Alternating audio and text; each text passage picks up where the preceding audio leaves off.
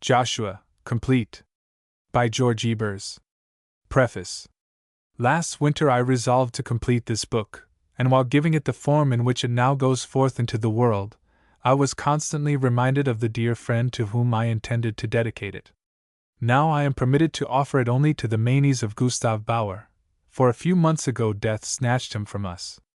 Every one who is allowed to be on terms of intimacy with this man feels his departure from earth as an unspeakably heavy loss, not only because his sunny, cheerful nature and brilliant intellect brightened the souls of his friends, not only because he poured generously from the overflowing cornucopia of his rich knowledge precious gifts to those with whom he stood in intellectual relations, but above all because of the loving heart which beamed through his clear eyes and enabled him to share the joys and sorrows of others, and enter into their thoughts and feelings. To my life's end I shall not forget that during the last few years, himself physically disabled and overburdened by the duties imposed by the office of professor and counselor of the consistory, he so often found his way to me, a still greater invalid. The hours he then permitted me to spend in animated conversation with him are among those which, according to old Horace, whom he knows so thoroughly and loved so well, must be numbered among the good ones. I have done so, and whenever I gratefully recall them, in my ear rings my friend's question: "What of the story of the Exodus?"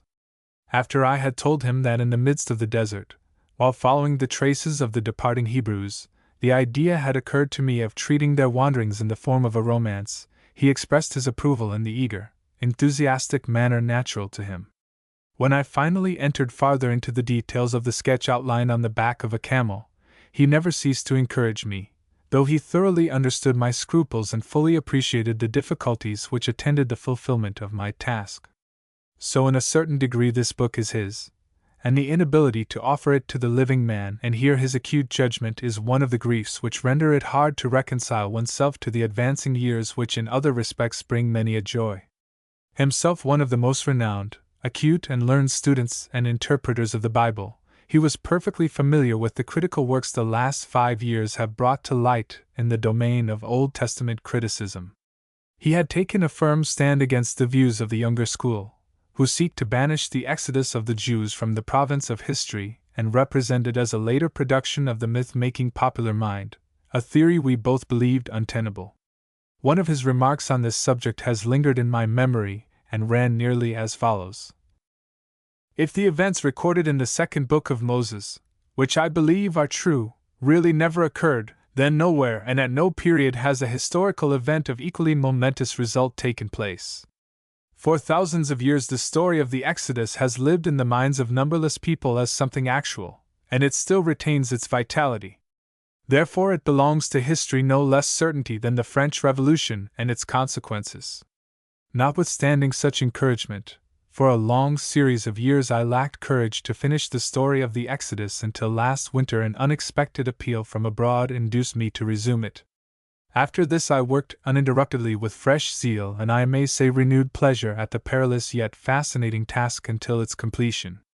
The locality of the romance, the scenery as we say of the drama, I have copied as faithfully as possible from the landscapes I beheld in Goshen and on the Sinai Peninsula.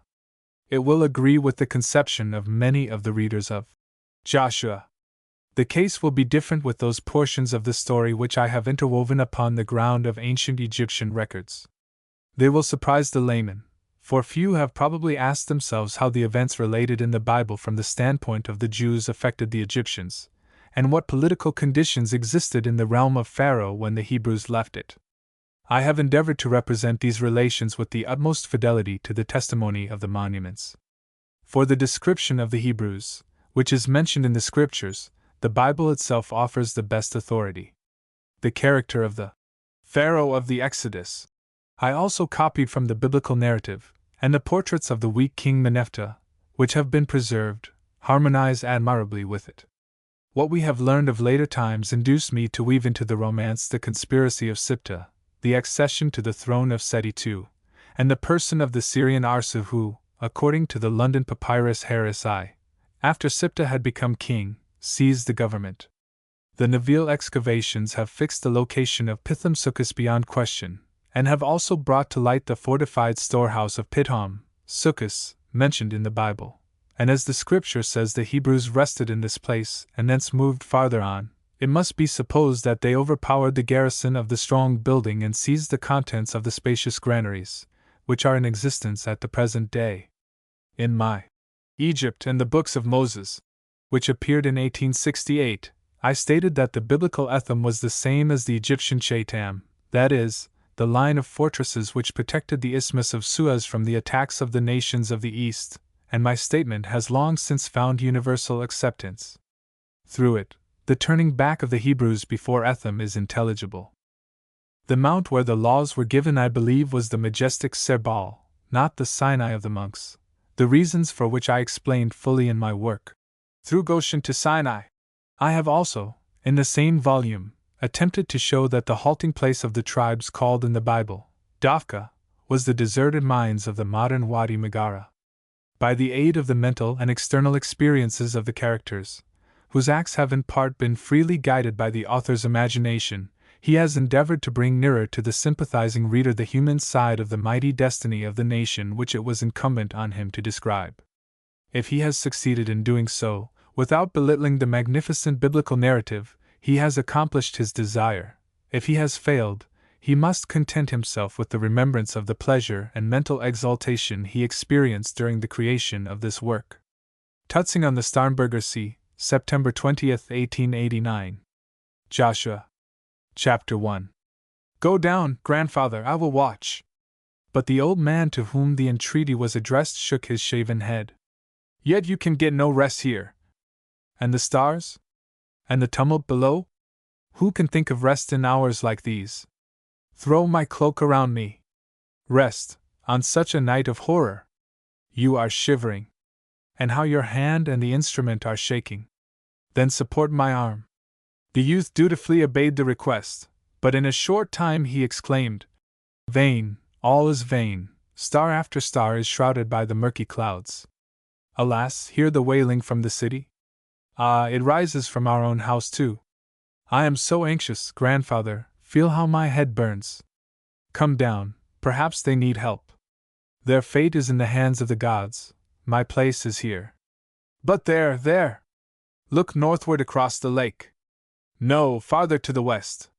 They are coming from the city of the dead. Oh, grandfather! Father, there! Cried the youth, a grandson of the astrologer of Amonare, to whom he was lending his aid. They were standing in the observatory of the temple of this god in Tanis, the pharaoh's capital in the north of the land of Goshen.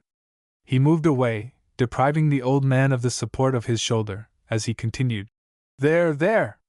Is the sea sweeping over the land? Have the clouds dropped on the earth to heave to and fro? Oh, grandfather, look yonder!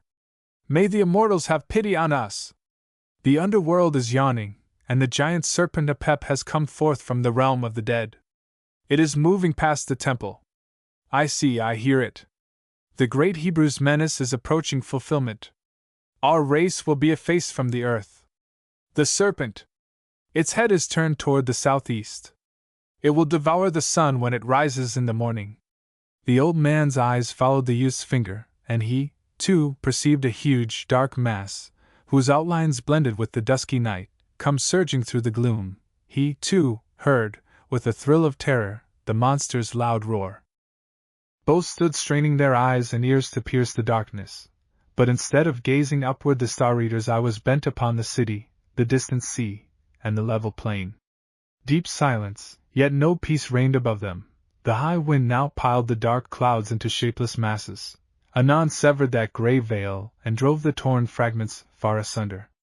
The moon was invisible to mortal eyes, but the clouds were toying with the bright southern stars, sometimes hiding them, sometimes affording a free course for their beams. Sky and earth alike showed a constant interchange of pallid light and intense darkness. Sometimes the sheen of the heavenly bodies flashed brightly from sea and bay, the smooth granite surfaces of the obelisks in the precincts of the temple, and the gilded copper roof of the airy royal palace, anon sea and river, the sails in the harbor, the sanctuaries, the streets of the city, and the palm-grown plain which surrounded it vanished in gloom. Eye and ear failed to retain the impression of the objects they sought to discern, for sometimes the silence was so profound that all life, far and near, seemed hushed and dead. Then a shrill shriek of anguish pierced the silence of the night, followed at longer or shorter intervals by the loud roar the youthful priest had mistaken for the voice of the serpent of the netherworld, and to which grandfather and grandson listened with increasing suspense. The dark shape, whose incessant motion could be clearly perceived whenever the starlight broke through the clouds, appeared first near the city of the dead and the stranger's quarter. Both the youth and the old man had been seized with terror, but the latter was the first to regain his self-control, and his keen eye, trained to watch the stars, speedily discovered that it was not a single giant form emerging from the city of the dead upon the plain, but a multitude of moving shapes that seemed to be swaying hither and thither over the meadowlands. The bellowing and bleating, too, did not proceed from one special place, but came now nearer and now farther away. Sometimes it seemed to issue from the bowels of the earth, and at others to float from some airy height. Fresh horror seized upon the old man. Grasping his grandson's right hand in his, he pointed with his left to the necropolis, exclaiming in tremulous tones, "The dead are too great a multitude. The underworld is overflowing, as the river does when its bed is not wide enough for the waters from the south. How they swarm and surge and roll onward! How they scatter and sway to and fro! They are the souls of the thousands whom grim death has snatched away, laden with the curse of the Hebrew, unburied, unshielded from corruption, to descend the rounds of the ladder leading to the eternal world." "Yes, yes, those are their wandering ghosts," shrieked the youth in absolute faith, snatching his hand from the graybeard's grasp and striking his burning brow, exclaiming, almost incapable of speech in his horror, "Aye, those are the souls of the damned. The wind has swept them into the sea, whose waters cast them forth again upon the land, but the sacred earth spurns them and flings them into the air. The pure ether of Shu hurls them back to the ground, and now, oh look, listen, they are seeking the way to the wilderness." "To the fire!" cried the old astrologer. "Purify them, ye flames, cleanse them, water!" The youth joined his grandfather's form of exorcism, and while still chanting together, the trapdoor leading to this observatory on the top of the highest gate of the temple was opened, and a priest of inferior rank called, "Cease thy toil. Who cares to question the stars when the light of life is departing from all the denizens of earth?" The old man listened silently till the priest, in faltering accents, added that the astrologer's wife had sent him. Then he stammered, "Ora? Has my son, too, been stricken?" The messenger bent his head, and the two listeners wept bitterly, for the astrologer had lost his firstborn son and the youth a beloved father. But as the lad, shivering with the chill of fever, sank ill and powerless on the old man's breast, the latter hastily released himself from his embrace and hurried to the trapdoor. Though the priest had announced himself to be the herald of death, a father's heart needs more than the mere words of another ere resigning all hope of the life of his child. Down the stone stairs, through the lofty halls and wide courts of the temple he hurried, closely followed by the youth, though his trembling limbs could scarcely support his fevered body. The blow that had fallen upon his own little circle had made the old man forget the awful vision which perchance menaced the whole universe with destruction.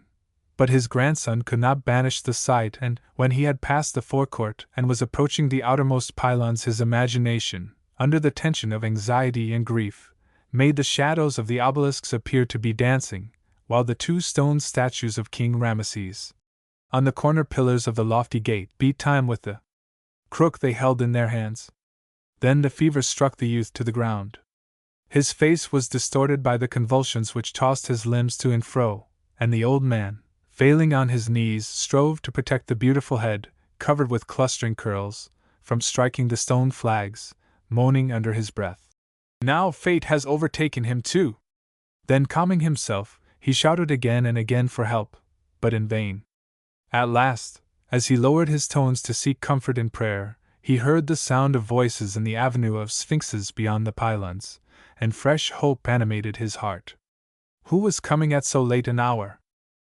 Loud wails of grief blended with the songs of the priests, the clinking and tinkling of the metal sistrums, shaken by the holy women in the service of the god, and the measured tread of men praying as they marched in the procession which was approaching the temple. Faithful to the habits of a long life, the astrologer raised his eyes and, after a glance at the double row of granite pillars, the colossal statues and obelisks in the forecourt, fixed them on the starlit skies. Even amid his grief, a bitter smile hovered around his sunken lips. Tonight the gods themselves were deprived of the honors which were their due. For on this, the first night after the new moon in the month of Pharmathi, the sanctuary in bygone years was always adorned with flowers. As soon as the darkness of this moonless night passed away, the high festival of the spring equinox and the harvest celebration would begin. A grand procession in honor of the great goddess Neith, of Rinut, who bestows the blessings of the fields, and of Horus, at whose sign the seeds begin to germinate, passed, in accordance with the rules prescribed by the book of the divine birth of the sun, through the city to the river and harbor. But today the silence of death reigned throughout the sanctuary, whose courts at this hour were usually thronged with men, women, and children, bringing offerings to lay on the very spot where Death's finger had now touched his grandson's heart. A flood of light streamed into the vast space, hitherto but dimly illumined by a few lamps. Could the throng be so frenzied as to imagine that the joyous festival might be celebrated, spite of the unspeakable horrors of the night? Yet, the evening before, the council of priests had resolved that, on account of the rage of the merciless pestilence, the temple should not be adorned nor the procession be marshaled. In the afternoon many whose houses had been visited by the plague had remained absent, and now while he, the astrologer, had been watching the course of the stars, the pest had made its way into this sanctuary, else why had it been forsaken by the watchers and the other astrologers who had entered with him at sunset, and whose duty it was to watch through the night? He again turned with tender solicitude to the sufferer, but instantly started to his feet, for the gates were flung wide open and the light of torches and lanterns streamed into the court. A swift glance at the sky told him that it was a little after midnight, yet his fears seemed to have been true. The priests were crowding into the temples to prepare for the harvest festival tomorrow. But he was wrong. When had they ever entered the sanctuary for this purpose in orderly procession, solemnly chanting hymns? Nor was the train composed only of servants of the deity. The population had joined them, for the shrill lamentations of women and wild cries of despair, such as he had never heard before in all his long life within these sacred walls, blended in the solemn litany. Or were his senses playing him false? Was the groaning throng of restless spirits which his grandson had pointed out to him from the observatory, pouring into the sanctuary of the gods? New horror seized upon him. With arms flung upward to bid the spectres avaunt, he muttered the exorcism against the wiles of evil spirits.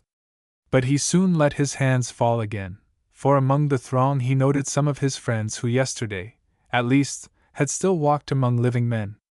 First, the tall form of the second prophet of the god, then the women consecrated to the service of Amonare, the singers and the holy fathers, and, when he perceived behind the singers, astrologers, and past Offrey his own brother-in-law, whose house had yesterday been spared by the plague, he summoned fresh courage and spoke to him. But his voice was smothered by the shouts of the advancing multitude. The courtyard was now lighted, but each individual was so engrossed by his own sorrows that no one noticed the old astrologer. Tearing the cloak from his shivering limbs to make a pillow for the lad's tossing head, he heard, while tending him with fatherly affection, fierce imprecations on the Hebrews who had brought this woe on Pharaoh and his people, mingling with the chants and shouts of the approaching crowd and, recurring again and again, the name of Prince Ramesses, the heir to the throne, while the tone in which it was uttered, the formulas of lamentation associated with it, announced the tidings that the eyes of the monarch's firstborn son were closed in death. The astrologer gazed at his grandson's wan features with increasing anxiety, and even while the wailing for the prince rose louder and louder, a slight touch of gratification stirred his soul at the thought of the impartial justice death metes out alike to the sovereign on his throne and the beggar by the roadside. He now realized what had brought the noisy multitude to the temple. With as much swiftness as his aged limbs would permit, he hastened forward to meet the mourners.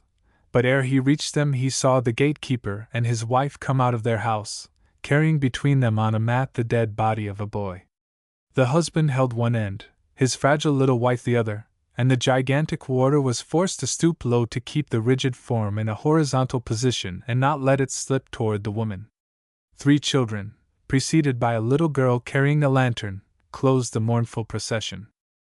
Perhaps no one would have noticed the group, had not the gatekeeper's little wife shrieked so wildly and piteously that no one could help hearing her lamentations. The second prophet of Ammon, and then his companions, turned toward them. The procession halted, and as some of the priests approached the corpse, the gatekeeper shouted loudly, "Away, away from the plague! It has stricken our firstborn son!" The wife, meantime, had snatched the lantern from her little girl's hand, and casting its light full on the dead boy's rigid face, she screamed, "The god has suffered it to happen! Aye, he permitted the horror to enter beneath his own roof. Not his will, but the curse of the stranger rules us and our lives. Look, this was our firstborn son, and the plague has also stricken 2 of the temple servants. One already lies dead in our room, and there lies Camus, grandson of the astrologer Ramary. We heard the old man call, and saw what was happening, but who can prop another's house when his own is falling? Take heed while there is time, for the gods have opened their own sanctuaries to the horror. If the whole world crumbles into ruin, I shall neither marvel nor grieve. My lord priests, I am only a poor lowly woman, but am I not right when I ask, do our gods sleep, or has someone paralyzed them, or what are they doing that they leave us and our children in the power of the base Hebrew brood? Overthrow them! Down with the foreigners! Death to the sorcerer Mezu! Mezu is the Egyptian name of Moses. Hurl him into the sea!" Such were the imprecations that followed the woman's curse, as an echo follows a shout, and the aged astrologer's brother-in-law Hornecht, captain of the archers, whose hot blood seethed in his veins at the sight of the dying form of his beloved nephew, waved his short sword, crying frantically, "Let all men who have hearts follow me! Upon them! A life for a life! 10 Hebrews for each Egyptian whom the sorcerer has slain!" As a flock rushes into a fire when the ram leads the way, the warrior's summons fired the throng. Women forced themselves in front of the men, pressing after him into the gateway, and when the servants of the temple lingered to await the verdict of the prophet of Ammon, the latter drew his stately figure to its full height, and said calmly, "Let all who wear priestly garments remain and pray with me. The populace is heaven's instrument to mete out vengeance. We will remain here to pray for their success." Chapter 2. By the second prophet of Ammon, who acted as the representative of the aged and feeble chief prophet and high priest Re, went into the Holy of Holies, the throng of inferior servants of the divinity pursued their various duties, and the frenzied mob rushed through the streets of the city towards the distant Hebrew quarter. As the flood, pouring into the valley, sweeps everything before it, the people, rushing to seek vengeance, forced every one they met to join them. No Egyptian from whom death had snatched a loved one failed to follow the swelling torrent, which increased till hundreds became thousands. Men, women, and children, freedmen and slaves, winged by the ardent longing to bring death and destruction on the hated Hebrews, darted to the remote quarter where they dwelt. How the workmen had grasped a hatchet, the housewife an axe, they themselves scarcely knew. They were dashing forward to deal death and ruin and had had no occasion to search for weapons, they had been close at hand. The first to feel the weight of their vengeance must be Nun, an aged Hebrew, rich in herds, loved and esteemed by many an Egyptian whom he had benefited, but when hate and revenge speak, gratitude shrinks timidly into the background. His property, like the houses and hovels of his people, was in the strangers' quarter, west of Tanis, and lay nearest to the streets inhabited by the Egyptians themselves. Usually at this hour herds of cattle and flocks of sheep were being watered or driven to pasture, and the great yard before his house was filled with cattle, servants of both sexes, carts, and agricultural implements. The owner usually overlooked the departure of the flocks and herds, and the mob had marked him and his family for the first victims of their fury. The swiftest of the avengers had now reached his extensive farm buildings, among them Hornecht, captain of the archers, brother-in-law of the old astrologer. House and barns were brightly illumined by the first light of the young day. A stalwart smith kicked violently on the stout door, but the unbolted sides yielded so easily that he was forced to cling to the doorpost to save himself from falling. Others, Hornecht among them, pressed past him into the yard. What did this mean? Had some new spell been displayed to attest the power of the Hebrew leader Mezu, who had brought such terrible plagues on the land, and of his God?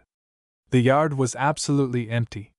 The stalls contained a few dead cattle and sheep, killed because they had been crippled in some way, while a lame lamb limped off at sight of the mob. The carts and wagons, too, had vanished. The lowing, bleating throng which the priests had imagined to be the souls of the damned was the Hebrew host, departing by night from their old home with all their flocks under the guidance of Moses. The captain of the archers dropped his sword, and a spectator might have believed that the sight was a pleasant surprise to him. But his neighbor, a clerk from the king's treasure house, gazed around the empty space with the disappointed air of a man who has been defrauded. The flood of schemes and passions, which had surged so high during the night, ebbed under the clear light of day. Even the soldiers' quickly awakened wrath had long since subsided into composure.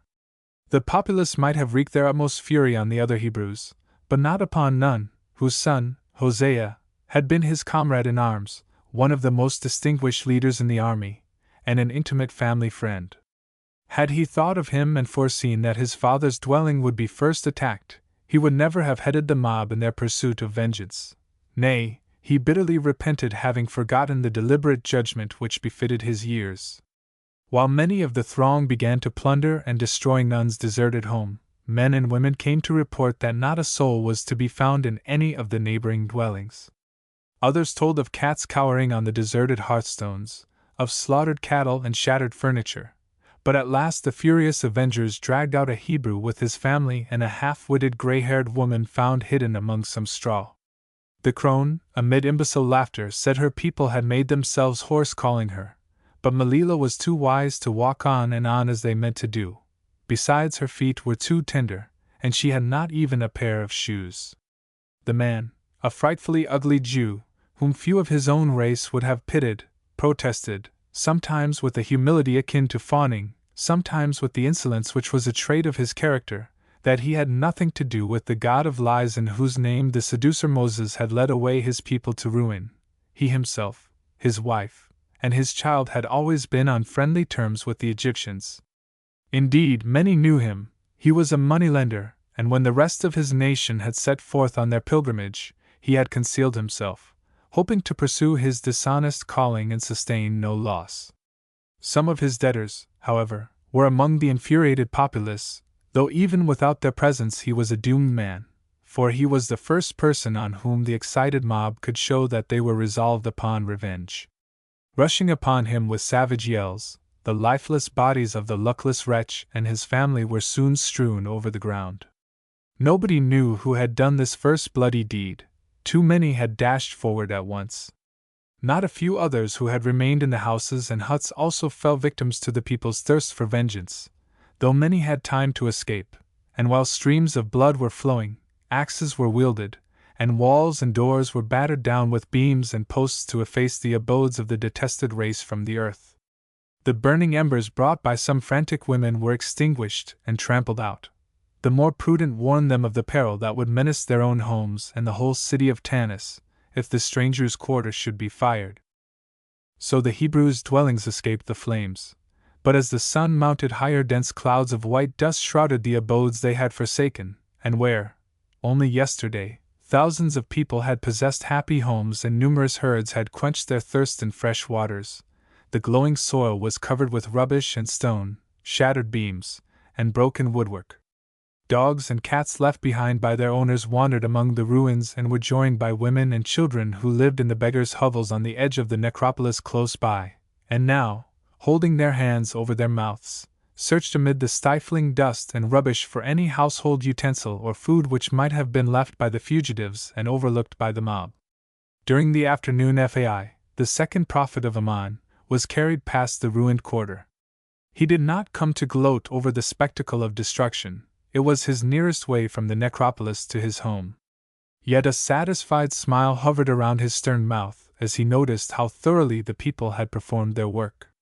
His own purpose, it is true, had not been fulfilled. The leader of the fugitives had escaped their vengeance, but hate, though never sated, can yet be gratified. Even the smallest pangs of an enemy are a satisfaction, and the priest had just come from the grieving Pharaoh. He had not succeeded in releasing him entirely from the bonds of the Hebrew magician, but he had loosened them. The resolute, ambitious man, by no means wont to hold converse with himself, had repeated over and over again, While sitting alone in the sanctuary reflecting on what had occurred and what yet remained to be done, these little words, and the words were, "Bless me too!" Pharaoh had uttered them, and the entreaty had been addressed neither to old Rui, the chief priest, nor to himself, the only persons who could possess the privilege of blessing the monarch, nay, but to the most atrocious wretch that breathed, to the foreigner the Hebrew, Mezu, whom he hated more than any other man on earth. "Bless me too!" The pious entreaty, which wells so trustingly from the human heart in the hour of anguish, had pierced his soul like a dagger. It had seemed as if such a petition, uttered by the royal lips to such a man, had broken the crozier in the hand of the whole body of Egyptian priests, stripped the panther skin from their shoulders, and branded with shame the whole people whom he loved. He knew full well that Moses was one of the wisest sages who had ever graduated from the Egyptian schools, knew that Pharaoh was completely under the thrall of this man who had grown up in the royal household and been a friend of his father Ramesses the Great. He had seen the monarch pardon deeds committed by Moses which would have cost the life of any other mortal, though he were the highest noble in the land, and what must the Hebrew be to Pharaoh, the sun god incarnate on the throne of the world, when standing by the deathbed of his own son, he could yield to the impulse to uplift his hands to him and cry, "Bless me too!" He had told himself all these things, maturely considered them, yet he would not yield to the might of the strangers. The destruction of this man and all his race was in his eyes the holiest, most urgent duty, to accomplish which he would not shrink even from assailing the throne. Nay, in his eyes Pharaoh Meneptah's shameful entreaty, "Bless me too!" had deprived him of all the rights of sovereignty. Moses had murdered Pharaoh's firstborn son, but he and the aged chief priest of Ammon held the weal or woe of the dead prince's soul in their hands, a weapon sharp and strong, for he knew the monarch's weak and vacillating heart. If the high priest of Ammon, the only man whose authority surpassed his own, did not thwart him by some of the unaccountable whims of age, it would be the merest trifle to force Pharaoh to yield, but any concession made today would be withdrawn tomorrow, should the Hebrew succeed in coming between the irresolute monarch and his Egyptian advisers. This very day the unworthy son of the great Ramesses had covered his face and trembled like a timid fawn at the bare mention of the sorcerer's name, and tomorrow he might curse him and pronounce a death sentence upon him. Perhaps he might be induced to do this, and on the following one he would recall him and again sue for his blessing. Down with such monarchs! Let the feeble reed on the throne be hurled into the dust. Already he had chosen a successor from among the princes of the blood, and when the time was ripe, when Rui, the high priest of Ammon, had passed the limits of life decreed by the gods to mortals and closed his eyes in death, he, would occupy his place, a new life for Egypt, and Moses and his race would perish. While the prophet was absorbed in these reflections, a pair of ravens fluttered around his head and, croaking loudly, alighted on the dusty ruins of one of the shattered houses. He involuntarily glanced around him and noted that they had perched on the corpse of a murdered Hebrew, lying half concealed amid the rubbish. A smile which the priests of lower rank who surrounded his litter knew not how to interpret, flitted over his shrewd, defiant countenance. Chapter 3. Hornecht, commander of the archers, was among the prophet's companions. Indeed, they were on terms of intimacy, for the soldier was a leader amid the nobles who had conspired to dethrone Pharaoh. As they approached Nun's ruined dwelling, the prophet pointed to the wreck and said, "The former owner of this abode is the only Hebrew I would gladly spare. He was a man of genuine worth, and his son, Hosea, will be one of us." The captain interrupted. "There are few better men in Pharaoh's army, and," he added, lowering his voice, "I rely on him when the decisive hour comes." "We will discuss that before fewer witnesses," replied Bai. "But I am greatly indebted to him. During the Libyan war, you are aware of the fact, I fell into the hands of the enemy, and Hosea, at the head of his little troop, rescued me from the savage hordes." Sinking his tones, he went on in his most instructive manner, as though apologizing for the mischief wrought. "Such is the course of earthly affairs. Where a whole body of men merit punishment, the innocent must suffer with the guilty. Under such circumstances the gods themselves cannot separate the individual from the multitude. Nay, even the innocent animals share the penalty. Look at the flocks of doves fluttering around the ruins. They are seeking their coats in vain. And the cat with her kittens yonder. Go and take them, Becky. It is our duty to save the sacred animals from starving to death. And this man, who had just been planning the destruction of so many of his fellow mortals, was so warmly interested in kindly caring for the senseless beasts, that he stopped his litter and watched his servants catch the cats. This was less quickly accomplished than he had hoped, for one had taken refuge in the nearest cellar, whose opening was too narrow for the men to follow. The youngest, a slender Nubian, undertook the task, but he had scarcely approached the hole when he started back, calling, "There is a human being there who seems to be alive." Yes, he is raising his hand. It is a boy or a youth, and assuredly no slave. His head is covered with long waving locks, and a sunbeam is shining into the cellar. I can see a broad gold circlet on his arm. Perhaps it is one of Nun's kindred, who has been forgotten, said Hornecht, and by eagerly added, "It is an interposition from the gods. Their sacred animals have pointed out the way by which I can render a service to the man to whom I am so much indebted. Try to get in, Becky, and bring the youth out." Meanwhile the Nubian had removed the stone whose fall had choked the opening, and soon after he lifted toward his companions a motionless young form which they brought into the open air and bore to a well whose cool water speedily restored consciousness. As he regained his senses, he rubbed his eyes, gazed around him bewildered, as if uncertain where he was, then his head drooped as though overwhelmed with grief and horror, revealing that the locks at the back were matted together with black clots of dried blood. The prophet had the deep wound, inflicted on the lad by a falling stone, washed at the well and, after it had been bandaged, summoned him to his own litter, which was protected from the sun.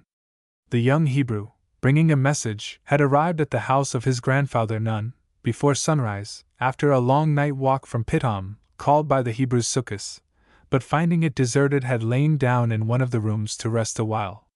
Roused by the shouts of the infuriated mob, he had heard the curses on his race which rang through the whole quarter, and fled to the cellar. The roof, which had injured him in its fall, proved his deliverance, for the clouds of dust which had concealed everything as it came down hid him from the sight of the rioters. The prophet looked at him intently, and though the youth was unwashed, wan, and disfigured by the bloody bandage round his head, he saw that the lad he had recalled to life was a handsome, well-grown boy just nearing manhood. His sympathy was roused, and his stern glance softened as he asked kindly whence he came and what had brought him to Tanis, for the rescued youth's features gave no clue to his race. He might readily have declared himself an Egyptian, but he frankly admitted that he was a grandson of Nun. He had just attained his 18th year, his name was Ephraim, like that of his forefather, the son of Joseph, and he had come to visit his grandfather. The words expressed steadfast self-respect and pride in his illustrious ancestry. He delayed a short time ere answering the question whether he brought a message, but soon collected his thoughts, and, looking the prophet fearlessly in the face, replied, "Whoever you may be, I have been taught to speak the truth, so I will tell you that I have another relative in Tanis, Hosea, the son of Nun, a chief in Pharaoh's army, for whom I have a message. And I will tell you," the priest replied, "that it was for the sake of this very Hosea I tarried here and ordered my servants to bring you out of the ruined house. I owe him a debt of gratitude, and though most of your nation have committed deeds worthy of the harshest punishment, for the sake of his worth you shall remain among us free and unharmed." The boy raised his eyes to the priest with a proud, fiery glance, but ere he could find words, went on with encouraging kindness. "I believe I can read in your face, my lad, that you have come to seek admittance to Pharaoh's army under your uncle Hosea. Your figure is well suited to the trade of war, and you surely are not wanting in courage." A smile of flattered vanity rested on Ephraim's lips, and toying with the broad gold bracelet on his arm, perhaps unconsciously, he replied with eagerness, "Aye, my lord, I have often proved my courage in the hunting field, but at home we have plenty of sheep and cattle, which even now I call my own, and it seems to me a more enviable lot to wander freely and rule the shepherds than to obey the commands of others." "Aha!" said the priest. "Perhaps Hosea may instill different and better views. To rule, a lofty ambition for youth. The misfortune is that we who have attained it are but servants whose burdens grow heavier with the increasing number of those who obey us. You understand me, Hornecht, and you, my lad, will comprehend my meaning later, when you become the palm tree the promise of your youth foretells. But we are losing time. Who sent you to Hosea? The youth cast down his eyes irresolutely, but when the prophet broke the silence with the query, "And what has become of the frankness you were taught?"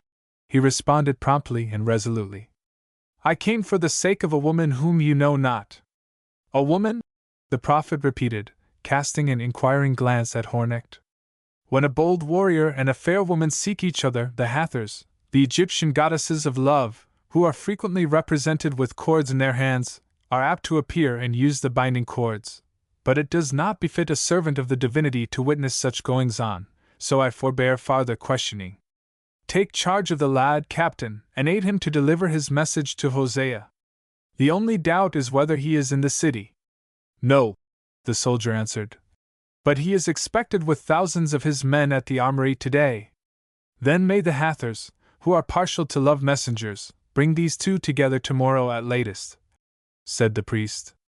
But the lad indignantly retorted, "I am the bearer of no love message." The prophet, pleased with the bold rejoinder, answered pleasantly, "I had forgotten that I was accosting a young shepherd prince." Then he added in graver tones, "When you have found Hosea, greet him from me and tell him that the second prophet of Ammon sought to discharge a part of the debt of gratitude he owed for his release from the hands of the Libyans by extending his protection to you, his nephew. Perhaps, my brave boy, you do not know that you have escaped as if by a miracle a double peril. The savage populace would no more have spared your life than would the stifling dust of the falling houses.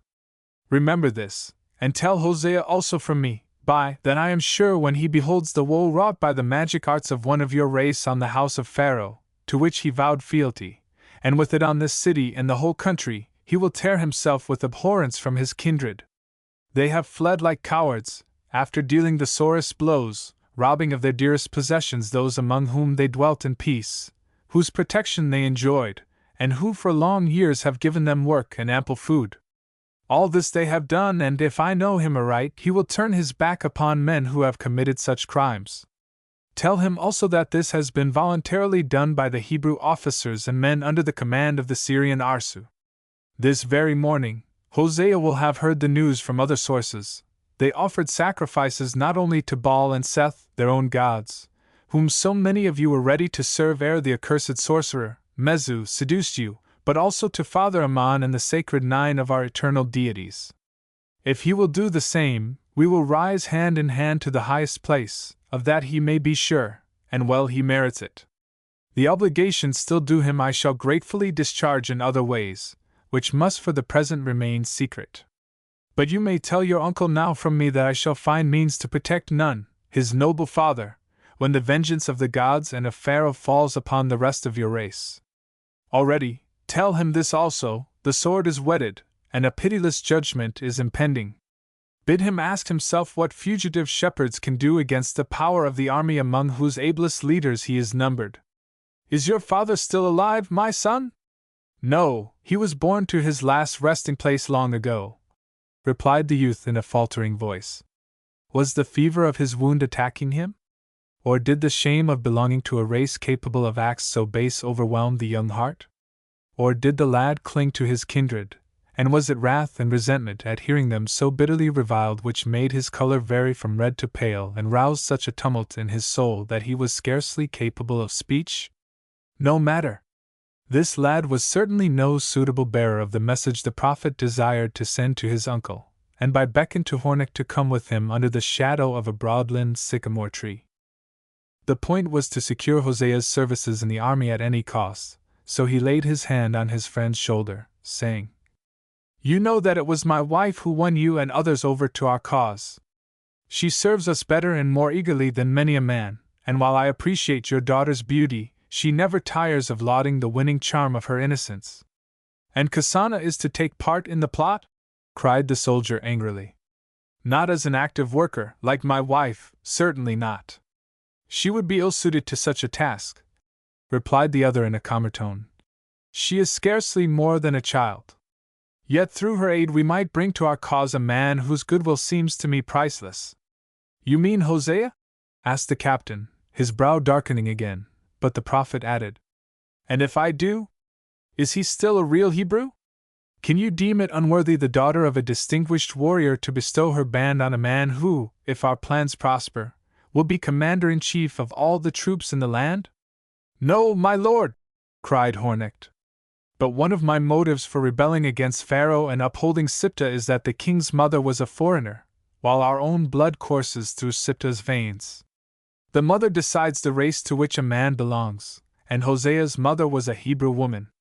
He is my friend, I value his talents, Kasana likes him."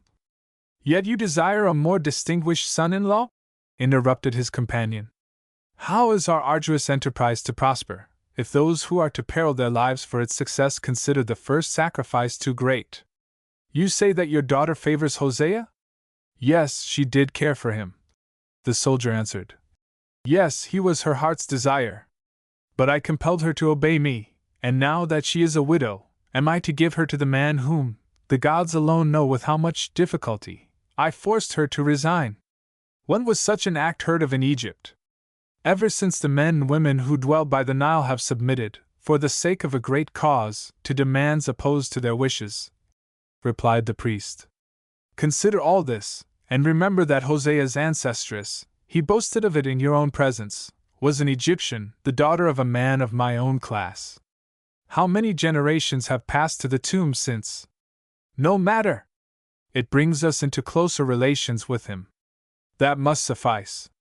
Farewell until this evening. Meanwhile, will you extend your hospitality to Hosea's nephew and commend him to your fair daughter's nursing? He seems in sore need of care." Chapter 4. The house of Hornecht, like nearly every other dwelling in the city, was the scene of the deepest mourning. The men had shaved their hair, and the women had put dust on their foreheads. The archer's wife had died long before, but his daughter and her women received him with waving veils and loud lamentations, for the astrologer, his brother-in-law, had lost both his firstborn son and his grandson, and the plague had snatched its victims from the homes of many a friend.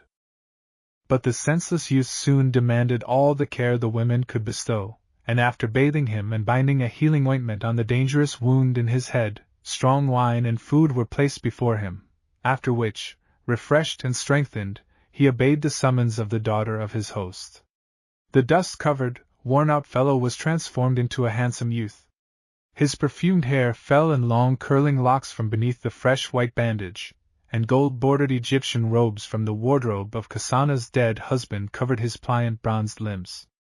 He seemed pleased with the finery of his garments, which exhaled a subtle odor of spikenard new to his senses, for the eyes in his handsome face sparkled brilliantly. It was many a day since the captain's daughter, herself a woman of unusual beauty and charm, had seen a handsomer youth. Within the year she had married a man she did not love. Kasana had returned a widow to her father's house, which lacked a mistress, and the great wealth bequeathed to her, at her husband's death, made it possible for her to bring into the soldier's unpretending home the luxury and ease which to her had now become a second nature. Her father, a stern man prone to sudden fits of passion, now yielded absolutely to her will. Formerly he had pitilessly enforced his own, compelling the girl of 15 to wed a man many years her senior. This had been done because he perceived that Kasana had given her young heart to Hosea, the soldier, and he deemed it beneath his dignity to receive the Hebrew, who at that time held no prominent position in the army, as his son-in-law. An Egyptian girl had no choice save to accept the husband chosen by her father, and Kasana submitted, though she shed so many bitter tears that the archer rejoiced when, in obedience to his will, she had wedded an unloved husband. But even as a widow Kasana's heart clung to the Hebrew. When the army was in the field her anxiety was ceaseless. Day and night were spent in restlessness and watching. When news came from the troops she asked only about Hosea, and her father with deep annoyance attributed to her love for the Hebrew her rejection of suitor after suitor. As a widow she had a right to the bestowal of her own hand, and the tender, gentle-natured woman astonished Hornecht by the resolute decision displayed, not alone to him and lovers of her own rank, but to Prince Siptah, whose cause the captain had espoused as his own. Today Kasana expressed her delight at the Hebrew's return with such entire frankness and absence of reserve that the quick-tempered man rushed out of the house lest he might be tempted into some thoughtless act or word. His young guest was left to the care of his daughter and her nurse. How deeply the lad's sensitive nature was impressed by the airy rooms, the open verandas supported by many pillars, the brilliant hues of the painting, the artistic household utensils, the soft cushions, and the sweet perfume everywhere. All these things were novel and strange to the son of a herdsman who had always lived within the grey walls of a spacious, but absolutely plain abode, and spent months together in canvas tents among shepherds and flocks, nay, was more accustomed to be in the open air than under any shelter. He felt as though some wizard had borne him into a higher and more beautiful world, where he was entirely at home in his magnificent garb, with his perfumed curls and limbs fresh from the bath. True, the whole earth was fair, even out in the pastures among the flocks or round the fire in front of the tent in the cool of the evening, when the shepherds sang, the hunters told tales of daring exploits, and the stars sparkled brightly overhead. But all these pleasures were preceded by weary, hateful labor. Here it was a delight merely to see and to breathe, and, when the curtains parted and the young widow, giving him a friendly greeting, made him sit down opposite to her, sometimes questioning him and sometimes listening with earnest sympathy to his replies, he almost imagined his senses had failed him as they had done under the ruins of the fallen house, and he was enjoying the sweetest of dreams. The feeling that threatened to stifle him and frequently interrupted the flow of words was the rapture bestowed upon him by great Ascara, the companion of Baal, of whom the Phoenician traders who supplied the shepherds with many good things had told him such marvels, and whom the stern Miriam forbade him ever to name at home. His family had instilled into his young heart hatred of the Egyptians as the oppressors of his race, but could they be so wicked? Could he detest a people among whom were creatures like this lovely, gentle woman, who gazed into his eyes so softly, so tenderly, whose voice fell on his ear like harmonious music, and whose glance made his blood course so swiftly that he could scarce endure it, and pressed his hand upon his heart to quiet its wild pulsation? Kasana sat opposite to him on a seat covered with a panther skin, drawing the fine wool from the distaff. He had pleased her, and she had received him kindly because he was related to the man whom she had loved from childhood. She imagined that she could trace a resemblance between him and Hosea, though the youth lacked the grave earnestness of the man to whom she had yielded her young heart. She knew not why nor when, though he had never sought her love. A lotus blossom rested among her dark waving curls, and its stem fell in a graceful curve on her bent neck, round which clustered a mass of soft locks.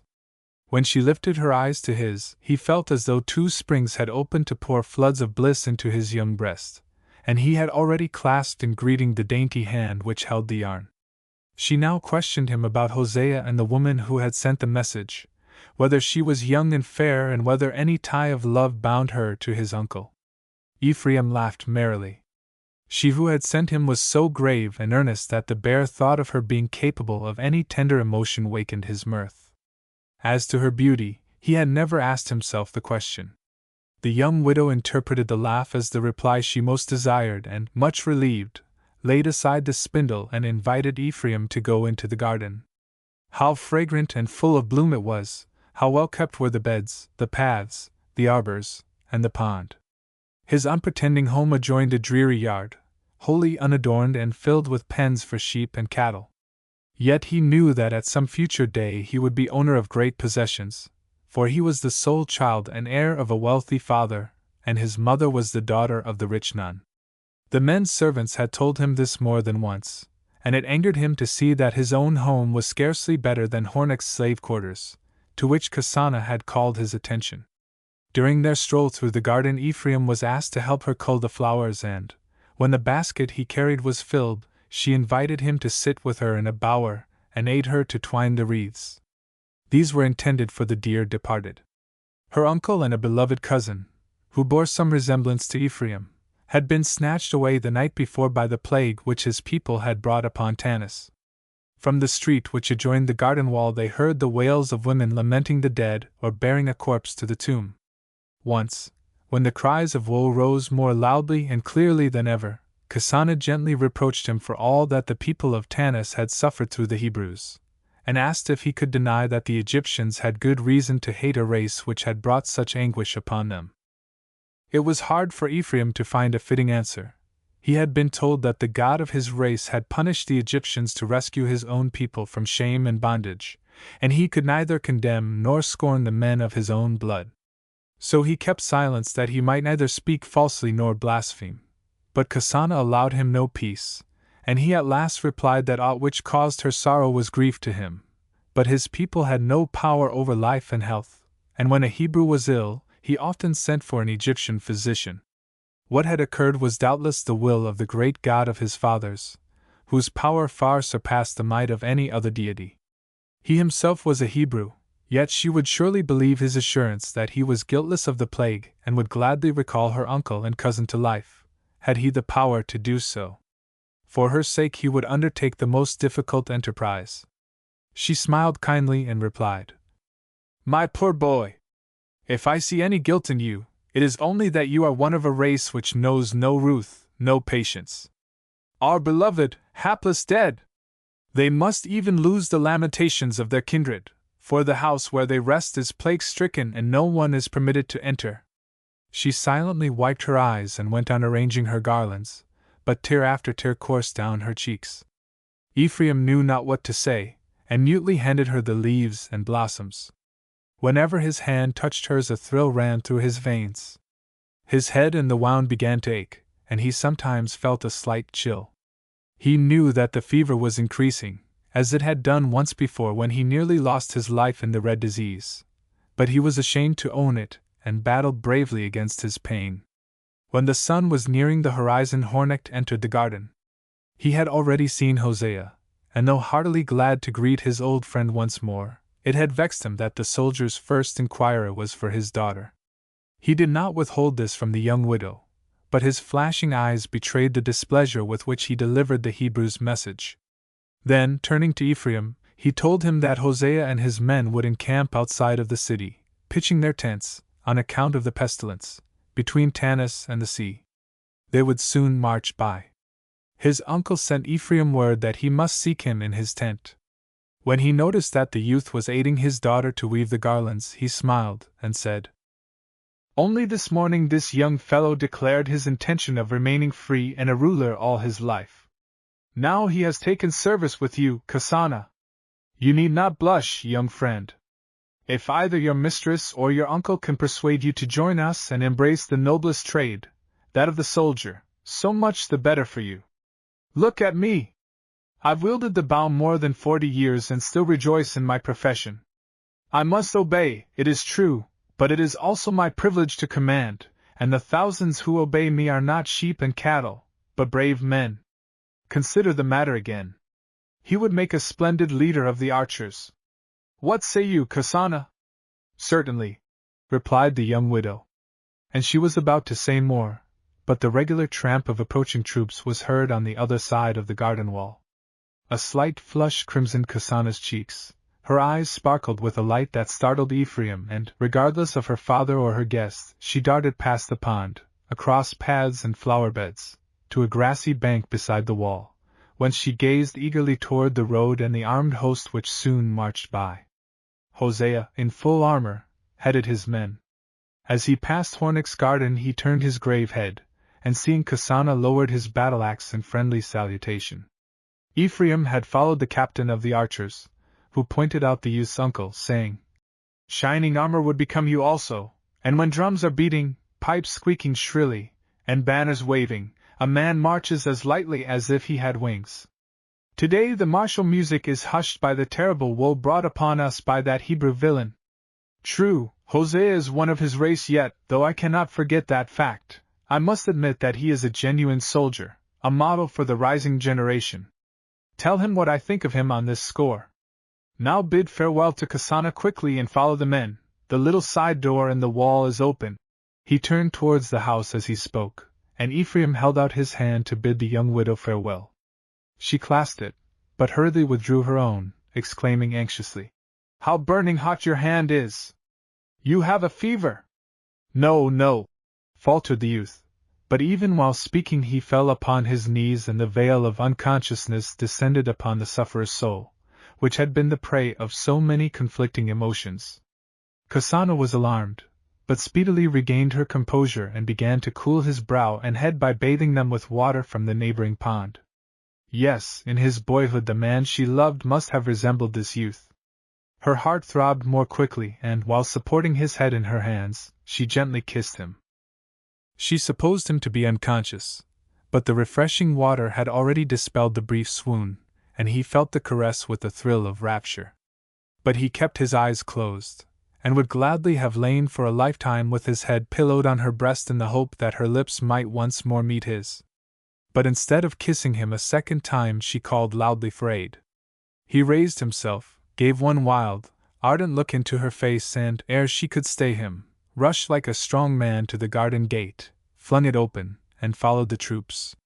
He soon overtook the rear ranks, passed on in advance of the others, and at last reached their leader's side and, calling his uncle by name, gave his own.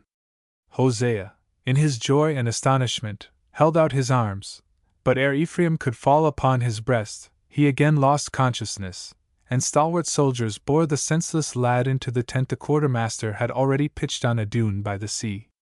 Chapter 5. It was midnight. A fire was blazing in front of Hosea's tent, and he sat alone before it, gazing mournfully now into the flames and anon over the distant country. Inside the canvas walls Ephraim was lying on his uncle's camp bed. The surgeon who attended the soldiers had bandaged the youth's wounds, given him an invigorating cordial, and commanded him to keep still, for the violence with which the fever had attacked the lad alarmed him. But in spite of the leech's prescription, Ephraim continued restless. Sometimes Kasana's image rose before his eyes, increasing the fever of his overheated blood. Sometimes he recalled the counsel to become a warrior like his uncle. The advice seemed wise, at least he tried to persuade himself that it was, because it promised honor and fame, but in reality he wished to follow it because it would bring her for whom his soul yearned nearer to him. Then his pride rose as he remembered the insults which she and her father had heaped on those to whom, by every tie of blood and affection, he belonged.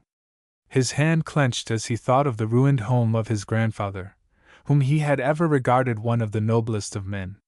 Nor was his message forgotten.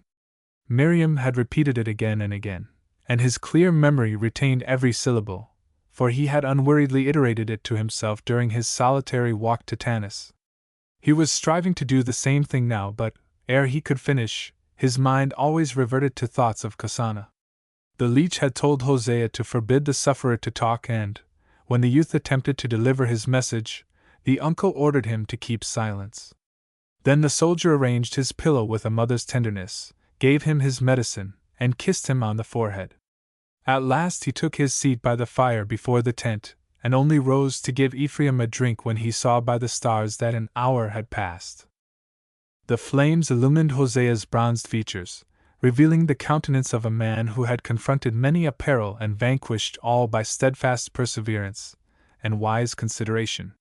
His black eyes had an imperious look, and his full, firmly compressed lips suggested a quick temper and, still more, the iron will of a resolute man. His broad-shouldered form leaned against some lances thrust crosswise into the earth, and when he passed his strong hand through his thick black locks or smoothed his dark beard, and his eyes sparkled with ire, it was evident that his soul was stirred by conflicting emotions and that he stood on the threshold of a great resolve. The lion was resting, but when he starts up, let his foes beware. His soldiers had often compared their fearless, resolute leader, with his luxuriant hair, to the king of beasts, and as he now shook his fist, while the muscles of his bronzed arms swelled as though they would burst the gold armlet that encircled them, and his eyes flashed fire, his awe-inspiring mien did not invite approach. Westward, the direction toward which his eyes were turned, lay the necropolis and the ruined strangers' quarter. But a few hours ago he had led his troops through the ruins around which the ravens were circling and past his father's devastated home. Silently, as duty required, he marched on. Not until he halted to seek quarters for the soldiers did he hear from Hornecht, the captain of the archers, what had happened during the night. He listened silently, without the quiver of an eyelash, or a word of questioning, until his men had pitched their tents. He had but just gone to rest when a Hebrew maiden, spite of the menaces of the guard, made her way in to implore him, in the name of Eliab, one of the oldest slaves of his family, to go with her to the old man, her grandfather. The latter, whose weakness prevented journeying, had been left behind, and directly after the departure of the Hebrews he and his wife had been carried on an ass to the little but near the harbor, which generous Nun, his master, had bestowed on the faithful slave. The granddaughter had been left to care for the feeble pair, and now the old servant's heart yearned for one more sight of his lord's firstborn son whom, when a child, he had carried in his arms. He had charged the girl to tell Hosea that Nun had promised his people that his son would abandon the Egyptians and cleave to his own race. The tribe of Ephraim, nay the whole Hebrew nation, had hailed these tidings with the utmost joy. Eliab would give him fuller details. She herself had been well nigh dazed with weeping and anxiety. He would earn the richest blessings if he would only follow her. The soldier realized at once that he must fulfill this desire, but he was obliged to defer his visit to the old slave until the next morning.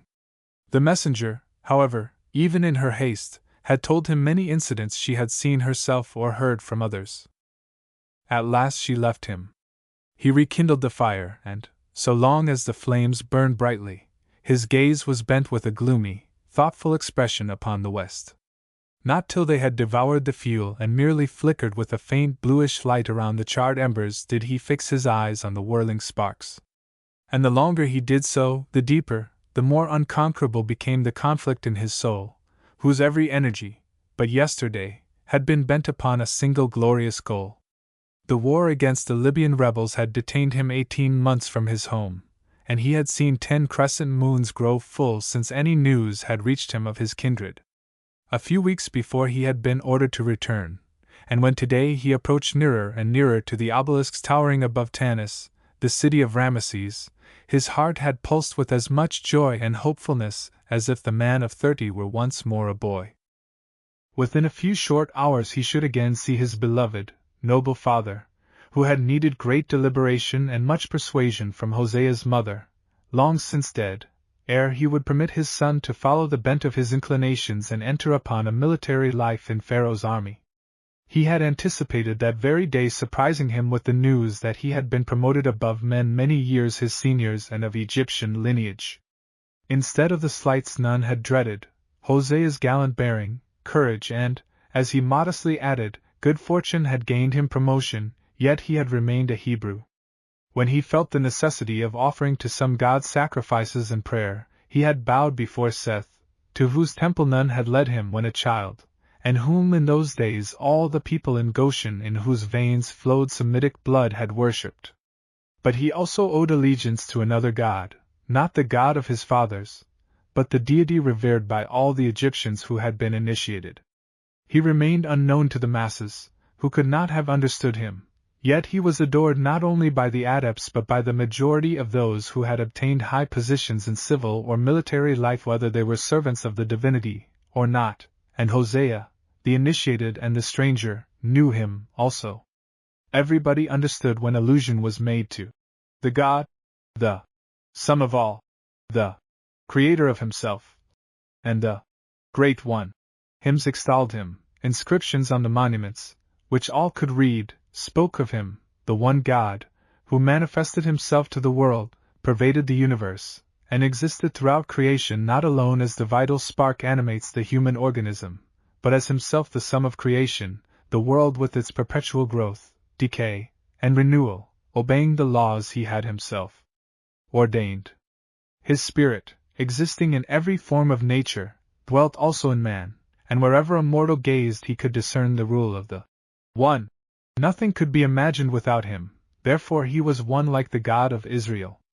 Nothing could be created nor happen on earth apart from him, therefore, like Jehovah, he was omnipotent. Hosea had long regarded both as alike in spirit, varying only in name. Whoever adored one was a servant of the other, so the warrior could have entered his father's presence with a clear conscience, and told him that although in the service of the king he had remained loyal to the God of his nation.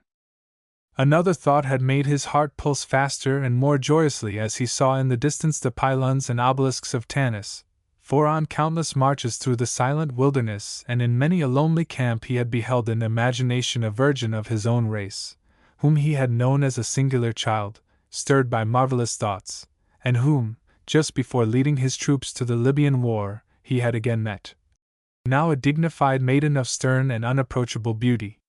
She had journeyed from Sucos to Tanis to attend his mother's funeral, and her image had been deeply imprinted on his heart, as his, he ventured to hope, on hers. She had since become a prophetess, who heard the voice of her God. While the other maidens of his people were kept in strict seclusion, she was free to come and go at will, even among men, and spite of her hate of the Egyptians and of Hosea's rank among them, she did not deny that it was grief to part, and that she would never cease thinking of him. His future wife must be as strong, as earnest, as himself. Miriam was both, and quite eclipsed the younger and brighter vision which he had once conjured before his memory with joy. He loved children, and a lovelier girl than Kasana he had never met, either in Egypt or in alien lands.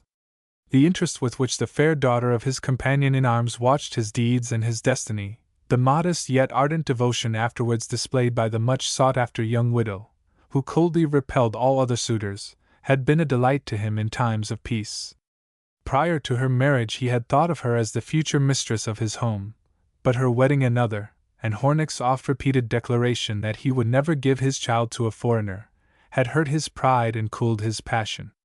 Then he met Miriam and was fired with an ardent desire to make her his wife. Still, on the homeward march the thought of seeing Kasana again had been a pleasant one. It was fortunate he no longer wished to wed Hornick's daughter. It could have led to naught save trouble. Both Hebrews and Egyptians held it to be an abomination to eat at the same board, or use the same seats or knives. Though he himself was treated by his comrades as one of themselves, and had often heard Kasana's father speak kindly of his kindred, yet strangers were hateful in the eyes of the captain of the archers, and of all free Egyptians. He had found in Miriam the noblest of women. He hoped that Kasana might make another happy. To him she would ever be the charming child from whom we expect nothing save the delight of her presence. He had come to ask from her, as a tried friend ever ready for leal service, a joyous glance. From Miriam he would ask herself, with all her majesty and beauty, for he had borne the solitude of the camp long enough, and now that on his return no mother's arms opened to welcome him, he felt for the first time the desolation of a single life. He longed to enjoy the time of peace when, after dangers and privations of every kind, he could lay aside his weapons. It was his duty to lead a wife home to his father's hearth and to provide against the extinction of the noble race of which he was the sole representative. Ephraim was the son of his sister. Filled with the happiest thoughts, he had advanced toward Tanis and, on reaching the goal of all his hopes and wishes, found it lying before him like a ripening grain field devastated by hail and swarms of locusts. As if in derision, fate led him first to the Hebrew quarter. A heap of dusty ruins marked the site of the house where he had spent his childhood, and for which his heart had longed, and where his loved ones had watched his departure. Beggars were now greedily searching for plunder among the debris. The first man to greet him in Tanis was Kasana's father. Instead of a friendly glance from her eyes, he had received from him tidings that pierced his inmost heart. He had expected to bring home a wife, and the house where she was to reign as mistress was razed to the ground. The father, for whose blessing he longed, and who was to have been gladdened by his advancement, had journeyed far away and must henceforward be the foe of the sovereign to whom he owed his prosperity. He had been proud of rising, despite his origin, to place and power. Now he would be able, as leader of a great host, to show the prowess of which he was capable. His inventive brain had never lacked schemes which, if executed by his superiors, would have had good results. Now he could fulfill them according to his own will, and instead of the tool become the guiding power.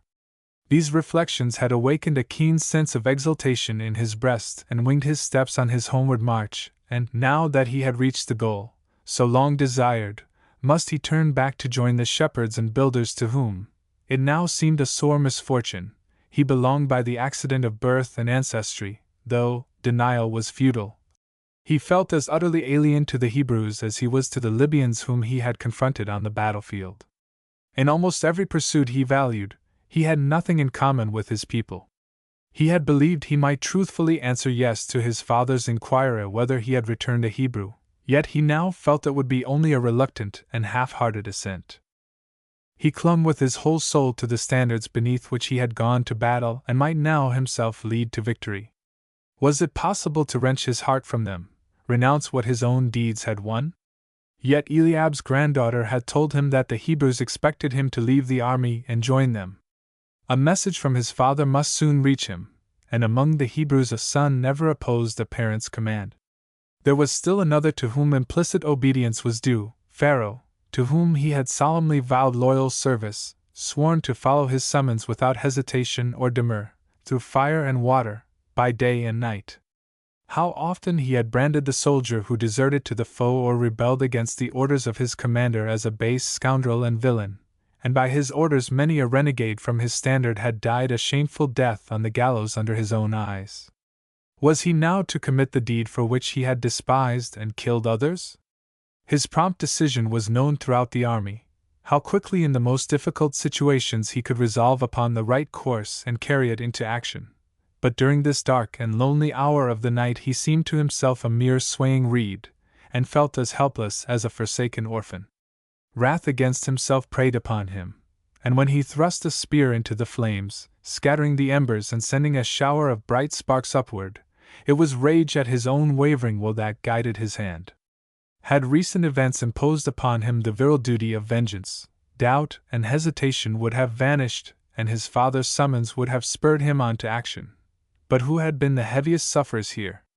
Surely it was the Egyptians whom Moses' curse had robbed of thousands of beloved lives, while the Hebrews had escaped their revenge by flight. His wrath had been kindled by the destruction of the Hebrews' houses, but he saw no sufficient cause for a bloody revenge, when he remembered the unspeakable anguish inflicted upon Pharaoh and his subjects by the men of his own race. Nay, he had nothing to avenge. He seemed to himself like a man who beholds his father and mother in mortal peril, owns that he cannot save both, yet knows that while staking his life to rescue one he must leave the other to perish.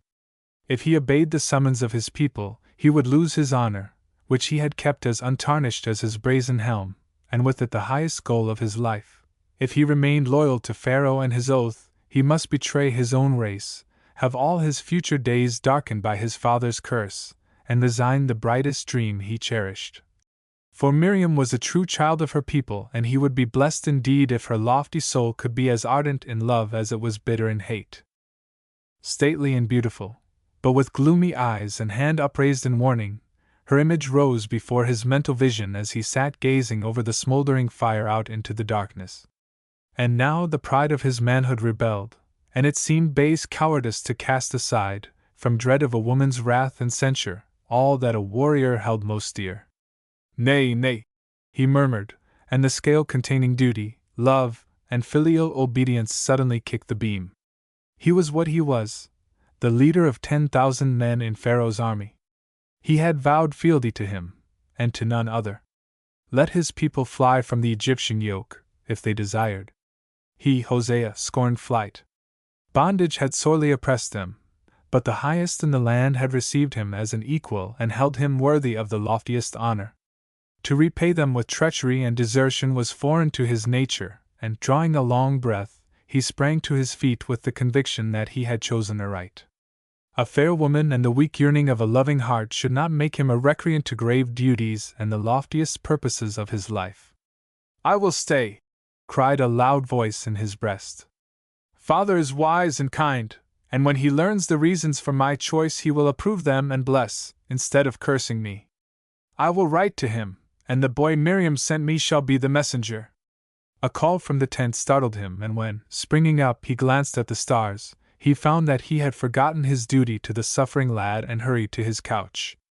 Ephraim was sitting up in his bed, watching for him, and exclaimed, "I have been waiting a long, long time to see you. So many thoughts crowd my brain, and above all, Miriam's message. I can get no rest until I have delivered it, so listen now."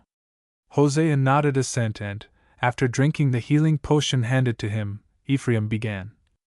"Miriam the daughter of Amram and Jochebed greets the son of Nun the Ephraimite. Thy name is Hosea, the help, and the Lord our God hath chosen thee to be the helper of his people. But henceforward, by his command, thou shalt be called Joshua, Jehoshua, he who helps Jehovah, the help of Jehovah. For through Miriam's lips the God of her fathers, who is the God of thy fathers likewise, bids thee be the sword and buckler of thy people. In him dwells all power, and he promises to steel thine arm that he may smite the foe. Ephraim had begun in a low voice, but gradually his tones grew more resonant, and the last words rang loudly and solemnly through the stillness of the night. Thus had Miriam uttered them, laying her hands on the lad's head and gazing earnestly into his face with eyes deep and dark as night, and while repeating them he had felt as though some secret power were constraining him to shout them aloud to Hosea, just as he had heard them from the lips of the prophetess. Then, with a sigh of relief, he turned his face toward the canvas wall of the tent, saying quietly, "Now I will go to sleep." But Hosea laid his hand on his shoulder, exclaiming imperiously, "Say it again." The youth obeyed, but this time he repeated the words in a low, careless tone, then saying beseechingly, "Let me rest now," put his hand under his cheek and closed his eyes. Hosea let him have his way, carefully applied a fresh bandage to his burning head, extinguished the light, and flung more fuel on the smoldering fire outside. But the alert, resolute man performed every act as if in a dream. At last he sat down, and propping his elbows on his knees and his head in his hands, stared alternately, now into vacancy, and anon into the flames. Who was this God who summoned him through Miriam's lips to be, under his guidance, the sword and shield of his people? He was to be known by a new name, and in the minds of the Egyptians the name was everything. Honor to the name of Pharaoh, not honor to Pharaoh, was spoken and written. And if henceforward he was to be called Joshua, the behest involved casting aside his former self, and becoming a new man. The will of the God of his fathers announced to him by Miriam meant no less a thing than the command to transform himself from the Egyptian his life had made him, into the Hebrew he had been when a lad. He must learn to act and feel like an Israelite. Miriam's summons called him back to his people. The God of his race, through her, commanded him to fulfill his father's expectations. Instead of the Egyptian troops whom he must forsake, he was in future to lead the men of his own blood forth to battle. This was the meaning of her bidding, and when the noble virgin and prophetess who addressed him asserted that God himself spoke through her lips, it was no idle boast, she was really obeying the will of the Most High. And now the image of the woman whom he had ventured to love rose in unapproachable majesty before him.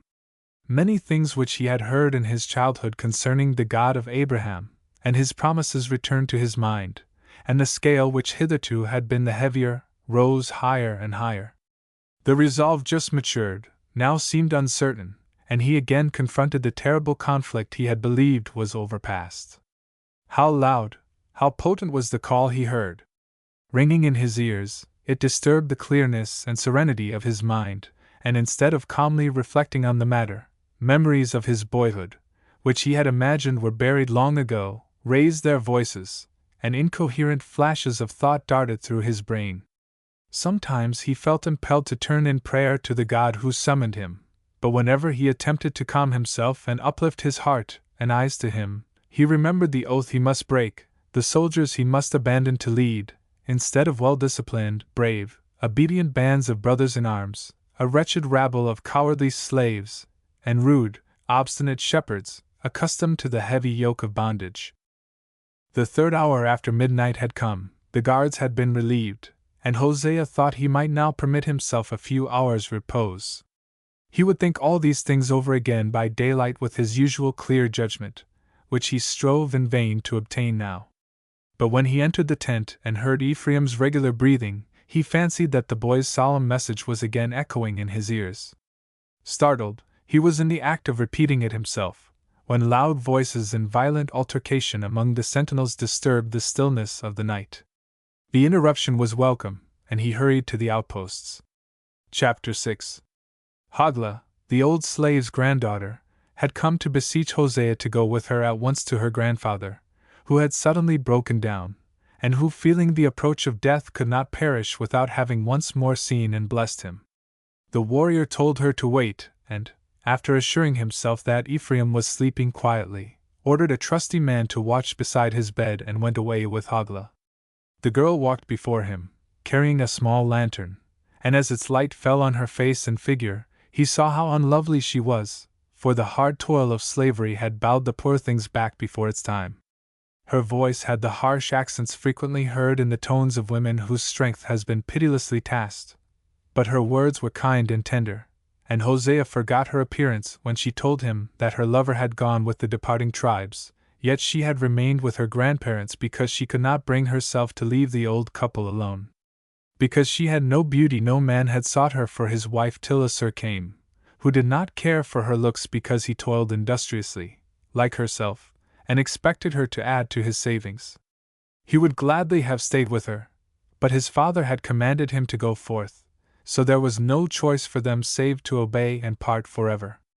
The words were simple and the accents harsh, yet they pierced the heart of the man who was preparing to follow his own path in opposition to his father's will. As they approached the harbor and Hosea saw the embankments, and the vast fortified storehouses built by his own people, he remembered the ragged laborers whom he had so often beheld crouching before the Egyptian overseers or fighting savagely among themselves.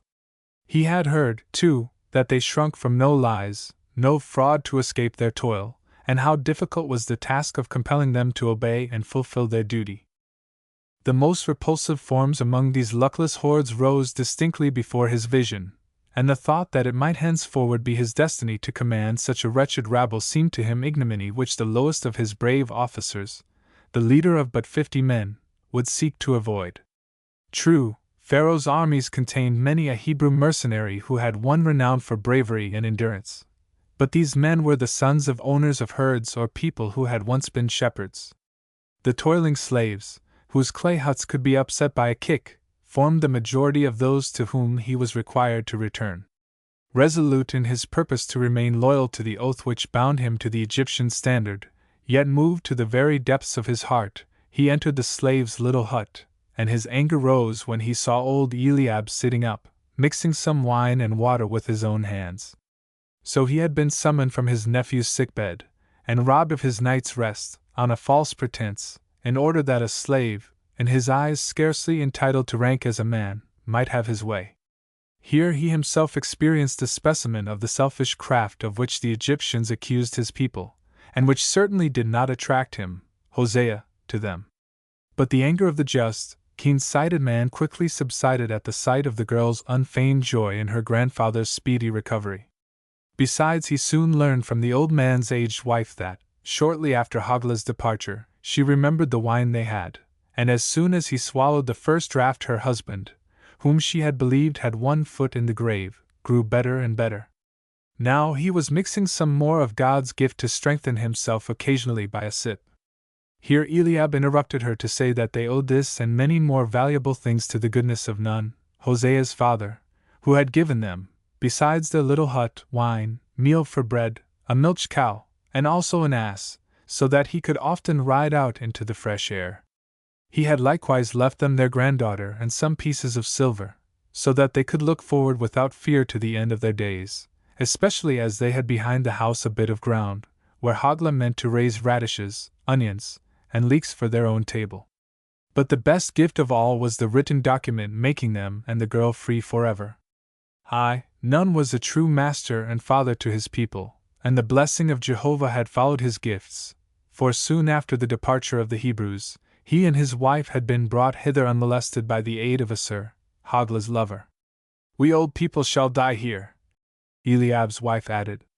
But Assur promised Haglah that he would come back for her when she had discharged her filial duties to the end. Then, turning to her granddaughter, she said encouragingly, "And we cannot live much longer now." Haglah raised her blue gown to wipe the tears from her eyes, exclaiming, "May it be a long, long time yet! I am young and can wait." Hosea heard the words, and again it seemed as though the poor, forsaken, unlovely girl was giving him a lesson.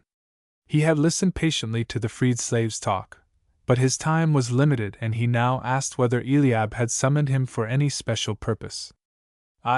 He replied. "I was obliged to send, not only to still the yearning of my old heart, but because my lord Nun commanded me to do so.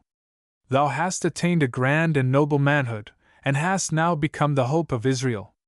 Thy father promised the slaves and freedmen of his household that after his death, thou wouldst be heir, lord and master. His words were full of thy praise, and great rejoicing hailed his statement that thou wouldst follow the departing Hebrews. And my lord deigned to command me to tell thee, if thou shouldst return ere his messenger arrived, that none, thy father, expected his son. Whithersoever thy nation may wander, thou art to follow. Toward sunrise, or at latest by the noontide hour, the tribes will tarry to rest at Succos. He will conceal in the hollow sycamore that stands in front of Amminadab's house a letter which will inform thee whither they will next turn their steps. His blessing and that of our God will attend thy every step. As Eliab uttered the last words, Hosea bowed his head as if inviting invisible hands to be laid upon it. Then he thanked the old man and asked, in subdued tones, whether all the Hebrews had willingly obeyed the summons to leave house and lands. His aged wife clasped her hands, exclaiming, "Oh no, my lord, certainly not." What wailing and weeping filled the air before their departure! Many refused to go, others fled, or sought some hiding place. But all resistance was futile. In the house of our neighbor Duel, you know him, his young wife had just given birth to their first son. How was she to fare on the journey? She wept bitterly and her husband uttered fierce curses, but it was all in vain. She was put in a cart with her babe, and as the arrangements went on, both submitted like all the rest, even Phinehas, who crept into a pigeon house with his wife and 5 children, and crooked grave-haunting Kusaja. Do you remember her? Adonai! She had seen father, mother, husband, and 3 noble sons, all that the Lord had given her to love, borne to the tomb. They lay side by side in our burying ground, and every morning and evening she went there and, sitting on a log of wood which she had rolled close to the gravestones, moved her lips constantly, not in prayer. No, I have listened often when she did not know I was near. No, she talked to the dead, as though they could hear her in the sepulchre, and understand her words like those who walk alive beneath the sun. She is near 70. And for thrice 7 years she has gone by the name of grave haunting Kusaja. It was in sooth a foolish thing to do, yet perhaps that was why she found it all the harder to give it up, and go she would not, but hid herself among the bushes. When Ahieser, the overseer, dragged her out, her wailing made one's heart sore, yet when the time for departure came, the longing to go seized upon her also, and she found it as hard to resist as the others. What had happened to the poor creatures, what possessed them? Asked Hosea, interrupting the old wife's speech, for in imagination he again beheld the people he must lead, if he valued his father's blessing as the most priceless boon the world could offer, and beheld them in all their wretchedness. The startled dame, fearing that she had offended her master's firstborn son, the great and powerful chieftain, stammered, "What possessed them, my lord?" "Ah, well, I am but a poor lowly slave woman, yet, my lord, had you but seen it—" "Well, even then?" interrupted the warrior in harsh, impatient tones, for this was the first time he had ever found himself compelled to act against his desires and belief. Eliab tried to come to the assistance of the terrified woman, saying timidly, "Ah, my lord, no tongue can relate, no human mind can picture it. It came from the Almighty, and if I could describe how great was its influence on the souls of the people—" "Try," Hosea broke in. "But my time is brief." So they were compelled to depart, and set forth reluctantly on their wanderings. Even the Egyptians have long known that they obeyed the bidding of Moses and Aaron as the sheep follow the shepherd. Have those who brought the terrible pestilence on so many guiltless human beings also wrought the miracle of blinding the minds of you and of your wife? The old man stretched out his hands to the soldier, and answered in a troubled voice and a tone of the most humble entreaty. "Oh, my lord, you are my master's firstborn son, the greatest and loftiest of your race. If it is your pleasure, you can trample me into the dust like a beetle, yet I must lift up my voice and say, you have heard false tales. You were away in foreign lands when mighty things were done in our midst, and far from Zoan, the Hebrew name for Tanis, as I hear, when the Exodus took place.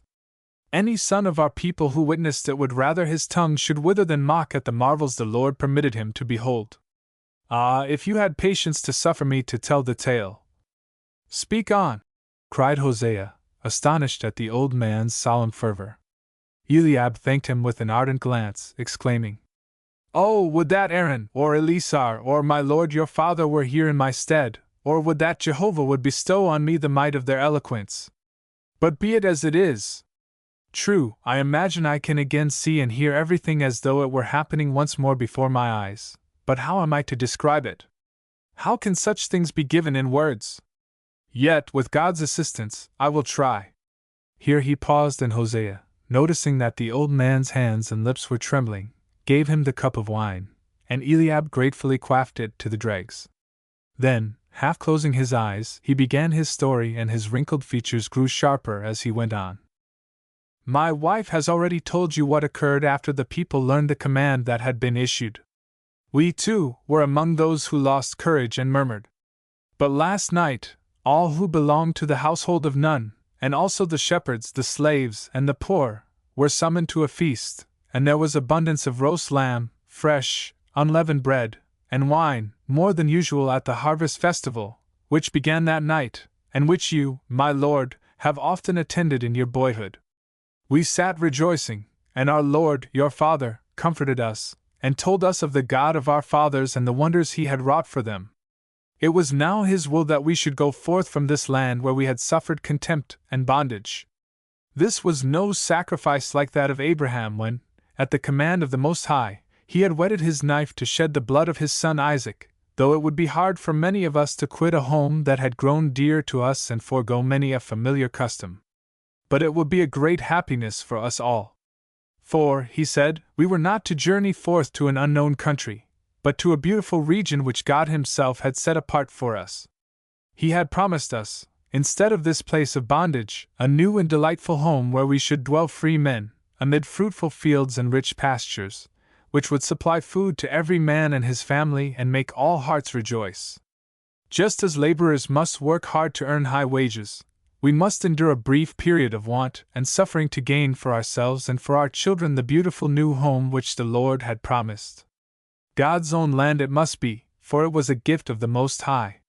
Having spoken thus, he blessed us all and promised that thou, too, wouldst shake the dust from off thy feet, and join us to fight for our cause with a strong arm as a trained soldier and a dutiful son. Shouts of joy rang forth, and when we assembled in the marketplace and found that all the bondmen had escaped from the overseers, many gained fresh courage.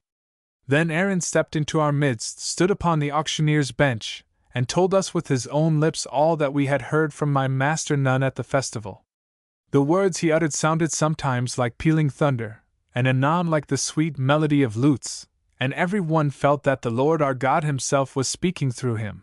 For even the most rebellious were so deeply moved that they no longer complained and murmured. And when he finally announced to the throng that no erring mortal, but the Lord our God himself would be our leader, and described the wonders of the land whose gates he would open unto us, and where we might live, trammeled by no bondage, as free and happy men, owing no obedience to any ruler save the God of our fathers and those whom we ourselves chose for our leaders, every man present felt as though he were drunk with sweet wine, and, instead of faring forth across a barren wilderness to an unknown goal, was on the way to a great festal banquet, prepared by the Most High himself. Even those who had not heard Aaron's words were inspired with wondrous faith. Men and women behaved even more joyously and noisily than usual at the harvest festival, for every heart was overflowing with genuine gratitude. The old people caught the universal spirit. Your grandfather Elishama, bowed by the weight of his 100 years, who, as you know, has long sat bent and silent in his corner, straightened his drooping form, and with sparkling eyes poured forth a flood of eloquent words. The Spirit of the Lord had descended upon him, and upon us all. I myself felt as though the vigor of youth had returned to mind and body, and when I passed the throngs who were preparing to set forth, I saw the young mother Elisheba in her litter. Her face was as radiant as on her marriage morn, and she was pressing her nursling to her breast, and rejoicing over his happy fate in growing up in freedom in the promised land. Her spouse, Duel, who had poured forth such bitter imprecations, now waved his staff, kissed his wife and child with tears of joy, and shouted with delight like a vintager at the harvest season, when jars and wine skins are too few to hold the blessing. Old grave-haunting Kusaja, who had been dragged away from the sepulchre of her kindred, was sitting in a cart with other infirm folk, waving her veil and joining in the hymn of praise. Elkanah and Abiasaph, the sons of Korah, had begun. So they went forth. We who were left behind fell into each other's arms, uncertain whether the tears we shed streamed from our eyes for grief or for sheer joy at seeing the throng of our loved ones so full of hope and gladness. So it came to pass. As soon as the pitch torches borne at the head of the procession, which seemed to me to shine more brightly than the lamps lighted by the Egyptians on the gates of the temple of the great goddess Neith, had vanished in the darkness, we set out, that we might not delay us too long, and while passing through the streets, which resounded with the wailing of the citizens, we softly sang the hymn of the sons of Korah, and great joy and peace filled our hearts. For we knew that the Lord our God would defend and guide his people. The old man paused, but his wife and Hagla, who had listened with sparkling eyes, leaned one on the other and, without any prompting, began the hymn of praise of the sons of Korah, the old woman's faint voice mingling with touching fervor with the tones of the girl, whose harsh notes thrilled with the loftiest enthusiasm. Hosea felt that it would be criminal to interrupt the outpouring of these earnest hearts, but Eliab soon stopped them and gazed with evident anxiety into the stern face of his lord's firstborn son. Had Hosea understood him? Did this warrior, who served under Pharaoh's banner, realize how entirely the Lord God himself had ruled the souls of his people at their departure? Had the life among the Egyptians so estranged him from his people and his God, rendered him so degenerate, that he would bid defiance to the wishes and commands of his own father? Was the man on whom the Hebrews' highest hopes were fixed a renegade, forever lost to his people? He received no verbal answer to these mute questions, but when Hosea grasped his callous right hand in both his own and pressed it as he would have clasped a friend's, when he bade him farewell with tearful eyes, murmuring, "You shall hear from me," he felt that he knew enough and, overwhelmed with passionate delight, he pressed kiss after kiss upon the warrior's arms and clothing. Chapter 7. Hosea returned to the camp with drooping head. The conflict in his soul was at an end. He now knew what duty required. He must obey his father's summons. And the God of his race.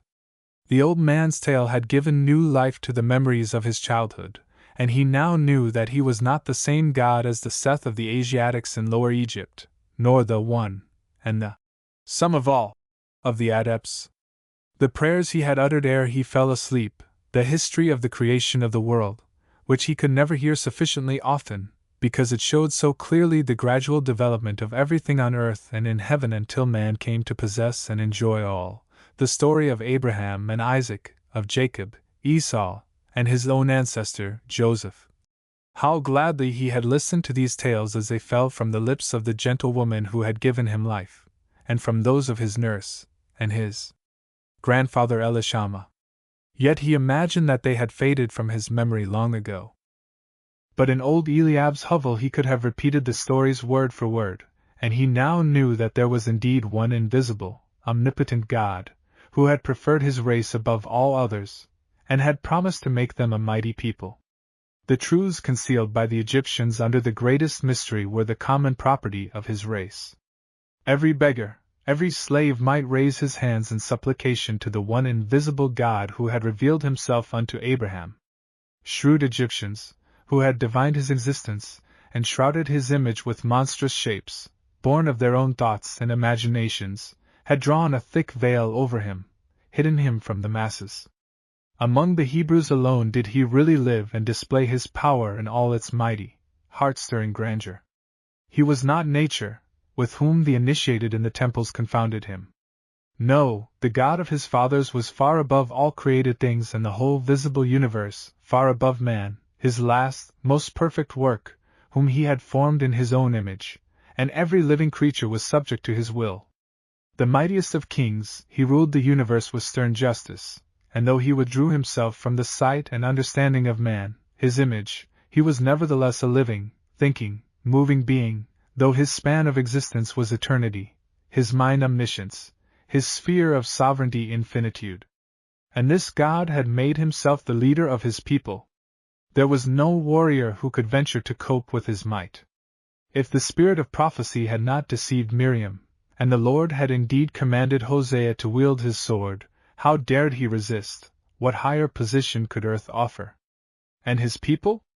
The rabble of whom he had thought so scornfully, what a transformation seemed to have been wrought in them by the power of the Most High, since he had listened to old Eliab's tale. Now he longed to be their leader, and midway to the camp he paused on a sandhill, whence he could see the limitless expanse of the sea shimmering under the sheen of the twinkling stars of heaven, and for the first time in many a long, long year, he raised his arms and eyes to the God whom he had found once more.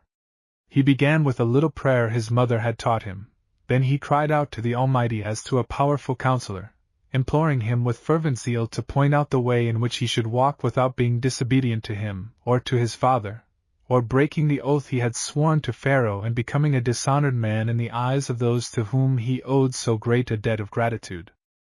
Thy chosen people praise thee as the God of truth, who dost punish those who forswear their oaths. He prayed. How canst thou command me to be faithless and break the vow that I have made? Whatever I am, whatever I may accomplish, belongs to thee, Almighty Lord, and I am ready to devote my blood, my life to my people. But rather than render me a dishonored and perjured man, take me away from earth and commit the work which thou hast chosen thy servant to perform, to the hands of one who is bound by no solemn oath. So he prayed, and it seemed as if he clasped in his embrace a long-lost friend. Then he walked on in silence through the vanishing dusk, and when the first grey light of morning dawned, the flood of feeling ebbed, and the clear-headed warrior regained his calmness of thought.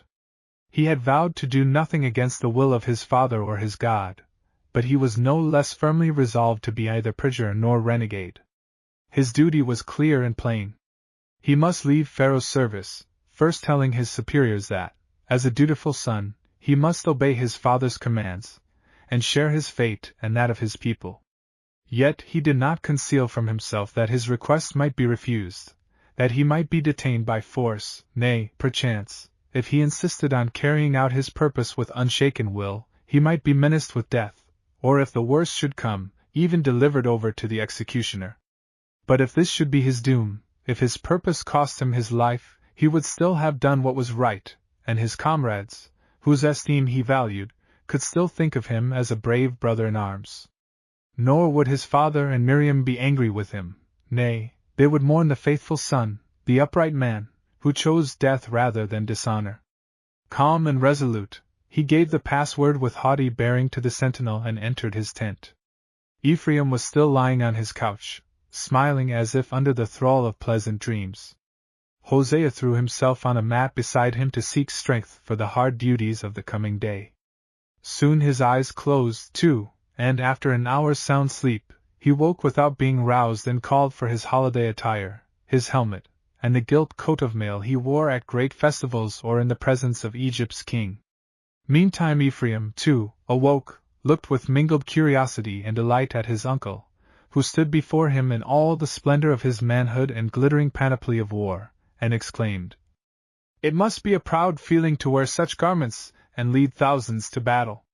Hosea shrugged his shoulders and replied, "Obey thy God, give no man, from the loftiest to the lowliest, a right to regard you save with respect, and you can hold your head as high as the proudest warrior who ever wore purple robe and golden armor. But you have done great deeds among the Egyptians," Ephraim continued. "They hold you in high regard, even Captain Homecht and his daughter Kasana." "Do they?" asked the soldier smiling, and then bid his nephew keep quiet, for his brow, though less fevered than the night before, was still burning. "Don't go into the open air until the leech has seen you," Hosea added, "and wait here till my return." "Shall you be absent long?" asked the lad.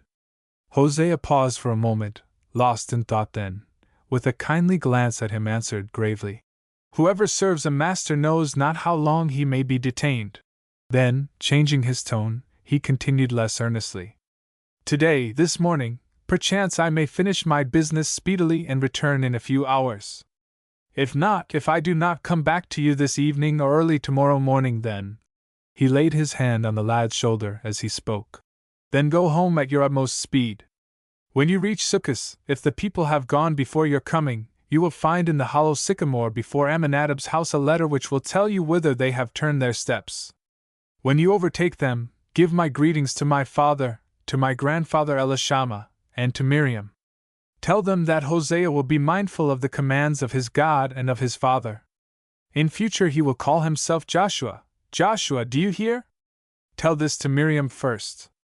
Finally, tell them that if I remain behind and am not suffered to follow them, as I would like to, that the Most High has made a different disposal of his servant, and has broken the sword which he had chosen, ere he used it. Do you understand me, boy? Ephraim nodded, and answered. You mean that death alone can stay you from obeying the summons of God, and your father's command? Aye, that was my meaning, replied the chief. If they ask why I did not slip away from Pharaoh and escape his power, say that Hosea desired to enter on his new office as a true man, unstained by perjury, or, if it is the will of God, to die one. Now repeat the message. Ephraim obeyed. His uncle's remarks must have sunk deep into his soul, for he neither forgot nor altered a single word. But scarcely had he performed the task of repetition when, with impetuous earnestness, he grasped Hosea's hand and besought him to tell him whether he had any cause to fear for his life. The warrior clasped him affectionately in his arms and answered that he hoped he had entrusted this message to him only to have it forgotten. Perhaps, he added, they will strive to keep me by force, but by God's help I shall soon be with you again, and we will ride to Succos together. With these words he hurried out, unheeding the questions his nephew called after him, for he had heard the rattle of wheels outside.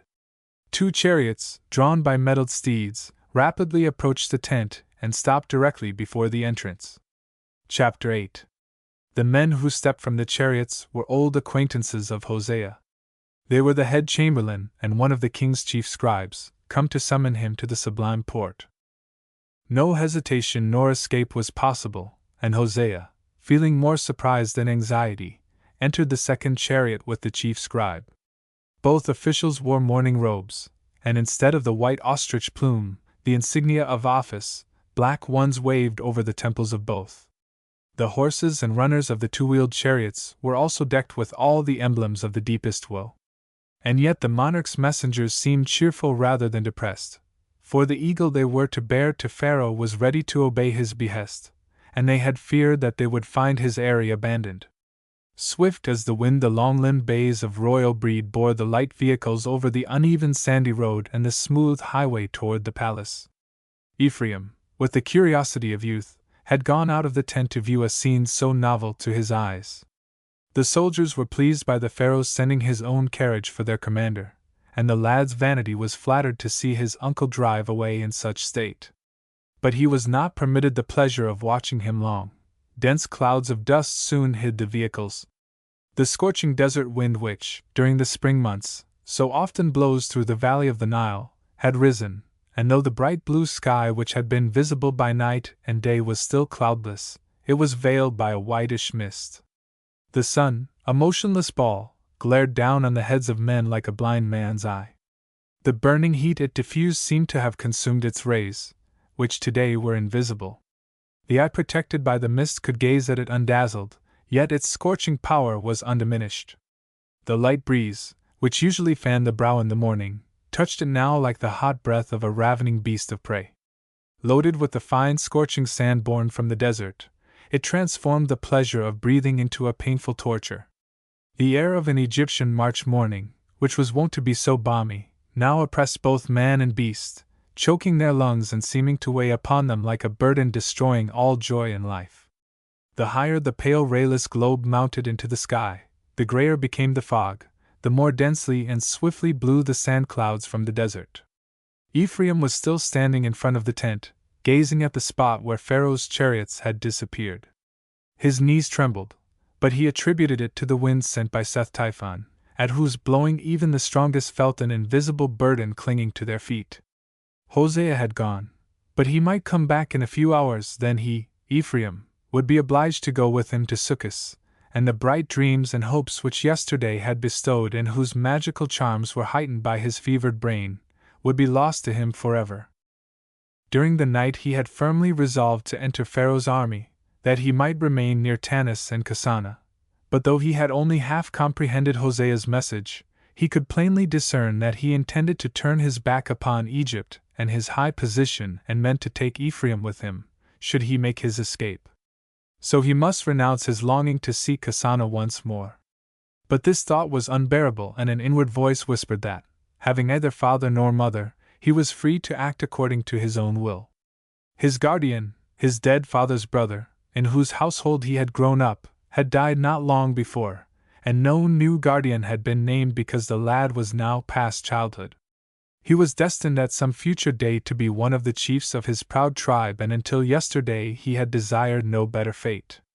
He had obeyed the impulse of his heart when, with the pride of a shepherd prince, he had refused the priest's suggestion that he should become one of Pharaoh's soldiers. But he now told himself that he had been childish and foolish to reject a thing of which he was ignorant, nay, which had ever been intentionally represented to him in a false and hateful light in order to bind him more firmly to his own people. The Egyptians had always been described as detestable enemies and oppressors, yet how enchanting everything seemed in the house of the first Egyptian warrior he had entered. And Kasana! What must she think of him, if he left Tanis without a word of greeting, of farewell? Must it not grieve and wound him to remain in her memory a clumsy peasant shepherd? Nay, it would be positively dishonest not to return the costly raiment she had lent him. Gratitude was reckoned among the Hebrews also as the first duty of noble hearts. He would be worthy of hate his whole life long, if he did not seek her once more. But there was need of haste. When Hosea returned, he must find him ready for departure. He at once began to bind his sandals on his feet, but he did it slowly, and could not understand why the task seemed so hard today. He passed through the camp unmolested. The pylons and obelisks before the temples, which appeared to quiver in the heated air, marked the direction he was to pursue, and he soon reached the broad road which led to the marketplace. A panting merchant whose ass was bearing skins of wine to the troops told him the way. Dense clouds of dust lay on the road and whirled around him. The sun beat fiercely down on his bare head. His wound began to ache again. The fine sand which filled the air entered his eyes and mouth, and stung his face and bare limbs like burning needles. He was tortured by thirst, and was often compelled to stop, his feet grew so heavy. At last he reached a well dug for travelers by a pious Egyptian, and though it was adorned with the image of a god and Miriam had taught him that this was an abomination from which he should turn aside, he drank again and again, thinking he had never tasted aught so refreshing. The fear of losing consciousness, as he had done the day before, passed away, and though his feet were still heavy, he walked rapidly toward the alluring goal. But soon his strength again deserted him, the sweat poured from his brow, his wound began to throb and beat, and he felt as though his skull was compressed by an iron circle. His keen eyes, too, failed, for the objects he tried to see blended with the dust of the road, the horizon reeled up and down before his eyes, and he felt as though the hard pavement had turned to a yielding bog under his feet. Yet he took little heed of all these things, for never before had such bright visions filled his mind. His thoughts grew marvelously vivid, and image after image rose before the wide eyes of his soul, not at his own behest, but as if summoned by a secret will outside of his consciousness. Now he fancied that he was lying at Kasana's feet, resting his head on her lap while he gazed upward into her lovely face. Anon he saw Hosea standing before him in his glittering armor, as he had beheld him a short time ago, only his garb was still more gorgeous, and, instead of the dim light in the tent, a ruddy glow like that of fire surrounded him. Then the finest oxen and rams in his herds passed before him, and sentences from the messages he had learned darted through his mind. Nay, he sometimes imagined that they were being shouted to him aloud. But ere he could grasp their import, some new dazzling vision or loud rushing noise seemed to fill his mental eye and ear. He pressed onward, staggering like a drunken man, with drops of sweat standing on his brow and with parched mouth. Sometimes he unconsciously raised his hand to wipe the dust from his burning eyes, but he cared little that he saw very indistinctly what was passing around him, for there could be nothing more beautiful than what he beheld with his inward vision. True, he was often aware that he was suffering intensely, and he longed to throw himself exhausted on the ground, but a strange sense of happiness sustained him. At last he was seized with the delusion that his head was swelling and growing till it attained the size of the head of the colossus he had seen the day before in front of a temple gate, Then it rose to the height of the palm trees by the roadside, and finally it reached the mist shrouding the firmament, then far above it. Then it suddenly seemed as though this head of his was as large as the whole world, and he pressed his hands on his temples to clasp his brow, for his neck and shoulders were too weak to support the weight of so enormous a head, and, mastered by this strange delusion, he shrieked aloud, his shaking knees gave way, and he fell unconscious in the dust. Chapter 9. At the same hour a chamberlain was ushering Hosea into the audience chamber. Usually subjects summoned to the presence of the king were kept waiting for hours, but the Hebrew's patience was not tried long. During this period of the deepest mourning the spacious rooms of the palace, commonly tenanted by a gay and noisy multitude, were hushed to the stillness of death, for not only the slaves and warders, but many men and women in close attendance on the royal couple had fled from the pestilence, quitting the palace without leave. Here and there a solitary priest, official, or courtier leaned against a pillar or crouched on the floor, hiding his face in his hands, while awaiting some order. Sentries paced to and fro with lowered weapons, lost in melancholy thoughts. Now and then a few young priests in mourning robes glided through the infected rooms, silently swinging silver censers which diffused a pungent scent of resin and juniper. A nightmare seemed to weigh upon the palace and its occupants, for in addition to grief for their beloved prince, which sat in many a heart, the dread of death and the desert wind paralyzed alike the energy of mind and body. Here in the immediate vicinity of the throne where, in former days, all eyes had sparkled with hope, ambition, gratitude, fear, loyalty, or hate, Hosea now encountered only drooping heads and downcast looks. The second prophet of Ammon, alone seemed untouched alike by sorrow, anxiety, or the enervating atmosphere of the day. He greeted the warrior in the anteroom as vigorously and cheerily as ever, and assured him, though in the lowest whisper, that no one thought of holding him responsible for the misdeeds of his people. But when Hosea volunteered the acknowledgment that, at the moment of his summons to the king, he had been in the act of going to the commander-in-chief to beg a release from military service, the priest interrupted him to remind him of the debt of gratitude he, owed to him as the preserver of his life. Then he added that he would make every effort in his power to keep him in the army and show that the Egyptians, even against Pharaoh's will, or which he would speak farther with him privately, knew how to honor genuine merit without distinction of person or birth. The Hebrew had little time to repeat his resolve. The head chamberlain interrupted them to lead Hosea into the presence of the good God. The sovereign awaited Hosea in the smaller audience room adjoining the royal apartments. It was a stately chamber, and today looked more spacious than when, as of yore, it was filled with obsequious throngs. Only a few courtiers and priests, with some of the queen's ladies-in-waiting, all clad in deep mourning, stood in groups near the throne. Opposite to Pharaoh, squatting in a circle on the floor, were the king's counselors and interpreters, each adorned with an ostrich plume.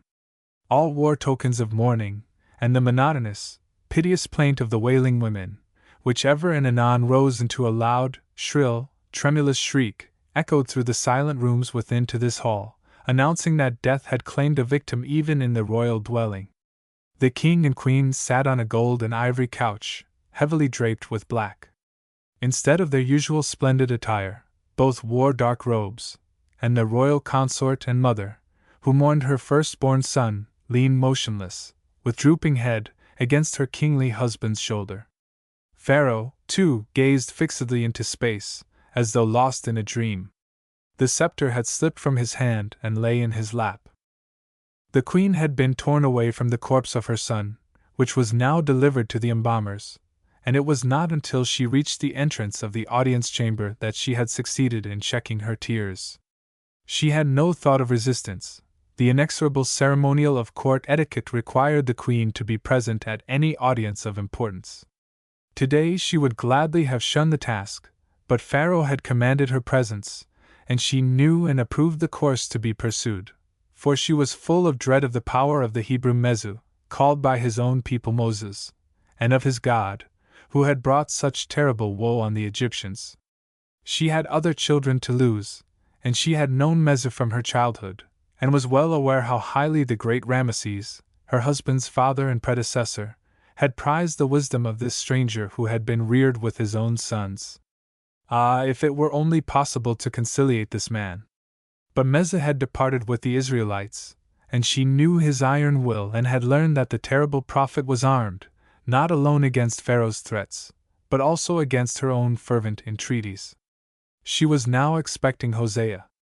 He, the son of Nun, the foremost man of all the Hebrews in Tanis, would succeed, if any one could, in carrying out the plan which she and her royal husband deemed best for all parties, a plan supported also by Rui, the hoary high priest and first prophet of Ammon, the head of the whole Egyptian priesthood, who held the offices of chief judge, chief treasurer, and viceroy of the kingdom, and had followed the court from Thebes to Tanis. Ere going to the audience hall, she had been twining wreaths for her loved dead and the lotus flowers, larkspurs, mallow and willow leaves, from which she was to weave them, had been brought there by her desire. They were lying on a small table and in her lap, but she felt paralyzed, and the hand she stretched toward them refused to obey her will. Rui, the first prophet of Ammon, an aged man long past his 90th birthday, squatted on a mat at Pharaoh's left hand. A pair of bright eyes, shaded by bushy white brows, glittered in his brown face, seamed and wrinkled like the bark of a gnarled oak like gay flowers amid withered leaves, forming a strange contrast to his lean, bowed, and shriveled form. The old man had long since resigned the management of business affairs to the second prophet, but he held firmly to his honors, his seat at Pharaoh's side, and his place in the council, where, though he said little, his opinion was more frequently followed than that of the eloquent, ardent second prophet, who was many years his junior.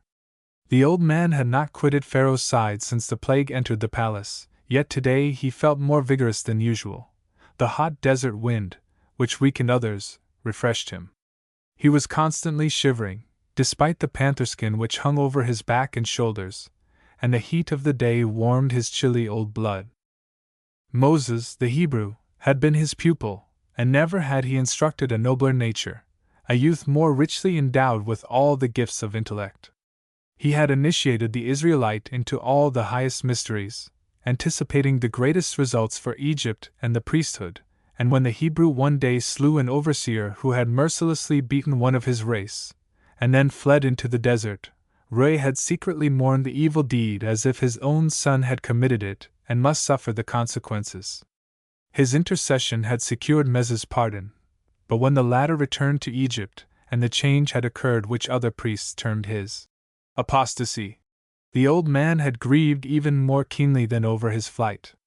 Had he, Rui, been younger, he would have hated the man who had thus robbed him of his fairest hopes. But the aged priest, who read men's hearts like an open book and could judge the souls of his fellow mortals with the calm impartiality of an unclouded mind, confessed that he had been to blame in failing to foresee his pupil's change of thought. Education and precept had made Mezu an Egyptian priest according to his own heart and that of the divinity, but after having once raised his hand in the defense of his own people against those to whom he had been bound only by human craft and human will, he was lost to the Egyptians and became once more a true son of his race. And where this man of the strong will and lofty soul led the way, others could not fail to follow. Rui knew likewise full well what the renegade meant to give to his race. He had confessed it himself to the priest's faith in the one God. Mezu had rejected the accusation of perjury, declaring that he would never betray the mysteries to the Hebrews. His sole desire was to lead them back to the God whom they had worshipped ere Joseph and his family came to Egypt. True, the one of the initiated resembled the God of the Hebrews in many things, but this very fact had soothed the old sage, for experience had taught him that the masses are not content with a single invisible God, an idea which many, even among the more advanced of his own pupils, found difficult to comprehend. The men and women of the lower classes needed visible symbols of every important thing whose influence they perceived in and around them, and the Egyptian religion supplied these images. What could an invisible creative power guiding the course of the universe be to a lovesick girl?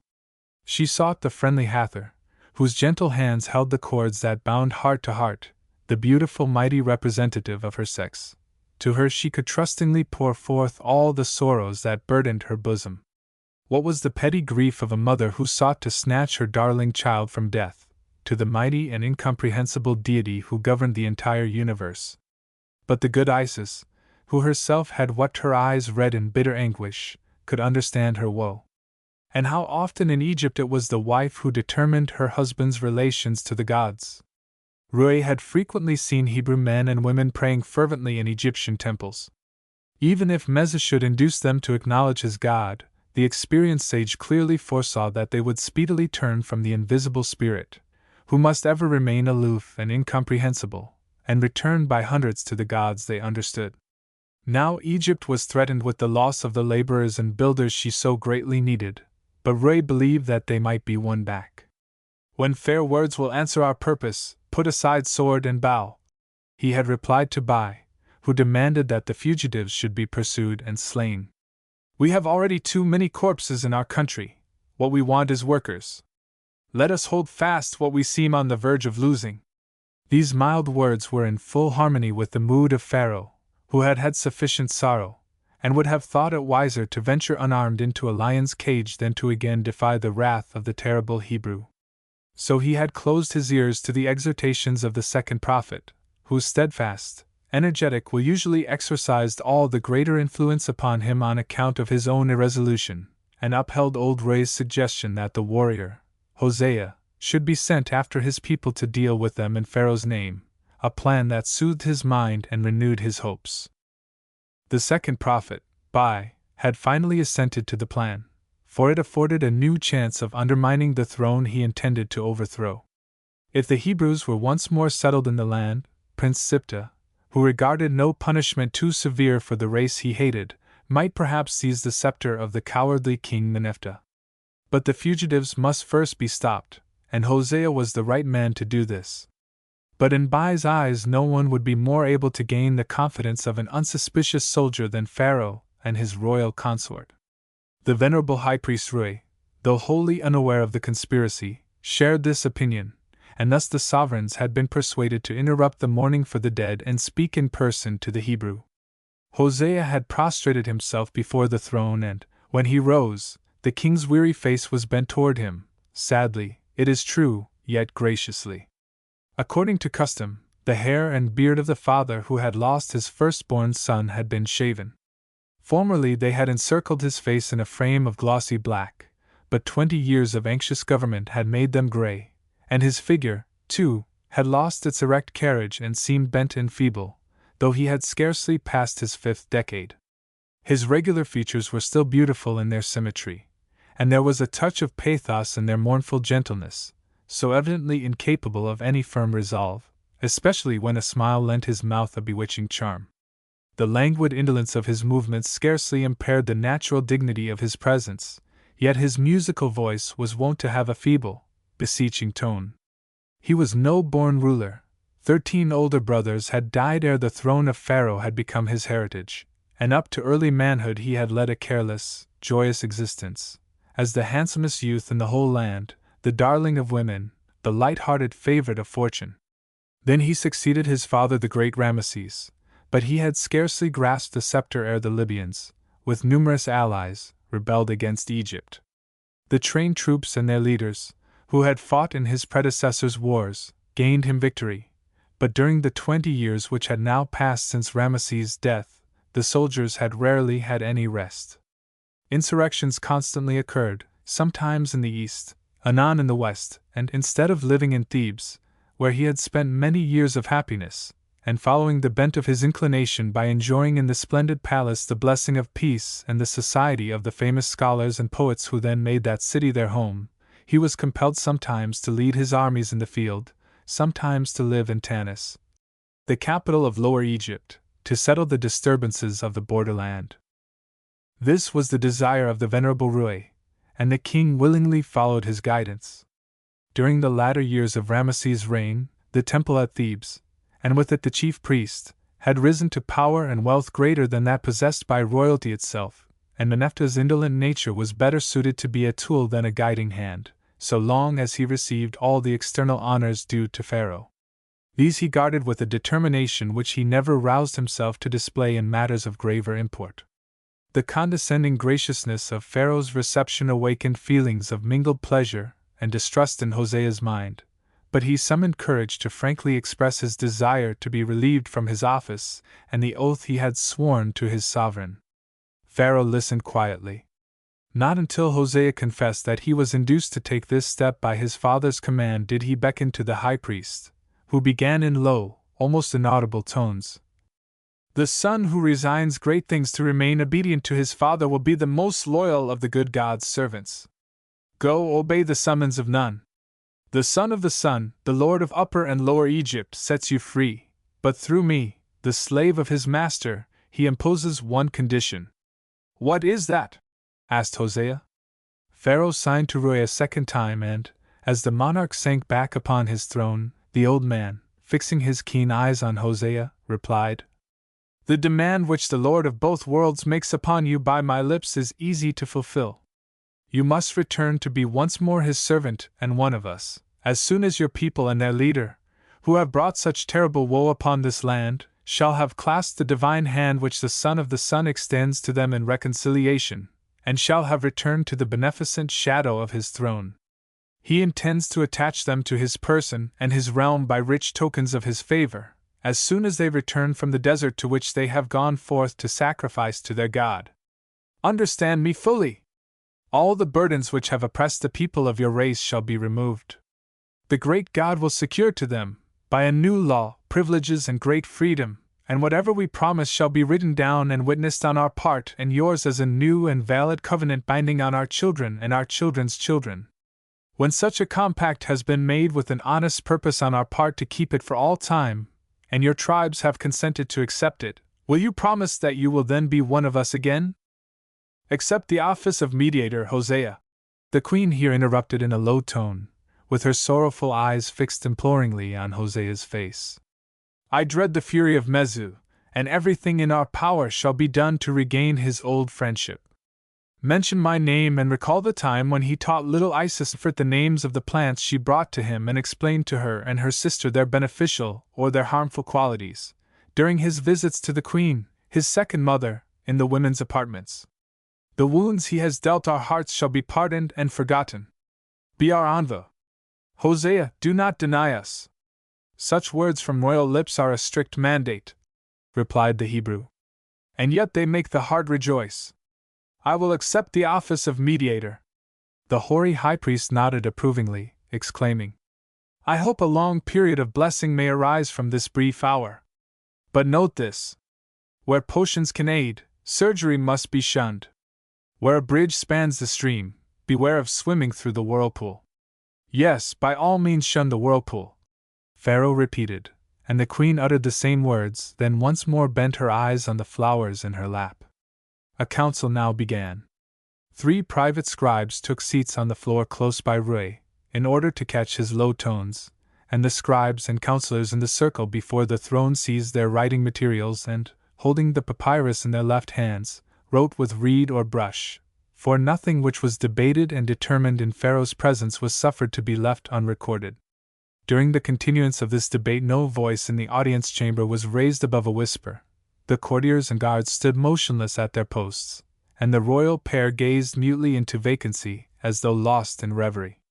Neither Pharaoh nor his queen could possibly have heard the muttered conversation between the men, yet the Egyptians, at the close of every sentence, glanced upward at the king as if to ensure his approbation. Hosea, to whom the custom was perfectly familiar, did the same and, like the rest, lowered his tones. Whenever the voices of Bai or of the chief of the scribes waxed somewhat louder, Pharaoh raised his head and repeated the words of Rui. Where a bridge spans the stream, beware of swimming through the whirlpool. For this saying precisely expressed his own desires and those of the queen. No strife. Let us live at peace with the Hebrews, and escape from the anger of their awful leader and his God, without losing the thousands of industrious workers in the departed tribes. So the discussion went on, and when the murmuring of the debaters and the scratching of the scribes' reeds had continued at least an hour, the queen remained in the same position. But Pharaoh began to move and lift up his voice, fearing that the second prophet, who had detested the man whose benedictions he had implored and whose enmity seemed so terrible, was imposing on the mediator requirements impossible to fulfill. Yet he said nothing save to repeat the warning about the bridge, But his questioning look caused the chief of the scribes to soothe him with the assurance that everything was progressing as well as possible. Hosea had only requested that, in future, the overseers of the workmen should not be of Libyan birth, but Hebrews themselves, chosen by the elders of their tribes with the approval of the Egyptian government. Pharaoh cast a glance of imploring anxiety at Bai, the second prophet, and the other counselors, but the former shrugged his shoulders deprecatingly and, pretending to yield his own opinion to the divine wisdom of Pharaoh, acceded to Hosea's request.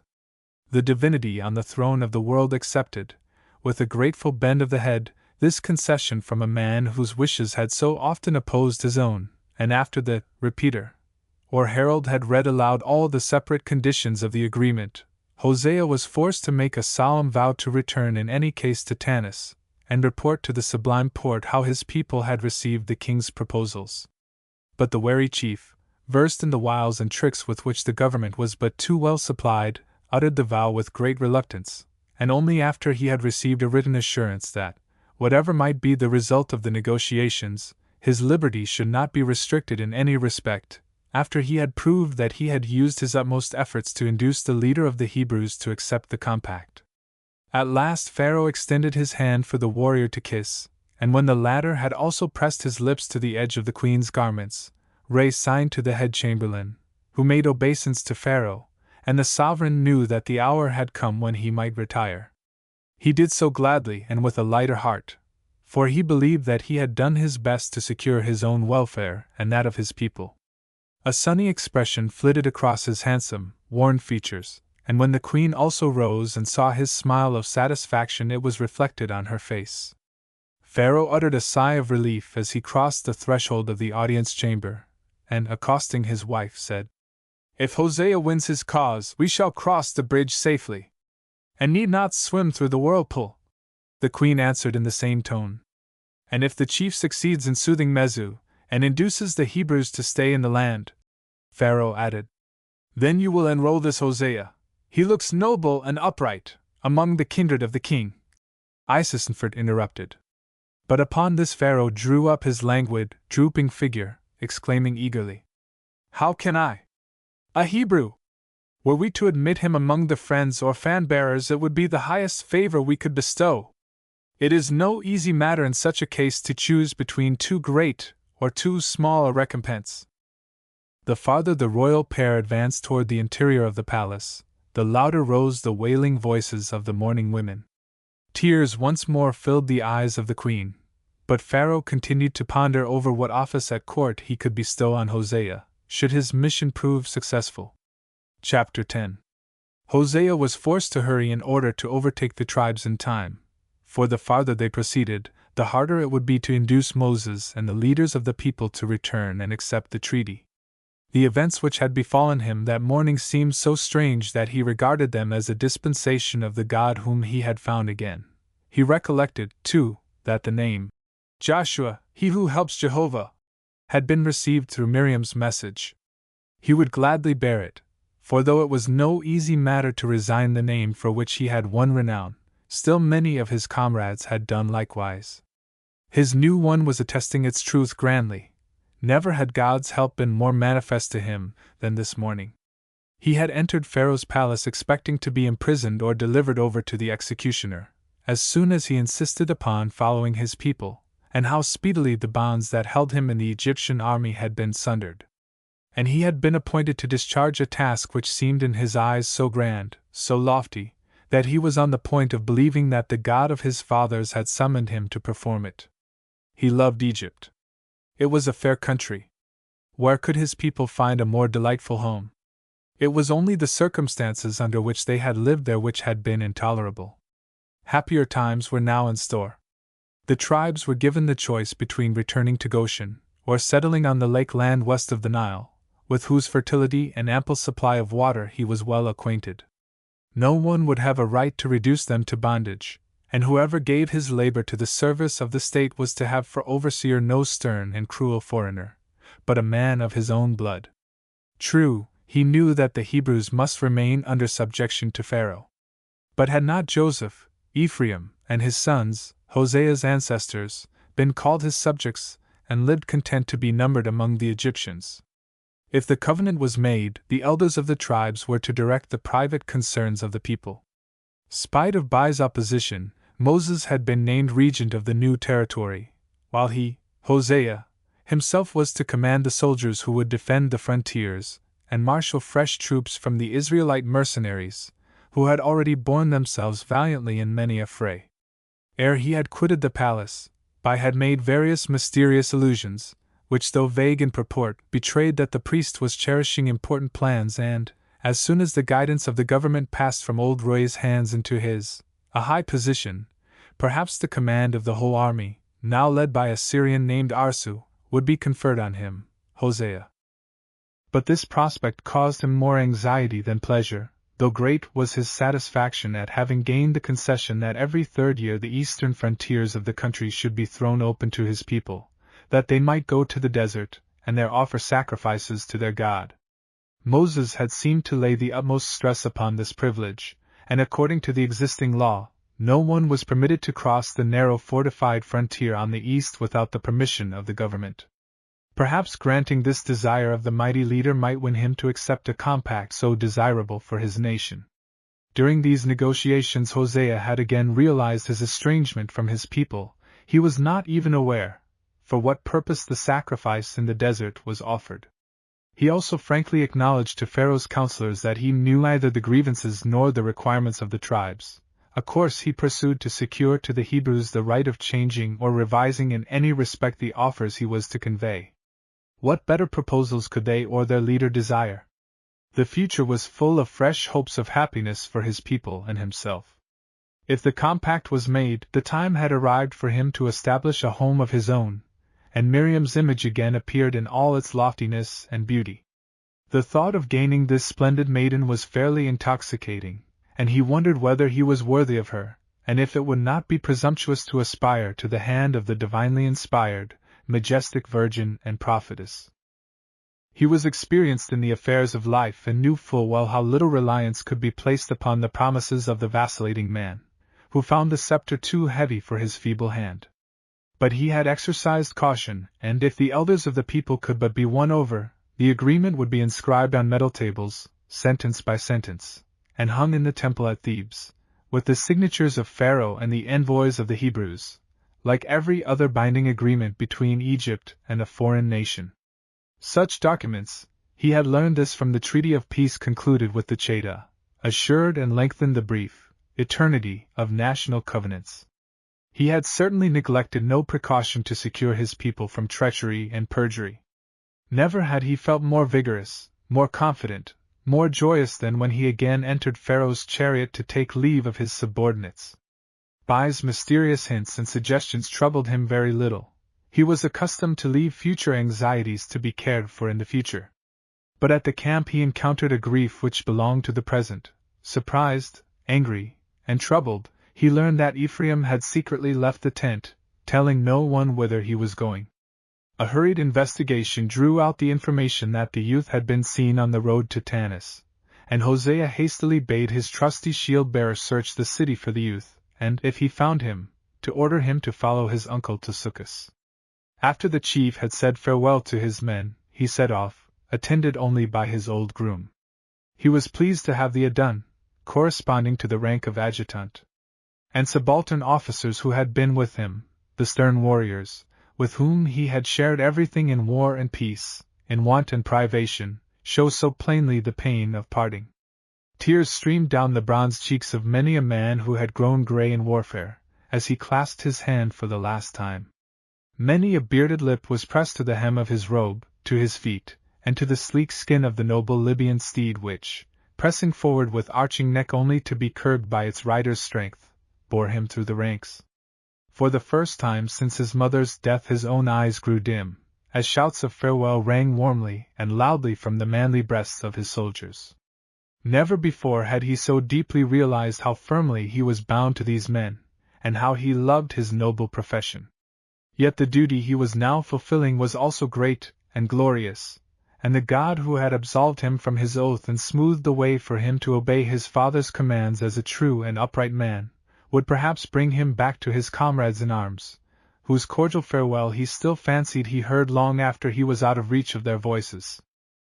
The greatness of the work assigned to him, the enthusiasm of a man who devotes himself with devout earnestness to the performance of a difficult task, the rapturous joy of the lover, who with well-founded hopes of the fulfillment of the purest and fairest desires of his heart, hastens to meet the woman of his choice, first dawned upon him when he had left the city behind and was dashing at a rapid trot toward the southeast across the flat, well-watered plain with its wealth of palm groves.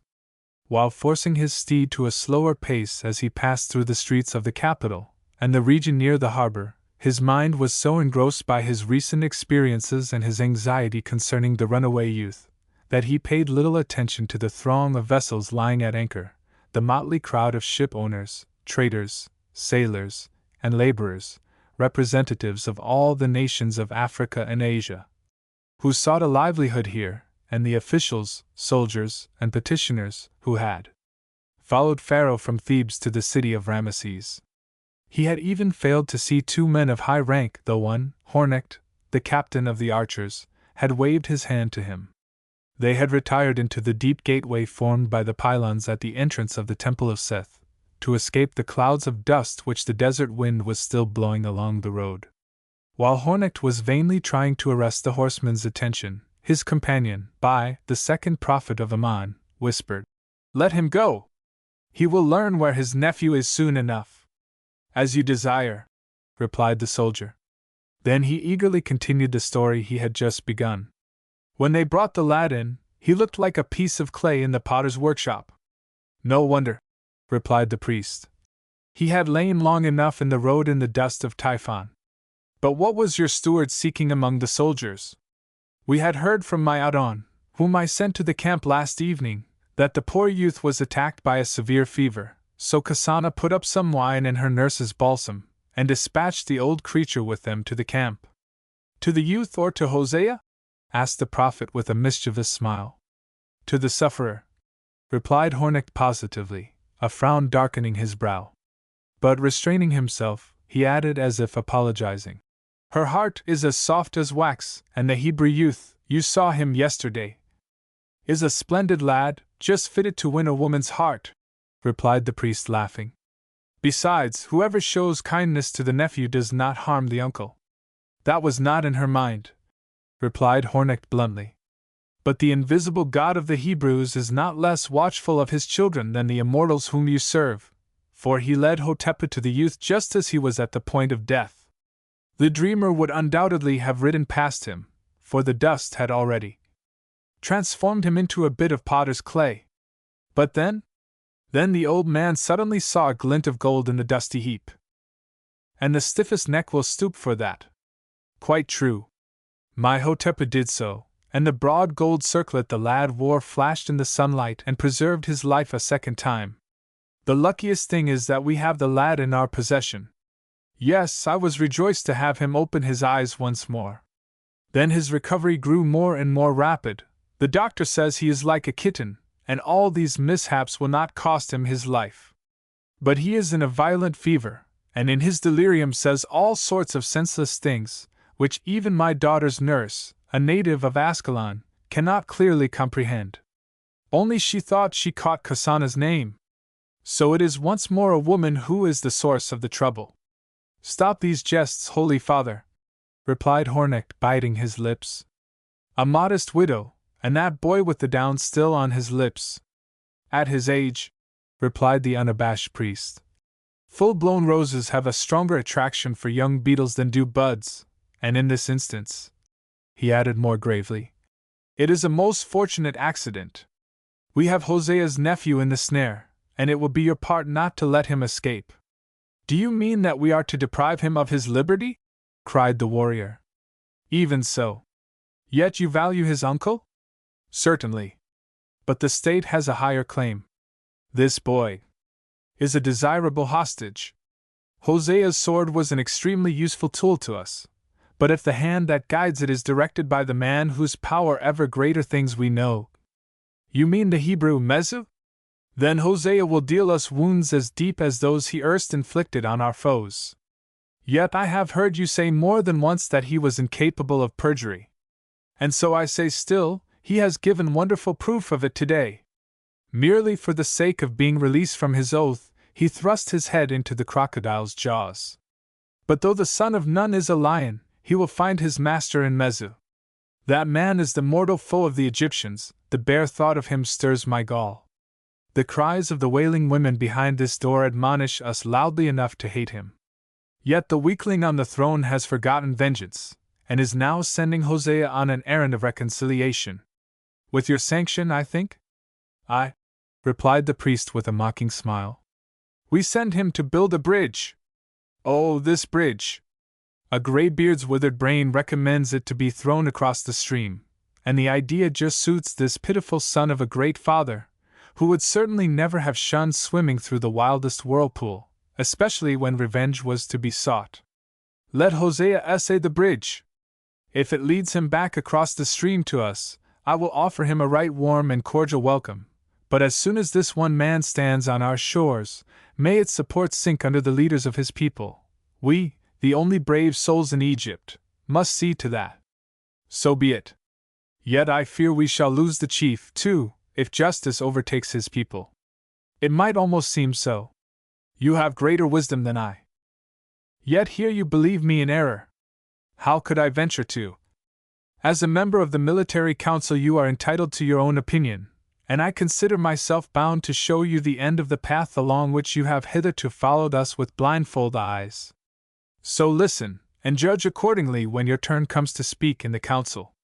The chief priest Ray is old, and you now fill half his offices. Would that he might soon be relieved of the last half of his burden. Not on my own account. I love strife, but for the welfare of our native land. It is a deep-seated feeling of our natures to regard the utterances and mandates of age as wisdom, so there are few among the councillors who do not follow the old man's opinions. Yet his policy limps on crutches, like himself. All good projects are swamped under his weak, faint-hearted guidance. That is the very reason my vote is at your disposal, cried the warrior. That is why I am ready to use all my might to hurl this sleeper from the throne and get rid of his foolish advisers. The prophet laid his finger on his lips to warn his companion to be more cautious, drew nearer to him, pointed to his litter, and said in a low, hurried tone, I am expected at the Sublime Port, so listen. If Hosea's mission is successful, his people will return, the guilty with the innocent, and the latter will suffer. Among the former we can include the whole of Hosea's tribe, who call themselves the sons of Ephraim, from old Nun down to the youth in your dwelling. We may spare them, but Mezu, too, is a Hebrew, and what we do to him will not occur in the public street, and it is child's play to sow enmity between two men who desire to rule in the same sphere. I will make sure that Hosea shall shut his eyes to the other's death, but Pharaoh, whether his name is Meneptah or, he lowered his voice, Siptah, must then raise him to so great a height, and he merits it, that his giddy eyes will never discern aught we desire to conceal. There is one dish that never palls on any man who has once tasted it. And what is that? Power, Hornecht, mighty power! As ruler of a whole province, commander of all the mercenaries in our stead, he will take care not to break with us. I know him. If I can succeed in making him believe Mezu has wronged him, and the imperious man will afford some pretext for it, and can bring him to the conviction that the law directs the punishment we mete out to the sorcerer and the worst of his adherents, he will not only assent but approve it. And if he fails in his mission? He will return at any rate, for he would not be false to his oath. But if Mezu, from whom we may expect anything, should detain him by force, the boy will be of service to us, for Hosea loves him, his people value his life, and he belongs to one of their noblest tribes. In any case Pharaoh must threaten the lad, we will guard him, and that will unite his uncle to us by fresh ties and lead him to join those who are angry with the king. Excellent! The surest way to attain our object will be by forging still another chain. In short, now I beg you to be quiet, your temper is far too hot for your grey hairs. In short, our Hebrew brother-in-arms, the savior of my life, the ablest man in the army, who is certain to win the highest place, must be your son-in-law. Kasana's heart is his, my wife has told me so. Hornecht frowned again, and struggled painfully to control his anger. He perceived that he must overcome his objection to giving his daughter to the man whose birth he scorned, much as he liked and esteemed his character. He could not refrain from uttering an oath under his breath, but his answer to the prophet was more calm and sensible than the latter had anticipated. If Kasana was so possessed by demons that this stranger infatuated her, let her have her will. But Hosea had not yet sued for her. By the red god Seth and his 70 companions, he added wrathfully, neither you nor any one shall induce me to offer my daughter, who has 20 suitors, to a man who terms himself our friend, yet finds no leisure to greet us in our own house. To keep fast hold of the lad is another thing, I will see to that. Chapter 11. The midnight heavens, decked with countless stars, spanned with their cloudless azure vault the flat plains of the eastern delta and the city of Succos, called by the Egyptians, from their sanctuary, the place of the god Tum, or Pithom. The March night was drawing toward its end. Pallid mists floated over the canal, the work of Hebrew bondmen which, as far as the eye could reach, intersected the plain, watering the fields and pastures along its course. Eastward and southward the sky was shrouded by dense veils of mist that rose from the large lakes and from the narrow estuaries that ran far up into the isthmus. The hot and dusty desert wind, which the day before had swept over the parched grass and the tents and houses of Succos, had subsided at nightfall, and the cool atmosphere which in March, even in Egypt, precedes the approach of dawn, made itself felt. Whoever had formerly entered, between midnight and morning, the humble frontier hamlet with its shepherd tents, wretched hovels of Nile mud, and by no means handsome farms and dwellings, would scarcely have recognized it now. Even the one noticeable building in the place, besides the stately temple of the sun god Turn, the large fortified storehouse, presented at this hour an unfamiliar aspect. Its long whitewashed walls, it is true, glimmered through the gloom as distinctly as ever, but instead of towering, as usual at this time, mute and lifeless above the slumbering town, the most active bustle was going on within and around it. It was intended also as a defense against the predatory hordes of the Shesu, who had made a circuit around the fortified works on the isthmus, and its indestructible walls contained an Egyptian garrison, who could easily defend it against a force greatly superior in numbers. Today it looked as if the sons of the desert had assailed it, but the men and women who were bustling about below and on the broad parapet of the gigantic building were Hebrews, not Shesu.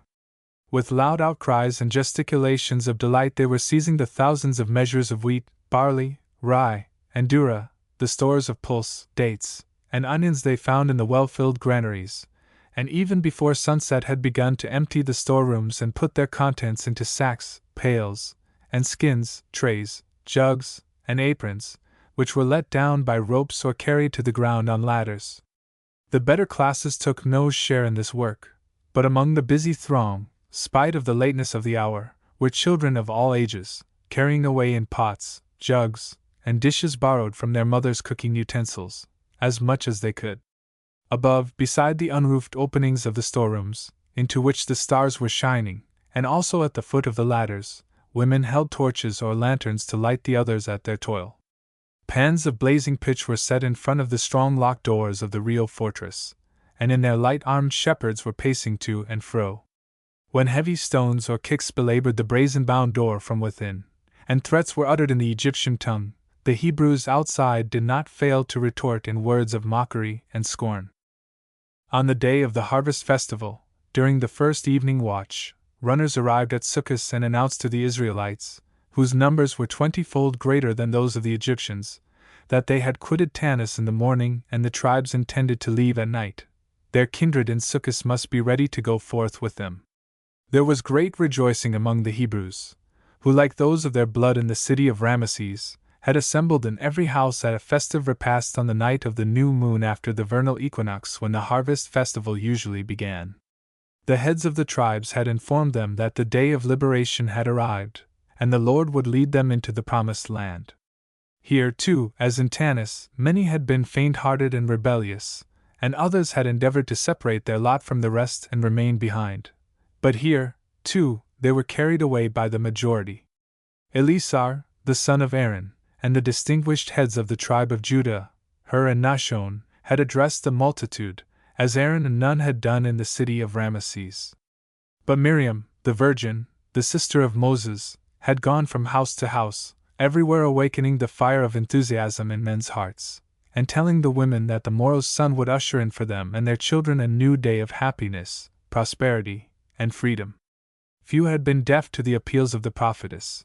There was an air of majesty, which compelled obedience, in the bearing of this maiden, whose large black eyes, surmounted by heavy dark eyebrows, which met in the middle, pierced the hearts of those on whom her gaze was bent and seemed to threaten the rebellious with their gloomy radiance. The members of every household went to rest after the festival with hearts uplifted and full of hope. But what a change had passed over them during the second day, the night that followed it, and the next morning! It seemed as though the desert wind had buried all their courage and confidence in the dust it swept before it. The dread of going forth to face an unknown future had stolen into every heart, and many a man who had waved his staff full of trust and joyful enterprise was now held, as if with clamps and fetters, to his well-tilled garden, the home of his ancestors, and the harvest in the fields, which had just been half gathered. The Egyptian garrison in the fortified storehouse had not failed to notice that the Hebrews were under some special excitement, but they supposed it due to the harvest festival. The commander of the garrison had learned that Moses desired to lead his people into the wilderness to offer sacrifices to their God, and had asked for a reinforcement. But he knew nothing more, for until the morning when the desert wind blew, no Hebrew had disclosed the plans of his kindred. But the more sorely the heat of the day oppressed them, the greater became the dread of the faint-hearted of the pilgrimage through the hot, dusty, waterless desert. The terrible day had given them a foretaste of what was impending, and when, toward noon, the dust grew thicker, the air more and more oppressive, a Hebrew trader, from whom the Egyptian soldiers purchased goods, stole into the storehouse to ask the commander to prevent his people from rushing to their doom. Even among the leaders the voices of malcontents had grown loud. Asarja and Michael, with their sons, who grudged the power of Moses and Aaron, had even gone from one to another to try to persuade them, ere departing, to summon the elders again and charge them to enter into fresh negotiations with the Egyptians. While these malcontents were successfully gathering adherents, and the traitor had sought the commander of the Egyptian garrison, 2 more messengers arrived with tidings that the fugitives would arrive in Succos between midnight and morning. Breathless, speechless, dripping with perspiration, and with bleeding lips, the elder messenger sank on the threshold of Amminadab's house, now the home of Miriam also. Both the exhausted men were refreshed with wine and food, ere the least wearied was fully capable of speech.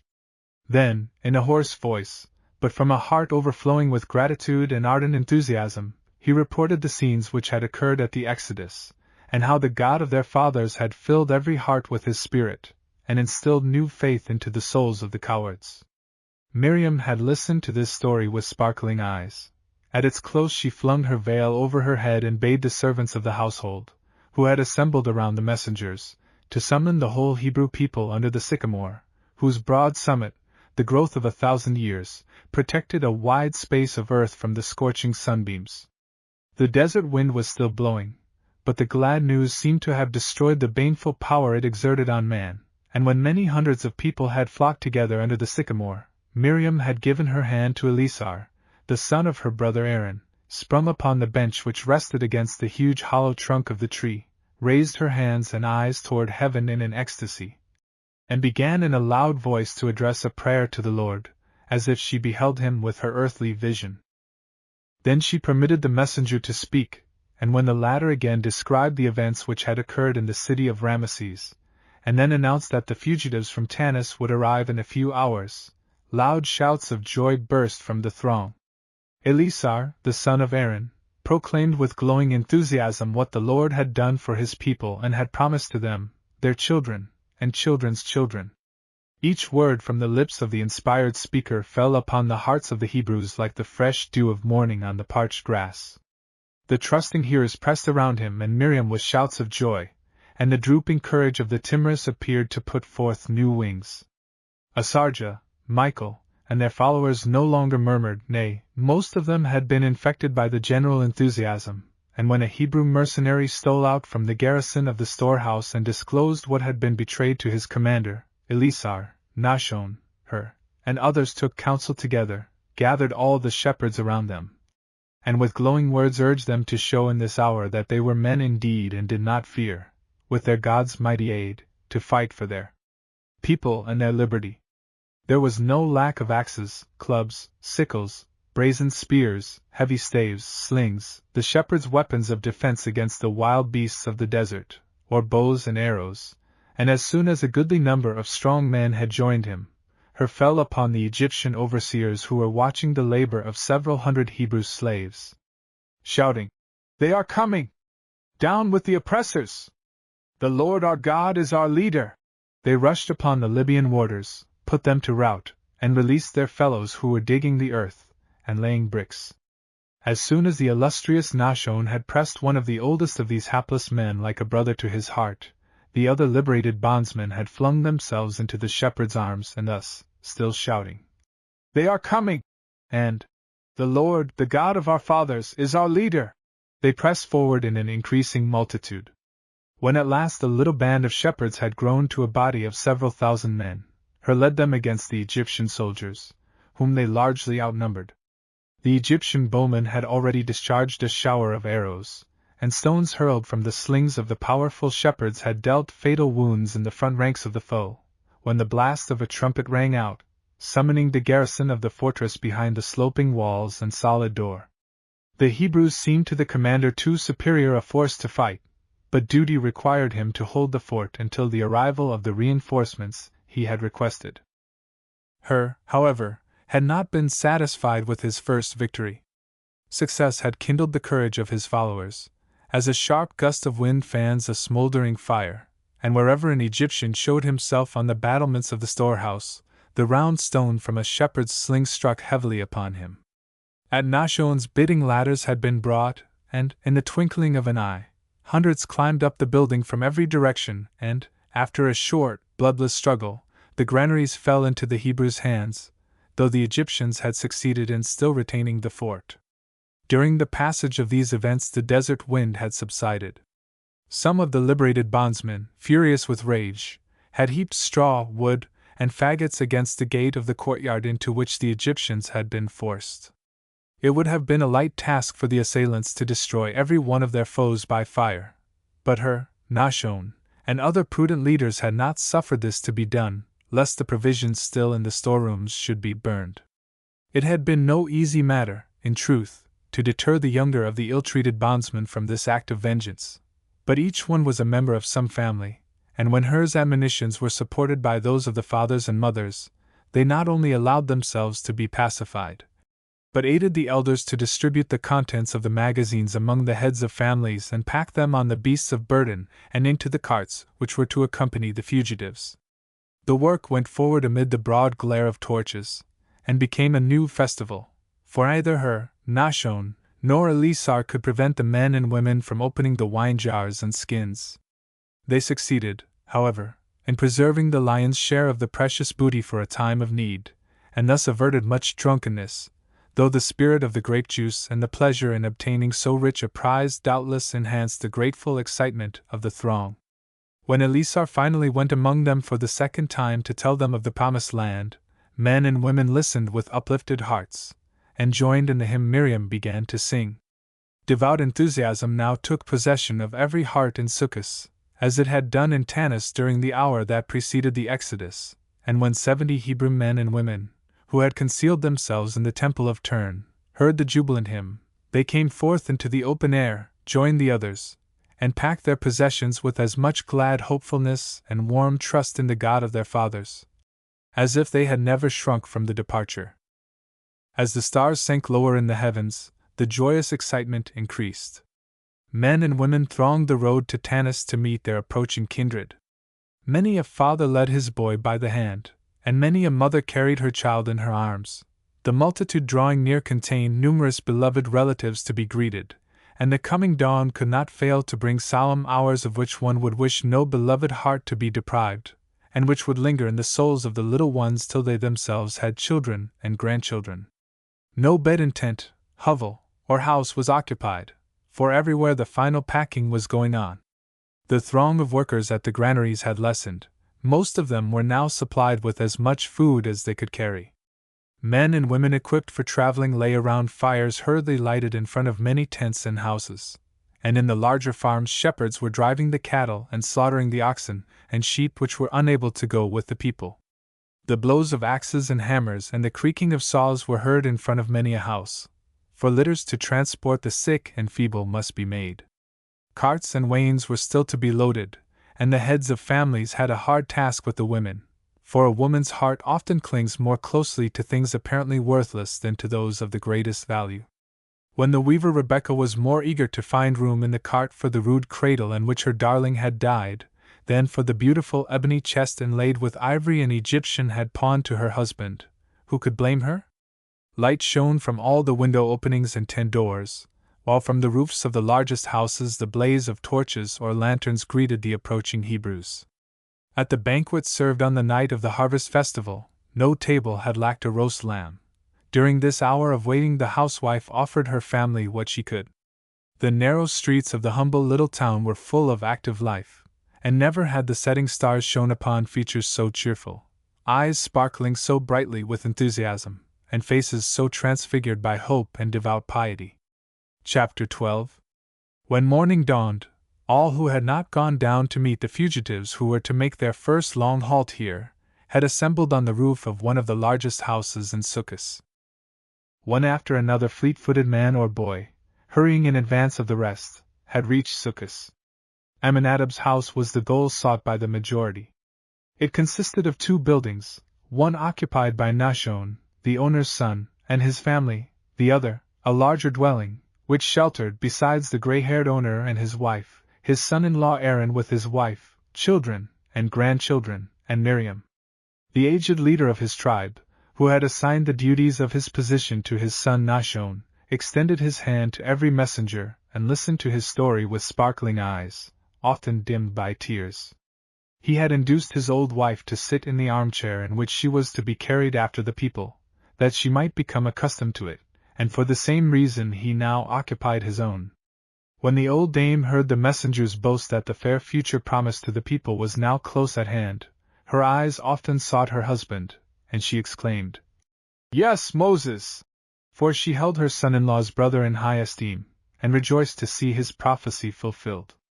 The old people were proud of Aaron too, but all their love was lavished upon Eleazar, their grandson, whom they beheld growing up into a second Moses. Miriam had been for some time a new and welcome member of the household. True, the warm-hearted old couple's liking for the grave maiden had not increased to parental tenderness, and their daughter Elisheba, Aaron's active wife, had no greater inclination to share the cares of the large family with the prophetess than her son Nahshon's spouse, who, moreover, dwelt with her immediate family under her own roof.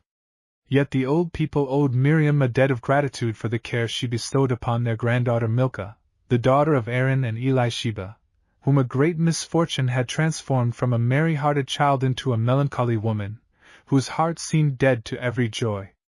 A few days after her marriage to a beloved husband, the latter, carried away by passion, had raised his hand against an Egyptian tax-gatherer, who, while Pharaoh was passing through Succos toward the east, had attempted to drive off a herd of his finest cattle for the kitchen of the Lord of both worlds.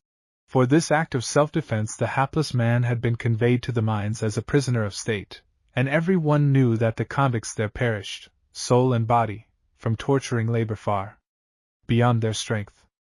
Through the influence of old Nun, Hosea's father, the wife and relatives of the condemned man had been saved from sharing his punishment, as the law prescribed. But Milcah languished under the blow, and the only person who could rouse the pale, silent woman from brooding over her grief was Miriam. The desolate heart clung to the prophetess, and she accompanied her when she practiced in the huts of the poor the medical skill she had learned and took them medicines and alms. The last messengers Amminadab and his wife received on the roof described the hardships of the journey and the misery they had witnessed in dark hues. But if one, more tender-hearted than the rest, broke into lamentations over the sufferings endured by the women and children during the prevalence of the desert wind, and recalling the worst horrors impressed upon his memory, uttered mournful predictions for the future, the old man spoke cheering words, telling him of the omnipotence of God, and How custom would endure one to hardship! His wrinkled features expressed firm confidence, while one could read in Miriam's beautiful, yet stern countenance, little of the courageous hope, which youth is wont to possess in a far higher degree than age. During the arrival and departure of the messengers she did not quit the old couple's side, leaving to her sister-in-law Elisheba and her servants the duty of offering refreshments to the wearied men. She herself listened intently, with panting breath, but what she heard seemed to awaken her anxiety, for she knew that no one came to the house which sheltered Aaron save those who were adherents of her brothers, the leaders of the people. If such men's blindness was already waning, what must the outlook be to the lukewarm and refractory? She rarely added a question of her own to those asked by the old man, and when she did so, the messengers who heard her voice for the first time looked at her in surprise. Though musical, the tones were unusually deep. After several messengers, in reply to her inquiries, declared that Hosea, the son of Nun, had not come with the others, her head drooped and she asked nothing more, till pallid Milcah, who followed her everywhere, raised her dark eyes beseechingly and murmured the name of Reuben, her captive husband. The prophetess kissed the poor desolate wife's forehead, glanced at her as if she had neglected her in some way, and then questioned the messengers with urgent eagerness concerning their news of Reuben, who had been dragged to the mines. One only had learned from a released prisoner that Milcah's husband was living in the copper mines of the province of Bek, in the neighborhood of Mt Sinai, and Miriam seized upon these tidings to assure Milcah, with great vivacity and warmth, that if the tribes moved eastward they would surely pass the mines and release the Hebrews imprisoned there. These were welcome words, and Milcah, who nestled to her comforter's breast, would gladly have heard more, but great restlessness had seized upon the people gazing into the distance from the roof of Amminadab's house. A dense cloud of dust was approaching from the north, and soon after a strange murmur arose, then a loud uproar, and finally shouts and cries from thousands of voices, lowing, neighing, and bleating, such as none of the listeners had ever heard, and then on surged the many-limbed and many-voiced multitude, the endless stream of human beings and herds, which the astrologer's grandson on the observatory of the temple at Tanis had mistaken for the serpent of the netherworld. Now, too, in the light of early dawn, it might easily have been imagined a host of bodiless spirits driven forth from the realms of the dead, for a whitish-gray column of dust extending to the blue vault of heaven moved before it, and the vast whole, with its many parts and voices, veiled by the clouds of sand, had the appearance of a single form. Often, however, a metal spearhead or a brazen kettle, smitten by a sunbeam, flashed brightly, and individual voices, shouting loudly, fell upon the ear. The foremost billows of the flood had now reached Amminadab's house, before which pasture lands extended as far as the eye could reach. Words of command rang on the air, the procession halted, dispersing as a mountain lake overflows in spring, sending rivulets and streams hither and thither, but the various small runlets speedily united, taking possession of broad patches of the dewy pastures, and wherever such portions of the torrent of human beings and animals rested, the shroud of dust which had concealed them disappeared.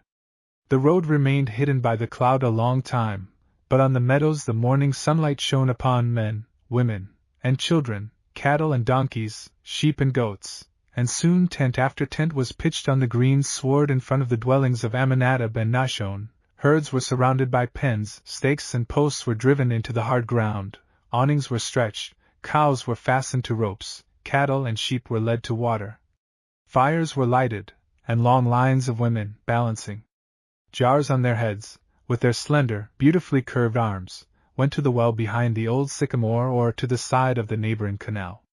This morning, as on every other working day, a pied ox with a large hump was turning the wheel that raised the water. It watered the land, though the owner of the cattle intended to leave it on the morrow, but the slave who drove it had no thought beyond the present, and, as no one forbade him, moistened as he was wont the grass for the foe into whose hands it was to fall. Hours elapsed ere the advancing multitude reached the camp, and Miriam, who stood describing to Amminadab, whose eyes were no longer keen enough to discern distant objects, what was passing below, witnessed many an incident from which she would fain have averted her gaze. She dared not frankly tell the old man what she beheld, it would have clouded his joyous hope. Relying, With all the might of an inspired soul upon the God of her fathers and his omnipotence, she had but yesterday fully shared Amminadab's confidence. But the Lord had bestowed upon her spirit the fatal gift of seeing things and hearing words incomprehensible to all other human beings. Usually she distinguished them in dreams, but they often came to her also in solitary hours, when she was deeply absorbed by thoughts of the past or the future. The words Ephraim had announced to Hosea in her name, as a message from the Most High, had been uttered by unseen lips while she was thinking under the sycamore of the Exodus and the man whom she had loved from her childhood, and when that day, between midnight and morning, she again sat beneath the venerable tree and was overpowered by weariness, she had believed she heard the same voice. The words had vanished from her memory when she awoke, but she knew that their purport had been sorrowful and of ill omen. Spite of the vagueness of the monition, it disturbed her, and the outcries rising from the pastures certainly were not evoked by joy that the people had joined her brothers and the first goal of their wanderings had been successfully gained, as the old man at her side supposed. No, they were the furious shouts of wrathful, undisciplined men, wrangling and fighting with fierce hostility on the meadow for a good place to pitch their tents, or the best spot at the wells or on the brink of the canals to water their cattle. Wrath, disappointment, despair echoed in the shouts, and when her gaze sought the point whence they rose loudest, she saw the corpse of a woman borne on a piece of tent cloth by railing bondmen and a pale, death-stricken infant held on the arm of a half-naked, frantic man, its father, who shook his disengaged hand in menace toward the spot where she saw her brothers. The next moment she beheld a gray-haired old man, bowed by heavy toil, raise his fist against Moses. He would have struck him, had he not been dragged away by others. She could not bear to stay longer on the roof. Pale and panting for breath, she hurried to the camp. Milcah followed, and wherever they encountered people who lived in Succos, they received respectful greetings. The newcomers from Zoan, as the Hebrews called Tanis, Phacos, and Bubastis, whom they met on the way, did not know Miriam, yet the tall figure and stately dignity of the prophetess led them also to make way respectfully or pause to answer her questions. The things she learned were evil and heartrending, for joyously as the procession had marched forward on the first day, it dragged along sadly and hopelessly on the second. The desert wind had robbed many of the strong of their power of resistance and energy. Others, like the bondman's wife and nursling, had been attacked by fever on the pilgrimage through the dust and the oppressive heat of the day, and they pointed out to her the procession which was approaching the burial place of the Hebrews of Succos.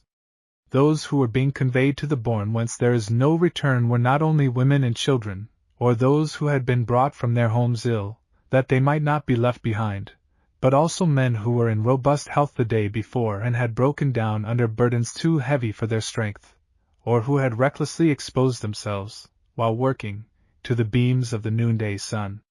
In one tent, where a young mother was shaking with the chill of a severe attack of fever, Miriam asked the pallid Milcah to bring her medicine chest, and the desolate wife went on her errand with joyous alacrity. On the way she stopped many and timidly asked about her captive husband, but could obtain no news of him. Miriam, however, heard from none. Hosea's father, that Eliab, the freedman whom he had left behind, had informed him that his son would be ready to join his people. She also learned that the wounded Ephraim had found shelter in his uncle's tent. Was the lad's illness serious, or what other cause detained Hosea in Tanis? These questions filled Miriam's heart with fresh anxiety, yet with rare energy she nevertheless lavished help and comfort wherever she went. Old Nun's cordial greeting had cheered her, and a more vigorous, kind, and lovable old man could not be imagined. The mere sight of his venerable head, with its thick snow-white hair and beard, his regular features, and eyes sparkling with the fire of youth, was a pleasure to her, and as, in his vivacious, winning manner, he expressed his joy at meeting her again, as he drew her to his heart and kissed her brow, after she had told him that, in the name of the Most High, she had called Hosea, Joshua, and summoned him back to his people that he might command their forces, she felt as if she had found in him some compensation for her dead father's loss, and devoted herself with fresh vigor to the arduous duties which everywhere demanded her attention.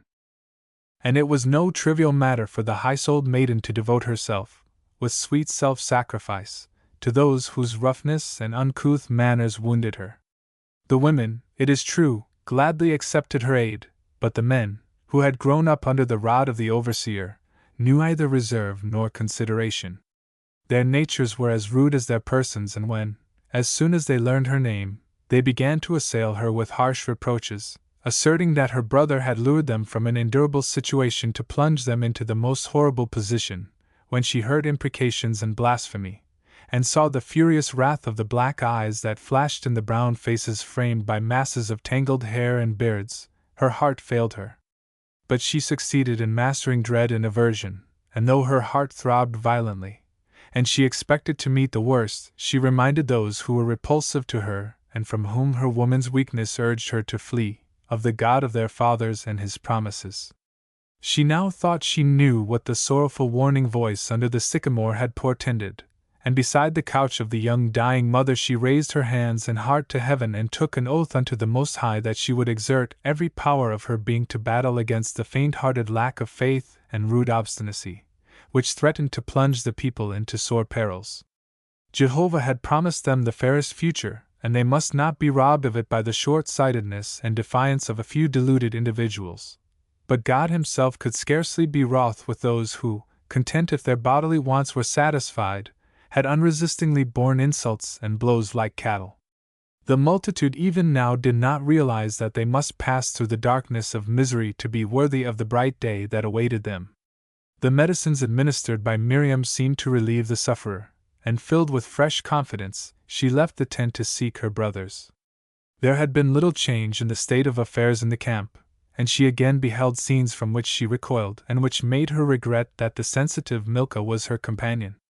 Some rascally bondmen who had seized cattle and utensils belonging to others had been bound to a palm tree, and the ravens that followed the procession, and had found ample sustenance on the way, now croaked greedily around the quickly established place of execution. No one knew who had been judge or executioner of the sentence, but those who took part in the swift retribution considered it well justified, and rejoiced in the deed. With rapid steps and averted head Miriam drew the trembling Milcah on and gave her to the care of her uncle Nahshon to lead home. The latter had just parted from the man who with him ruled the sons of Judah as the prince of the tribe, her, who at the head of the shepherds had won the first victory against the Egyptians, and who now led to the maiden with joyful pride a man and a boy, his son and grandson. Both had been in the service of the Egyptians, practicing the trade of goldsmith and worker in metals for Pharaoh at Memphis. The former's skill had won him the name of Uri, which in Egyptian means great, and this artificer's son Bezaleel, hers grandson, though scarcely beyond boyhood, was reputed to surpass his father in the gifts of genius. Her gazed with justifiable pride at son and grandson, for though both had attained much consideration among the Egyptians they had followed their father's messenger without demur, leaving behind them many who were dear to their hearts, and the property gained in Memphis, to join their wandering nation and share its uncertain destiny. Miriam greeted the new arrivals with the utmost warmth, and the men who, representing 3 generations, stood before her, presented a picture on which the eyes of any well-disposed person could not fail to rest with pleasure. The grandfather was approaching his 60th year, and though many threads of silver mingled with his ebon black hair, he held himself as erect as a youth, while his thin, sharply cut features expressed the unyielding determination, which explained his sons' and grandsons' prompt obedience to his will. Uri, too, was a stately man, and Bezaleel a youth who showed that he had industriously utilized his 19 years and already attained an independent position. His artist eye sparkled with special brilliancy, and after he and his father had taken leave of Miriam to greet Caleb, their grandfather and great-grandfather, she heartily congratulated the man who was one of her brother's most loyal friends, upon such scions of his noble race. Her seized her hand and, with a warmth of emotion gushing from a grateful heart that was by no means usual to the stern, imperious nature of this chief of an unruly shepherd tribe, exclaimed, "Aye, they have remained good, true, and obedient. God has guarded them and prepared this day of happiness for me. Now it depends on you to make it the fairest of all festivals. You must have long perceived that my eyes have followed you and that you have been dear to my heart. To work for our people and their welfare is my highest aim as a man, yours as a woman, and that is a strong bond. But I desire to have a still firmer one unite us, and since your parents are dead, and I cannot go with the bridal dower to Imram, to buy you from him, I now bring my suit to you in person, high-souled maiden. But ere you say yes or no, you should learn that my son and grandson are ready to pay you the same honor as head of our household that they render me, and your brothers willingly permitted me to approach you as a suitor. Miriam had listened to this offer in silent surprise. She had a high esteem and warm regard for the man who so fervently desired her love. Spite of his age, he stood before her in the full flush of manhood and stately dignity, and the beseeching expression of eyes whose glance was wont to be so imperious and steadfast stirred the inmost depths of her soul. She, however, was waiting with ardent longing for another, so her sole answer was a troubled shake of the head. But this man of mature years, a prince of his tribe, who was accustomed to carry his plans persistently into execution, undeterred by her mute refusal, continued even more warmly than before. Do not destroy in one short moment the yearning repressed with so much difficulty for years. Do you object to my age? Miriam shook her head a second time, but her went on. That was the source of my anxiety, though I can still vie with many a younger man in vigor. But if you can overlook your lover's gray hairs, perhaps you may be induced to weigh the words he now utters. Of the faith and devotion of my soul I will say nothing. No man of my years woos a woman, unless his heart's strong impulse urges him on. But there is something else which, meseems, is of equal import. I said that I would lead you to my house. Yonder it stands, a building firm and spacious enough, but from tomorrow a tent will be our home, the camp our dwelling place, and there will be wild work enough within its bounds. No one is secure, not even of life, least of all a woman, however strong she may be, who has made common cause with those against whom thousands murmur. Your parents are dead, your brothers might protect you, but should the people lay hands on them, the same stones on which you crossed the stream would drag you down into the depths with them. And were I your wife, you also, replied Miriam, her thick eyebrows contracting in a heavy frown. I will take the risk, her answered. The destinies of all are in God's hands, my faith is as firm as yours, and behind me stands the tribe of Judah, who follow me and Nashon as the sheep follow the shepherds. Old Nun and the Ephraimites are with us, and should matters come to the worst, it would mean perishing according to God's will, or in faithful union, power, and prosperity, awaiting old age in the promised land. Miriam fearlessly gazed full into his stern eyes, laid her hand on his arm, and answered, Those words are worthy of the man whom I have honored from childhood, and who has reared such sons, but I cannot be your wife. You cannot? No, my lord, I cannot. A hard sentence, but it must suffice, replied the other, his head drooping in sorrow. But Miriam exclaimed, Nay, you have a right to ask the cause of my refusal, and because I honor you, I owe you the truth. Another man of our race reigns in my heart. He met me for the first time when I was still a child. Like your son and grandson, he has lived among the Egyptians, but the summons of our God and of his father reached him as did the message to your sons, and like Uri and Bezaleel, he showed himself obedient. If he still desires to wed me, I shall become his wife, if it is the will of the God whom I serve, and who shows me the favor of suffering me to hear his voice. But I shall think of you with gratitude forever. Her large eyes had been glittering through tears as she uttered the words, and there was a tremor in the gray-haired lover's voice as he asked in hesitating, embarrassed tones, And if the man for whom you are waiting, I do not ask his name, shuts his ears to the call that has reached him, if he declines to share the uncertain destiny of his people? That will never happen, Miriam interrupted, a chill creeping through her veins, but her exclaimed, There is no never, no surely, save with God. If, spite of your firm faith, the result should be different from your expectations, will you resign to the Lord the wish which began to stir in your heart, when you were still a foolish child? He who has guided me until now will show me the right way. Well then, replied her, put your trust in him, and if the man of your choice is worthy of you, and becomes your lord, my soul will rejoice without envy when the Most High blesses your union. But if God wills otherwise, and you need a strong arm for your support, I am here. The tent and the heart of her will ever be open to you. With these words he turned away, but Miriam gazed thoughtfully after him as long as the old chief's stately figure was visible. At last, still pondering, she moved toward her host's house, but at the road leading to Tanis, she paused and gazed northward. The dust had subsided, and she could see a long distance, but the one person whom it was to lead back to her and to his people did not appear. Sighing sadly, she moved onward with drooping head, and started violently when her brother Moses' deep voice called to her from the old sycamore. Chapter 13. Aaron and Eleazar, with fiery eloquence, had reminded the murmuring, disheartened people of the power and promises of their God. Whoever had stretched his limbs undisturbed to comfortable rest, whoever had been strengthened by food and drink regained the confidence that had been lost. The liberated bondmen were told of the hard labor and dishonoring blows which they had escaped and admonished that they must recognize as God's dispensation, among other things, that Pharaoh had not pursued them, but the rich booty still found in the plundered storehouse had no small share in the revival of their drooping courage, and the bondmen and lepers, for many of the latter had accompanied them and rested outside the camp, in short, all for whose support Pharaoh had provided saw themselves safe for a long time from care and privation.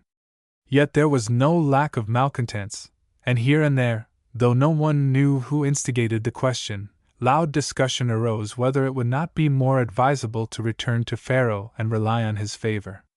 Whoever raised it did the work secretly, and was often compelled to submit to sharp, threatening retorts. Miriam had talked with her brothers and shared the heavy anxieties that oppressed them. Why had the desert wind so speedily destroyed the courage of the people during their brief pilgrimage? How impatient, how weak in faith, how rebellious they had showed themselves at the first obstacle they had encountered, how uncontrollable they had been in following their fierce impulses. When summoned to prayer just before sunrise during their journey, some had turned toward the day star rising in the east, others had taken out a small idol they had brought with them, and others still had uplifted their eyes to the Nile acacia, which in some provinces of Egypt was regarded as a sacred tree. What did they know of the God who had commanded them to cast so much behind them and take upon themselves such heavy burdens? Even now many were despairing, though they had confronted no serious dangers, for Moses had intended to lead the Hebrews and Succos over the road to Philistia direct to the Promised Land in Palestine, but the conduct of the people forced him to resign this plan and form another. To reach the great highway connecting Asia and Africa it was necessary to cross the isthmus, which rather divided than united the two continents, for it was most thoroughly guarded from intruders and, partly by natural, partly by artificial obstacles, barred the path of every fugitive. A series of deep lakes rolled their waves upon its soil, and where these did not stay the march of the travelers, strong fortifications, garrisoned by trained Egyptian troops, rose before them. This chain of forts was called Shaitam, or in the Hebrew tongue, Etham, and wayfarers leaving Succos would reach the nearest and strongest of these forts in a few hours. When the tribes, full of enthusiasm for their God, and ready for the most arduous enterprises, shook off their chains and, exulting in their new liberty, rushed forward to the Promised Land, Moses, and with him the majority of the elders, had believed that, like a mountain torrent, bursting dams and sluices, they would destroy and overthrow everything that ventured to oppose their progress. With these enthusiastic masses, to whom bold advance would secure the highest good, and timid hesitation could bring nothing save death and ruin, they had expected to rush over the Etham line as if it were a pile of faggots. But now, since a short chain of difficulties and suffering had stifled the fire of their souls, now that wherever the eye turned, there were 2 calm and 5 dissatisfied or anxious individuals to 1 upheld by joyous anticipation, to storm the Etham line would have cost rivers of blood and moreover jeopardized all that had been already gained. The overpowering of the little garrison in the storehouse of Pithom had occurred under specially favorable circumstances, which could hardly be expected to happen again, so the original plan must be changed, and an attempt made to take a circuit around the fortifications. Instead of moving toward the northeast, the tribes must turn southward. But, ere carrying this plan into execution, Moses, accompanied by a few trusty men, desired to examine the new route and ascertain whether it would be passable for the great wandering people. These matters were discussed under the great sycamore in front of Amminadab's house, and Miriam was present, a mute witness. Women, even those like herself, were forced to keep silence when men were holding council, yet it was hard for her to remain speechless when it was decided to abstain from attacking the forts, even should the trained warrior, Hosea, whom God himself had chosen to be his sword, return to his people. What avails the best leader, if there is no army to obey him? Nahshon, Amminadab's son, had exclaimed, and the others shared his opinion. When the council finally broke up, Moses took leave of his sister with fraternal affection. She knew that he was in the act of plunging into fresh dangers and, in the modest manner in which she was always wont to accost the brother who so far surpassed all others in every gift of mind and body, expressed her anxiety. He looked into her eyes with friendly reproach and raised his right hand toward heaven, but she understood his meaning, and kissing his hand with grateful warmth, replied, "You stand under the protection of the Most High, and I fear no longer." Pressing his lips upon her brow, he bade her give him a tablet, wrote a few words on it, flung it into the hollow trunk of the sycamore, and said, "For Hosea, no, for Joshua the son of Nun, if he comes while I am absent. The Lord has great deeds for him to accomplish, when he learns to expect loftier things from the Most High than from the mighty ones of earth." With these words he left her, but Aaron, who, as the oldest, was the head of her tribe, lingered and told her that a man of worth sought her hand. Miriam, with blanching face, replied, "I know it." He looked at her in surprise and with earnest monition added, "As you choose, yet it will be wise to consider this. Your heart belongs to your God and to your people, and the man whom you wed must be ready, like yourself, to serve both, for two must be one in marriage, and if the highest aim of one is not also that of the other, they will remain two till the end. The voice of the senses, which drew them together, will soon be mute and nothing will be left to them save discord." Having said this, he went away, and she, too, was preparing to leave the others, for on the eve of departure she might be needed in the house whose hospitality she enjoyed. But a new incident detained her, as though bound with fetters, under the sycamore. What cared she for the packing of perishable wares and providing for bodily needs, when affairs which occupied her whole soul were under discussion? Elisheba, Nahshon's wife, any housekeeper and faithful slave could attend to the former wants. Higher things were to be determined here, the weal or woe of her people. Several men of distinction in the tribes had joined the elders under the sycamore, but Hur had already departed with Moses. Uri, the son of the former, now appeared beneath the ancient tree. The worker in metals, who had just come from Egypt, had talked in Memphis with persons who were near to the king and learned that Pharaoh was ready to remove great burdens from the Hebrews and grant them new favors, if Moses would render the God whom he served propitious to him and induce the people to return after they had offered sacrifices in the wilderness. Therefore it would be advisable to send envoys to Tanis and enter into negotiations with the Sublime Porte. These proposals, which Uri had not yet ventured to move to his father, he, with good intentions, brought before the assembled elders. He hoped that their acceptance might spare the people great suffering.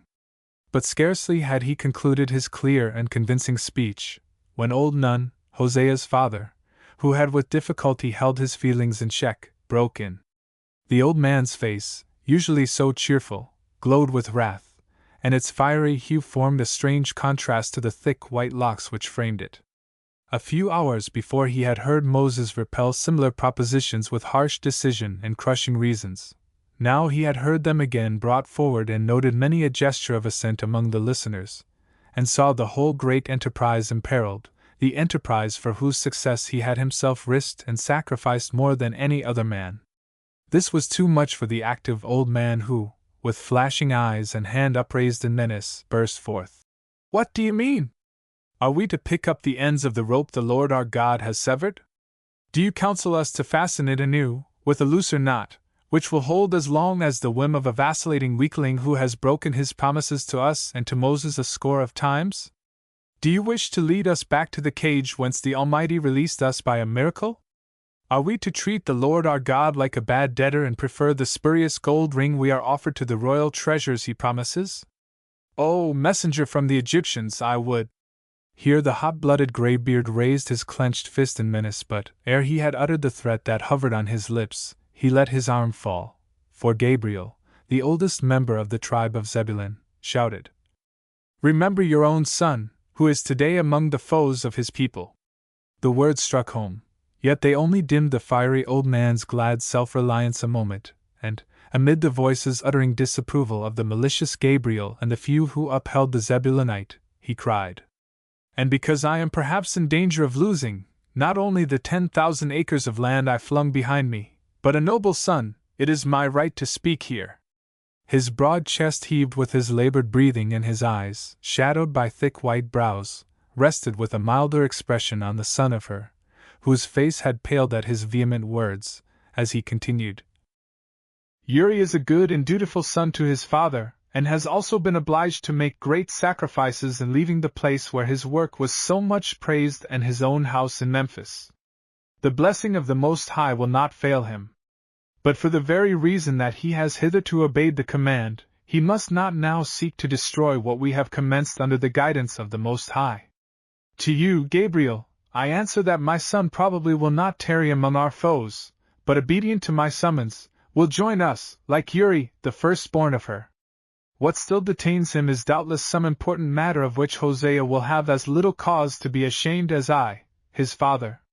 I know and trust him, and whoever expects aught else will sooner or later, by my son's course of action, be proved a liar." Here he paused to push his white hair back from his burning brow and, as no one contradicted him, he turned to the worker in metals, and added with cordial friendliness, "What angered me, Uri, was certainly not your purpose.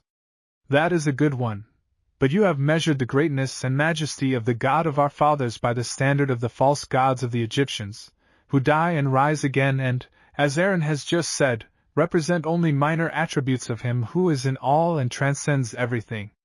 To serve God, until Moses taught me a better counsel, I deemed meant to sacrifice an ox, a lamb, or a goose upon the altar like the Egyptians, but your eyes, as befell me through Moses, will not be open to him who rules the world and has made us his people, until, like me, you, and all of us, and probably my son also, shall each have kindled in his own breast the sacrificial fire which never goes out, and consumes everything that does not relate to him in love and loyalty, faith and reverence. Through Moses, his servant, God has promised us the greatest blessings, deliverance from bondage, the privilege of ruling on our own land as free men in a beautiful country, our own possession and the heritage of our children. We are going forth to receive his gift, and whoever seeks to stop us on our way, whoever urges us to turn and creep back into the net whose brazen meshes we have burst, advises his people to run once more like sheep into the fire from which they have escaped. I am not angry with you, your face shows that you perceive how foolishly you have erred, but all ye who are here must know that I heard only a few hours ago from Moses' own lips these words, "Whoever counsels return and the making of covenants with the Egyptians, I will denounce as a scorner of Jehovah our God, and the destroyer and worst foe of his people." Uri went to the old man, gave him his hand, and deeply convinced of the justice of his reproaches, exclaimed, "No treaty, no covenant with the Egyptians! I am grateful to you, Nun, for opening my eyes.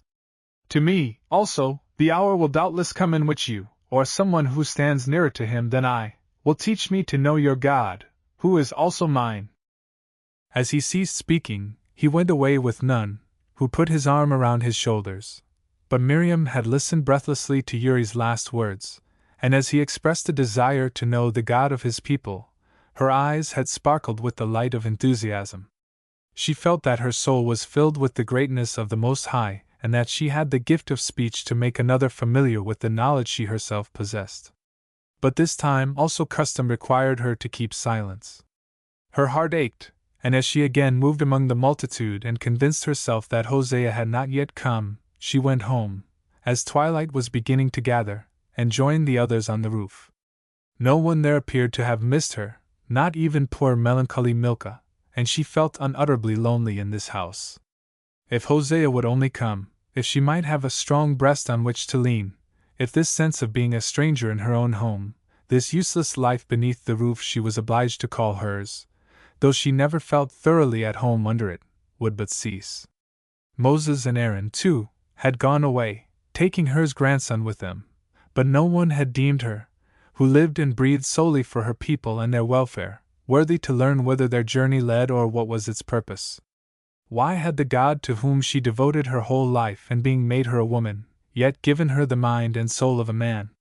She waited, as if to test whether any of the circle of kindly-natured people to which she belonged really loved her, for some one of the elders or the children to accost her. But Elisar's little ones were pressing around their grandparents, and she had never understood how to make herself agreeable to children. Elisheba was directing the slaves who were putting the finishing touches to the packing. Milcah sat with her cat in her lap, gazing into vacancy. No one heeded or spoke to her.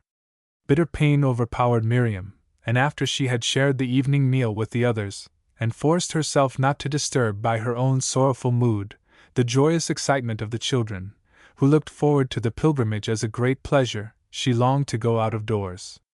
Closely veiled, she passed alone through the camp, and what she beheld there was certainly ill-suited to dispel the mood that oppressed her. There was plenty of noise, and though sometimes devout hymns, full of joy and hope, echoed on the air, she heard far more frequently savage quarreling and rebellious words. When her ear caught threats or reproaches leveled against her noble brother, she quickened her pace, but she could not escape her anxiety concerning what would happen at the departure after sunrise on the morrow, should the malcontents obtain supremacy. She knew that the people would be forced to press forward, but her dread of Pharaoh's military power had never permitted her to be at peace. To her it was as it were embodied in Hosea's heroic figure.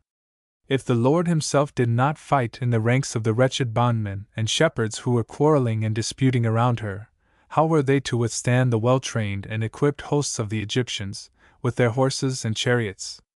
She had heard that guards had been posted in all parts of the camp, with orders to sound the horn or strike the cymbal at the approach of the foe, until the men had flocked to the spot whence the warning first echoed. She had long listened for such an alarm, yet how much more intently for the hoof-beats of a single steed, the firm step and deep voice of the warrior for whom she yearned. On his account she constantly returned to the northern part of the camp which adjoined the road coming from Tanis, and where now, at Moses' bidding, the tents of most of the men capable of bearing arms were pitched. Here she had hoped to find true confidence.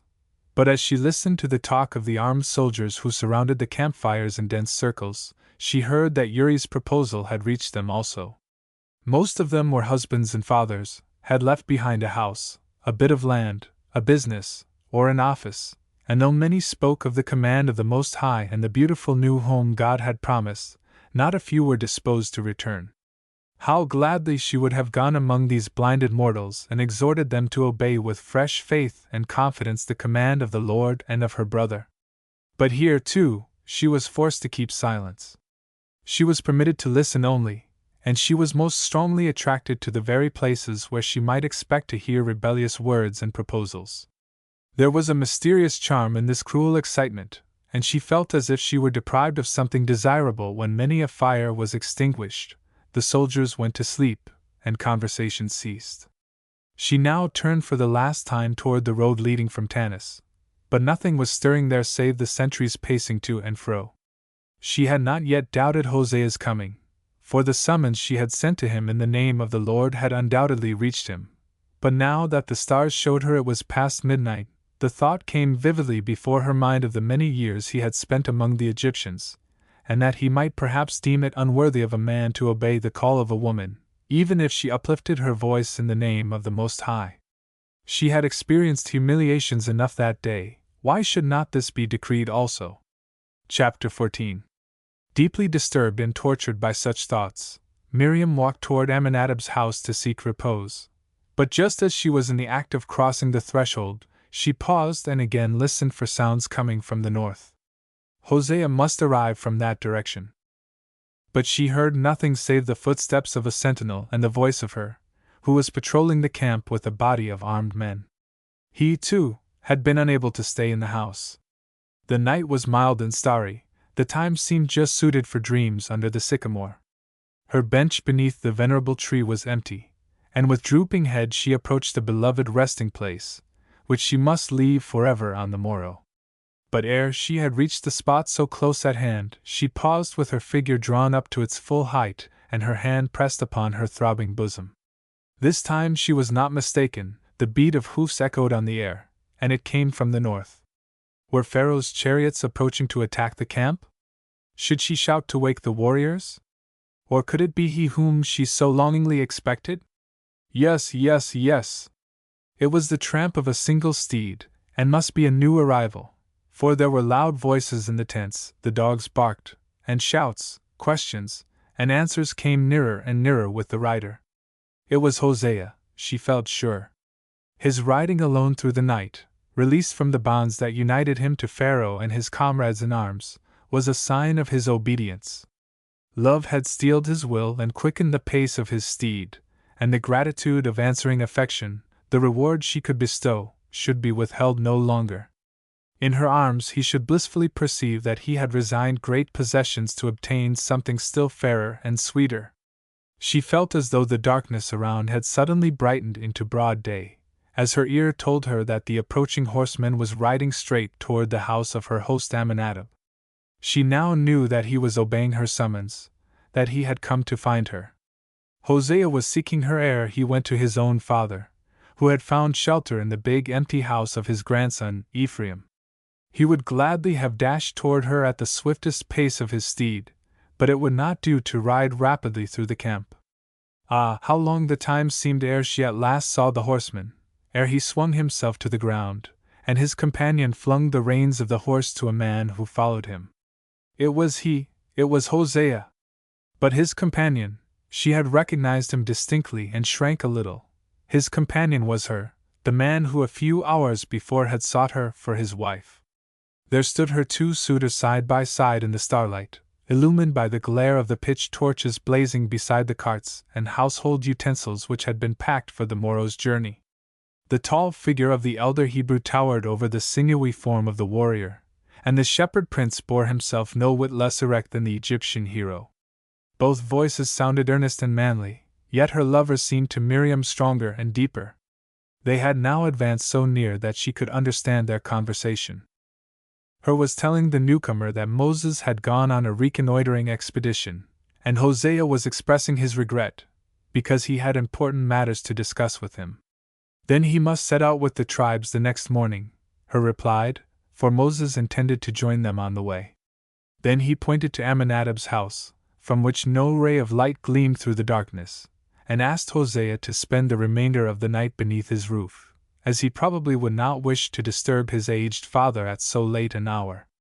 Miriam saw her friend hesitate, and gaze intently up to the women's apartments and the roof of her host's house. Knowing what he sought, she could no longer resist the impulse of her heart, but stepped forth from the shadow of the sycamore and gave Hosea a cordial and tender welcome. He, too, disdained to conceal the joy of his heart, and her stood beside the reunited lovers, as they clasped each other's hands, and exchanged greetings, at first mutely, then with warm words. "I knew you would come!" cried the maiden, and Hosea answered with joyful emotion. "You might easily suppose so, O prophetess, for your own voice was among those that summoned me here." Then in a calmer tone, he added, "I hope to find your brother also. I am the bearer of a message of grave import to him, to us, and to the people. I see that you, too, are ready to depart and should grieve to behold the comfort of your aged host destroyed by hasty acts that may yet be needless." "What do you mean?" asked her, advancing a step nearer to the other. "I mean," replied Hosea, "that if Moses persists in leading the tribes eastward, much blood will flow uselessly tomorrow, for I learn at Tanis that the garrison of Etham has been ordered to let no man pass, still less the countless throng, whose magnitude surprised me as I rode through the camp. I know Apu, who commands the fortifications and the legions whom he leads. There would be a terrible, fruitless massacre of our half-armed, untrained people, there would be. In short, I have urgent business to discuss with Moses, urgent and immediate, to avert the heaviest misfortune ere it is too late." "What you fear has not escaped our notice," replied her, "and it is in order to guard against this peril that Moses has set forth on a dangerous quest." "Whither?" asked Hosea. "That is the secret of the leaders of the tribes." "Of which my father is one." "Certainly, and I have already offered to take you to him.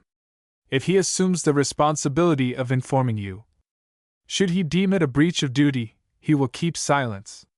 Who is to command the wandering host tomorrow? I? You? Asked Hosea in astonishment, and her answered calmly. You marvel at the audacity of the shepherd who ventures to lead an army, but the Lord of all armies, to whom we trust our cause, is our leader. I rely solely on his guidance. And so do I, replied Hosea. No one save the God through whom Miriam summoned me to this spot entrusted me, of that I am confident, with the important message which brings me here. I must find Moses ere it is too late. You have already heard that he will be beyond the reach of any one, myself included, until tomorrow, perhaps the day after. Will you speak to Aaron? Is he in the camp? No, but we expect his return before the departure of the people, that is in a few hours. Has he the power to decide important matters in Moses' absence? No, he merely announces to the people in eloquent language what his illustrious brother commands. The warrior bent his eyes with a disappointed expression on the ground, and after a brief pause for reflection eagerly added, fixing his gaze on Miriam. It is Moses to whom the Lord our God announces his will, but to you, his august maiden sister, the Most High also reveals himself to you. Oh, Hosea!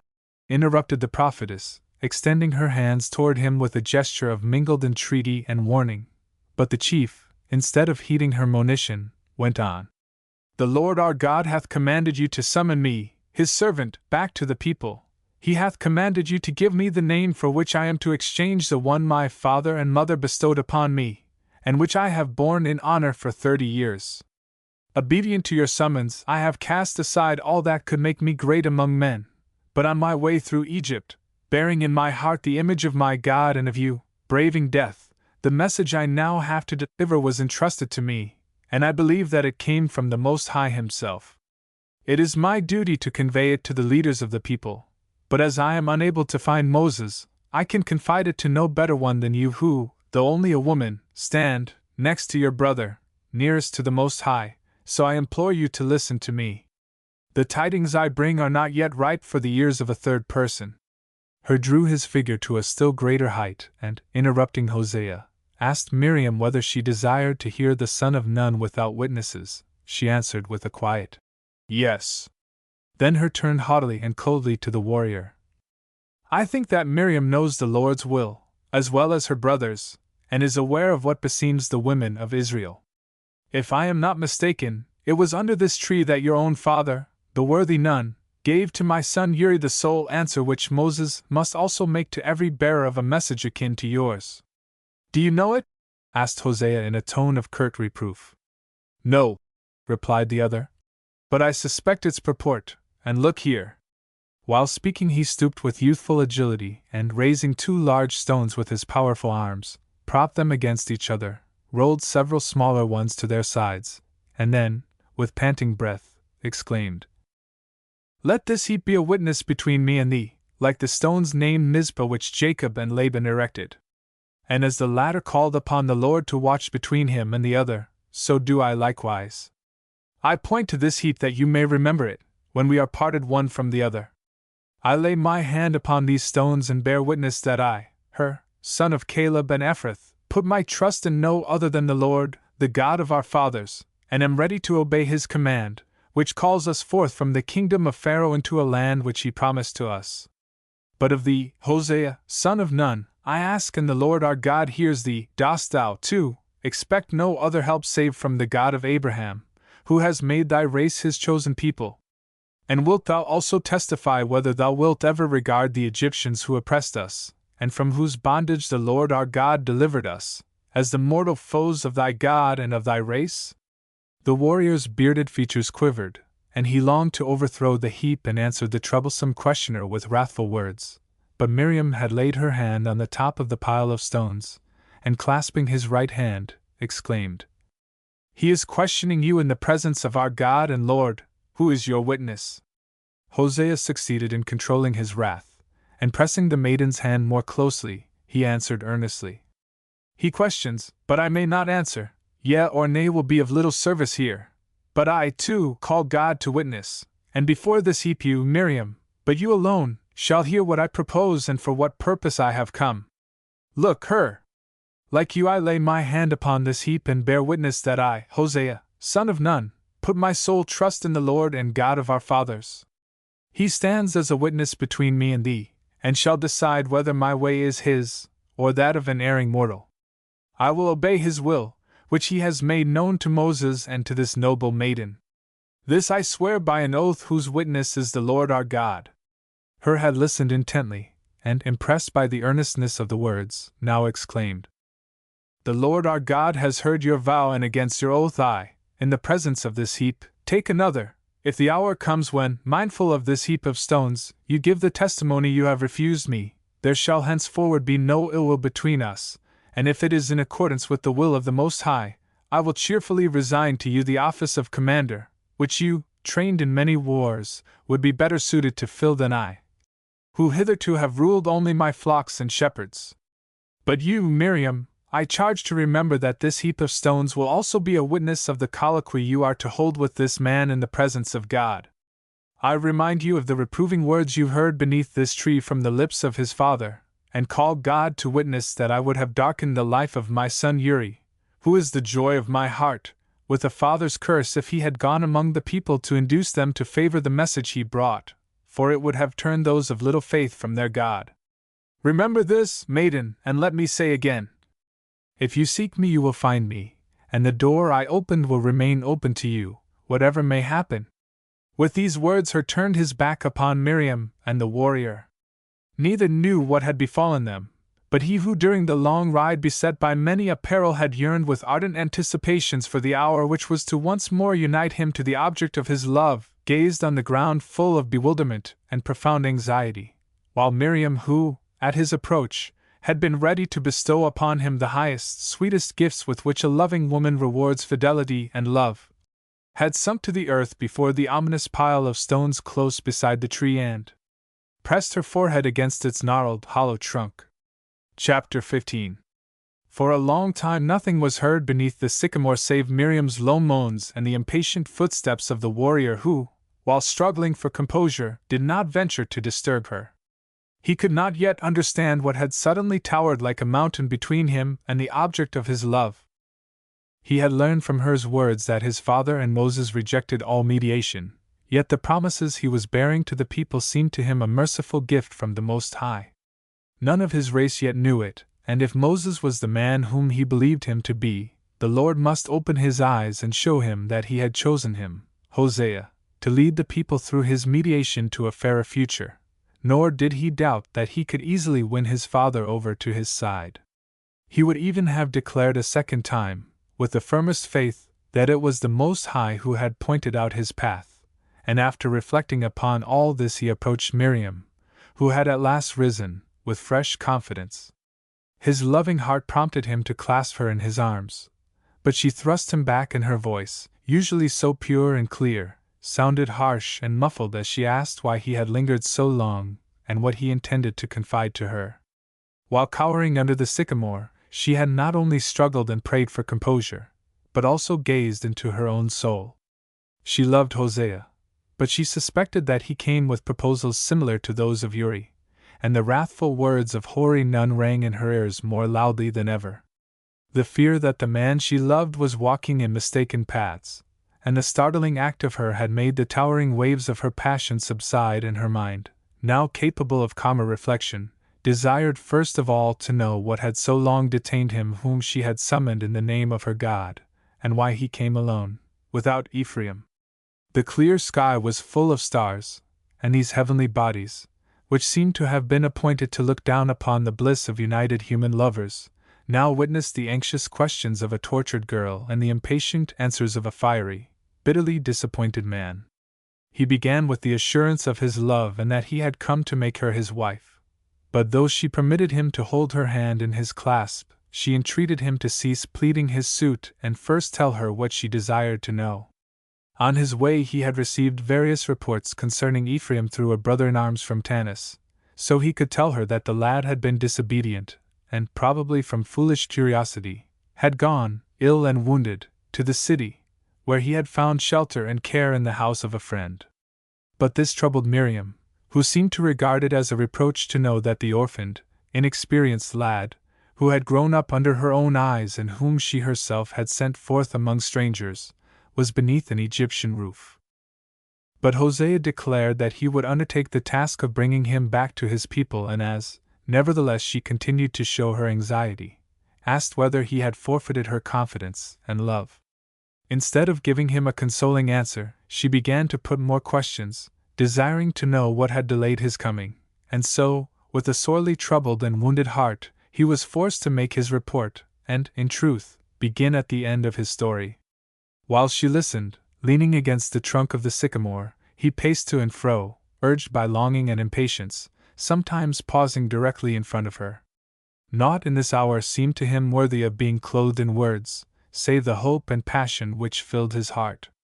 Had he been sure that hers was estranged, he would have dashed away again, after having revealed his whole soul to his father, and risked the ride into unknown regions to seek Moses. To win Miriam and save himself from perjury were his only desires, and momentous as had been his experiences and expectations, during the last few days, he answered her questions hastily, as if they concerned the most trivial things. He began his narrative in hurried words, and the more frequently she interrupted him, the more impatiently he bore it, the deeper grew the lines in his forehead. Hosea, accompanied by his attendant, had ridden southward several hours full of gladsome courage and rich in budding hopes, when just before dusk he saw a vast multitude moving in advance of him. At first he supposed he had encountered the rear guard of the migrating Hebrews, and had urged his horse to greater speed. But ere he overtook the wayfarers, some peasants and carters who had abandoned their wains and beasts of burden rushed past him with loud outcries and shouts of warning which told him that the people moving in front were lepers. And the fugitive's warning had been but too well founded, for the first, who turned with the heartrending cry, "Unclean! Unclean!" bore the signs of those attacked by the fell disease, and from their distorted faces covered with white dust and scurf, lusterless eyes, destitute of brows, gazed at him. Hosea soon recognized individuals, here Egyptian priests with shaven heads, yonder Hebrew men and women. With the stern composure of a soldier, he questioned both and learned that they were marching from the stone quarries opposite Memphis to their place of isolation on the eastern shore of the Nile. Several of the Hebrews among them had heard from their relatives that their people had left Egypt and gone to seek a land which the Lord had promised them. Many had therefore resolved to put their trust also in the mighty God of their fathers and follow the wanderers. The Egyptian priests, bound to the Hebrews by the tie of a common misfortune, had accompanied them, and fixed upon Succos as the goal of their journey, knowing that Moses intended to lead his people there first. But every one who could have directed them on their way had fled before them, so they had kept too far northward and wandered near the fortress of Thabn. Hosea had met them a mile from this spot and advised them to turn back, that they might not bring their misfortune upon their fugitive brethren.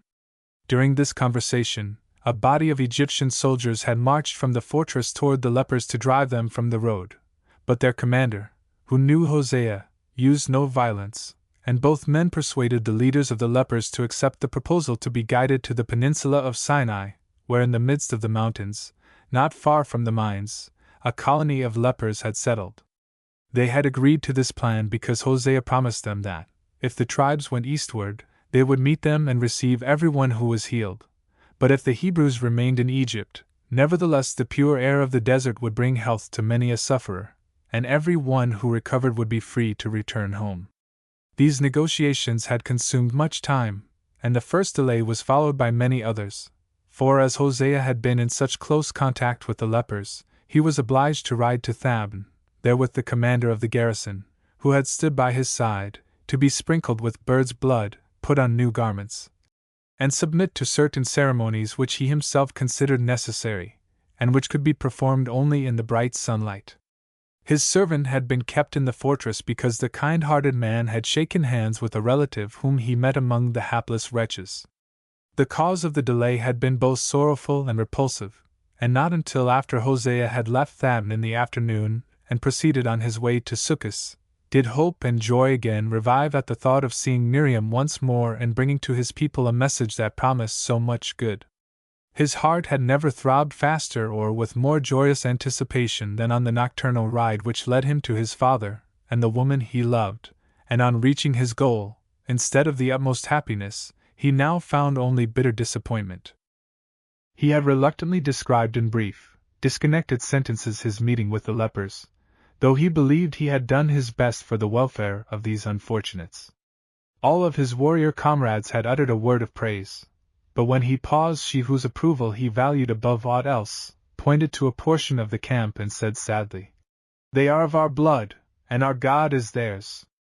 The lepers in Zoan, Phakos and Phibseth followed the others at a certain distance, and their tents are pitched outside the camp. Those in Sukkos, there are not many, will also be permitted to go forth with us, for when the Lord promised the people the land for which they long, he meant lofty and lowly, poor and humble, and surely also the hapless ones who must now remain in the hands of the foe. Would you not have done better to separate the Hebrews from the Egyptians, and guide those of our own blood to us? The warrior's manly pride rebelled, and his answer sounded grave and stern. In war we must resolve to sacrifice hundreds in order to save thousands. The shepherds separate the scabby sheep to protect the flock. True, replied Miriam eagerly. For the shepherd is a feeble man, who knows no remedy against contagion, but the Lord, who calls all his people, will suffer no harm to arise from rigid obedience. That is a woman's mode of thought, replied Hosea. But what pity dictates to her must not weigh too heavily in the balance in the counsels of men. You willingly obey the voice of the heart, which is most proper, but you should not forget what befits you and your sex. A deep flush crimsoned Miriam's cheeks, for she felt the sting contained in this speech with twofold pain because it was Hosea who dealt the thrust. How many pangs she had been compelled to endure that day on account of her sex, and now he, too, made her feel that she was not his peer because she was a woman. In the presence of the stones her had gathered, and on which her hand now rested, he had appealed to her verdict, as though she were one of the leaders of the people, and now he abruptly thrust her, who felt herself inferior to no man in intellect and talent, back into a woman's narrow sphere. But he, too, felt his dignity wounded, and her bearing showed him that this hour would decide whether he or she would have the mastery in their future union. He stood proudly before her, his mien stern in its majesty. Never before had he seemed so manly, so worthy of admiration. Yet the desire to battle for her insulted womanly dignity gained supremacy over every other feeling, and it was she who at last broke the brief, painful silence that had followed his last words, and with a composure won only by the exertion of all her strength of will, she began. "We have both forgotten what detains us here so late at night. You wish to confide to me what brings you to your people and to hear, not what Miriam, the weak woman, but the confidant of the Lord decides." "I hoped also to hear the voice of the maiden on whose love I rely," he answered gloomily. "You shall hear it," she replied quickly, taking her hand from the stones. "Yet it may be that I cannot agree with the opinion of the man whose strength and wisdom are so far superior to mine. Yet you have just shown that you cannot tolerate the opposition of a woman, not even mine." "Miriam," he interrupted reproachfully, but she continued still more eagerly. "I have felt it, and because it would be the greatest grief of my life to lose your heart, you must learn to understand me, ere you call upon me to express my opinion. First hear my message." "No, no," she answered quickly. "The reply would die upon my lips. Let me first tell you of the woman who has a loving heart, and yet knows something else that stands higher than love. Do you smile? You have a right to do so, you have so long been a stranger to the secret I mean to confide." "Speak then," he interrupted, in a tone which betrayed how difficult it was for him to control his impatience. "I thank you," she answered warmly. Then, leaning against the trunk of the ancient tree, while he sank down on the bench, gazing alternately at the ground and into her face, she began. "Childhood already lies behind me, and youth will soon follow. When I was a little girl, there was not much to distinguish me from others. I played like them, and though my mother had taught me to pray to the God of our fathers, I was well pleased to listen to the other children's tales of the goddess Isis. Nay, I stole into her temple, bought spices, plundered our little garden for her, anointed her altar, and brought flowers for offerings. I was taller and stronger than many of my companions, and was also the daughter of Amram, so they followed me and readily did what I suggested. When I was 8 years old, we moved hither from Zoan. Ere I again found a girl playfellow, you came to Gamaliel, your sister's husband, to be cured of the wound dealt by a Libyan's lance. Do you remember that time when you, a youth, made the little girl a companion? I brought you what you needed and prattled to you of the things I knew, but you told me of bloody battles and victories, of flashing armor, and the steeds and chariots of the warrior. You showed me the ring your daring had won, and when the wound in your breast was cured, we roved over the pastures. Isis, whom you also loved, had a temple here, and how often I secretly slipped into the forecourt to pray for you and offer her my holiday cakes. I had heard so much from you of Pharaoh and his splendor, of the Egyptians, and their wisdom, their art, and luxurious life, that my little heart longed to live among them in the capital. Besides, it had reached my ears that my brother Moses had received great favors in Pharaoh's palace and risen to distinction in the priesthood. I no longer cared for our own people. They seemed to me inferior to the Egyptians in all respects. Then came the parting from you, and, as my little heart was devout and expected all good gifts from the divine power, no matter what name it bore, I prayed for Pharaoh and his army, in whose ranks you were fighting. My mother sometimes spoke of the God of our fathers as a mighty protector, to whom the people in former days owed much gratitude, and told me many beautiful tales of him. But she herself often offered sacrifices in the temple of Seth, or carried clover blossoms to the sacred bull of the sun god. She, too, was kindly disposed toward the Egyptians, among whom her pride and joy, our Moses, had attained such high honors.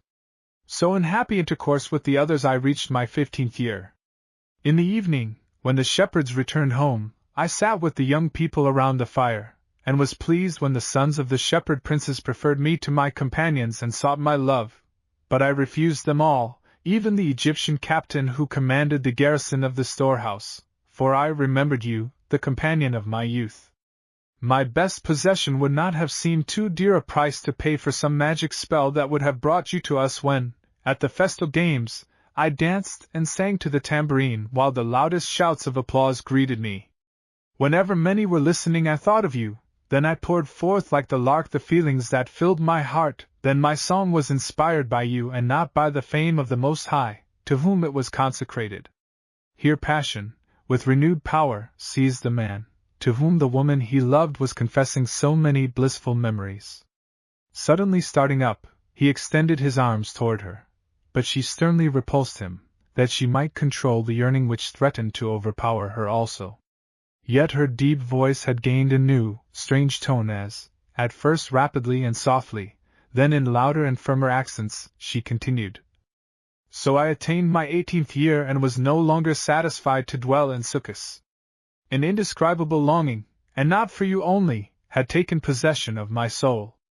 What had formerly afforded me pleasure now seemed shallow, and the monotony of life here in the remote frontier city amid shepherds and flocks appeared dull and pitiful. Eleazar, Aaron's son, had taught me to read and brought me books, full of tales which could never have happened, yet which stirred the heart. Many also contained hymns and fervent songs such as one lover sings to another. These made a deep impression on my soul, and whenever I was alone in the evening, or at noonday when the shepherds and flocks were far away in the fields, I repeated these songs or composed new ones, most of which were hymns in praise of the deity.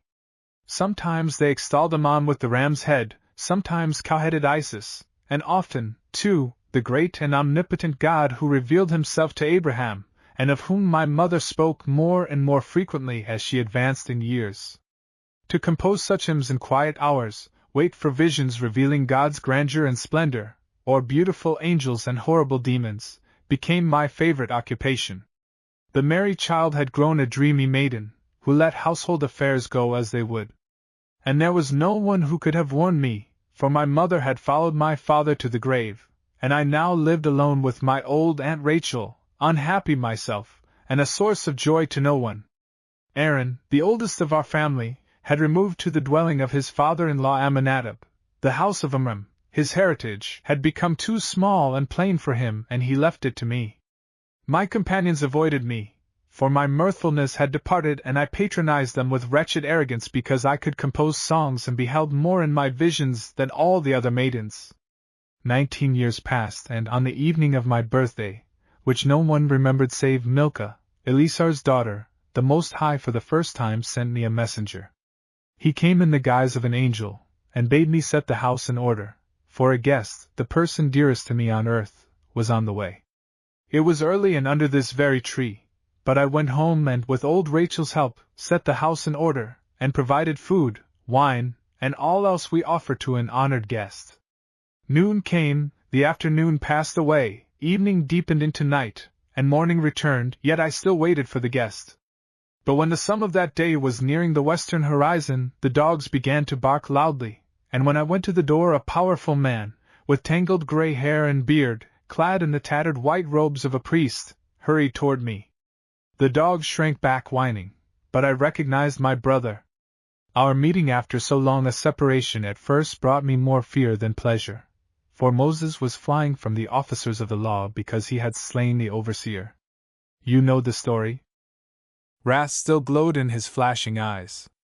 He seemed to me like the god Seth in his fury, and each one of his slow words was graven upon my soul as by a hammer and chisel. Thrice 7 days and nights he remained under my roof, and as I was alone with him and deaf Rachel, and he was compelled to remain concealed, no one came between us, and he taught me to know him who is the God of our fathers. Trembling and despairing, I listened to his powerful words, which seemed to fall like rocks upon my breast, when he admonished me of God's requirements, or described the grandeur and wrath of him whom no mind can comprehend, and no name can describe. Ah, when he spoke of him and of the Egyptian gods, it seemed as if the God of my people stood before me like a giant, whose head touched the sky, and the other gods were creeping in the dust at his feet like whining curs. He taught me also that we alone were the people whom the Lord had chosen, we and no other. Then for the first time I was filled with pride at being a descendant of Abraham, and every Hebrew seemed a brother, every daughter of Israel a sister. Now, too, I perceived how cruelly my people had been enslaved and tortured. I had been blind to their suffering, but Moses opened my eyes and sowed in my heart hate, intense hate of their oppressors, and from this hate sprang love for the victims. I vowed to follow my brother and await the summons of my God. And lo, he did not tarry, and Jehovah's voice spoke to me as with tongues. Old Rachel died. At Moses' bidding I gave up my solitary life and accepted the invitation of Aaron and Amminadab. So I became a guest in their household, yet led a separate life among them all. They did not interfere with me, and the sycamore here on their land became my special property. Beneath its shadow God commanded me to summon you and bestow on you the name Help of Jehovah, and you, no longer Hosea, but Joshua, will obey the mandate of God and his prophetess. Here the warrior interrupted the maiden's words, to which he had listened earnestly, yet with increasing disappointment. I have obeyed you and the Most High. But what it cost me you disdain to ask. Your story has reached the present time, yet you have made no mention of the days following my mother's death, during which you were our guest in Tanis. Have you forgotten what first your eyes and then your lips confessed? Have the day of your departure and the evening on the sea, when you bade me hope for and remember you, quite vanished from your memory? Did the hatred Moses implanted in your heart kill love as well as every other feeling? Love? Asked Miriam, raising her large eyes mournfully to his. Oh no, how could I forget that time, the happiest of my life? Yet from the day Moses returned from the wilderness by God's command to release the people from bondage, 3 months after my separation from you, I have taken no note of years and months, days and nights. Then you have forgotten those also? Hosea asked harshly. Not so, Miriam answered, gazing beseechingly into his face. The love that grew up in the child and did not wither in the maiden's heart cannot be killed, but whoever consecrates one's life to the Lord. Here she suddenly paused, raised her hands and eyes rapturously, as if born out of herself, and cried imploringly, Thou art near me, omnipotent one, and sayest my heart. Thou knowest why Miriam took no note of days and years, and asked nothing save to be thy instrument until her people, who are, also, this man's people, received what thou didst promise. During this appeal, which rose from the inmost depths of the maiden's heart, the light wind which precedes the coming of dawn had risen, and the foliage in the thick crown of the sycamore above Miriam's head rustled, But Hosea fairly devoured with his eyes the tall majestic figure, half illumined, half veiled by the faint glimmering light. What he heard and saw seemed like a miracle. The lofty future she anticipated for her people, and which must be realized ere she would permit herself to yield to the desire of her own heart, he believed that he was hearing to them as a messenger of the Lord. As if rapt by the noble enthusiasm of her soul, he rushed toward her, seized her hand, and cried in glad emotion, "Then the hour has come which will again permit you to distinguish months from days and listen to the wishes of your own soul. For to I, Joshua, no longer Hosea, but Joshua, come as the envoy of the Lord, and my message promises to the people whom I will learn to love as you do, new prosperity, and thus fulfills the promise of a new and better home, bestowed by the Most High." Miriam's eyes sparkled brightly, and, overwhelmed with grateful joy, she exclaimed, "Thou hast come to lead us into the land which Jehovah promised to his people? O Lord, how measureless is thy goodness! He comes as thy messenger. He comes, he is here!" Joshua enthusiastically replied, and she did not resist when he clasped her to his breast, and thrilling with joy, she returned his kiss. Chapter 16. Fear of her own weakness soon made Miriam release herself from her lover's embrace, but she listened with eager happiness, seeking some new sign from the Most High in Joshua's brief account of everything he had felt and experienced since her summons. He first described the terrible conflict he endured, then how he regained entire faith and, obedient to the God of his people and his father's summons, went to the palace expecting imprisonment or death, to obtain release from his oath. He told her how graciously the sorrowing royal pair had received him, and how he had at last taken upon himself the office of urging the leaders of his nation to guide them into the wilderness for a short time only, and then take them home to Egypt, where a new and beautiful region on the western bank of the river should be allotted to them. Then no foreign overseers should henceforward oppress the workmen, but the affairs of the Hebrews should be directed by their own elders, and a man chosen by themselves appointed their head. Lastly, he said that he, Joshua, would be placed in command of the Hebrew forces and, as regent, mediate and settle disputes between them and the Egyptians whenever it seemed necessary. United to her, a happy husband, he would care in the new land for even the lowliest of his race. On the ride hither he had felt as men do after a bloody battle, when the blast of trumpets proclaimed victory. He had indeed a right to regard himself as the envoy of the Most High. Here, however, he interrupted himself, for Miriam, who at first had listened with open ears and sparkling eyes, now showed a more and more anxious and troubled mien. When he at last spoke of making the people happy as her husband, she withdrew her hand, gazed timidly at his manly features, glowing with joyful excitement, and then, as if striving to maintain her calmness, fixed her eyes upon the ground. Without suspecting what was passing in her mind, Hosea drew nearer. He supposed that her tongue was paralyzed by maidenly shame at the first token of favor she had bestowed upon a man. But when at his last words, designating himself as the true messenger of God, she shook her head disapprovingly, he burst forth again, almost incapable of self-control in his sore disappointment. "So you believe that the Lord has protected me by a miracle from the wrath of the mightiest sovereign, and permitted me to obtain from his powerful hand favors from my people, such as the stronger never grant to the weaker, simply to trifle with the joyous confidence of a man whom he himself summoned to serve him." Miriam, struggling to force back her tears, answered in a hollow tone, "The stronger to the weaker. If that is your opinion, you compel me to ask, in the words of your own father, who is the more powerful, the Lord our God or the weakling on the throne, whose firstborn son withered like grass at a sign from the Most High?" "Oh, Hosea! Hosea! Joshua!" he interrupted fiercely. "Do you grudge me even the name your God bestowed? I relied upon his help when I entered the palace of the mighty king. I sought under God's guidance rescue and salvation for the people, and I found them. But you, your father and Moses, nay, all the believing heads of the tribes, see no salvation for us among the Egyptians," she answered, panting for breath. "What they promised the Hebrews will be their ruin. The grass sowed by us withers where their feet touch it. And you, whose honest heart they deceive, are the whistler whom the birdcatcher uses to decoy his feathered victims into the snare. They put the hammer into your hand to rivet more firmly than before the chains which, with God's aid, we have sundered.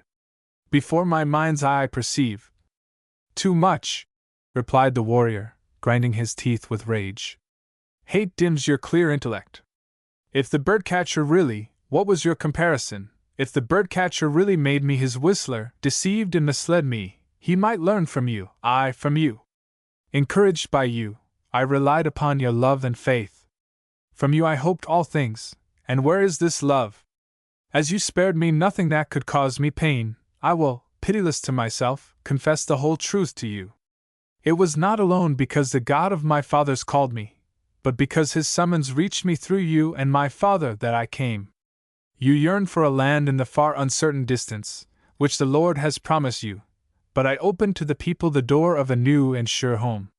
Not for their sakes, what hitherto have they been to me, but first of all to live there in happiness with you whom I loved, and my old father. Yet you, whose cold heart knows naught of love, with my kiss still on your lips, disdain what I offer, from hatred of the hand to which I owe it. Your life, your conflicts have made you masculine. What other women would trample the highest blessings underfoot? Miriam could bear no more and, sobbing aloud, covered her convulsed face with her hands. At the grey light of dawn the sleepers in the camp began to stir, and men and maidservants came out of the dwellings of Amminadab and Nahshon. All whom the morning had roused were moving toward the wells and watering places, but she did not see them. How her heart had expanded and rejoiced when her lover exclaimed that he had come to lead them to the land which the Lord had promised to his people.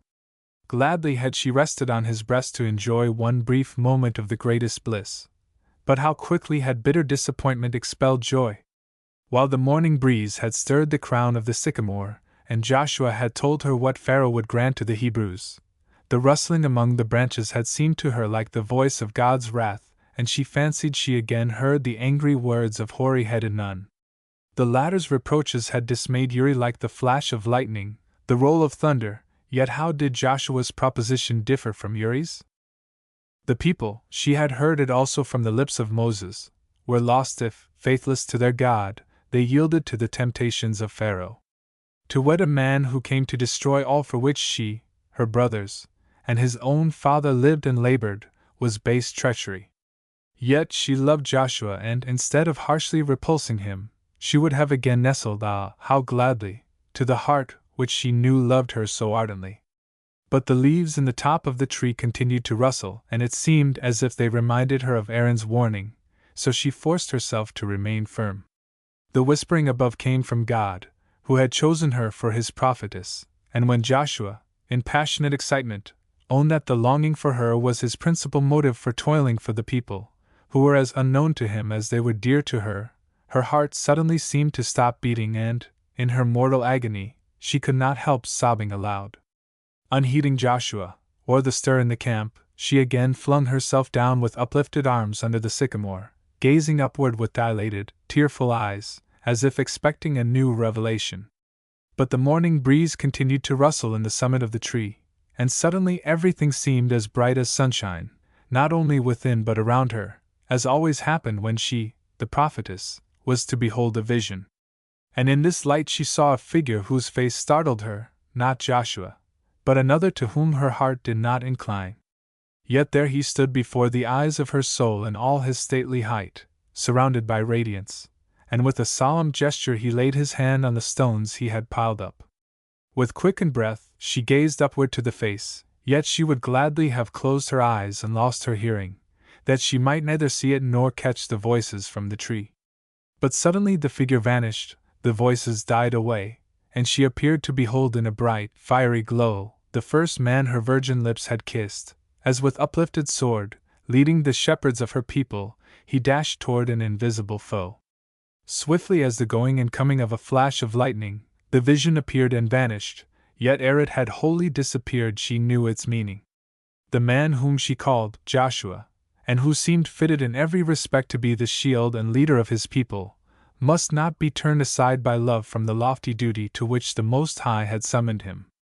None of the people must learn the message he brought, lest it should tempt them to turn aside from the dangerous path they had entered. Her course was as plain as the vision which had just vanished. and, as if the Most High desired to show her that she had rightly understood its meaning, her voice was heard near the sycamore, ere she had risen to prepare her lover for the sorrow to which she must condemn herself and him, commanding the multitude flocking from all directions to prepare for the departure. The way to save him from himself lay before her, but Joshua had not yet ventured to disturb her devotions. He had been wounded and angered to the inmost depths of his soul by her denial. But as he gazed down at her and saw her tall figure shaken by a sudden chill, and her eyes and hands raised heavenward as though spellbound, he had felt that something grand and sacred dwelt within her breast which it would be sacrilege to disturb. Nay, he had been unable to resist the feeling that it would be presumptuous to seek to wed a woman united to the Lord by so close a tie. It must be bliss indeed to call this exalted creature his own, yet it would be hard to see her place another, even though it were the Almighty Himself, so far above her lover and husband. Men and cattle had already passed close by the sycamore, and just as he was in the act of calling Miriam and pointing to the approaching throng, she rose, turned toward him, and forced from her troubled breast the words, "I have communed with the Lord, Joshua, and now know His will. Do you remember the words by which God called you?" He bent his head in assent, but she went on. "Well then, you must also know what the Most High confided to your father, to Moses, and to me. He desires to lead us out of the land of Egypt, to a distant country where neither Pharaoh nor his viceroy shall rule over us, and he alone shall be our king. That is His will, and if He requires you to serve Him, you must follow us and, in case of war, command the men of our people." Joshua struck his broad breast, exclaiming in violent agitation, "An oath binds me to return to Tanis to inform Pharaoh how the leaders of the people received the message with which I was sent forth. Though my heart should break, I cannot perjure myself." "And mine shall break," gasped Miriam, "ere I will be disloyal to the Lord our God. We have both chosen, so let what once united us be sundered before these stones." He rushed frantically toward her to seize her hand, but with an imperious gesture she waved him back, turned away, and went toward the multitude which, with sheep and cattle, were pressing around the wells. Old and young respectfully made way for her as, with haughty bearing, she approached her, who was giving orders to the shepherds. But he came forward to meet her and, after hearing the promise she whispered, he laid his hand upon her head and said with solemn earnestness, "Then may the Lord bless our alliance." Hand in hand with the gray-haired man to whom she had given herself, Miriam approached Joshua. Nothing betrayed the deep emotion of her soul, save the rapid rise and fall of her bosom, for though her cheeks were pale, her eyes were tearless, and her bearing was as erect as ever. She left to her to explain to the lover whom she had forever resigned what she had granted him, and when Joshua heard it, he started back as though a gulf yawned at his feet. His lips were bloodless as he stared at the unequally matched pair. A jeering laugh seemed the only fitting answer to such a surprise, but Miriam's grave face helped him to repress it and conceal the tumult of his soul by trivial words. But he felt that he could not long succeed in maintaining a successful display of indifference, so he took leave of Miriam. He must greet his father, he said hastily, and induce him to summon the elders. Ere he finished, several shepherds hurried up, disputing wrathfully, and appealed to her to decide what place in the procession belonged to each tribe.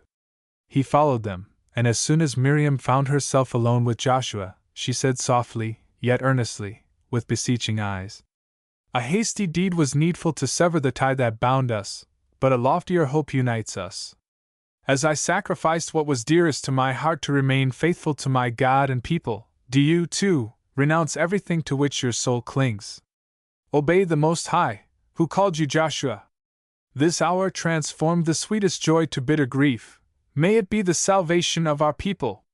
Remain a son of the race which gave you your father and mother. Be what the Lord called you to become, a leader of your race. If you insist on fulfilling your oath to Pharaoh, and tell the elders the promises with which you came, you will win them over, I know. Few will resist you, but of those few the first will surely be your own father. I can hear him raise his voice loudly and angrily against his own dear son. But if you close your ears even to his warning, the people will follow your summons instead of God's, and you will rule the Hebrews as a mighty man. But when the time comes that the Egyptian casts his promises to the winds, when you see your people in still worse bondage than before and behold them turn from the God of their fathers to again worship animal-headed idols, your father's curse will overtake you, the wrath of the Most High will strike the blinded man, and despair will be the lot of him who led to ruin the weak masses for whose shield the Most High chose him. So I, a feeble woman, yet the servant of the Most High and the maiden who is dearer to you than life, cry in tones of warning, fear your father's curse and the punishment of the Lord. Beware of tempting the people. Here she was interrupted by a female slave, who summoned her to her house, and she added in low, hurried accents, only this one thing more. If you do not desire to be weaker than the woman whose opposition roused your wrath, sacrifice your own wishes for the welfare of yonder thousands, who are of the same blood. With your hand on these stones you must swear. But here her voice failed. Her hands groped vainly for some support, and with a loud cry she sank on her knees beside her's token. Joshua's strong arms saved her from falling prostrate, and several women who hurried up at his shouts soon recalled the fainting maiden to life. Her eyes wandered restlessly from one to another, and not until her glance rested on Joshua's anxious face did she become conscious where she was and what she had done. Then she hurriedly drank the water a shepherd's wife handed to her, wiped the tears from her eyes, sighed painfully, and with a faint smile whispered to Joshua, I am but a weak woman after all. Then she walked toward the house, but after the first few steps turned, beckoned to the warrior, and said softly, You see how they are forming into ranks. They will soon begin to move. Is your resolution still unshaken? There is still time to call the elders. He shook his head, and as he met her tearful, grateful glance, answered gently, I shall remember these stones and this hour, wife of her. Greet my father for me and tell him that I love him. Repeat to him also the name by which his son, according to the command of the Most High, will henceforth be called, that its promise of Jehovah's aid may give him confidence when he hears whither I am going to keep the oath I have sworn. With these words he waved his hand to Miriam and turned toward the camp, where his horse had been fed and watered, but she called after him, Only one last word. Moses left a message for you in the hollow trunk of the tree. Joshua turned back to the sycamore and read what the man of God had written for him. Be strong and steadfast, were the brief contents, and raising his head he joyfully exclaimed, Those words are balm to my soul. We meet here for the last time, wife of her, and if I go to my death, be sure that I shall know how to die strong and steadfast. But show my old father what kindness you can. He swung himself upon his horse, and while trotting toward Tanis, faithful to his oath, his soul was free from fear, though he did not conceal from himself that he was going to meet great perils. His fairest hopes were destroyed, yet deep grief struggled with glad exultation. A new and lofty emotion, which pervaded his whole being, had waked within him and was but slightly dimmed, though he had experienced a sorrow bitter enough to darken the light of any other man's existence. Naught could surpass the noble objects to which he intended to devote his blood and life, his God and his people. He perceived with amazement this new feeling which had power to thrust far into the background every other emotion of his breast, even love. True, his head often drooped sorrowfully when he thought of his old father, but he had done right in repressing the eager yearning to clasp him to his heart. The old man would scarcely have understood his motives, and it was better for both to part without seeing each other rather than in open strife. Often it seemed as though his experiences had been but a dream, and while he felt bewildered by the excitements of the last few hours, his strong frame was little wearied by the fatigues he had undergone. At a well-known hostelry on the road, where he met many soldiers and among them several military commanders with whom he was well acquainted, he at last allowed his horse and himself a little rest and food, and as he rode on refreshed active life asserted its claims, for as far as the gate of the city of Ramesses he passed bands of soldiers, and learned that they were ordered to join the cohorts he had himself brought from Libya. At last he rode into the capital, and as he passed the temple of Ammon he heard loud lamentations, though he had learned on the way that the plague had ceased. What many a sign told him was confirmed at last by some passing guards. The first prophet and high priest of Ammon, the grey-haired Rui, had died in the 98th year of his life. By the second prophet, who had so warmly protested his friendship and gratitude to Hosea, had now become Ray's successor and was high priest and judge, keeper of the seals and treasurer, in short, the most powerful man in the realm. Chapter 17. Help of Jehovah! Murmured a state prisoner, laden with heavy chains, 5 days later, smiling bitterly as, with 40 companions in misfortune, he was led through the gate of victory in Tanis toward the east. The mines in the Sinai Peninsula, where more convict labor was needed, were the goal of these unfortunate men.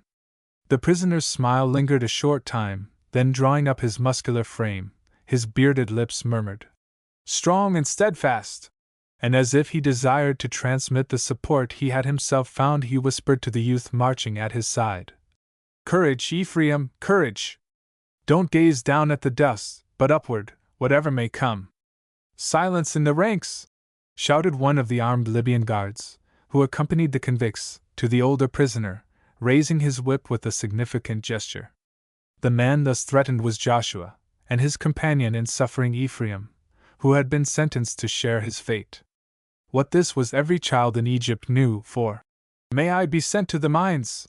was one of the most terrible oaths of the common people, and no prisoner's lot was half so hard as that of the convicted state criminals. A series of the most terrible humiliations and tortures awaited them. The vigor of the robust was broken by unmitigated toil. The exhausted were forced to execute tasks so far beyond their strength that they soon found the eternal rest for which their tortured souls longed. To be sent to the mines meant to be doomed to a slow, torturing death, yet life is so dear to men that it was considered a milder punishment to be dragged to forced labor in the mines than to be delivered up to the executioner. Joshua's encouraging words had little effect upon Ephraim, but when, a few minutes later, a chariot shaded by an umbrella passed the prisoners, a chariot in which a slender woman of aristocratic bearing stood beside a matron behind the driver, he turned with a hasty movement and gazed after the equipage with sparkling eyes till it vanished in the dust of the road. The younger woman had been closely veiled, but Ephraim thought he recognized her, for whose sake he had gone to his ruin, and whose lightest sign he would still have obeyed. And he was right. The lady in the chariot was Kasana, the daughter of Hornecht, captain of the archers, and the matron was her nurse.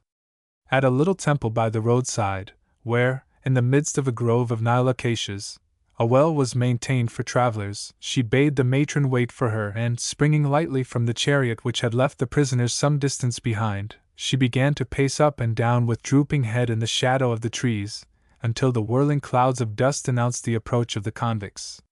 Taking from her robe the gold rings she had ready for this purpose, she went to the man who was riding at its head on an ass and who led the mournful procession.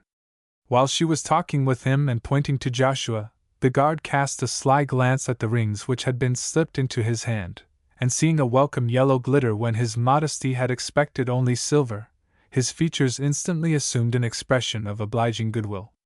True, his face darkened at Kasana's request, but another promise from the young widow brightened it again, and he now turned eagerly to his subordinates, exclaiming, "To the well with the moles, men! Let them drink! They must be fresh and healthy under the ground." Then riding up to the prisoners, he shouted to Joshua, "You once commanded many soldiers, and look more stiff-necked now than beseems you and me. Watch the others, guards, I have a word or two to say to this man alone."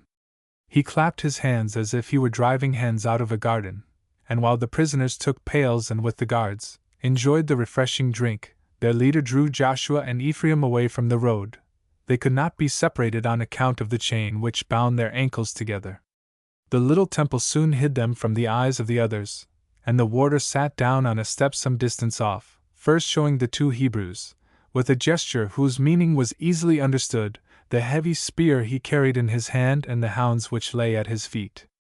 He kept his eyes open, too, during the conversation that followed. They could say whatever they chose. He knew the duties of his office, and though, for the sake of good money, he could wink at a farewell, for 20 years, though there had been many attempts to escape, not one of his moles, a name he was fond of giving to the future miners, had succeeded in eluding his watchfulness. Yonder fair lady doubtless loved the stately man who, he had been told, was formerly a chief in the army.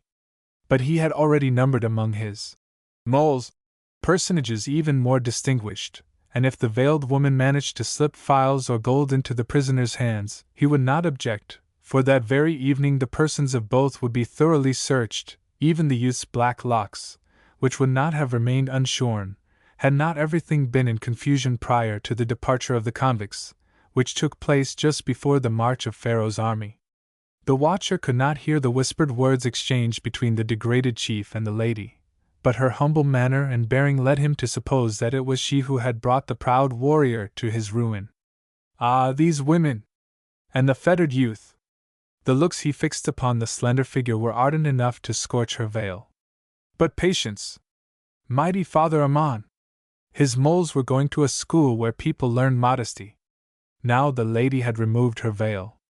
She was a beautiful woman. It must be hard to part from such a sweetheart. And now she was weeping. The rude warder's heart grew as soft as his office permitted, but he would fain have raised his scourge against the older prisoner, for was it not a shame to have such a sweetheart, and stand there like a stone? At first the wretch did not even hold out his hand to the woman who evidently loved him, while he, the watcher, would gladly have witnessed both a kiss and an embrace. Or was this beauty the prisoner's wife who had betrayed him? No, no! How kindly he was now gazing at her! That was the manner of a father speaking to his child, but his mole was probably too young to have such a daughter. A mystery! But he felt no anxiety concerning its solution. During the march he had the power to make the most reserved convict an open book. Yet not only the rude jailer, but anyone would have marveled what had brought this beautiful, aristocratic woman, in the grey light of dawn, out on the highway to meet the hapless man loaded with chains. In sooth, nothing would have induced Kasana to take this step save the torturing dread of being scorned and execrated as a base traitress by the man whom she loved. A terrible destiny awaited him, and her vivid imagination had shown her Joshua in the mines, languishing, disheartened, drooping, dying, always with a curse upon her on his lips. On the evening of the day Ephraim had been brought to the house, shivering with the chill caused by burning fever, and half stifled with the dust of the road, her father Lead told her that in the youthful Hebrew they possessed a hostage to compel Hosea to return to Tanis and submit to the wishes of the prophet Bai, with whom she knew her father was leagued in a secret conspiracy. He also confided to her that not only great distinction and high offices, but a marriage with herself had been arranged to bind Hosea to the Egyptians and to a cause from which the chief of the archers expected the greatest blessings for himself, his house, and his whole country.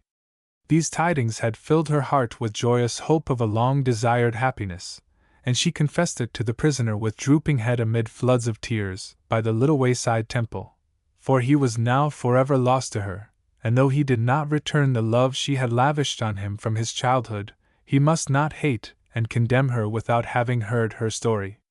Joshua listened willingly, and assured her that nothing would lighten his heart more than to have her clear herself from the charge of having consigned him, and the youth at his side, to their most terrible fate. Kasana sobbed aloud and was forced to struggle hard for composure ere she succeeded in telling her tale with some degree of calmness.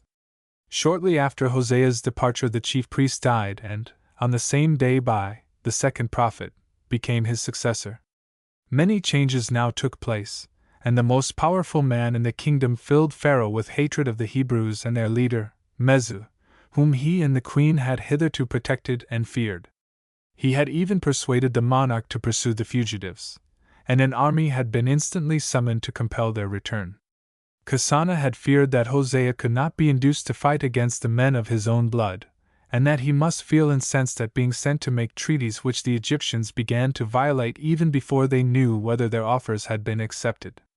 When he returned, as he knew only too well, Pharaoh had had him watched like a prisoner, and would not suffer him to leave his presence until he had sworn to again lead his troops and be a faithful servant to the king. Bai, the new chief priest, however, had not forgotten that Hosea had saved his life and showed himself well disposed and grateful to him. She knew also that he hoped to involve him in a secret enterprise, with which her father, too, was associated.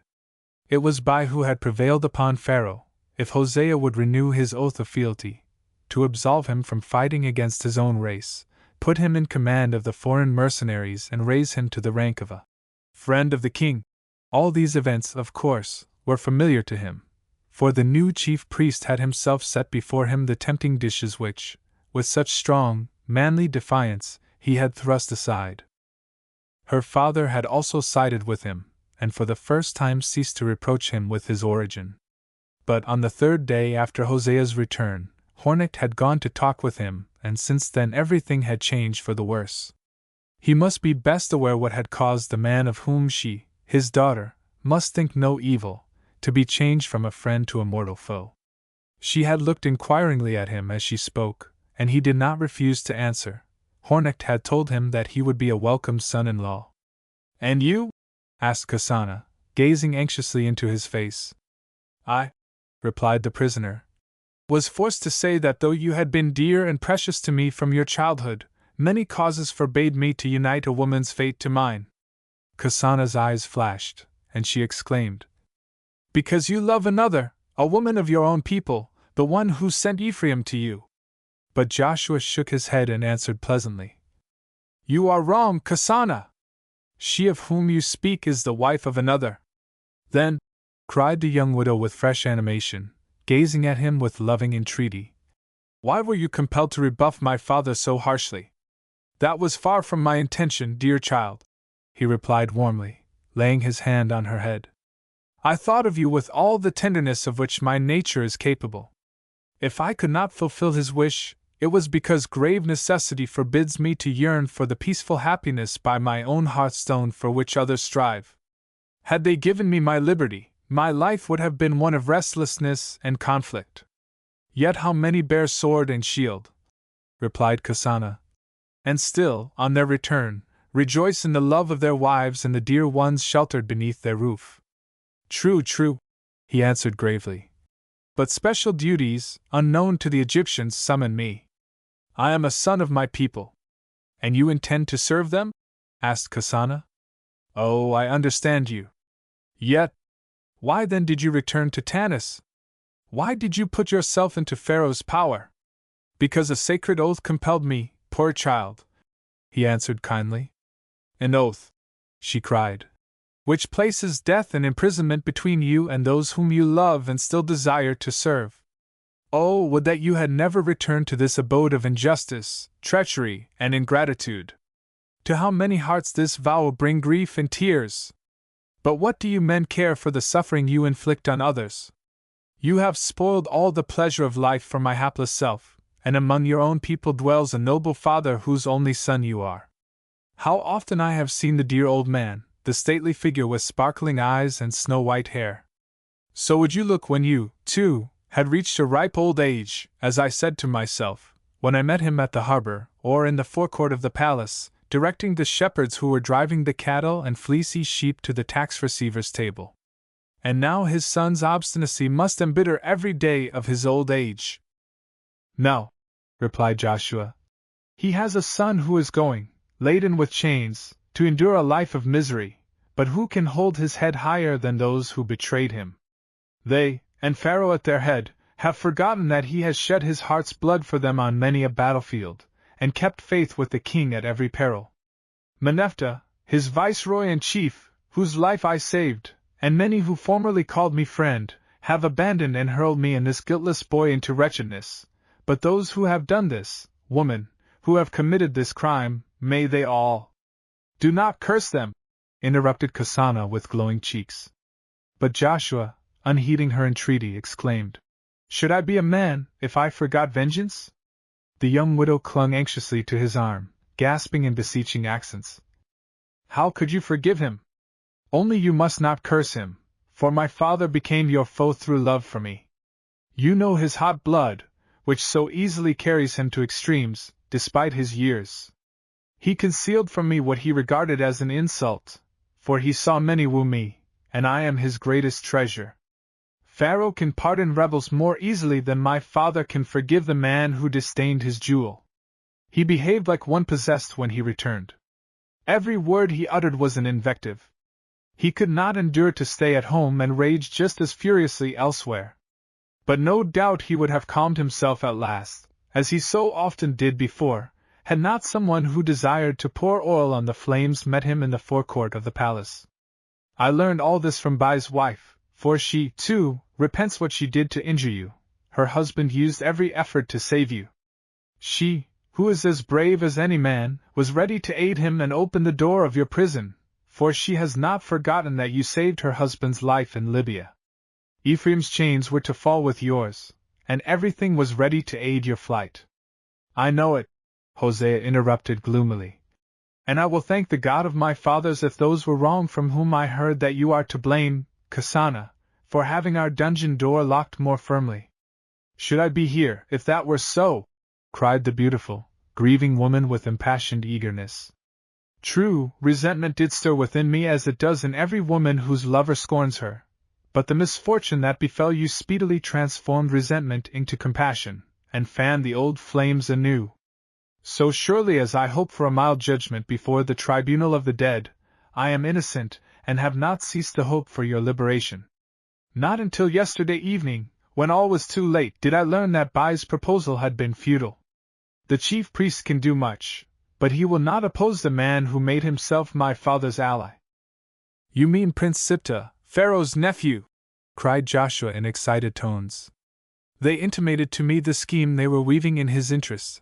They wished to put me in the place of the Syrian Arsu, the commander of the mercenaries, if I would consent to let them have their way with my people and desert those of my own blood.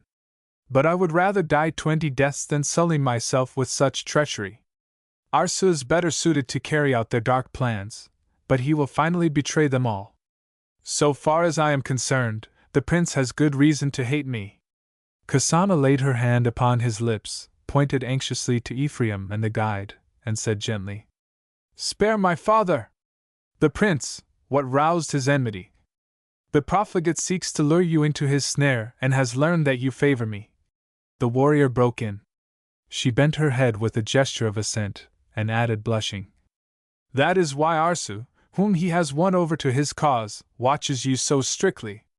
And the Syrian will keep his eyes sufficiently wide open, cried Joshua.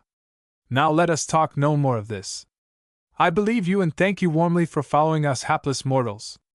How fondly I used to think, while serving in the field, of the pretty child, whom I saw blooming into maidenhood. And you will think of her still with neither wrath nor rancor? Gladly, most gladly. The young widow, with passionate emotion, seized the prisoner's hand to raise it to her lips, but he withdrew it, and gazing at him with tears in her eyes, she said mournfully, You deny me the favor a benefactor does not refuse even to a beggar. Then, suddenly drawing herself up to her full height, she exclaimed so loudly that the warder started and glanced at the sun. But I tell you the time will come when you will sue for the favor of kissing this hand in gratitude. For when the messenger arrives bringing to you and to this youth the liberty for which you have longed, it will be Kasana to whom you owe it. Rapt by the fervor of the wish that animated her, her beautiful face glowed with a crimson flush. Joshua seized her right hand, exclaiming, Ah, if you could attain what your loyal soul desires! How could I dissuade you from mitigating the great misfortune which overtook this youth in your house? Yet, as an honest man, I must tell you that I shall never return to the service of the Egyptians, for, come what may, I shall in future cleave, body and soul, to those you persecute and despise, and to whom belonged the mother who bore me. Kasana's graceful head drooped, but directly after she raised it again, saying, No other man is so noble, so truthful, that I have known from my childhood. If I can find no one among my own nation whom I can honor, I will remember you, whose every thought is true and lofty, whose nature is faultless. But if poor Kasana succeeds in liberating you, do not scorn her, if you find her worse than when you left her, for however she may humiliate herself, whatever shame may come upon her. What do you intend? Hosea anxiously interrupted, but she had no time to answer, for the captain of the guard had risen and, clapping his hands, shouted, Forward, you moles! And step briskly. The warrior's stout heart was overwhelmed with tender sadness, and, obeying a hasty impulse, he kissed the beautiful, unhappy woman on the brow and hair, whispering, Leave me in my misery if our freedom will cost your humiliation. We shall probably never meet again, for, whatever may happen, my life will henceforth be nothing but battle and sacrifice.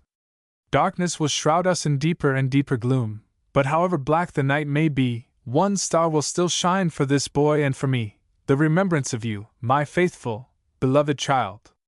He pointed to Ephraim as he spoke, and the youth, as if out of his senses, pressed his lips on the hand and arm of the sobbing woman. "Forward!" shouted the leader again, and with a grateful smile helped the generous lady into the chariot, marveling at the happy, radiant gaze with which her tearful eyes followed the convicts. The horses started, fresh shouts arose, blows from the whips fell on bare shoulders, now and then a cry of pain rang on the morning air, and the train of prisoners again moved eastward. The chain on the ankles of the companions in suffering stirred the dust, which shrouded the little band like the grief, hate, and fear darkening the soul of each. Chapter 18. A long hour's walk beyond the little temple where the prisoners had rested, the road, leading to Succos and the western arm of the Red Sea, branched off from the one that ran in a southeasterly direction past the fortifications on the isthmus to the mines. Shortly after the departure of the prisoners, the army which had been gathered to pursue the Hebrews left the city of Ramesses, and as the convicts had rested some time at the well, the troops almost overtook them. They had not proceeded far when several runners came hurrying up to clear the road for the advancing army. They ordered the prisoners to move aside and defer their march until the swifter baggage train, bearing Pharaoh's tents and traveling equipments, whose chariot wheels could already be heard, had passed them. The prisoners' guards were glad to stop, they were in no hurry. The day was hot, and if they reached their destination later, it would be the fault of the army. The interruption was welcome to Joshua, too, for his young companion had been gazing into vacancy as if bewildered, and either made no answer to his questions or gave such incoherent ones that the older man grew anxious. He knew how many of those sentenced to forced labor went mad or fell into melancholy. Now a portion of the army would pass them, and the spectacle was new to Ephraim and promised to put an end to his dull brooding. A sandhill overgrown with tamarisk bushes rose beside the road, and thither the leader guided the party of convicts. He was a stern man, but not a cruel one, so he permitted his moles to lie down on the sand, for the troops would doubtless be a long time in passing. As soon as the convicts had thrown themselves on the ground, the rattle of wheels, the neighing of fiery steeds, shouts of command, and sometimes the disagreeable braying of an ass were heard. When the first chariots appeared, Ephraim asked if Pharaoh was coming, but Joshua, smiling, informed him that when the king accompanied the troops to the field, the camp equipage followed directly behind the vanguard, for Pharaoh and his dignitaries wished to find the tents pitched and the tables laid, when the day's march was over and the soldiers and officers expected a night's repose. Joshua had not finished speaking when a number of empty carts and unladen asses appeared.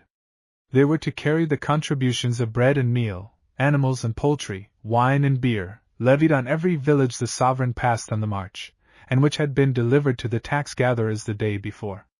Soon after, a division of chariot warriors followed. Every pair of horses drew a small, two-wheeled chariot, cased in bronze, and in each stood a warrior and the driver of the team. Huge quivers were fastened to the front of the chariots, and the soldiers leaned on their lances or on gigantic bows. Shirts covered with brazen scales, or padded coats of mail with gay overmantle, a helmet, and the front of the chariot protected the warrior from the missiles of the foe. This troop, which Joshua said was the van, went by at a slow trot and was followed by a great number of carts and wagons, drawn by horses, mules, or oxen, as well as whole troops of heavily laden asses. The uncle now pointed out to his nephew the long masts, poles, and heavy rolls of costly stuffs intended for the royal tent, and borne by numerous beasts of burden, as well as the asses and carts with the kitchen utensils and field forges. Among the baggage heaped on the asses, which were followed by nimble drivers, rode the physicians, tailors, salve-makers, cooks, weavers of garlands, attendants, and slaves belonging to the camp. Their departure had been so recent that they were still fresh and inclined to jest, and whoever caught sight of the convicts, flung them, in the Egyptian fashion, a caustic quip which many sought to palliate by the gift of alms. Others, who said nothing, also sent by the ass-drivers fruit and trifling gifts, for those who were free today might share the fate of these hapless men tomorrow. The captain permitted it, and when a passing slave, whom Joshua had sold for thieving, shouted the name of Hosea, pointing to him with a malicious gesture, the rough but kind-hearted officer offered his insulted prisoner a sip of wine from his own flask. Ephraim, who had walked from Succos to Tanis with a staff in his hand, and a small bundle containing bread, dried lamb, radishes, and dates, expressed his amazement at the countless people and things a single man needed for his comfort, and then relapsed into his former melancholy until his uncle roused him with farther explanations. As soon as the baggage train had passed, the commander of the band of prisoners wished to set off, but the openers of the way, who preceded the archers, forbade him, because it was not seemly for convicts to mingle with soldiers. So they remained on their hillock and continued to watch the troops. The archers were followed by heavily armed troops, bearing shields covered with strong hides so large that they extended from the feet to above the middle of the tallest men, and Hosea now told the youth that in the evening they set them side by side, thus surrounding the royal tent like a fence. Besides this weapon of defense they carried a lance, a short dagger-like sword, or a battle sickle, and as these thousands were succeeded by a body of men armed with slings, Ephraim for the first time spoke without being questioned, and said that the slings the shepherds had taught him to make were far better than those of the soldiers, and, encouraged by his uncle, he described in language so eager that the prisoners lying by his side listened, how he had succeeded in slaying not only jackals, wolves, and panthers, but even vultures, with stones hurled from a sling. Meanwhile he interrupted himself to ask the meaning of the standards and the names of the separate divisions. Many thousands had already passed, when another troop of warriors in chariots appeared, and the chief warder of the prisoners exclaimed, "The good God! The Lord of two worlds! May life, happiness, and health be his!" With these words he fell upon his knees in the attitude of worship, while the convicts prostrated themselves to kiss the earth and be ready to obey the captain's bidding and join at the right moment in the cry, "Life, happiness, and health!" But they had a long time to wait ere the expected sovereign appeared, for, after the warriors in the chariots had passed, the bodyguard followed, foot soldiers of foreign birth with singular ornaments on their helmets and huge swords, and then numerous images of the gods, a large band of priests and wearers of plumes. They were followed by more bodyguards, and then Pharaoh appeared with his attendants. At their head rode the chief priest in a gilded battle chariot drawn by magnificent bay stallions. He who had formerly led troops in the field had assumed the command of this pursuing expedition ordered by the gods, and, though clad in priestly robes, he also wore the helmet and battle-axe of a general. At last, directly behind his equipage came Pharaoh himself, but he did not go to battle like his warlike predecessors in a war chariot, but preferred to be carried on a throne. A magnificent canopy protected him above, and large, thick, round ostrich feather fans, carried by his fan-bearers, sheltered him on both sides from the scorching rays of the sun. After Meneptah had left the city and the gate of victory behind him, and the exulting acclamations of the multitude had ceased to amuse him, he had gone to sleep, and the shading fans would have concealed his face and figure from the prisoners, had not their shouts been loud enough to rouse him and induce him to turn his head toward them. The gracious wave of his right hand showed that he had expected to see different people from convicts, and, ere the shouts of the hapless men had died away, his eyes again closed. Ephraim's silent brooding had now yielded to the deepest interest, and as the empty golden war chariot of the king, before which pranced the most superb steeds he had ever seen, rolled by, he burst into loud exclamations of admiration. These noble animals, on whose intelligent heads large bunches of feathers nodded, and whose rich harness glittered with gold and gems, were indeed a splendid sight. The large gold quivers set with emeralds, fastened on the sides of the chariot, were filled with arrows. The feeble man to whose weak hand the guidance of a great nation was entrusted, the weakling who shrunk from every exertion, regained his lost energy whenever hunting was in prospect. He considered this campaign a chase on the grandest scale, and as it seemed royal pastime to discharge his arrows at the human beings he had so lately feared, instead of at game, he had obeyed the chief priest's summons and joined the expedition. It had been undertaken by the mandate of the great god Ammon, so he had little to dread from Mez's terrible power. When he captured him, he would make him atone for having caused Pharaoh and his queen to tremble before him and shed so many tears on his account.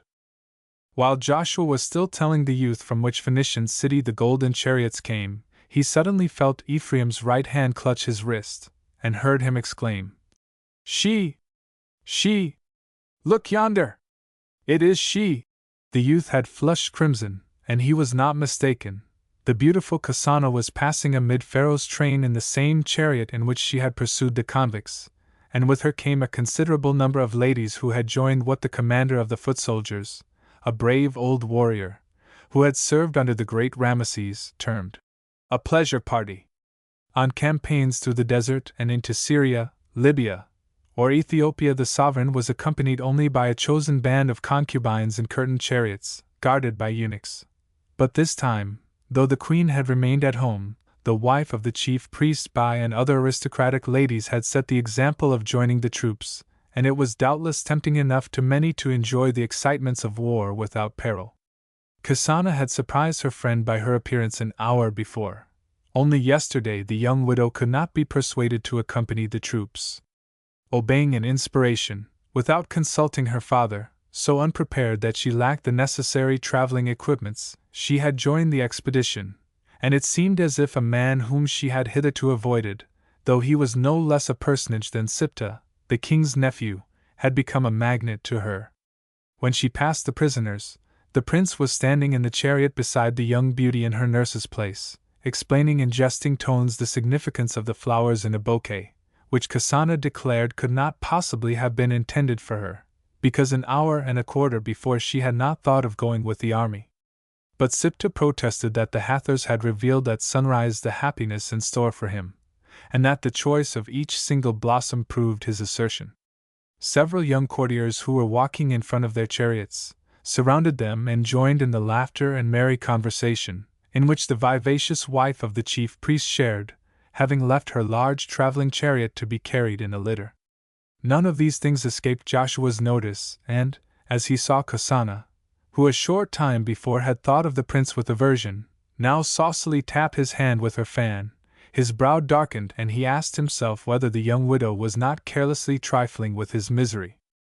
But the prisoner's chief warder had now noticed the locks on Siptah's temples, which marked him as a prince of the royal household, and his loud "Hail! Halt!" in which the other guards and the captives joined, was heard by Kasana and her companions. They looked toward the tamarisk bushes, whence the cry proceeded, and Joshua saw the young widow turn pale and then point with a hasty gesture to the convicts. She must undoubtedly have given Siptah some command, for the latter at first shrugged his shoulders disapprovingly. Then, after a somewhat lengthy discussion, half grave, half jesting, he sprang from the chariot and beckoned to the chief jailer. "Have these men," he called from the road so loudly that Kasana could not fail to hear, "seen the face of the good God, the Lord of both worlds?" And when he received a reluctant answer, he went on arrogantly, "No matter! At least they beheld mine and that of the fairest of women, and if they hope for favor on that account they are right. You know who I am. Let the chains that bind them together be removed." Then, beckoning to the man, he whispered, "But keep your eyes open all the wider. I have no liking for the fellow beside the bush, the ex-chief Hosea. After returning home, report to me and bring news of this man. The quieter he has become, the deeper my hand will sink in my purse. Do you understand?" The warder bowed, thinking, "I'll take care, my prince, and also see that no one attempts to take the life of any of my moles. The greater the rank of these gentlemen, the more bloody and strange are their requests. How many have come to me with similar ones? He releases the poor wretch's feet, and wants me to burden my soul with a shameful murder. Siptah has tried the wrong man. Here, Header, bring the bag of tools and open the mole's chains." While the files were grating on the sandhill by the road and the prisoners were being released from the fetters on their ankles, though for the sake of security each man's arms were bound together, Pharaoh's host marched by. Kasana had commanded Prince Siptah to release from their iron burden the unfortunates who were being dragged to a life of misery, openly confessing that she could not bear to see a chief who had so often been a guest of her house so cruelly humiliated. Bai's wife had supported her wish, and the prince was obliged to yield. Joshua knew to whom he and Ephraim owed this favor, and received it with grateful joy.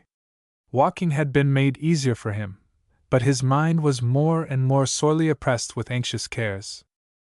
The army passing yonder would have been enough to destroy down to the last man a force 10 times greater than the number of his people. His people, and with them his father and Miriam, who had caused him such keen suffering, yet to whom he was indebted for having found the way which, even in prison, he had recognized as the only right one, seemed to him marked out for a bloody doom, for, however powerful might be the God whose greatness the prophetess had praised in such glowing words, and to whom he himself had learned to look up with devout admiration, untrained and unarmed bands of shepherds must surely and hopelessly succumb to the assault of this army. This certainty, strengthened by each advancing division, pierced his very soul. Never before had he felt such burning anguish, which was terribly sharpened when he beheld the familiar faces of his own troops, which he had so lately commanded, pass before him under the leadership of another. This time they were taking the field to hew down men of his own blood.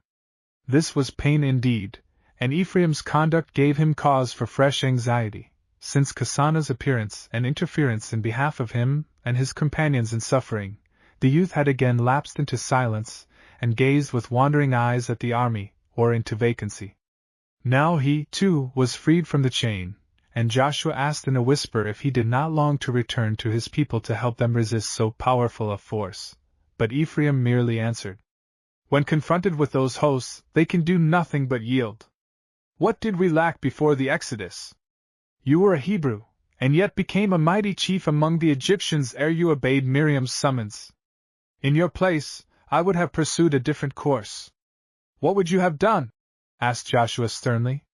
"What?" replied the youth, the fire of his young soul blazing. "What? Only this: I would have remained where there is honor and fame and everything beautiful. You might have been the greatest of the great, the happiest of the happy, this I have learned, but you made a different choice." "Because duty commanded it," Joshua answered gravely. "Because I will no longer serve any one save the people among whom I was born." "The people?" exclaimed Ephraim, contemptuously.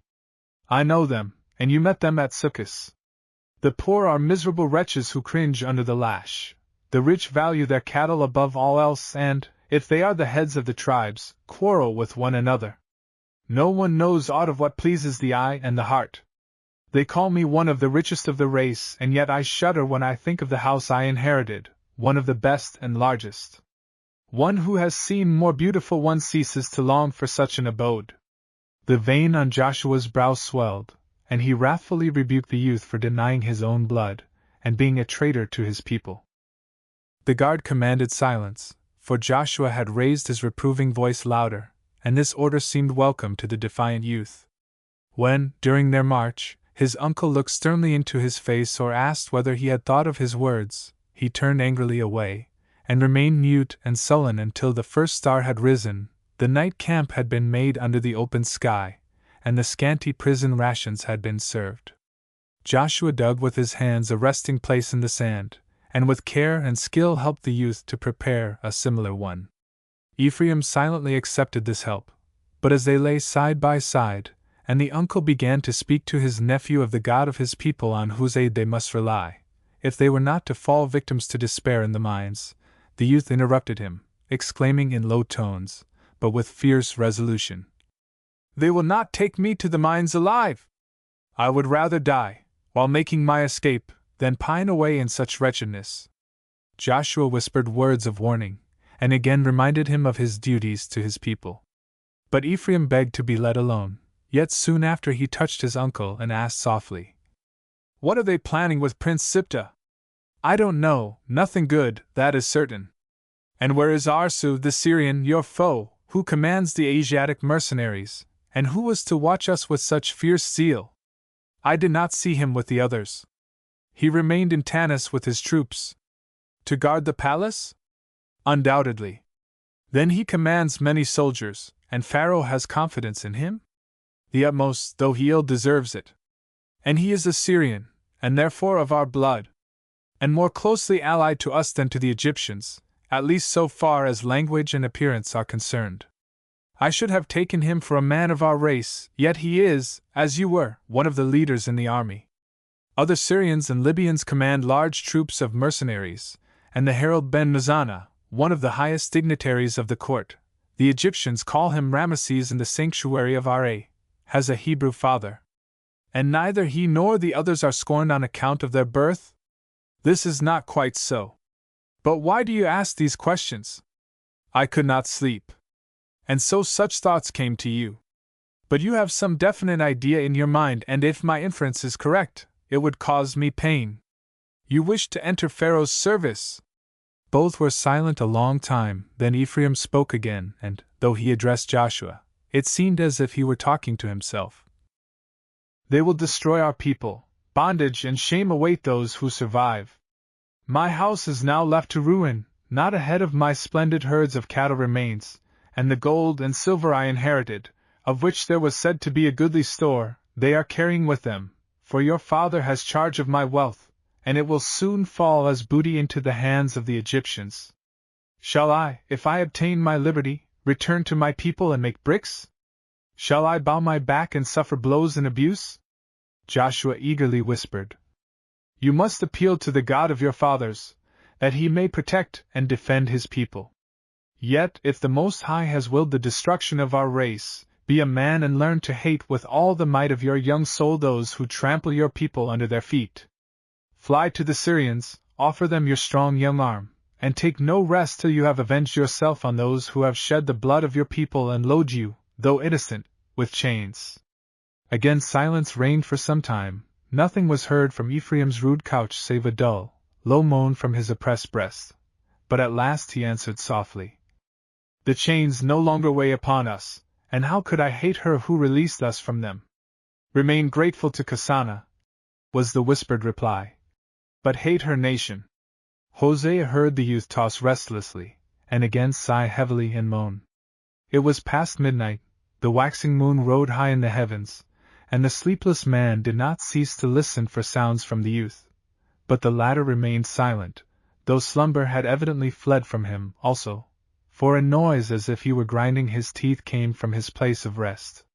Or had mice wandered to this barren place, where hard brown blades of grass grew between the crusts of salt and the bare spots, and were gnawing the prisoner's hard bread?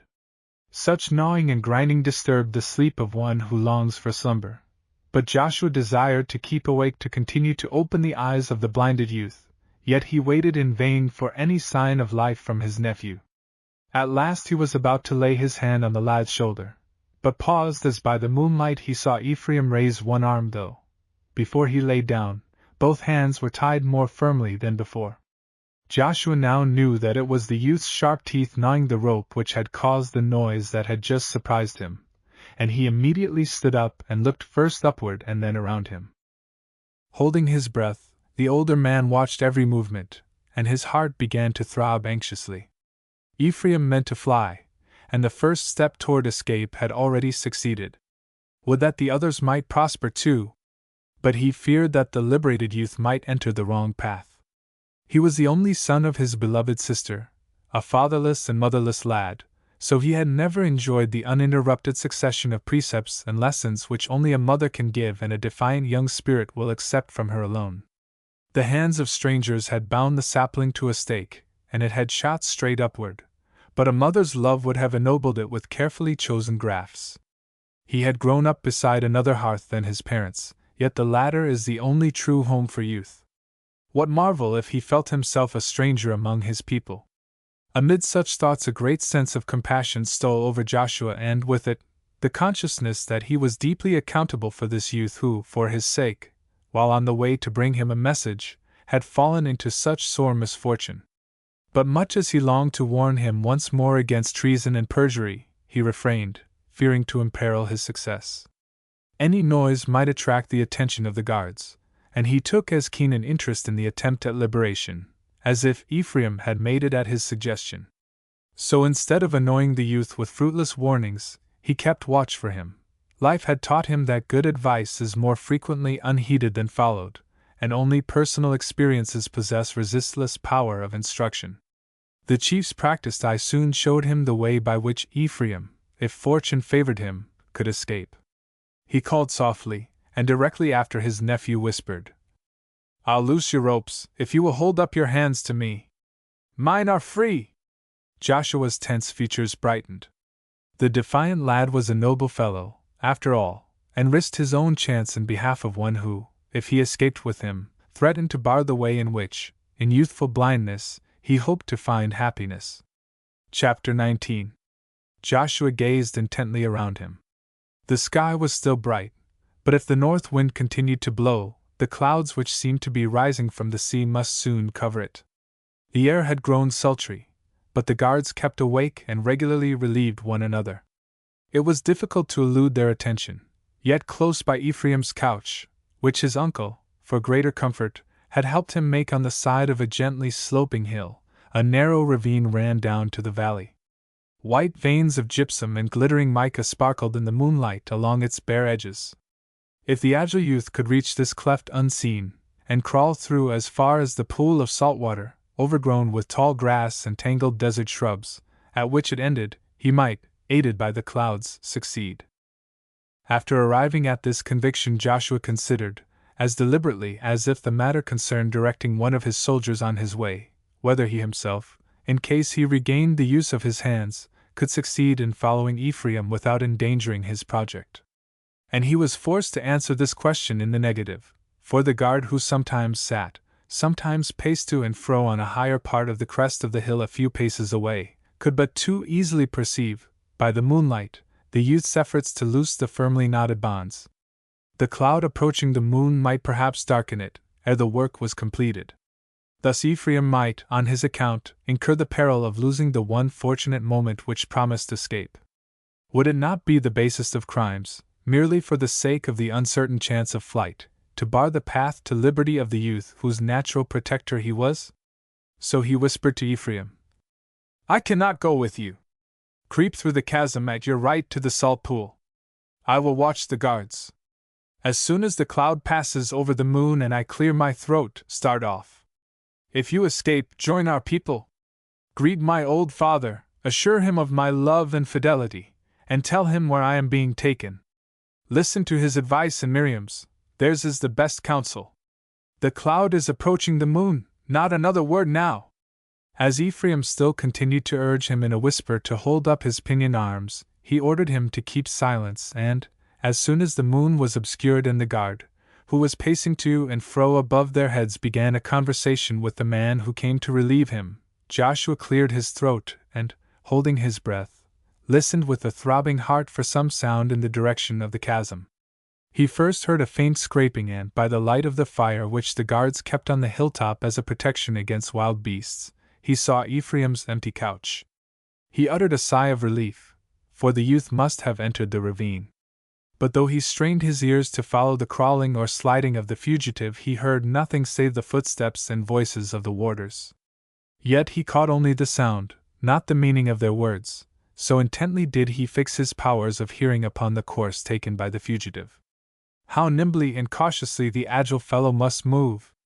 He was still in the chasm, yet meanwhile the moon struggled victoriously with the clouds, and suddenly her silver disk pierced the heavy black curtain that concealed her from the gaze of men, and her light was reflected like a slender, glittering pillar from the motionless pool of salt water, enabling the watching Joshua to see what was passing below, but he perceived nothing that resembled a human form. Had the fugitive encountered any obstacle in the chasm?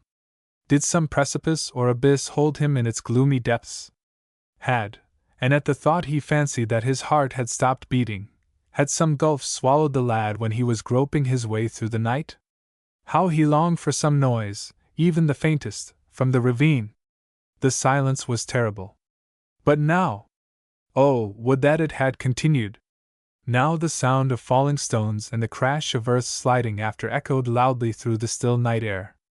Again the moonlight burst through the cloud curtain, and Joshua perceived near the pool a living creature which resembled an animal more than a human being, for it seemed to be crawling on 4 feet. Now the water sent up a shower of glittering spray. The figure below had leaped into the pool. Then the clouds again swallowed the lamp of night, and darkness covered everything. With a sigh of relief Joshua told himself that he had seen the flying Ephraim, and that, come what might, the escaping youth had gained a considerable start of his pursuers. but the latter neither remained inert nor allowed themselves to be deceived, for though, to mislead them, he had shouted loudly, "A jackal!" they uttered a long, shrill whistle, which roused their sleeping comrades. A few seconds later the chief warder stood before him with a burning torch, threw its light on his face, and sighed with relief when he saw him. Not in vain had he bound him with double ropes, for he would have been called to a severe reckoning at home had this particular man escaped. But while he was feeling the ropes on the prisoner's arms, the glare of the burning torch, which lighted him, fell on the fugitive's rude, deserted couch. There, as if in mockery, lay the gnawed rope. Taking it up, he flung it at Joshua's feet, blew his whistle again and again, and shouted, "Escaped! The Hebrew! Young curly head!" Paying no farther heed to Joshua, he began the pursuit. Hoarse with fury, he issued order after order, each one sensible and eagerly obeyed. While some of the guards dragged the prisoners together, counted them, and tied them with ropes, their commander, with the others and his dogs, set off on the track of the fugitive. Joshua saw him make the intelligent animals smell Ephraim's gnawed bonds and resting place, and beheld them instantly rush to the ravine. Gasping for breath, he also noted that they remained in it quite a long time, and at last, the moon meanwhile scattered the clouds more and more, darted out of the ravine, and dashed to the water. He felt that it was fortunate Ephraim had waded through instead of passing round it, for at its edge the dogs lost the scent, and minute after minute elapsed while the commander of the guards walked along the shore with the eager animals, which fairly thrust their noses into the fugitive's steps, in order to again get on the right trail. Their loud, joyous barking at last announced that they had found it.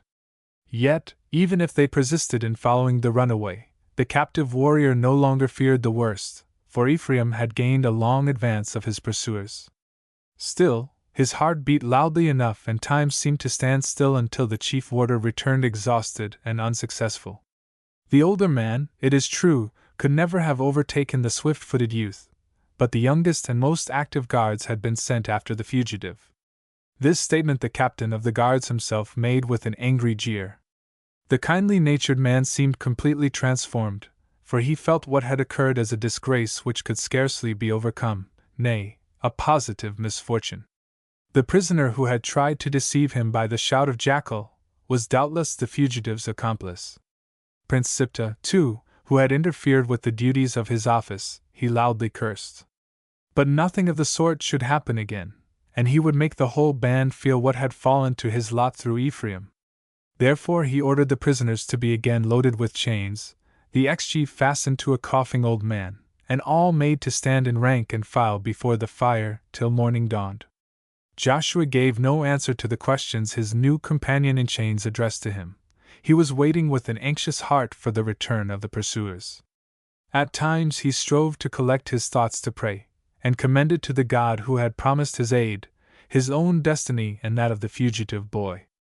True, he was often rudely interrupted by the captain of the guards, who vented his rage upon him. Yet the man who had once commanded thousands of soldiers quietly submitted to everything, forcing himself to accept it like the unavoidable discomfort of hail or rain. Nay, it cost him an effort to conceal his joyful emotion when, towards sunrise, the young warder sent in pursuit returned with tangled hair, panting for breath, and bringing nothing save one of the dogs with a broken skull. The only thing left for the captain of the guards to do was to report what had occurred at the first fortress on the Etham border, which the prisoners were obliged in any case to pass, and toward this they were now driven. Since Ephraim's flight a new and more cruel spirit had taken possession of the warders. While yesterday they had permitted the unfortunate men to move forward at an easy pace, they now forced them to the utmost possible speed. Besides, the atmosphere was sultry, and the scorching sun struggled with the thunderclouds gathering in heavy masses at the north. Joshua's frame, inured to fatigues of every kind, resisted the tortures of this hurried march, but his weaker companion, who had grown gray in a scribe's duties, often gave way and at last lay prostrate beside him. The captain was obliged to have the hapless man placed on an ass and chain another prisoner to Joshua. He was his former yokemate's brother, an inspector of the king's stables, a stalwart Egyptian, condemned to the mines solely on account of the unfortunate circumstance of being the nearest blood relative of a state criminal. It was easier to walk with this vigorous companion, and Joshua listened with deep sympathy and tried to comfort him when, in a low voice, he made him the confidant of his yearning, and lamented the heaviness of heart with which he had left wife and child in want and suffering. 2 sons had died of the pestilence, and it sorely oppressed his soul that he had been unable to provide for their burial. Now his darlings would be lost to him in the other world also and forever. At the second halt the troubled father became franker still. An ardent thirst for vengeance filled his soul, and he attributed the same feeling to his stern-eyed companion, whom he saw had plunged into misfortune from a high station in life.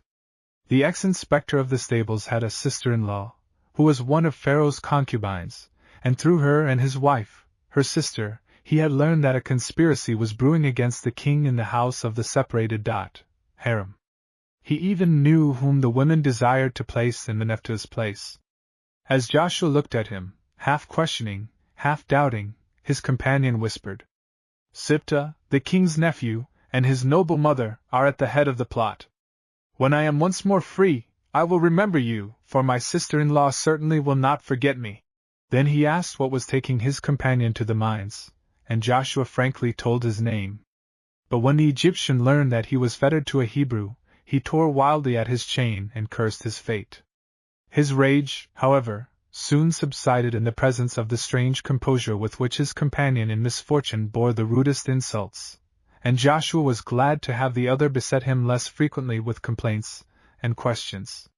He now walked on for hours undisturbed, free to yield to his longing to collect his thoughts, analyze the new and lofty emotions which had ruled his soul during the past few days, and accommodate himself to his novel and terrible position. This quiet reflection and self-examination relieved him, and, during the following night, he was invigorated by a deep, refreshing sleep. When he awoke, the setting stars were still in the sky and reminded him of the sycamore in Sukkot, and the momentous morning when his lost love had won him for his God and his people. The glittering firmament arched over his head, and he had never so distinctly felt the presence of the Most High. He believed in his limitless power and, for the first time, felt a dawning hope that the mighty Lord who had created heaven and earth would find ways and means to save his chosen people from the thousands of the Egyptian hosts. After fervently imploring God to extend his protecting hand over the feeble bands who, obedient to his command, had left so much behind them and marched so confidently through an unknown and distant land, and commended to his special charge the aged father whom he himself could not defend, a wonderful sense of peace filled his soul. The shouts of the guards, the rattling of the chain, his wretched companions in misfortune, nay, all that surrounded him, could not fail to recall the fate awaiting him. He was to grow gray in slavish toil within a close, hot pit, whose atmosphere choked the lungs, deprived of the bliss of breathing the fresh air and beholding the sunlight, loaded with chains, beaten and insulted, starving and thirsting, spending days and nights in a monotony destructive alike to soul and body, yet not for one moment did he lose the confident belief that this horrible lot might befall any one rather than himself. And something must interpose to save him. On the march farther eastward, which began with the first grey dawn of morning, he called this resolute confidence folly, yet strove to retain it and succeeded. The road led through the desert, and at the end of a few hours' rapid march they reached the first fort, called the Fortress of Seti. Long before, they had seen it through the clear desert air, apparently within a bowshot.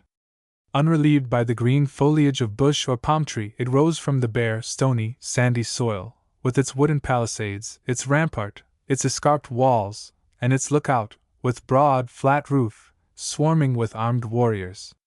The latter had heard from Pithom that the Hebrews were preparing to break through the chain of fortresses on the isthmus, and had at first mistaken the approaching band of prisoners for the vanguard of the wandering Israelites. From the summits of the strong projections, which jutted like galleries from every direction along the entire height of the escarped walls to prevent the planting of scaling ladders, soldiers looked through the embrasures at the advancing convicts, yet the archers had replaced their arrows in the quivers, for the watchmen in the towers perceived how few were the numbers of the approaching troop, and a messenger had already delivered to the commander of the garrison an order from his superior, authorizing him to permit the passage of the prisoners. The gate of the palisade was now opened, and the captain of the guards allowed the prisoners to lie down on the glowing pavement within. No one could escape hence, even if the guards withdrew, for the high fence was almost insurmountable, and from the battlements on the top of the jutting walls darts could easily reach a fugitive. The ex-chief did not fail to note that everything was ready, as if in the midst of war, for defense against a foe. Every man was at his post, and beside the huge brazen disc on the tower stood sentinels, each holding in his hand a heavy club to deal a blow at the approach of the expected enemy. For though as far as the eye could reach, neither tree nor house was visible, the sound of the metal plate would be heard at the next fortress in the Etham line, and warn or summon its garrison. To be stationed in the solitude of this wilderness was not a punishment, but a misfortune, and the commander of the army therefore provided that the same troops should never remain long in the desert. Joshua himself, in former days, had been in command of the most southerly of these fortresses, called the Migdol of the South, for each one of the fortifications bore the name of Migdol, which in the Semitic tongue means the tower of a fortress.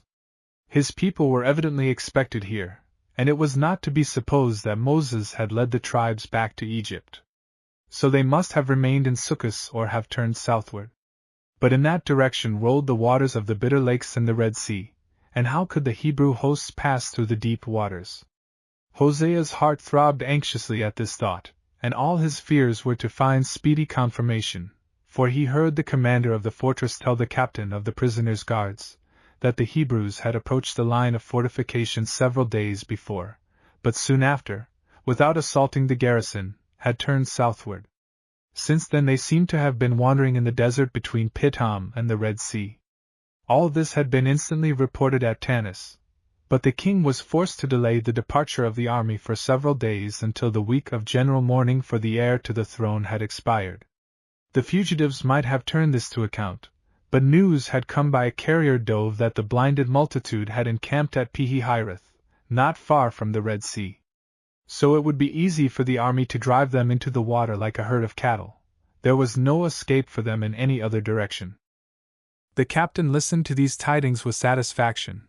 Then he whispered a few words to the commander of the fortress and pointed with his finger to Joshua, who had long recognized him as a brother-in-arms who had commanded 100 men in his own cohorts, and to whom he had done many a kindness.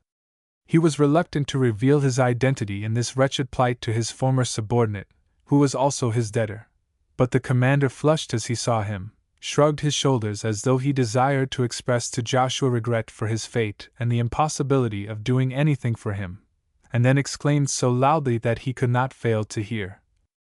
"The regulations forbid any conversation with prisoners of state, but I knew this man in better days, and will send you some wine which I beg you to share with him." As he walked with the other to the gate, and the latter remarked that Hosea deserved such favor less than the meanest of the band, because he had connived at the escape of the fugitive of whom he had just spoken, the commander ran his hand through his hair, and answered, "I would gladly have shown him some kindness, though he is much indebted to me. But if that is the case, we will omit the wine. You have rested long enough at any rate." The captain angrily gave the order for departure, and drove the hapless band deeper into the desert toward the mines. This time Joshua walked with drooping head. Every fiber of his being rebelled against the misfortune of being dragged through the wilderness at this decisive hour, far from his people and the father whom he knew to be in such imminent danger. Under his guidance the wanderers might perchance have found some means of escape. His fist clenched when he thought of the fettered limbs which forbade him to utilize the plans his brain devised for the welfare of his people. Yet he would not lose courage, and whenever he said to himself that the Hebrews were lost and must succumb in this struggle, he heard the new name God himself had bestowed upon him ring in his ears, and at the same moment the flames of hate and vengeance on all Egyptians, which had been fanned anew by the fortress commander's base conduct, blazed up still more brightly. His whole nature was in the most violent tumult, and as the captain noted his flushed cheeks and the gloomy light in his eyes, he thought that this strong man, too, had been seized by the fever to which so many convicts fell victims on the march. When, at the approach of darkness, the wretched band sought a night's rest in the midst of the wilderness, a terrible conflict of emotions was seething in Joshua's soul, and the scene around him fitly harmonized with his mood, for black clouds had again risen in the north from the sea, and, before the thunder and lightning burst forth and the rain poured in torrents, howling, whistling winds swept masses of scorching sand upon the recumbent prisoners. After these dense clouds had been their coverlet, pools and ponds were their beds. The guards had bound them together hand and foot, and, dripping and shivering, held the ends of the ropes in their hands, for the night was as black as the embers of their fire which the rain had extinguished, and who could have pursued a fugitive through such darkness and tempest? But Joshua had no thought of secret flight.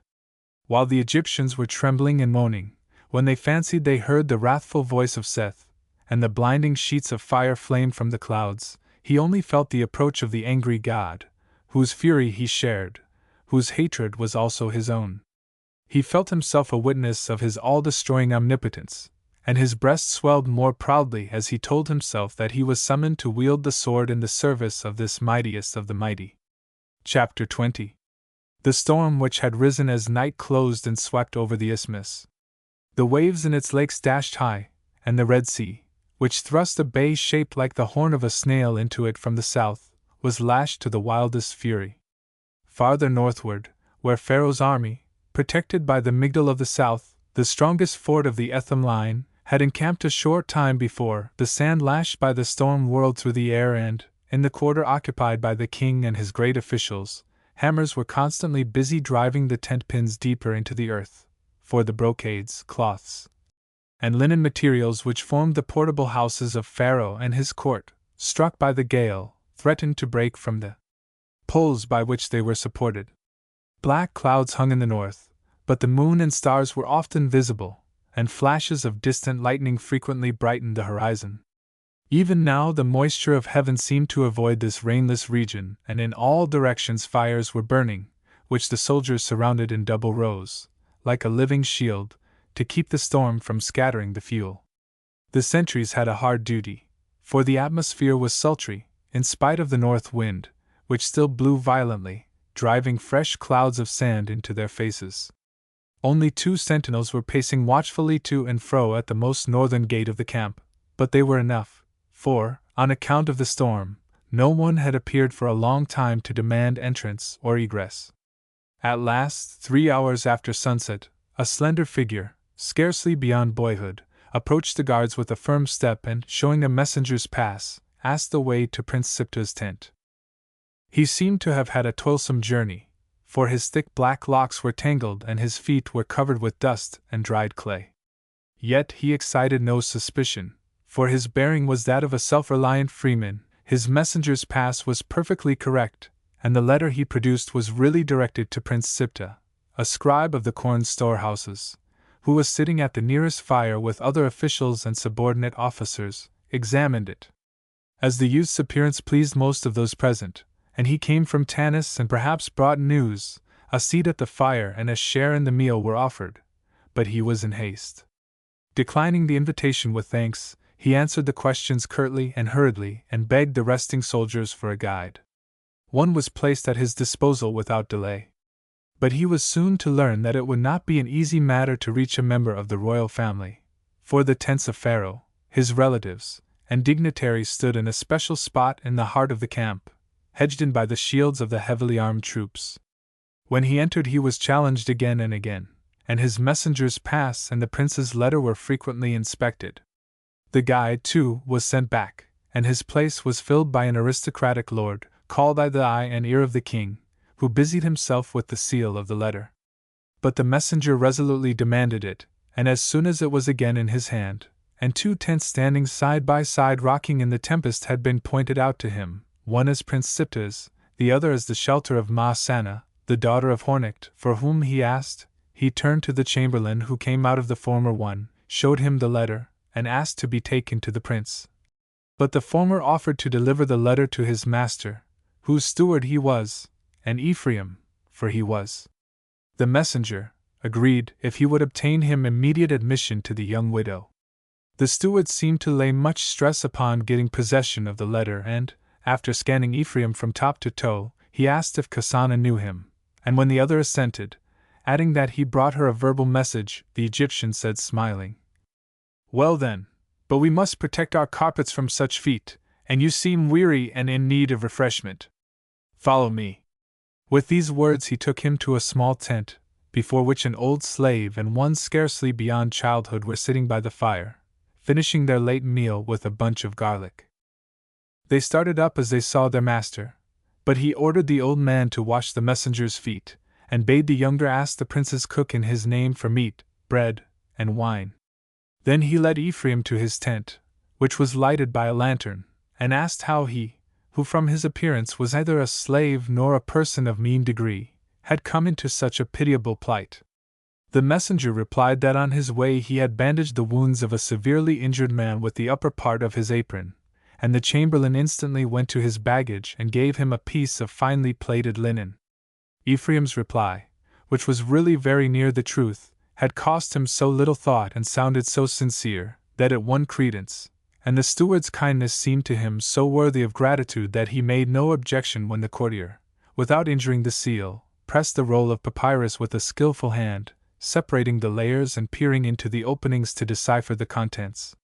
While thus engaged, the corpulent courtier's round eyes sparkled brightly, and it seemed to the youth as if the countenance of the man, whose comfortable plumpness and smooth rotundity at first appeared like a mirror of the utmost kindness of heart, now had the semblance of a cat's.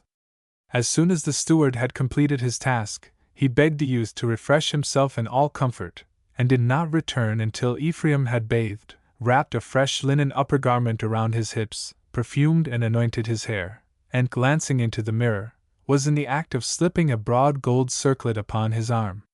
He had hesitated some time ere doing this, for he was aware that he would encounter great perils. But this circlet was his one costly possession, and during his captivity, it had been very difficult for him to hide it under his apron. It might be of much service to him, but if he put it on, it would attract attention and increase the danger of being recognized. Yet the reflection he beheld in the mirror, vanity, and the desire to appear well in Kasana's eyes, conquered caution and prudent consideration, and the broad costly ornament soon glittered on his arm. The steward stood in astonishment before the handsome, aristocratic youth, so haughty in his bearing, who had taken the place of the unassuming messenger. The question whether he was a relative of Kasana sprang to his lips, and receiving an answer in the negative, he asked to what family he belonged. Ephraim bent his eyes on the ground for some time in embarrassment, and then requested the Egyptian to spare him an answer until he had talked with Hornik's daughter. The other, shaking his head, looked at him again, but pressed him no farther, for what he had read in the letter was a secret which might bring death to whoever was privy to it, and the aristocratic young messenger was doubtless the son of a dignitary who belonged to the circle of the fellow conspirators of Prince Siptah, his master. A chill ran through the courtier's strong, corpulent body, and he gazed with mingled sympathy and dread at the blooming human flower associated thus early in plans fraught with danger. His master had hitherto only hinted at the secret, and it would still be possible for him to keep his own fate separate from his. Should he do so, an old age free from care lay before him, but if he joined the prince and his plan succeeded, how high he might rise! Terribly momentous was the choice confronting him, the father of many children, and beads of perspiration stood on his brow as, incapable of any coherent thought, he led Ephraim to Kasana's tent, and then hastened to his master. Silence reigned within the light structure, which was composed of poles and gay heavy stuffs, tenanted by the beautiful widow. With a throbbing heart Ephraim approached the entrance, and when he at last summoned courage and drew aside the curtain fastened firmly to the earth, which the wind puffed out like a sail, he beheld a dark room, from which a similar one opened on the right and left. The one on the left was as dark as the central one, but a flickering light stole through numerous chinks of the one on the right. The tent was one of those with a flat roof, divided into 3 apartments, which he had often seen, and the woman who irresistibly attracted him was doubtless in the lighted one. To avoid exposing himself to fresh suspicion, he must conquer his timid delay, and he had already stooped and loosed the loop which fastened the curtain to the hook in the floor, when the door of the lighted room opened and a woman's figure entered the dark central chamber. Was it she? Should he venture to speak to her? Yes, it must be done. Panting for breath and clenching his hands, he summoned up his courage as if he were about to steal unbidden into the most sacred sanctuary of a temple. Then he pushed the curtain aside, and the woman whom he had just noticed greeted him with a low cry. But he speedily regained his composure, for a ray of light had fallen on her face, revealing that the person who stood before him was not Kasana, but her nurse, who had accompanied her to the prisoners and then to the camp. She, too, recognized him and stared at him as though he had risen from the grave. They were old acquaintances, for when he was first brought to the archer's house she had prepared his bath and moistened his wound with balsam, and during his second stay beneath the same roof, she had joined her mistress in nursing him. They had chatted away many an hour together, and he knew that she was kindly disposed toward him, for when midway between waking and sleeping, in his burning fever, her hand had stroked him with maternal tenderness, and afterwards she had never wearied of questioning him about his people and at last had acknowledged that she was descended from the Syrians, who were allied to the Hebrews. Nay, even his language was not wholly strange to her, for she had been a woman of 20 when dragged to Egypt with other prisoners of Ramesses the Great. Ephraim, she was fond of saying, reminded her of her own son when he was still younger. The youth had no ill to fear from her, so grasping her hand, he whispered that he had escaped from his guards and come to ask counsel from her mistress and herself. The word, escaped, was sufficient to satisfy the old woman, for her idea of ghosts was that they put others to flight, but did not fly themselves. Relieved, she stroked the youth's curls and, ere his whispered explanation was ended, turned her back upon him and hurried into the lighted room to tell her mistress whom she had found outside. A few minutes after, Ephraim was standing before the woman who had become the guiding star of his life. With glowing cheeks he gazed into the beautiful face, still flushed by weeping, and though it gave his heart a pang when, before vouchsafing him a greeting, she inquired whether Hosea had accompanied him, he forgot the foolish pain when he saw her gaze warmly at him. Yet when the nurse asked whether she did not think he looked well and vigorous, and withal more manly in appearance, it seemed as though he had really grown taller, and his heart beat faster and faster. Kasana desired to learn the minutest details of his uncle's experiences, but after he had done her bidding and finally yielded to the wish to speak of his own fate, she interrupted him to consult the nurse concerning the means of saving him from unbidden looks and fresh dangers, and the right expedient was soon found. First, with Ephraim's help, the old woman closed the main entrance of the tent as firmly as possible, and then pointed to the dark room into which he must speedily and softly retire as soon as she beckoned to him. Meanwhile Kasana had poured some wine into a goblet, and when he came back with the nurse she made him sit down on the giraffe skin at her feet and asked how he had succeeded in evading the guards, and what he expected from the future. She would tell him in advance that her father had remained in Tanis, so he need not fear recognition and betrayal. Her pleasure in this meeting was evident to both eyes and ears. Nay, when Ephraim commenced his story by saying that Prince Siptah's command to remove the prisoners' chains, for which they were indebted solely to her, had rendered his escape possible, she clapped her hands like a child. Then her face clouded and, with a deep sigh, she added that ere his arrival her heart had almost broken with grief and tears. But Hosea should learn what a woman would sacrifice for the most ardent desire of her heart.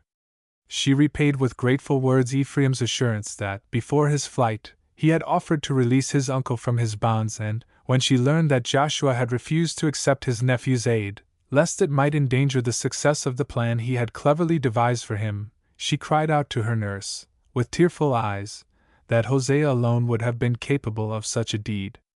To the remainder of the fugitive's tales she listened intently, often interrupting him with sympathizing questions. The torturing days and nights of the past, which had reached such a happy termination, seemed now like a blissful dream, a bewildering fairy tale, and the goblet she constantly replenished was not needed to lend fire to his narrative. Never before had he been so eloquent as while describing how, in the ravine, he had stepped on some loose stones and rolled head foremost down into the chasm with them. On reaching the bottom he had believed that all was lost, for soon after extricating himself from the rubbish that had buried him, in order to hurry to the pool, he had heard the whistle of the guards. Yet he had been a good runner from his childhood, had learned in his native pastures to guide himself by the light of the stars, so without glancing to the right or to the left, he had hastened southward as fast as his feet would carry him. Often in the darkness he had fallen over stones or tripped in the hollows of the desert sand, but only to rise again quickly and dash onward toward the south, where he knew he should find her, Kasana, her for whose sake he recklessly flung to the winds what wiser heads had counseled, her for whom he was ready to sacrifice liberty and life. Whence he derived the courage to confess this, he knew not, and neither the blow from her fan, nor the warning exclamation of the nurse, "Just look at the boy," sobered him. Nay, his sparkling eyes sought hers still more frequently as he continued his story. One of the hounds which attacked him he had flung against a rock, and the other he pelted with stones till it fled howling into a thicket. He had seen no other pursuers, either that night, or during the whole of the next day. At last he again reached a traveled road and found country people who told him which way Pharaoh's army had marched. At noon, overwhelmed by fatigue, he had fallen asleep under the shade of a sycamore, and when he awoke the sun was near its setting. He was very hungry, so he took a few turnips from a neighboring field. But their owner suddenly sprang from a ditch near by, and he barely escaped his pursuit. He had wandered along during a part of the night, and then rested beside a well on the roadside, for he knew that wild beasts shunned such frequented places. After sunrise he continued his march, following the road taken by the army. Everywhere he found traces of it, and when, shortly before noon, exhausted and faint from hunger, he reached a village in the cornlands watered by the Seti Canal, he debated whether to sell his gold armlet, obtain more strengthening food, and receive some silver and copper in change. But he was afraid of being taken for a thief and again imprisoned, for his apron had been tattered by the thorns, and his sandals had long since dropped from his feet. He had believed that even the hardest hearts could not fail to pity his misery, so, hard as it was for him, he had knocked at a peasant's door and begged. But the man gave him nothing save the jeering counsel that a strong young fellow like him ought to use his arms and leave begging to the old and weak.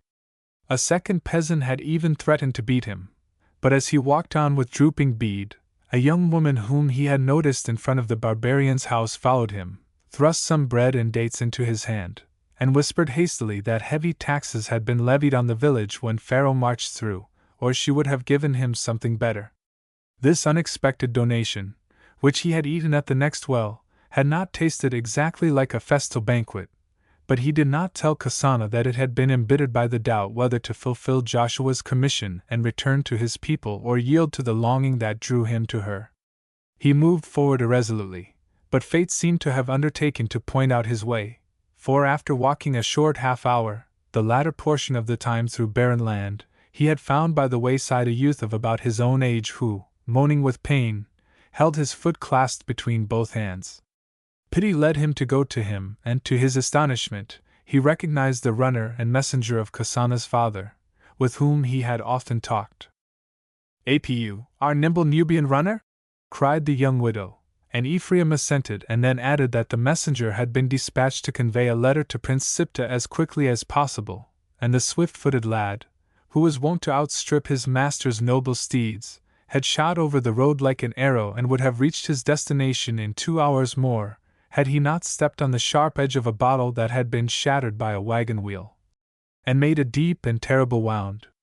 "And you helped him?" asked Kasana. "How could I do otherwise?" replied Ephraim. "He had already lost a great deal of blood and was pale as death. So I carried him to the nearest ditch, washed the gaping wound, and anointed it with his balsam. I put the little box in his pouch myself a year ago," said the nurse, who was easily moved, wiping her eyes. Ephraim confirmed the statement, for Apu had gratefully told him of it. Then he went on. "I tore my upper garment into strips and bandaged the wound as well as I could. Meanwhile he constantly urged haste, held out the pass and letter his master had given him and, knowing nothing of the misfortune which had befallen me, charged me to deliver the roll to the prince in his place. Oh, how willingly I undertook the task, and soon after the second hour had passed, I reached the camp. The letter is in the prince's hands, and here am I, and I can see that you are glad. But no one was ever so happy as I to sit here at your feet, and look up to you, so grateful as I am that you have listened to me so kindly, and if they load me with chains again I will bear it calmly, if you will but care for me. Ah, my misfortune has been so great! I have neither father nor mother, no one who loves me. You alone are dear, and you will not repulse me, will you?"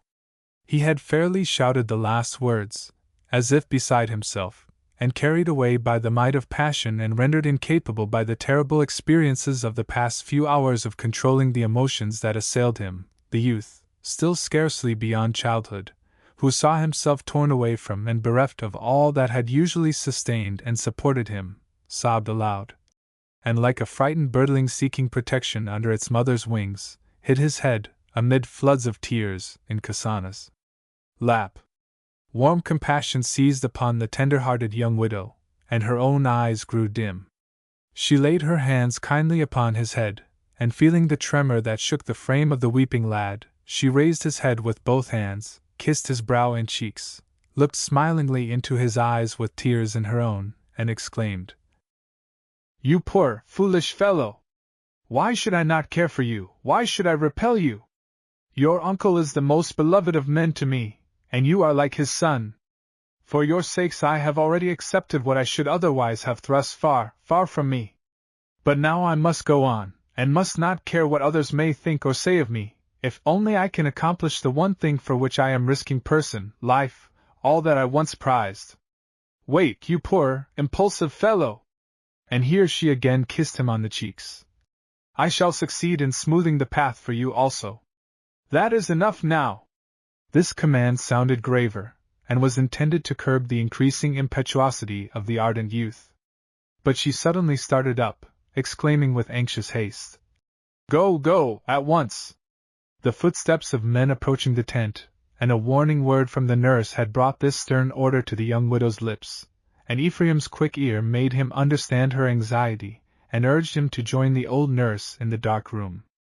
There he perceived that a few moments' delay would have betrayed him, for the curtain of the tent was drawn aside and a man passed through the central space straight to the lighted apartment, where Kasana, the youth heard it distinctly, welcomed the new guest only too cordially, as though his late arrival surprised her. Meanwhile the nurse had seized her own cloak, flung it over the fugitive's bare shoulders, and whispered, "Be near the tent just before sunrise, but do not enter it until I call you, if you value your life. You have neither mother nor father, and my child Kasana, ah, what a dear, loving heart she has, she is the best of all good women, but whether she is fit to be the guide of an inexperienced young blusterer, whose heart is blazing like dry straw with love for her, is another question. I considered many things, while listening to your story, and on account of my liking for you I will tell you this. You have an uncle who, my child is right there, is the best of men, and I know mankind. Whatever he advised, do, for it will surely benefit you. Obey him. If his bidding leads you far away from here and Kasana, so much the better for you. We are walking in dangerous paths, and had it not been done for Hosea's sake, I would have tried to hold her back with all my might. But for him, I am an old woman, but I would go through fire myself for that man. I am more grieved than I can tell, both for the pure, sweet child and for yourself, whom my own son was once so much like, so I repeat, obey your uncle, boy. Do that, or you will go to ruin, and that would be a pity." With these words, without waiting for an answer, she drew the curtain of the tent aside, and waited until Ephraim had slipped through. Then, wiping her eyes, she entered, as if by chance, the lighted chamber. But Kasana and her late guest had matters to discuss that brooked no witnesses, and her, dear child, only permitted her to light her little lamp at the three-armed candelabra, and then sent her to rest. She promptly obeyed, and, in the dark room, where her couch stood beside that of her mistress, she sank down, hid her face in her hands, and wept. She felt as though the world was upside down. She no longer understood her darling Kasana, for she was sacrificing purity and honor for the sake of a man whom, she knew it, her soul abhorred. Chapter 21. Ephraim cowered in the shadow of the tent, from which he had slipped, and pressed his ear close to the wall. He had cautiously ripped a small opening in a seam of the cloth, so he could see and hear what was passing in the lighted room of the woman he loved. The storm kept every one within the tents whom duty did not summon into the open air, and Ephraim had less reason to fear discovery on account of the deep shadow that rested on the spot where he lay. The nurse's cloak covered him, and, though shiver after shiver shook his young limbs, it was due to the bitter anguish that pierced his soul. The man on whose breast he saw Kasana lay her head was a prince, a person of high rank and great power, and the capricious beauty did not always repel the bold man, when his lips sought those for whose kiss Ephraim so ardently longed. She owed him nothing, it is true, yet her heart belonged to his uncle, whom she had preferred to all others. She had declared herself ready to endure the most terrible things for his liberation, and now his own eyes told him that she was false and faithless, that she granted to another what belonged to one alone. She had bestowed caresses on him, too, but these were only the crumbs that fell from Hosea's table, a robbery, he confessed it with a blush, he had perpetrated on his uncle, yet he felt offended, insulted, deceived, and consumed to his inmost soul with fierce jealousy on behalf of his uncle, whom he honored, nay, loved, though he had opposed his wishes. And Hosea?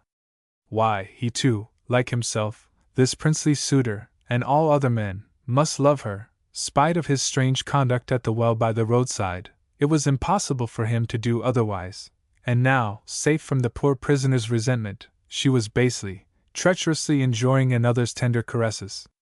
Siptah, he had heard at their last meeting, was his uncle's foe, and it was to him that she betrayed the man she loved. The chink in the tent was ready to show him everything that occurred within, but he often closed his eyes that he might not behold it.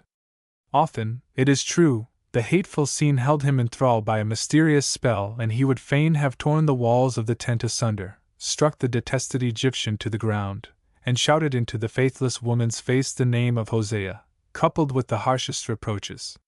The fervent passion which had taken possession of him was suddenly transformed to hate and scorn. He had believed himself to be the happiest of mortals, and he had suddenly become the most miserable.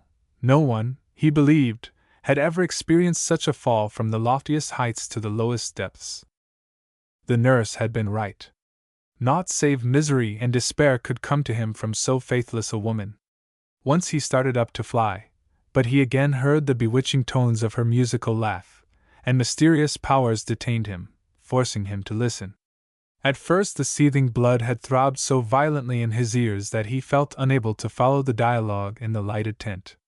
But by degrees he grasped the purport of whole sentences, and now he understood all that they said. Not a word of their further conversation escaped him, and it was absorbing enough, though it revealed a gulf from which he shrank shuddering.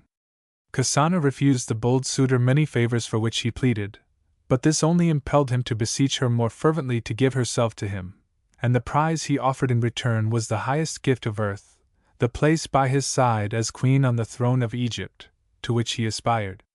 He said this distinctly, but what followed was harder to understand, for the passionate suitor was in great haste and often interrupted his hasty sentences to assure Kasana, to whose hands in this hour he was committing his life and liberty, of his changeless love, or to soothe her when the boldness of his advances awakened fear and aversion.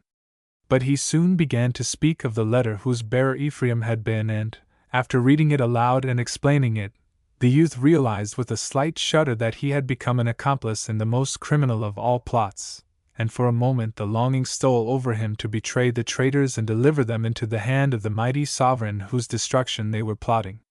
But he repelled the thought, and merely sunned himself in the pleasurable consciousness, the first during this cruel hour, of holding Kasana and her royal lover in his hand, as one holds a beetle by a string.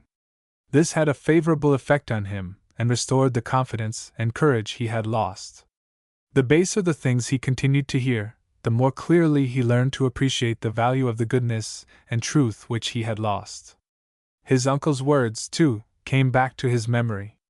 Give no man, from the loftiest to the lowliest, a right to regard you save with respect, and you can hold your head as high as the proudest warrior who ever wore purple robe and golden armor. On the couch in Kasana's house, while shaking with fever, he had constantly repeated this sentence, but in the misery of captivity, and on his flight it had again vanished from his memory. In the courtier's tent, when, after he had bathed and perfumed himself, the old slave held a mirror before him, he had given it a passing thought, but now it mastered his whole soul. and strange to say, the worthless traitor within wore a purple coat and golden mail, and looked like a military hero, but he could not hold his head erect, for the work he sought to accomplish could only succeed in the secrecy that shuns the light, and was like the labor of the hideous mole which undermines the ground in the darkness. His tool was the repulsive cloven-footed trio, falsehood, fraud, and faithlessness, and she whom he had chosen for his helpmate was the woman. It shamed him to his inmost soul for whom he had been in the act of sacrificing all that was honorable, precious, and dear to him. The worst infamies which he had been taught to shun were the rounds of the ladder on which this evil man intended to mount.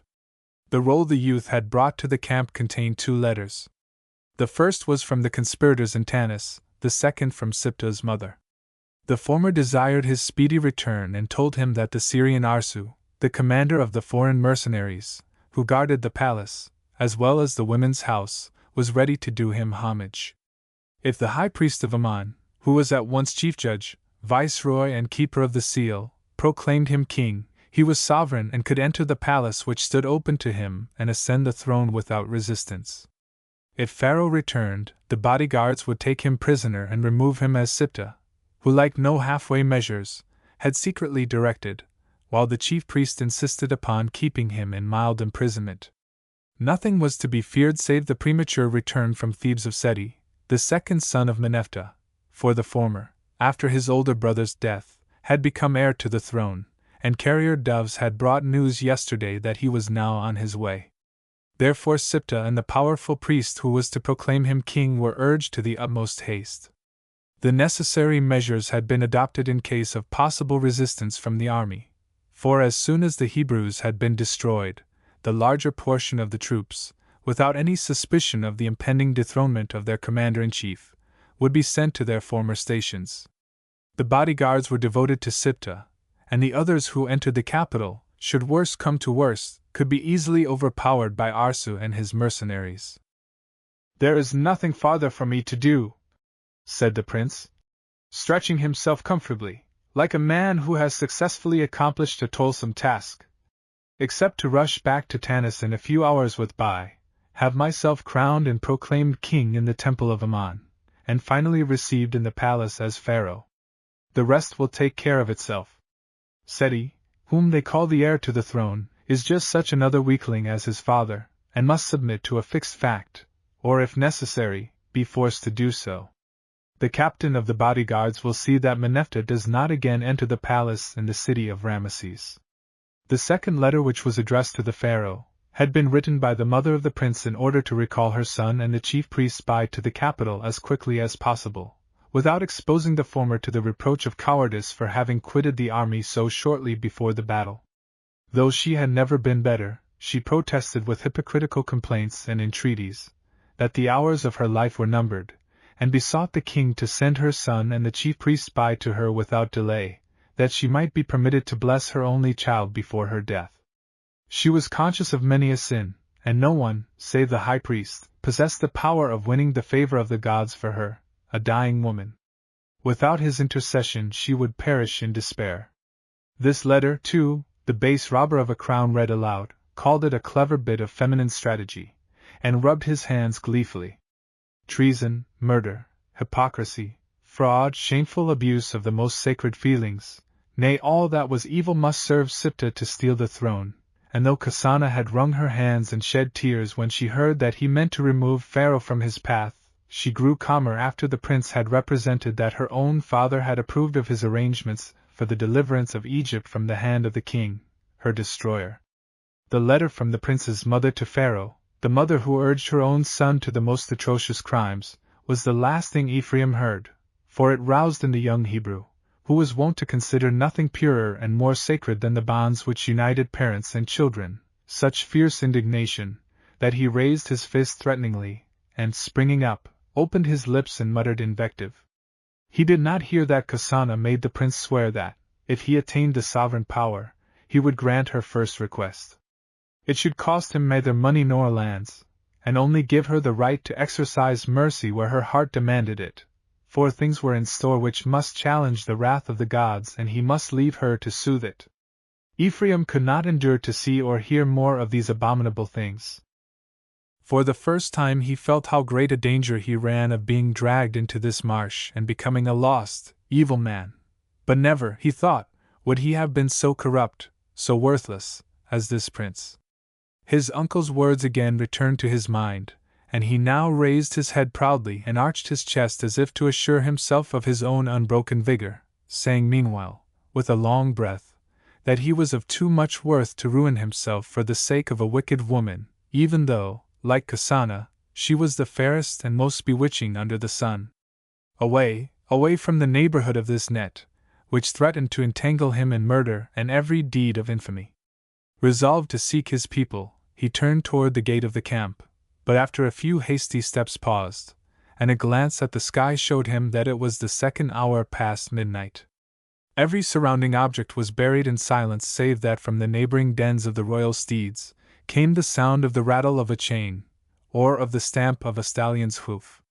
If he risked escaping from the camp now, he could not fail to be seen and stopped. Prudence commanded him to curb his impatience, and, as he glanced around, his eyes rested on the chamberlain's tent from which the old slave had just emerged to look for his master, who was still waiting in the prince's tent for his lord's return. The old man had treated Ephraim kindly, and now asked him with good-natured urgency to come in and rest, for the youth needed sleep. And Ephraim accepted the well-meant invitation.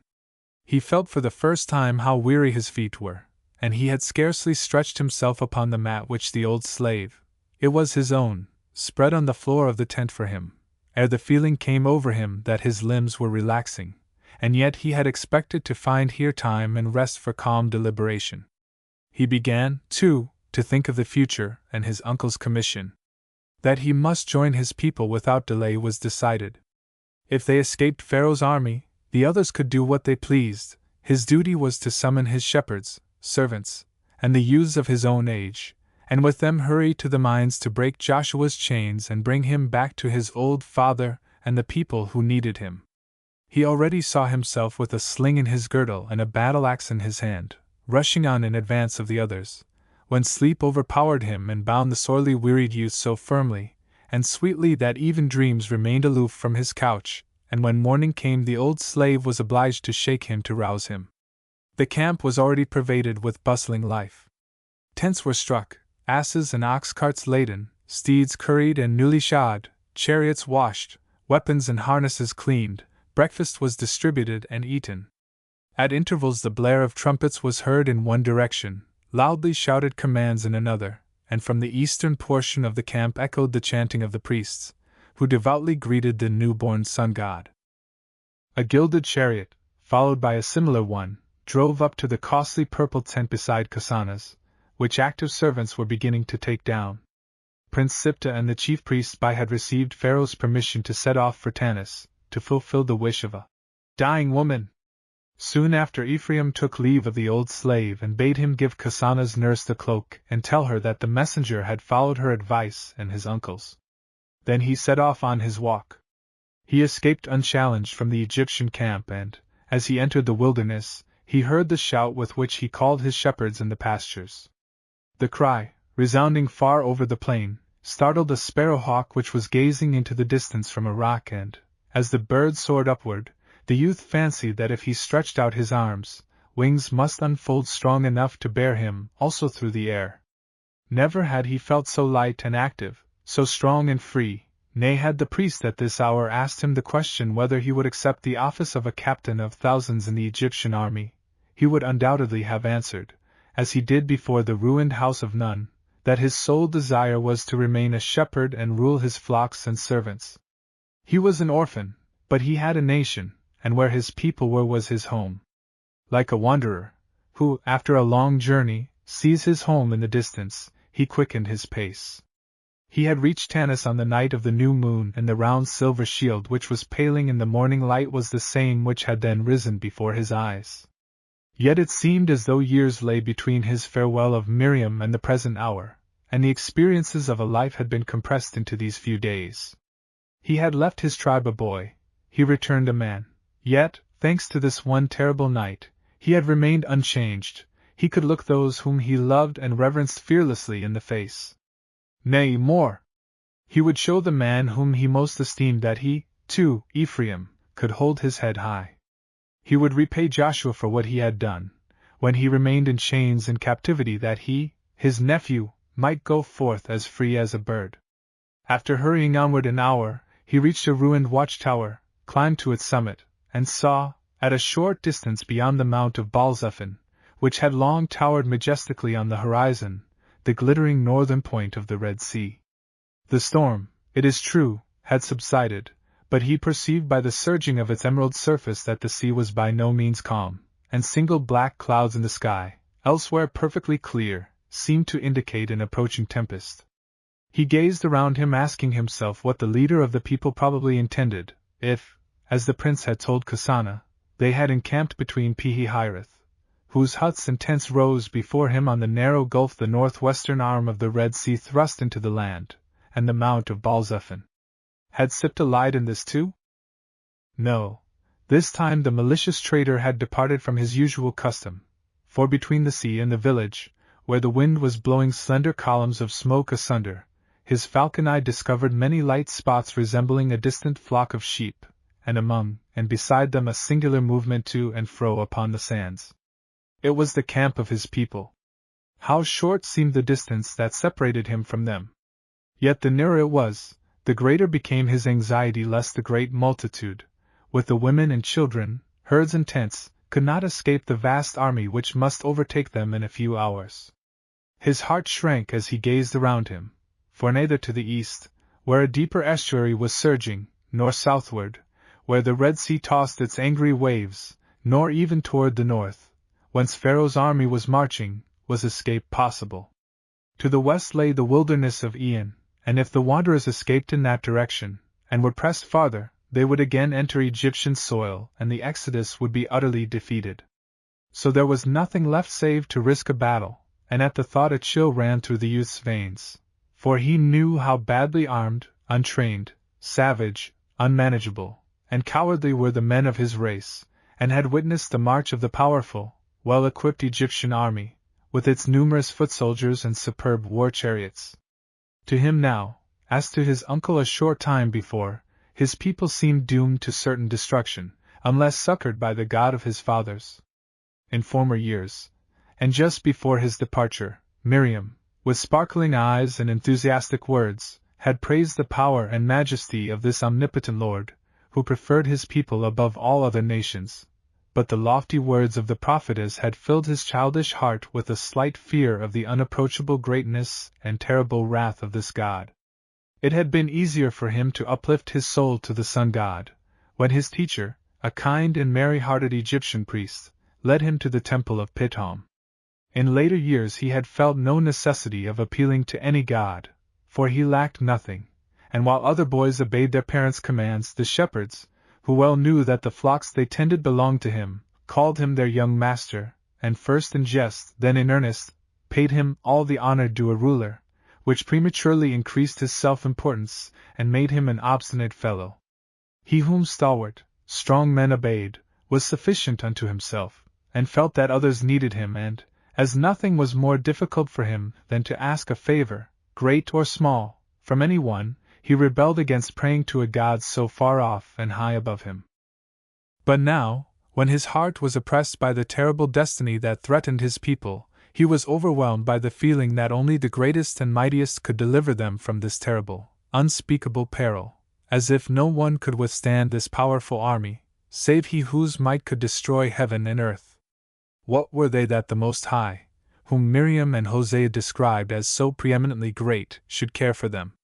Yet his people numbered many thousands, and God had not disdained to make them his, and promised great things for them in the future.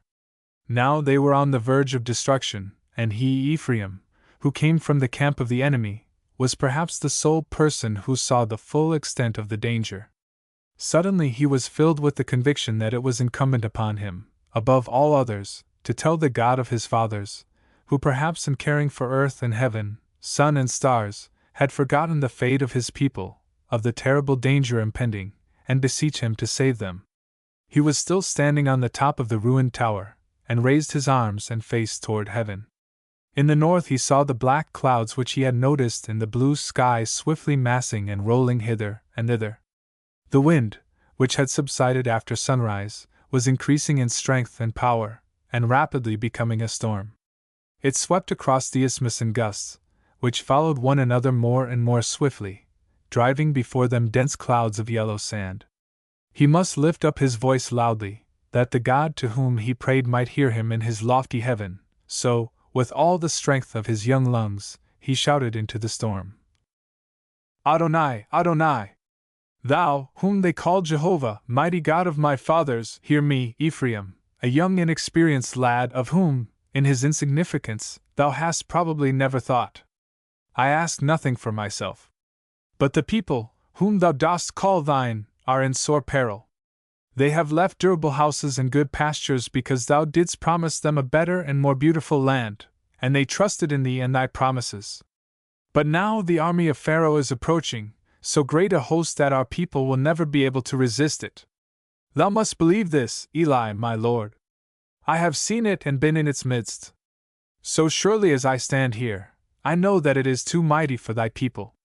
Pharaoh's power will crush them as the hoofs of the cattle trample the grain on the threshing floor.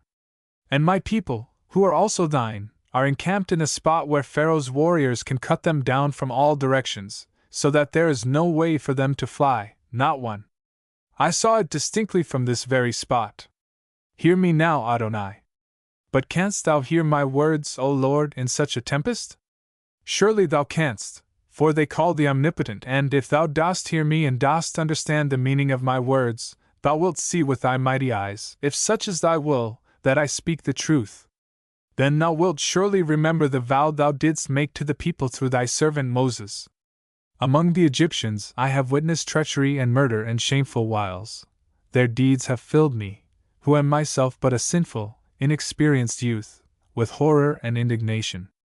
How couldst thou, from whom all good is said to proceed, and whom Miriam calls truth itself, act like those abominable men and break faith with those who trusted in thee?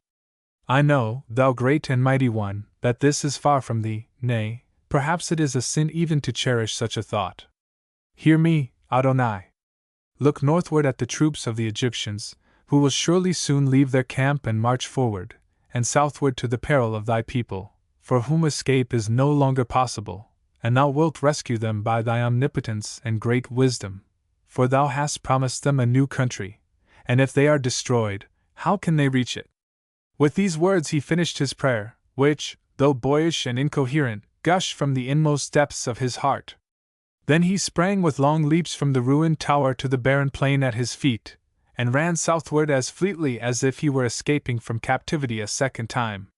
He felt how the wind rushing from the northeast urged him forward, and told himself that it would also hasten the march of Pharaoh's soldiers.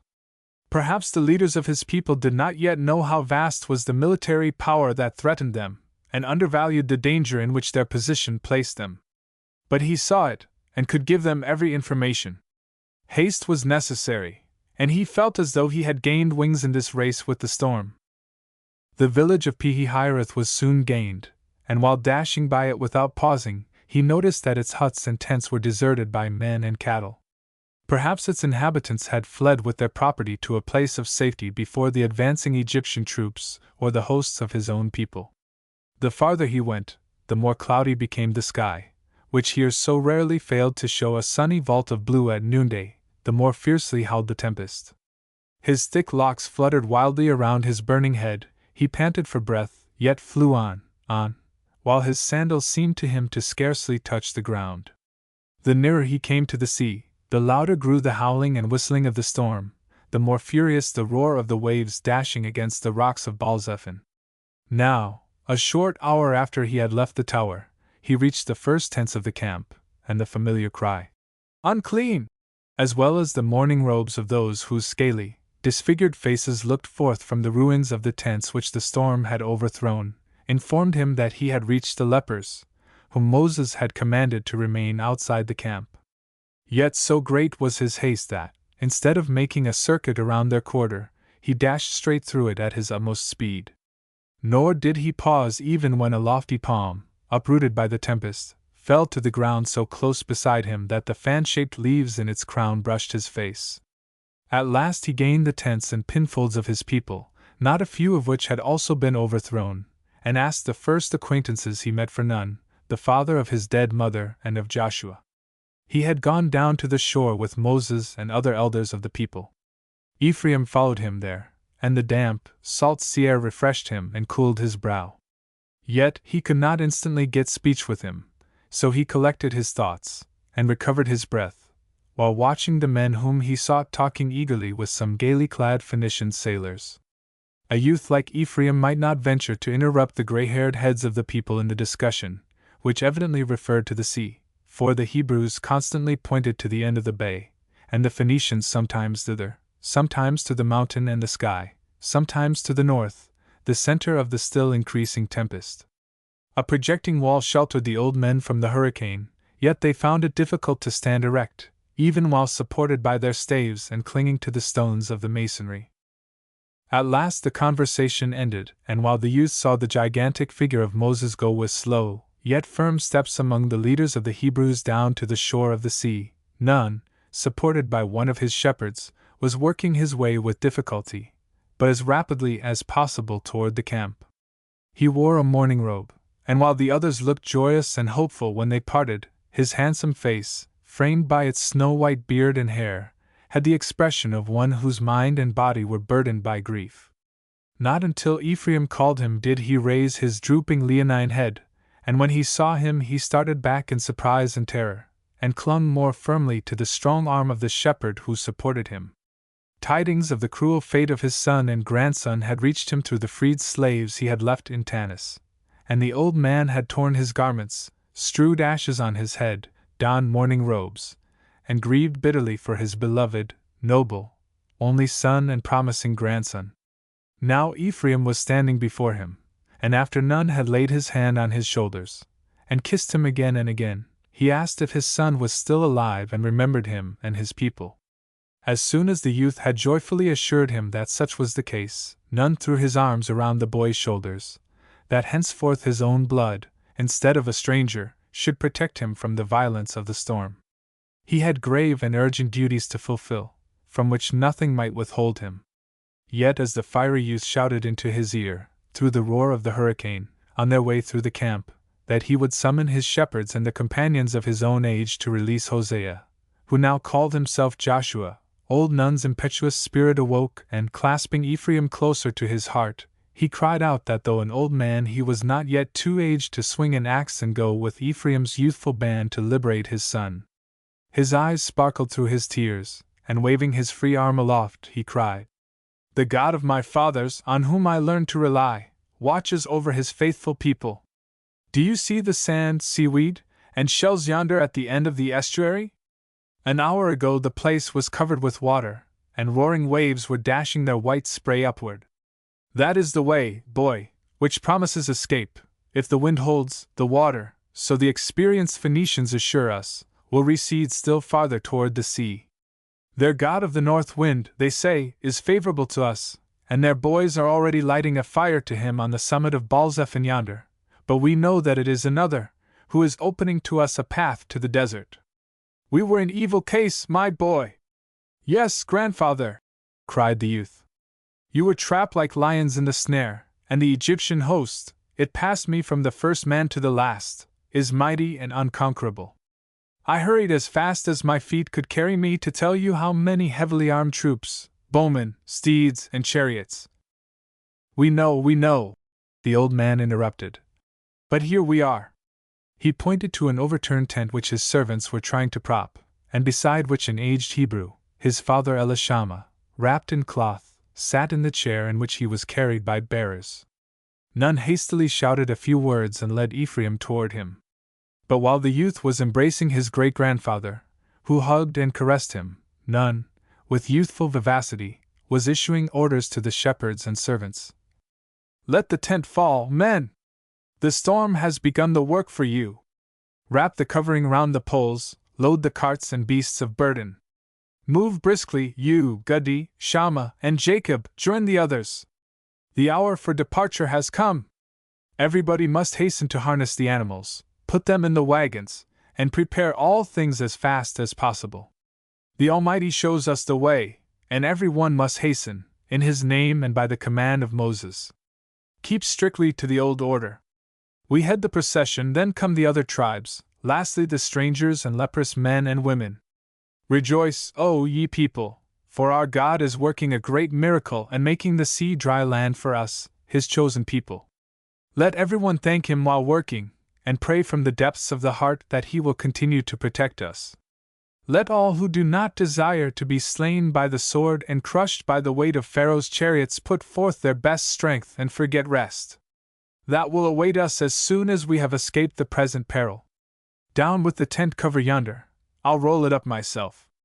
Lay hold, boy. Look across at the children of Manasseh, they are already packing and loading. That's right, Ephraim, you know how to use your hands. What more have we to do? My head, my forgetful old head. So much has come upon me at once. You have nimble feet, Raphael. I undertook to warn the strangers to prepare for a speedy departure. Run quickly and hurry them, that they may not linger too far behind the people. Time is precious. Lord, Lord my God, extend thy protecting hand over thy people, and roll the waves still farther back with the tempest, thy mighty breath. Let every one pray silently while working. The omnipresent one, who sees the heart, will hear it. That load is too heavy for you, Ephraim, you are lifting beyond your strength. No, the youth has mastered it. Follow his example, men, and ye of Succos, rejoice in your master's strength. The last words were addressed to Ephraim's shepherds, men and maidservants, most of whom shouted a greeting to him in the midst of their work, kissed his arm or hand, and rejoiced at his return. They were engaged in packing and wrapping their goods, and in gathering, harnessing, and loading the animals, which could only be kept together by blows and shouts. The people from Succos wished to vie with their young master, those from Tanis with their lord's grandson, and the other owners of flocks and lesser men of the tribe of Ephraim, whose tents surrounded that of their chief Nun, did the same, in order not to be surpassed by others. Yet several hours elapsed ere all the tents, household utensils, and provisions for man and beast were again in their places on the animals and in the carts. And the aged, feeble, and sick had been laid on litters or in wagons. Sometimes the gale bore from the distance to the spot where the Ephraimites were busily working the sound of Moses' deep voice or the higher tones of Aaron. But neither they nor the men of the tribe of Judah heeded the monition, for the latter were ruled by Hur and Nashon, and beside the former stood his newly wedded wife Miriam. It was different with the other tribes and the strangers, to the obstinacy and cowardice of whose chiefs was due the present critical position of the people. Chapter 22. To break through the center of the Etham line of fortifications and march toward the northeast along the nearest road leading to Palestine had proved impossible, but Moses' second plan of leading the people around the Migdal of the south had also been baffled, for spies had reported that the garrison of the latter had been greatly strengthened. Then the multitude had pressed around the man of God, declaring that they would rather return home with their families and appeal to Pharaoh's mercy than to let themselves, their wives, and their families be slaughtered. Several days had been spent in detaining them, but when other messengers brought tidings that Pharaoh was approaching with a powerful army, the time seemed to have come when the wanderers, in the utmost peril, might be forced to break through the forts, and Moses exerted the full might of his commanding personality, Aaron the whole power of his seductive eloquence, while old Nun and her essayed to kindle the others with their own bold spirit. But the terrible news had robbed the majority of the last vestige of self-reliance and trust in God, and they had already resolved to assure Pharaoh of their repentance when the messengers whom, without their leader's knowledge, they had sent forth, returned, announcing that the approaching army had been commanded to spare no Hebrew, and to show by the sharp edge of the sword, even to those who sued for mercy. How Pharaoh punished the men by whose shameful sorcery misery and woe had come upon so many Egyptians. Then, too late, they became aware that to return would ensure more speedy destruction than to boldly press forward. But when the men capable of bearing arms followed her and none to the Migdal of the south, they turned to fly at the defiant blare of the Egyptian war trumpets. When they came back to the camp with weary limbs, depressed and disheartened, new and exaggerated reports of Pharaoh's military force had reached the people, and now terror and despair had taken possession of the bolder men. Every admonition was vain, every threat derided, and the rebellious people had forced their leaders to go with them till, After a short march, they reached the Red Sea, whose deep green waves had forced them to pause in their southward flight. So they had encamped between Pi-hahiroth and Baal-zephon, and here the leaders again succeeded in turning the attention of the despairing people to the God of their fathers. In the presence of sure destruction, from which no human power could save them, they had again learned to raise their eyes to heaven. But Moses' soul had once more been thrilled with anxiety and compassion for the poor, sorely afflicted bands who had followed his summons. During the night preceding, he had climbed one of the lower peaks of Baal-zephon and, amid the raging of the tempest and the roar of the hissing surges, sought the Lord his God, and felt his presence near him. He, too, had not wearied of pleading the need of his people and adjuring him to save them. At the same hour Miriam, the wife of Hur, had gone to the seashore where, under a solitary palm tree, she addressed the same petition to her God, whose trusted servant she still felt herself. Here she besought him to remember the women and children who, trusting in him, had wandered forth into distant lands. She had also knelt to pray for the friend of her youth, languishing in terrible captivity, but had only cried in low, timid accents, "O Lord, do not forget the hapless Hosea, whom at thy bidding I called Joshua, though he showed himself less obedient to thy will than Moses, my brother, and Hur, my husband. Remember also the youthful Ephraim, the grandson of Nun, thy faithful servant." Then she returned to the tent of the chief, her husband, while many a lowly man and poor anxious woman, before their rude tents or on their thin, tear-drenched mats, uplifted their terrified souls to the God of their fathers and besought his care for those who were dearest to their hearts. So, in this night of utmost need, the camp had become a temple in which high and low, the heads of families and the housewives, masters and slaves, nay, even the afflicted lepers sought and found their God. At last the morning came on which Ephraim had shouted his childish prayer amid the roaring of the storm, and the waters of the sea had begun to recede. When the Hebrews beheld with their own eyes the miracle that the Most High was working for his chosen people, even the discouraged and despairing became believing and hopeful. Not only the Ephraimites, but the other tribes, the foreigners, and lepers felt the influence of the newly awakened joyous confidence, which urged each individual to put forth all his powers to prepare for the journey, and, for the first time, the multitude gathered and formed into ranks without strife, bickering, deeds of violence, curses, and tears. After sunset Moses, holding his staff uplifted, and Aaron, singing and praying, entered at the head of the procession the end of the bay. The storm, which continued to rage with the same violence, had swept the water out of it, and blew the flame and smoke of the torches carried by the tribes toward the southwest. The chief leaders, on whom all eyes rested with trusting eagerness, were followed by old Nun and the Ephraimites. The bottom of the sea on which they trod was firm, moist sand, on which even the herds could walk as if it were a smooth road, sloping gently toward the sea. Ephraim, in whom the elders now saw the future chief, had been entrusted, at his grandfather's suggestion, with the duty of seeing that the procession did not stop, and for this purpose had been given a leader's staff. For the fishermen whose huts stood at the foot of Baal-zephon, like the Phoenicians, believed that when the moon reached her zenith the sea would return to its old bed, and therefore all delay was to be avoided. The youth enjoyed the storm, and when his locks fluttered and he battled victoriously against the gale and rushing hither and thither, as his office required, it seemed to him a foretaste of the venture he had in view. So the procession moved on through the darkness which had speedily followed the dusk of evening. The acrid odor of the seaweed and fishes which had been left stranded pleased the boy, who felt that he had matured into manhood, better than the sweet fragrance of spikenard in Kasana's tent. Once the memory of it flashed through his brain, but with that exception there was not a moment during these hours which gave him time to think of her. He had his hands full of work. Sometimes a heap of seaweed flung on the path by a wave must be removed, sometimes a ram, the leader of a flock, refused to step on the wet sand and must be dragged forward by the horns, or cattle and beasts of burden must be driven through a pool of water from which they shrank. Often, too, he was obliged to brace his shoulder against a heavily laden cart, whose wheels had sunk too deeply into the soft sand, and when, even during this strange, momentous march, two bands of shepherds began to dispute about precedence close to the Egyptian shore, he quickly settled the dispute by making them draw lots to decide which party should go first.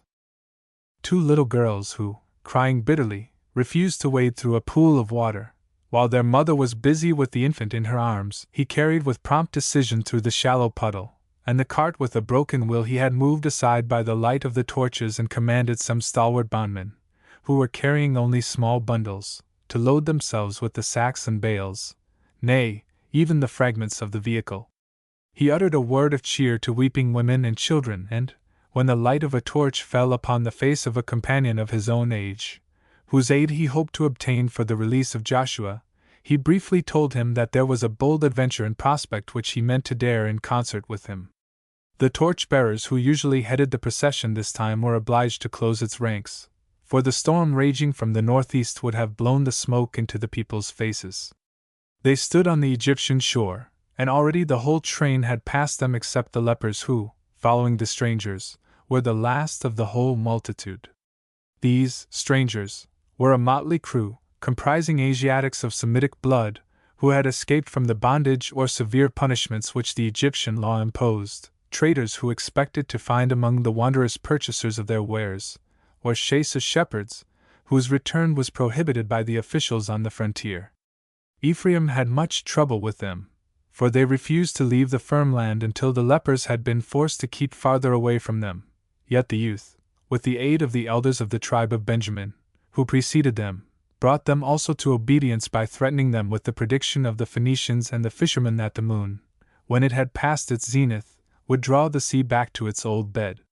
Finally he persuaded the leader of the lepers, who had once been an Egyptian priest, to keep at least half the distance demanded.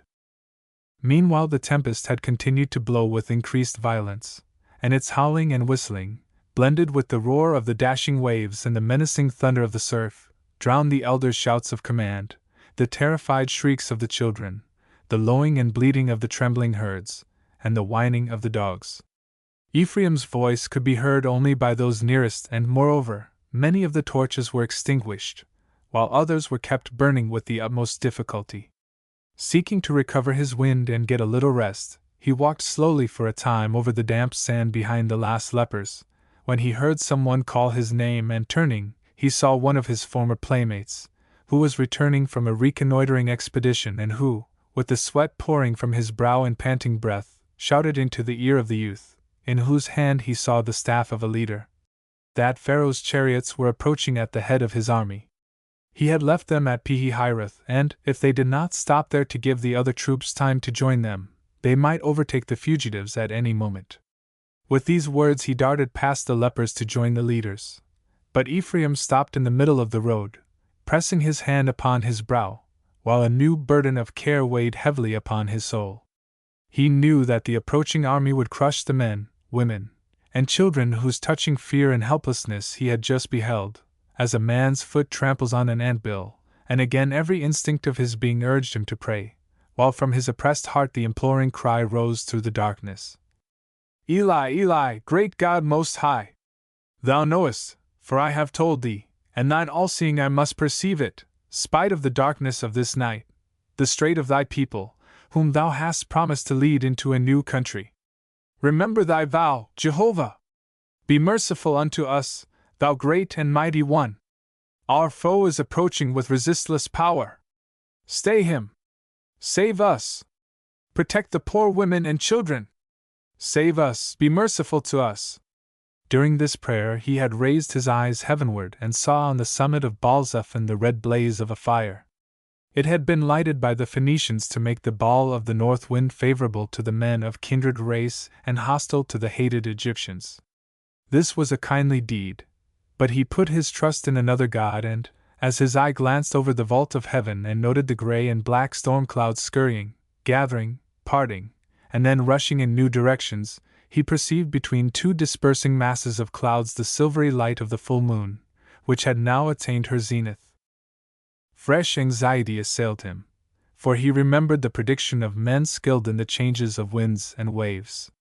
If the sea should now return to its ancient bed, his people would be lost, for there was no escape, even toward the north, where deep pools of water were standing amid the mire and cliffs. Should the waves flow back within the next hour, The seed of Abraham would be effaced from the earth, as writing inscribed on wax disappears from the tablet under the pressure of a warm hand. Yet was not this people thus marked for destruction, the nation which the Lord had chosen for his own? Could he deliver it into the hand of those who were also his own foes? No, no, 1,000 times no! And the moon, which was to cause this destruction, had but a short time before been the ally of his flight and favored him. Only let him keep up his hope and faith and not lose confidence. Nothing was lost as yet. Come what might, the whole nation need not perish, and his own tribe, which marched at the head of the procession, certainly would not, for many must have reached the opposite shore, nay, perhaps more than he supposed, for the bay was not wide, and even the lepers, the last of the train, had already advanced some distance across the wet sand. Ephraim now remained alone behind them all to listen to the approach of the hostile chariots. He laid his ear to the ground on the shore of the bay, and he could trust to the sharpness of his hearing. How often, in this attitude, he had caught the distant tramp of stray cattle or, while hunting, the approach of a herd of antelopes or gazelles. As the last, he was in the greatest danger, but what cared he for that? How gladly he would have sacrificed his young life to save the others. Since he had held in his hand the leader's staff, it seemed to him as if he had assumed the duty of watching over his people, so he listened and listened till he could hear a slight trembling of the ground and finally a low rumble. That was the foe, that must be Pharaoh's chariots, and how swiftly the proud steeds whirled them forward. Springing up as if a lash had struck him, he dashed on to urge the others to hasten. How oppressively sultry the air had grown, spite of the raging storm which extinguished so many torches. The moon was concealed by clouds, but the flickering fire on the summit of the lofty height of Baal-zephon blazed brighter and brighter. The sparks that rose from the midst of the flames glittered as they swept westward, for the wind now came more from the east. Scarcely had he noticed this, when he hurried back to the boys bearing pans of pitch who closed the procession, to command them in the utmost haste to fill the copper vessels afresh and see that the smoke rose in dense, heavy clouds. For, he said to himself, the storm will drive the smoke into the faces of the stallions who draw the chariots and frighten or stop them. No means seemed to him too insignificant, every moment that could be gained was precious, and as soon as he had convinced himself that the smoke clouds were pouring densely from the vessels and making it difficult to breathe the air of the path over which the people had passed, he hurried forward, shouting to the elders whom he overtook that Pharaoh's chariots were close at hand and the march must be hastened. At once pedestrians, bearers, drivers, and shepherds exerted all their strength to advance faster, and though the wind, which blew more and more from the east, impeded their progress, all struggled stoutly against it, and dread of their approaching pursuers doubled their strength. The youth seemed to the heads of the tribes, who nodded approval wherever he appeared, like a shepherd dog guarding and urging the flock, and when he had slipped through the moving bands and battled his way forward against the storm, the east wind bore to his ears as if in reward a strange shout, for the nearer he came to its source, the louder it rang, and the more surely he perceived that it was a cry of joy and exultation, the first that had burst from a Hebrew's breast for many a long day. It refreshed Ephraim like a cool drink after long thirsting, and he could not refrain from shouting aloud and crying joyously to the others. Saved! Saved! 2 tribes had already reached the eastern shore of the bay and were raising the glad shouts which, with the fires blazing in huge pans on the shore, kindled the courage of the approaching fugitives and braced their failing strength. Ephraim saw by their light the majestic figure of Moses on a hill by the sea, extending his staff over the waters, and the spectacle impressed him, like all the other fugitives, from the highest to the lowest, more deeply than aught else and strongly increased the courage of his heart. This man was indeed the trusted servant of the Most High, and so long as he held his staff uplifted, the waves seemed spellbound, and through him God forbade their return. He, Ephraim, need no longer appeal to the Omnipotent One, that was the appointed task of this great and exalted personage, but he must continue to fulfill his little duty of watching the progress of individuals. Back against the stream of fugitives to the lepers and torch-bearers he hastened, shouting to each division, Saved! Saved! They have gained the goal. Moses' staff is staying the waves. Many have already reached the shore. Thank the Lord! forward, that you, too, may join in the rejoicing. Fix your eyes on the two red beacons. The rescued ones lighted them. The servant of the Lord is standing between them with uplifted staff. Then, kneeling on the wet sand, he again pressed his ear to the ground, and now heard distinctly, close at hand, the rattle of wheels and the swift beat of horses' hoofs.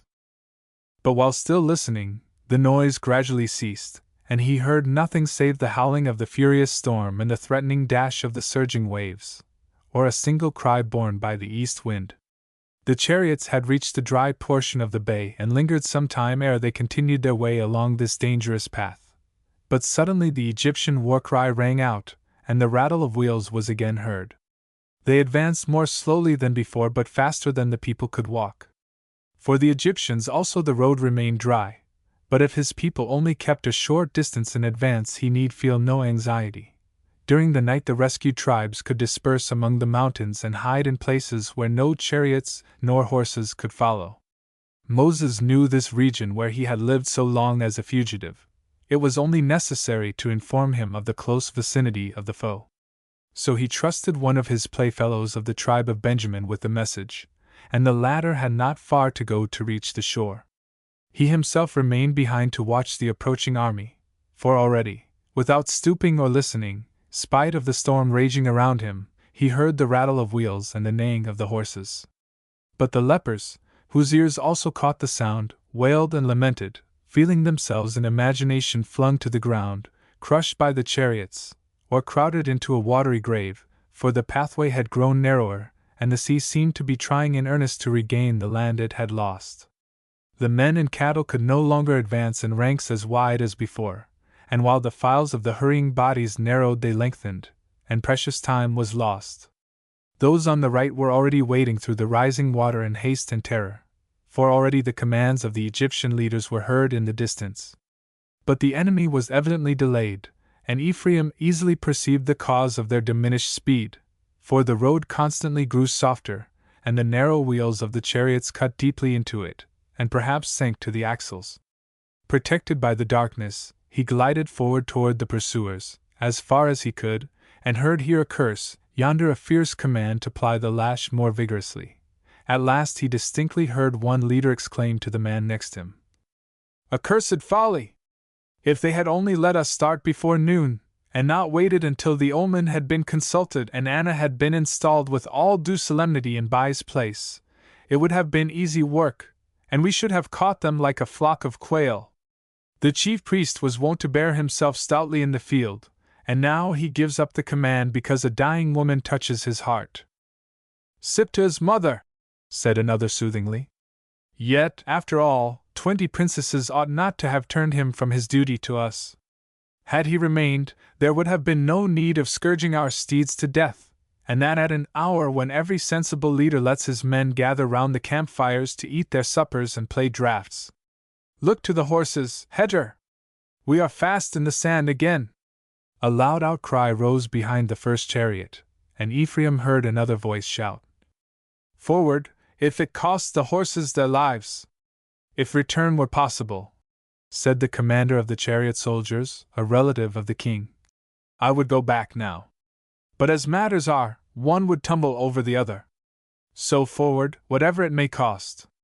We are close on their heels. Halt! Halt! That accursed stinging smoke! Wait, you dogs! As soon as the pathway widens, we'll run you down with scant ceremony, and may the gods deprive me of a day of life for each one I spare! Another torch out! One can't see one's hand before one's face! At a time like this a beggar's crutch would be better than a leader's staff. And an executioner's noose round the neck rather than a gold chain," said another with a fierce oath. "If the moon would only appear again! Because the astrologers predicted that it would shine in full splendor from evening till morning, I myself advised the late departure, turning night into day. If it were only lighter!" But this sentence remained unfinished, for a gust of wind, bursting like a wild beast from the southeastern ravine of Mount Balzaphin, rushed upon the fugitives, and a high wave drenched Ephraim from head to foot. Gasping for breath, he flung back his hair and wiped his eyes, but loud cries of terror rang from the lips of the Egyptians behind him. for the same wave that struck the youth had hurled the foremost chariots into the sea. Ephraim began to fear for his people, and while running forward to join them again, a brilliant flash of lightning illumined the bay, Mount Baal-zephon, and every surrounding object. The thunder was somewhat long in following, but the storm soon came nearer, and at last the lightning no longer flashed through the darkness in zigzag lines, but in shapeless sheets of flame, and ere they faded the deafening crash of the thunder pealed forth, reverberating in wild uproar amid the hard, rocky precipices of the rugged mountain, and dying away in deep, muttering echoes along the end of the bay and the shore. Whenever the clouds, menacing destruction, discharged their lightnings, sea and land, human beings and animals, far and near, were illumined by the brilliant glare, while the waters and the sky above were tinged with a sulphurous yellow hue through which the vivid lightning shone and flamed as through a wall of yellow glass. Ephraim now thought he perceived that the blackest thunderclouds came from the south and not from the north, but the glare of the lightning showed behind him a span of frightened horses rushing into the sea, one chariot shattered against another, and farther on several jammed firmly together to the destruction of their occupants, while they barred the progress of others. Yet the foe still advanced, and the space which separated pursued and pursuers did not increase. But the confusion among the latter had become so great that the warriors' cries of terror, and their leaders' shouts of encouragement and menace were distinctly heard whenever the fierce crashing of the thunder died away. Yet, black as were the clouds on the southern horizon, fiercely as the tempest raged, the gloomy sky still withheld its floods, and the fugitives were wet, not with the water from the clouds but by the waves of the sea, whose surges constantly dashed higher and more frequently washed the dry bed of the bay. Narrower and narrower grew the pathway, and with it the end of the procession. Meanwhile the flames blazing in the pitch pans continued to show the terrified fugitives the goal of escape, and remind them of Moses and the staff God had given him. Every step brought them nearer to it. Now a loud shout of joy announced that the tribe of Benjamin had also reached the shore, but they had at last been obliged to wade, and were drenched by the foaming surf. It had cost unspeakable effort to save the oxen from the surging waves, get the loaded carts forward, and keep the cattle together, but now man and beast stood safe on shore. Only the strangers and the lepers were still to be rescued.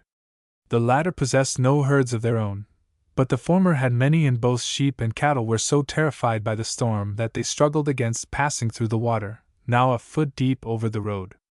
Ephraim hurried to the shore, called on the shepherds to follow him, and under his direction, they helped drive the herds forward. The attempt was successful, and, amid the thunder and lightning, greeted with loud cheers, the last man and the last head of cattle reached the land. The lepers were obliged to wade through water rising to their knees and at last to their waists, and, ere they had gained the shore, the sluices of heaven opened and the rain poured in torrents.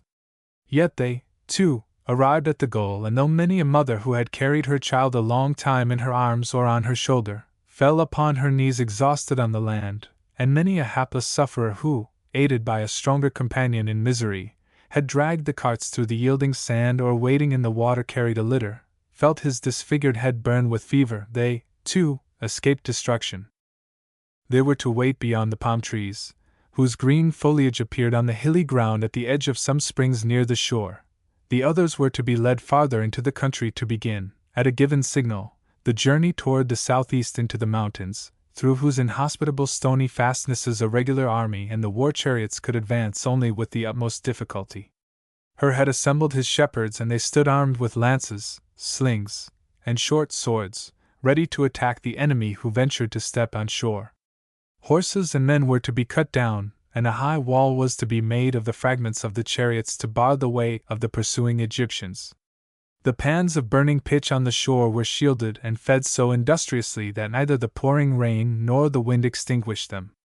They were to light the shepherds who had undertaken to attack the chariot soldiers, and were commanded by old Nun, Hur, and Ephraim. But they waited in vain for the pursuers, and when the youth, first of all, perceived by the light of the torches that the way by which the rescued fugitives had come was now a wide sea, and the smoke was blown toward the north instead of toward the southwest, it was at the time of the first morning watch, his heart, surcharged with joy and gratitude, sent forth the jubilant shout. "Look at the pans! The wind has shifted! It is driving the sea northward. Pharaoh's army has been swallowed by the waves. The group of rescued Hebrews remained silent for a short time, but suddenly Nun's loud voice exclaimed, "He has seen aright, children! What are we mortals? Lord, Lord! Stern and terrible art thou in judgment upon thy foes."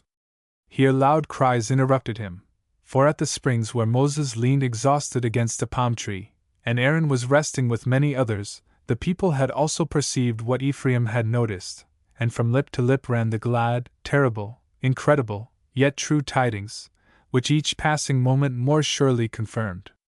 Many an eye was raised toward the sky, across which the black clouds were rushing farther and farther northward. The rain was ceasing. Instead of the lightning and thunder, only a few pale flashes were seen over the isthmus and the distant sea at the north, while in the south the sky was brightening. At last the setting moon emerged from the gray clouds, and her peaceful light silvered the heights of Baal-zephon and the shore of the bay, whose bottom was once more covered with tossing waves. The raging, howling storm had passed into the low sighing of the morning breeze, and the sea, which had dashed against the rocks like a roaring wild beast, now lay quivering with broken strength at the stone base of the mountain. For a short time the sea still spread a dark pall over the many Egyptian corpses, but the paling moon, ere her setting, splendidly embellished the briny resting place of a king and his nobles, for her rays illumined and bordered their coverlet, the sea, with a rich array of sparkling diamonds in a silver setting. While the east was brightening and the sky had clothed itself in the glowing hues of dawn, the camp had been pitched, but little time remained for a hasty meal, for, shortly after sunrise, the gong had summoned the people, and, as soon as they gathered near the springs, Miriam swung her timbrel, shaking the bells and striking the calfskin till it resounded again. As she moved lightly forward, the women and maidens followed her in the rhythmic step of the dance, but she sang, "I will sing unto the Lord, for he hath triumphed gloriously, the horse and his rider hath he thrown into the sea. The Lord is my strength and song, and he is become my salvation. He is my God, and I will prepare him an habitation, my father's God, and I will exalt him. The Lord is a man of war, the Lord is his name. Pharaoh's chariots and his host hath he cast into the sea. His chosen captains also are drowned in the Red Sea. The depths have covered them, they sank into the bottom as a stone. Thy right hand, O Lord, is become glorious in power. Thy right hand, O Lord, hath dashed in pieces the enemy. And in the greatness of thine excellency thou hast overthrown them that rose up against thee. Thou sentest forth thy wrath, which consumed them as stubble. And with the blast of thy nostrils the waters were gathered together, the flood stood upright as an heap, and the depths were congealed in the heart of the sea. The enemy said, I will pursue, I will overtake, I will divide the spoil, my lust shall be satisfied upon them. I will draw my sword, my hand shall destroy them. Thou didst blow with thy wind, the sea covered them, they sank as lead in the mighty waters. Who is like unto thee, O Lord, among the gods? Who is like thee, glorious in holiness, fearful in praises, doing wonders? Thou stretched out thy right hand, the earth swallowed them. Thou in thy mercy hast led forth the people which thou hast redeemed, thou hast guided them in thy strength unto thy holy habitation. Men and women joined in the song, when she repeated the words, I will sing unto the Lord, for he hath triumphed gloriously, the horse and his rider hath he thrown into the sea. This song and this hour of rejoicing were never forgotten by the Hebrews, and each heart was filled with the glory of God and the glad and grateful anticipation of better, happier days. Chapter 23. The hymn of praise had died away, but though the storm had long since raged itself into calmness, the morning sky, which had been beautiful in the rosy flush of dawn, was again veiled by grey mists, and a strong wind still blew from the southwest, lashing the sea and shaking and swaying the tops of the palm trees beside the springs. The rescued people had paid due honor to the Most High, even the most indifferent and rebellious had joined in Miriam's song of praise. Yet, when the ranks of the dancers approached the sea, many left the procession to hurry to the shore, which presented many attractions. Hundreds had now gathered on the strand, where the waves, like generous robbers, washed ashore the booty they had seized during the night. Even the women did not allow the wind to keep them back, for the two strongest impulses of the human heart, avarice and the longing for vengeance, drew them to the beach. Some new object of desire appeared every moment. Here lay the corpse of a warrior, yonder his shattered chariot. If the latter had belonged to a man of rank, its gold or silver ornaments were torn off, while the short sword or battle-axe was drawn from the girdle of the lifeless owner, and men and women of low degree, male and female slaves belonging to the Hebrews and foreigners, robbed the corpses of the clasps and circlets of the precious metal, or twisted the rings from the swollen fingers of the drowned.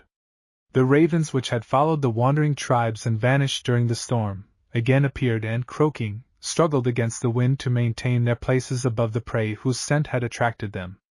But the dregs of the fugitive hordes were still more greedy than they, and wherever the sea washed a costly ornament ashore, there were fierce outcries and angry quarreling. The leaders kept aloof. The people, they thought, had a right to this booty, and whenever one of them undertook to control their rude greed, he received no obedience. The pass to which the Egyptians had brought them within the last few hours had been so terrible, that even the better natures among the Hebrews did not think of curbing the thirst for vengeance. Even gray-bearded men of dignified bearing, and wives and mothers whose looks augured gentle hearts thrust back the few hapless foes who had succeeded in reaching the land on the ruins of the war chariots, or baggage wagons. With shepherds' crooks and traveling staves, knives and axes, stones and insults they forced their hands from the floating wood, and the few who nevertheless reached the land were flung by the furious mob into the sea which had taken pity on them in vain. Their wrath was so great, and vengeance so sacred a duty, that no one thought of the respect, the pity, the consideration, which our misfortunes do, and not a word was uttered to appeal to generosity or compassion or even to remind the people of the profit which might be derived from holding the rescued soldiers as prisoners of war. Death to our mortal foes! Destruction to them! Down with them! Feed the fishes with them! You drove us into the sea with our children, now try the salt waves yourselves! Such were the shouts that rose everywhere, and which no one opposed, not even Miriam and Ephraim, who had also gone down to the shore to witness the scene it presented. The maiden had become the wife of her, but her new condition had made little change in her nature and conduct. The fate of her people and the intercourse with God, whose prophetess she felt herself to be, were still her highest aims. Now that all for which she had hoped and prayed was fulfilled, now that at the first great triumph of her efforts she had expressed the feelings of the faithful in her song, she felt as if she were the leader of the grateful multitude at whose head she had marched singing and as if she had attained the goal of her life. Ephraim had reminded her of Hosea and, while talking with him about the prisoner, she moved on as proudly as a queen, answering the greetings of the throng with majestic dignity. Her eyes sparkled with joy, and her features wore an expression of compassion only at brief intervals, when the youth spoke of the greatest sufferings which he had borne with his uncle. She doubtless still remembered the man she had loved, but he was no longer necessary to the lofty goal of her aspirations. Ephraim had just spoken of the beautiful Egyptian, who had loved Hosea and at whose intercession the prisoner's chains had been removed, when loud outcries were heard at a part of the strand where many of the people had gathered. Shouts of joy mingled with yells of fury, and awakened the conjecture that the sea had washed some specially valuable prize ashore. Curiosity drew both to the spot, and as Miriam's stately bearing made the throng move respectfully aside, they soon saw the mournful contents of a large traveling chariot, which had lost its wheels. The linen canopy which had protected it was torn away, and on the floor lay two elderly Egyptian women. A third, who was much younger, leaned against the back of the vehicle thus strangely transformed into a boat. Her companions lay dead in the water which had covered its floor, and several Hebrew women were in the act of tearing the costly gold ornaments from the neck and arms of one of the corpses. Some chance had preserved this young woman's life, and she was now giving her rich jewels to the Israelites. Her pale lips and slender, half-frozen hands trembled as she did so, and in low, musical tones she promised the robbers to yield them all she possessed and pay a large ransom, if they would spare her. She was so young, and she had shown kindness to a Hebrew, surely they might listen to her. It was a touching entreaty, but so often interrupted by threats and curses that only a few could hear it. Just as Ephraim and Miriam reached the shore she shrieked aloud, A rude hand had torn the gold serpent from her ear. The cry pierced the youth's heart like a dagger thrust, and his cheeks paled, for he recognized Kasana. The bodies beside her were those of her nurse and the wife of the chief priest by. Scarcely able to control himself, Ephraim thrust aside the men who separated him from the object of the moment's assault, sprang on the sandhill at whose foot the chariot had rested, and shouted with glowing cheeks in wild excitement. "Back! Woe to any one who touches her!" But a Hebrew woman, the wife of a brickmaker whose child had died in terrible convulsions during the passage through the sea, had already snatched the dagger from her girdle, and with the jeering cry, "This for my little Ruth, you jade!" dealt her a blow in the back. Then she raised the tiny blood-stained weapon for a second stroke. But ere she could give her enemy another thrust, Ephraim flung himself between her and her victim and wrenched the dagger from her grasp. Then planting himself before the wounded girl, he swung the blade aloft, exclaiming in loud, threatening tones, "Whoever touches her, you robbers and murderers, shall mingle his blood with this woman's." Then he flung himself beside Kasana's bleeding form, and finding that she had lost consciousness, raised her in his arms and carried her to Miriam. The astonished plunderers speechlessly made way for a few minutes, but ere he reached the prophetess shouts of "Vengeance! Vengeance!" were heard in all directions. "We found the woman, the booty belongs to us alone. How dares the insolent Ephraimite call us robbers and murderers? Wherever Egyptian blood can be spilled, it must flow. At him, snatch the girl from him." The youth paid no heed to these outbursts of wrath until he had laid Kasana's head in the lap of Miriam, who had seated herself on the nearest sandhill, and as the angry throng, the women in front of the men, pressed upon him, he again waved his dagger, crying, "Back, I command you! Let all of the blood of Ephraim and Judah rally around me and Miriam, the wife of their chief. That's right, brothers, and woe betide any hand that touches her. Do you shriek for vengeance? Has it not been yours through yonder monster who murdered the poor defenseless one? Do you want your victim's jewels? Well, well, they belong to you, and I will give you mine to boot, if you will leave the wife of her to care for this dying girl." With these words he bent over Kasana, took off the clasps and rings she still wore, and gave them to the greedy hands outstretched to seize them. Lastly he stripped the broad gold circlet from his arm, and holding it aloft exclaimed, "Here is the promised payment. If you will depart quietly and leave this woman to Miriam, I will give you the gold, and you can divide it among you. If you thirst for more blood, come on, but I will keep the armlet." These words did not fail to produce their effect. The furious women looked at the heavy broad gold armlet, then at the handsome youth, and the men of Judah and Ephraim who had gathered around him, and finally glanced inquiringly into one another's faces. At last the wife of a foreign trader cried, "Let him give us the gold, and we'll leave the handsome young chief his bleeding sweetheart." To this decision the others agreed, and though the brickmaker's infuriated wife, who thought as the avenger of her child she had done an act pleasing in the sight of God, and was upbraided for it as a murderess, reviled the youth with frantic gestures, she was dragged away by the crowd to the shore where they hoped to find more booty. During this threatening transaction, Miriam had fearlessly examined Kasana's wound and bound it up with skillful hands, the dagger which Prince Siptah had jestingly given the beautiful lady of his love, that she might not go to war defenseless, had inflicted a deep wound under the shoulder, and the blood had flowed so abundantly that the feeble spark of life threatened to die out at any moment. But she still lived, and in this condition was borne to the tent of Nun, which was the nearest within reach.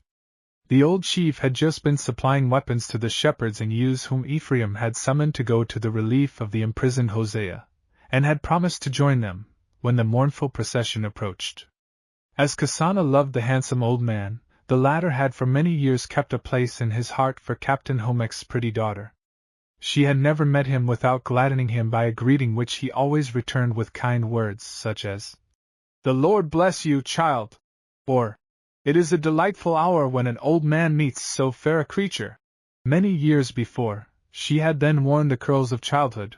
He had even sent her a lamb, whose snowy fleece was specially silky, after having bartered the corn from her father's lands for cattle of his most famous breed, and what his son had told him of Kasana had been well fitted to increase his regard for her. He beheld in the archer's daughter the most charming young girl in Tanis, and, had she been the child of Hebrew parents, he would have rejoiced to wed her to his son. To find his darling in such a state caused the old man grief so profound that bright tears ran down upon his snowy beard and his voice trembled as, while greeting her, he saw the blood-stained bandage on her shoulder. After she had been laid on his couch, and none had placed his own chest of medicines at the disposal of the skillful prophetess, Miriam asked the men to leave her alone with the suffering Egyptian, and when she again called them into the tent she had revived the strength of the severely wounded girl with cordials, and bandaged the hurt more carefully than had been possible before. Kasana, cleansed from the bloodstains and with her hair neatly arranged, lay beneath the fresh linen coverings like a sleeping child just on the verge of maidenhood. She was still breathing, but the color had not returned to cheeks or lips, and she did not open her eyes until she had drunk the cordial Miriam mixed for her a second time. The old man and his grandson stood at the foot of her couch, and each would fain have asked the other why he could not restrain his tears whenever he looked at this stranger's face. The certainty that Kasana was wicked and faithless, which had so unexpectedly forced itself upon Ephraim, had suddenly turned his heart from her and startled him back into the right path which he had abandoned. Yet what he had heard in her tent had remained a profound secret, and as he told his grandfather and Miriam that she had compassionately interceded for the prisoners, and both had desired to hear more of her, he had felt like a father who had witnessed the crime of a beloved son, and no word of the abominable things he had heard had escaped his lips. Now he rejoiced that he had kept silence, for whatever he might have seen and heard, this fair creature certainly was capable of no base deed. To the old man she had never ceased to be the lovely child whom he had known, the apple of his eye and the joy of his heart. So he gazed with tender anxiety at the features convulsed by pain and, when she at last opened her eyes, smiled at her with paternal affection. Her glance showed that she instantly recognized both him and Ephraim, but weakness baffled her attempt to nod to them. Yet her expressive face revealed surprise and joy, and when Miriam had given her the cordial a third time and bathed her brow with a powerful essence, her large eyes wandered from face to face and, noticing the troubled looks of the men, she managed to whisper, "The wound aches, and death, must I die?" One looked inquiringly at another, and the men would gladly have concealed the terrible truth, but she went on. "Oh, let me know. Ah, I pray you, tell me the truth." Miriam, who was kneeling beside her, found courage to answer. "Yes, you poor young creature, the wound is deep, but whatever my skill can accomplish shall be done to preserve your life as long as possible." The words sounded kind and full of compassion, yet the deep voice of the prophetess seemed to hurt Kasana, for her lips quivered painfully while Miriam was speaking, and when she ceased, her eyes closed and one large tear after another ran down her cheeks. Deep, anxious silence reigned around her until she again raised her lashes and, fixing her eyes wearily on Miriam, asked softly, as if perplexed by some strange spectacle, "You are a woman, and yet practice the art of the leech." "My God has commanded me to care for the suffering ones of our people," replied the other. The dying girl's eyes began to glitter with a restless light, and she gasped in louder tones, nay with a firmness that surprised the others, "You are Miriam, the woman who sent for Hosea." And when the other answered promptly and proudly, "It is as you say," Kasana continued, "and you possess striking, imperious beauty, and much influence. He obeyed your summons, and you consented to wed another?" Again the prophetess answered, this time with gloomy earnestness, "It is as you say." The dying girl closed her eyes once more, and a strange proud smile hovered around her lips. But it soon vanished, and a great and painful restlessness seized upon her. The fingers of her little hands, her lips, nay, even her eyelids moved perpetually, and her smooth, narrow forehead contracted as if some great thought occupied her mind. At last the ideas that troubled her found utterance, and, as if roused from her repose, she exclaimed in terrified accents, "You are Ephraim, who seemed like his son, and the old man is none, his dear father. There you stand and will live on. But oh, it is so hard to leave the light. Anubis will lead me before the judgment seat of Osiris. My heart will be weighed, and then..." Here she shuddered and opened and closed her trembling hands. But she soon regained her composure and began to speak again. Miriam, however, sternly forbade this, because it would hasten her death. Then the sufferer, summoning all her strength, exclaimed hastily, as loudly as her voice would permit, after measuring the prophetess' tall figure with a long glance. "You wish to prevent me from doing my duty, you?" There had been a slight touch of mockery in the question, but Kasana doubtless felt that it was necessary to spare her strength, for she continued far more quietly, as though talking to herself. "I cannot die so, I cannot! How it happened, why I sacrificed all. I must atone for it, I will not complain, if he only learns how it came to pass. Oh, nun, dear old nun, who gave me the lamb when I was a little thing, I loved it so dearly, and you, Ephraim, my dear boy, I will tell you everything." Here a painful fit of coughing interrupted her, but as soon as she recovered her breath, she turned to Miriam, and called in a tone which so plainly expressed bitter dislike, that it would have surprised any one who knew her kindly nature. "But you yonder, you tall woman with the deep voice who are a physician, you lured him from Tanis, from his soldiers and from me. He obeyed your summons. And you became another's wife, probably after his arrival, yes? For when Ephraim summoned him, he called you a maiden. I don't know whether this caused him, Hosea, pain. But there is one thing I do know, and that is that I want to confess something and must do so, ere it is too late. And no one must hear it save those who love him, and I, do you hear, I love him better than aught else on earth. But you have a husband, and a God whose commands you eagerly obey, you say so yourself. What can Hosea be to you? So I beseech you to leave us. I have met few who repelled me, but you, your voice, your eyes, they pierced me to the heart, and if you were near I could not speak as I must. And oh, talking hurts me so! But before you go, you are a leech, let me know this one thing, I have many messages to leave for him ere I die. Will it kill me to talk?" Again the prophetess found no other words in answer except the brief, "It is as you say." And this time they sounded harsh and ominous. While wavering between the duty which, as a physician, she owed the sufferer and the impulse not to refuse the request of a dying woman, she read an old nun's eyes an entreaty to obey Kasana's wish, and with drooping head left the tent.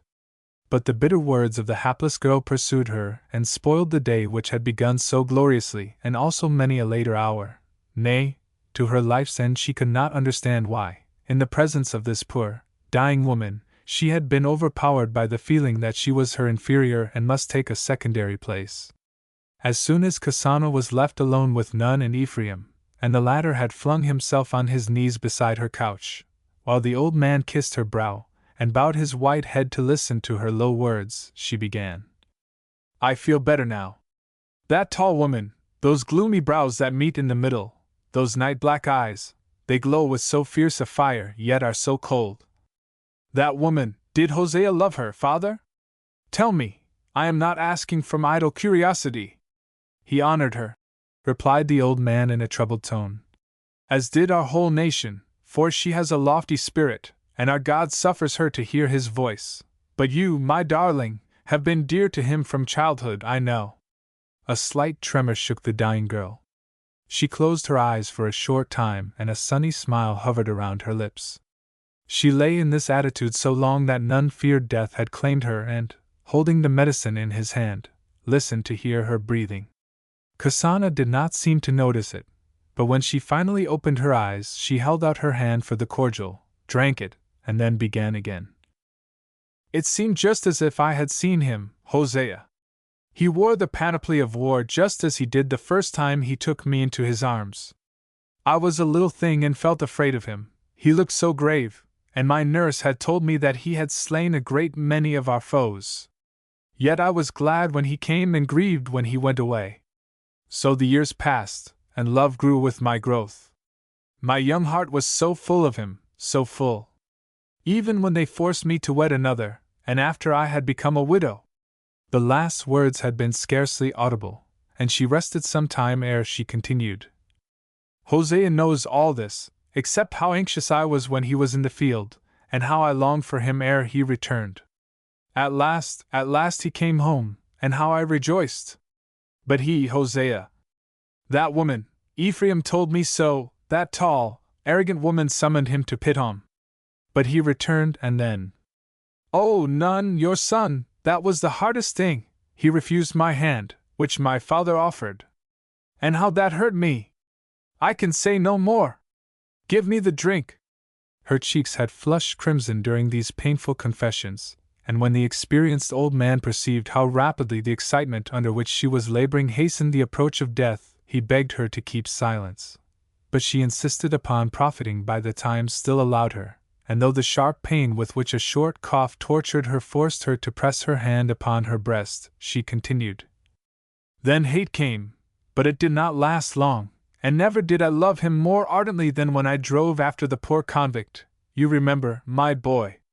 Then began the horrible, wicked, evil time, of which I must tell him that he may not despise me, if he hears about it. I never had a mother, and there was no one to warn me. Where shall I begin? Prince Siptah, you know him, father, that wicked man will soon rule over my country. My father is in a conspiracy with him, merciful gods, I can say no more. Terror and despair convulsed her features as she uttered these words. But Ephraim interrupted her and, with tearful eyes and faltering voice, confessed that he knew all. Then he repeated what he had heard while listening outside of her tent, and her glance confirmed the tale. When he finally spoke of the wife of the viceroy and chief priest Bai, whose body had been borne to the shore with her, Kasana interrupted him with the low exclamation. She planned it all. Her husband was to be the greatest man in the country and rule even Pharaoh, for Siptah is not the son of a king. And, the old man interrupted, to quiet her and help her tell what she desired to say. As Bai raised, he can overthrow him. He will become, even more certainly than the dethroned monarch, the tool of the man who made him king. But I know Asa the Syrian, and if I see aright, the time will come when he will himself strive, in distracted Egypt, rent by internal disturbances, for the power which, through his mercenaries, he aided others to grasp. But child, what induced you to follow the army and this shameful profligate? The dying girl's eyes sparkled, for the question brought her directly to what she desired to tell, and she answered as loudly and quickly as her weakness permitted. I did it for your son's sake, for love of him, to liberate Hosea. The evening before I had steadily and firmly refused the wife of Bai. But when I saw your son at the well and he, Hosea, oh, at last he was so affectionate and kissed me so kindly, and then, my poor heart! I saw him, the best of men, perishing amid contumely and disease. And when he passed with chains, one thought darted through my mind. You determined, you dear, foolish, misguided child, cried the old man, to win the heart of the future king in order, through him, to release my son, your friend? The dying girl again smiled assent and softly exclaimed, Yes, I did it for that alone. And the prince was so abhorrent to me. And the shame, the disgrace, oh, how terrible it was! And you incurred it for my son's sake. The old man interrupted, raising her hand, wet with his tears, to his lips, but she fixed her eyes on Ephraim, sobbing softly. I thought of him too. He is so young, and it is so horrible in the mines. She shuddered again as she spoke, but the youth covered her burning hand with kisses, while she gazed affectionately at him and the old man, adding in faltering accents, Oh, all is well now, and if the gods grant him freedom. Here Ephraim interrupted her to exclaim in fiery tones, We are going to the mines this very day. I and my comrades, and my grandfather with us, will put his guards to flight. And he shall hear from my lips. None added, how faithfully Kasana loved him, and that his life will be too short to thank her for such a sacrifice. His voice failed him, but every trace of suffering had vanished from the countenance of the dying girl, and for a long time she gazed heavenward silently with a happy look. By degrees, however, her smooth brow contracted in an anxious frown, and she gasped in low tones, Well, all is well, only one thing, my body, unembalmed, without the sacred amulets. But the old man answered, As soon as you have closed your eyes, I will give it, carefully wrapped, to the Phoenician captain now tarrying here, that he may deliver it to your father." Kasana tried to turn her head toward him to thank him with a loving glance, but she suddenly pressed both hands on her breast, crimson blood welled from her lips, her cheeks varied from livid white to fiery scarlet, and, after a brief, painful convulsion, she sank back. Death laid his hand on the loving heart, and her features gained the expression of a child whose mother has forgiven its fault, and clasped it to her heart ere it fell asleep. The old man, weeping, closed the dead girl's eyes. Ephraim, deeply moved, kissed the closed lids, and after a short silence Nun said, "I do not like to inquire about our fate beyond the grave, which Moses himself does not know, but whoever has lived so that his or her memory is tenderly cherished in the souls of loved ones has, I think, done the utmost possible to secure a future existence. We will remember this dead girl in our most sacred hours. Let us do for her corpse what we promised, and then set forth to show the man for whom Kasana sacrificed what she most valued that we do not love him less than this Egyptian woman." Chapter 24. The prisoners of state who were being transported to the mines made slow progress. Even the experienced captain of the guards had never had a more toilsome trip or one more full of annoyances, obstacles, and mishaps. One of his moles, Ephraim, had escaped. He had lost his faithful hounds, and after his troop had been terrified and drenched by a storm such as scarcely occurred in these desert regions once in 5 years, a second had burst the next evening, the one which brought destruction on Pharaoh's army, and this had been still more violent and lasting. The storm had delayed the march, and, after the last cloud burst, several convicts and guards had been attacked by fever owing to their wet night quarters in the open air. The Egyptian asses, too, who were unused to rain, had suffered, and some of the best had been left on the road. Finally, they had been obliged to bury 2 dead prisoners, and place 3 who were dangerously ill on the remaining asses, and the other prisoners were laden with the stores hitherto carried by the beasts of burden. This was the first time such a thing had happened during the leader's service of 25 years, and he expected severe reproofs. All these things exerted a baneful influence on the disposition of the man, who was usually reputed one of the kindest-hearted of his companions in office, and Joshua, the accomplice of the bold lad whose flight was associated with the other vexations, suffered most sorely from his ill humor. Perhaps the irritated man would have dealt more gently with him, had he complained like the man behind him, or burst into fierce oaths like his yoke-mate, who made threatening allusions to the future when his sister-in-law would be in high favor with Pharaoh and know how to repay those who ill-treated her dear relative. But Hosea had resolved to bear whatever the rude fellow and his mates chose to inflict with the same equanimity that he endured the scorching sun which, ever since he had served in the army, had tortured him during many a march through the desert, and his steadfast, manly character helped him keep this determination.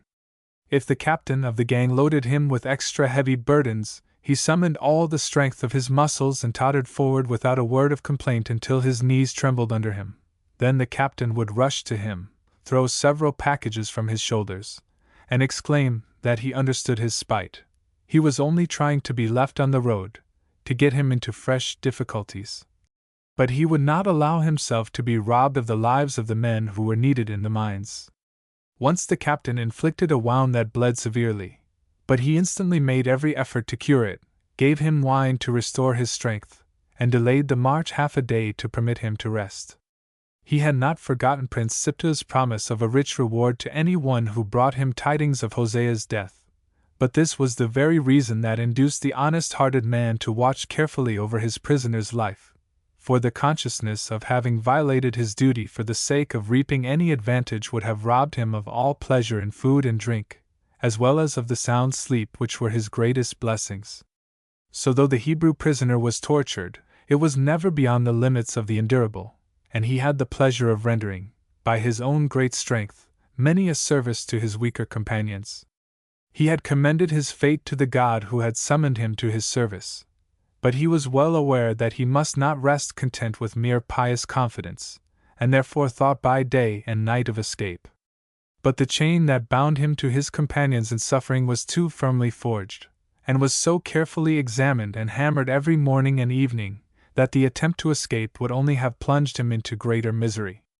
The prisoners had at first marched through a hilly region, then climbed upward, with a long mountain chain in view, and finally reached a desert country from which truncated sandstone cones rose singly from the rocky ground. On the 5th evening they encamped near a large mountain which nature seemed to have piled up from flat layers of stone, and, as the sun of the 6th day rose, they turned into a side valley leading to the mines in the province of Bec. During the first few days they had been overtaken by a messenger from the king's silver house. But on the other hand they had met several little bands bearing to Egypt malachite, turquoise, and copper, as well as the green glass made at the mines. Among those whom they met at the entrance of the cross valley into which they turned on the last morning was a married couple on their way homeward, after having received a pardon from the king. The captain of the guards pointed them out to encourage his exhausted moles, but the spectacle produced the opposite effect, for the tangled locks of the man, who had scarcely passed his 30th year, were gray, his tall figure was bowed and emaciated, and his naked back was covered with scars and bleeding wales. The wife, who had shared his misery, was blind. She sat cowering on an ass, in the dull torpor of insanity, and though the passing of the convicts made a startling interruption to the silence of the wilderness, and her hearing had remained keen, she paid no heed, but continued to stare indifferently into vacancy. The sight of the hapless pair placed Hosea's own terrible future before him as if in a mirror, and for the first time he groaned aloud and covered his face with his hands.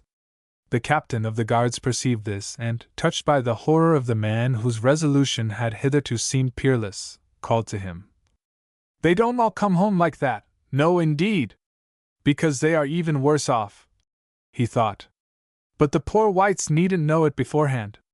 The next time I come this way I'll ask for Hosea. I shall want to know what has become of this bull of a man. The strongest and the most resolute succumb the most quickly." Then, like a driver urging an unharnessed team forward, he swung the lash over the prisoners, but without touching them, and pointing to a column of smoke which rose behind a cliff at the right of the road, he exclaimed, "There are the smelting furnaces! We shall reach our destination at noon. There will be no lack of fire to cook lentils, and doubtless you may have a bit of mutton too, for we celebrate today the birth of the good God, the Son of the Sun. May life, health, and prosperity be his." For the next half-hour their road led between lofty cliffs through the dry bed of a river, down which, after the last rains, a deep mountain torrent had poured to the valley, but now only a few pools still remained. After the melancholy procession had passed around a steep mountain whose summit was crowned with a small Egyptian temple of Hathor and a number of monuments, it approached a bend in the valley which led to the ravine where the mines were located. Flags, hoisted in honor of Pharaoh's birthday, were waving from tall masts before the gates of the little temple on the mountain, and when loud shouts, uproar, and clashing greeted the travelers in the valley of the mines, which was wont to be so silent, the captain of the guards thought that the prisoners' greatest festival was being celebrated in an unusually noisy way and communicated this conjecture to the other guards who had paused to listen. Then the party pressed forward without delay, but no one raised his head. The noonday sun blazed so fiercely, and the dazzling walls of the ravine sent forth a reflected glow as fierce as if they were striving to surpass the heat of the neighboring smelting furnaces. Spite of the nearness of the goal, the prisoners tottered forward as if asleep. Only one held his breath in the intensity of suspense. As the battle-charger in the plough arches his neck and expands his nostrils, while his eyes flash fire, so Joshua's bowed figure, spite of the sack that burdened his shoulders, straightened itself, and his sparkling eyes were turned toward the spot whence came the sounds the captain of the guards had mistaken for the loud tumult of festal mirth. He, Joshua, knew better. Never could he mistake the roar echoing there. It was the war cry of Egyptian soldiers, the blast of the trumpet summoning the warriors, the clank of weapons, and the battle shouts of hostile hordes. Ready for prompt action, he bent toward his yoke mate, and whispered imperiously, "The hour of deliverance is at hand. Take heed, and obey me blindly." Strong excitement overpowered his companion also, and Hosea had scarcely glanced into the side valley ere he bade him hold himself in readiness. The first look into the ravine had showed him, on the summit of a cliff, a venerable face framed in snowy locks, his father's. He would have recognized him among thousands and at a far greater distance. But from the beloved gray head he turned a swift glance at the guide, who had stopped in speechless horror, and supposing that a mutiny had broken out among the prisoners, with swift presence of mind shouted hoarsely to the other guards, "Keep behind the convicts and cut down every one who attempts to escape!" But scarcely had his subordinates hurried to the end of the train, ere Joshua whispered to his companion, "At him!" As he spoke, the Hebrew, who, with his yoke-mate, headed the procession, attacked the astonished leader, and ere he was aware of it, Joshua seized his right arm, the other his left. The strong man, whose powers were doubled by his rage, struggled furiously to escape, but Joshua and his companion held him in an iron grasp. A single rapid glance had showed the chief the path he must take to join his people. True, it led past a small band of Egyptian bowmen, who were discharging their arrows at the Hebrews on the opposite cliff, but the enemy would not venture to fire at him and his companion, for the powerful figure of the captain of the guards, clearly recognizable by his dress and weapons, shielded them both. "Lift the chain with your right hand," whispered Joshua. "I will hold our living buckler. We must ascend the cliff crab fashion." His companion obeyed, and as they advanced within bowshot of the enemy, moving sometimes backward, sometimes sideways, they held the Egyptian before them, and with the ringing shout, "The son of Nun is returning to his father and to his people," Joshua step by step drew nearer to the Hebrew combatants. Not one of the Egyptians who knew the captain of the prisoners' guard had ventured to send an arrow at the escaping prisoners. While the fettered pair were ascending the cliff backward, Joshua heard his name shouted in joyous accents, and directly after Ephraim, with a band of youthful warriors, came rushing down the height toward him. To his astonishment, Joshua saw the huge shield, sword, or battle-axe of an Egyptian heavily armed soldier in the hands of each of these sons of his people, but the shepherd's sling and the bag of round stones also hung from many girdles. Ephraim led his companions and, before greeting his uncle, formed them into two ranks like a double wall between Joshua and the hostile bowmen. Then he gave himself up to the delight of meeting, and a second glad greeting soon followed, for old Nun, protected by the tall Egyptian shields which the sea had washed ashore, had been guided to the projecting rock in whose shelter strong hands were filing the fetters from Joshua and his companion, while Ephraim, with several others, bound the captain. The unfortunate man had given up all attempt at resistance, and submitted to everything as if utterly crushed. He only asked permission to wipe his eyes ere his arms were bound behind his back, for tear after tear was falling on the grey beard of the warder who, outwitted and overpowered, no longer felt capable of discharging the duties of his office. Nun clasped to his heart with passionate fervor the rescued son whom he had already mourned as lost. Then, releasing him, he stepped back and never wearied of feasting his eyes on him, and hearing him repeat that, faithful to his God, he had consecrated himself to the service of his people. But it was for a brief period only that they gave themselves up to the bliss of this happy meeting. The battle asserted its rights, and its direction fell, as a matter of course, to Joshua.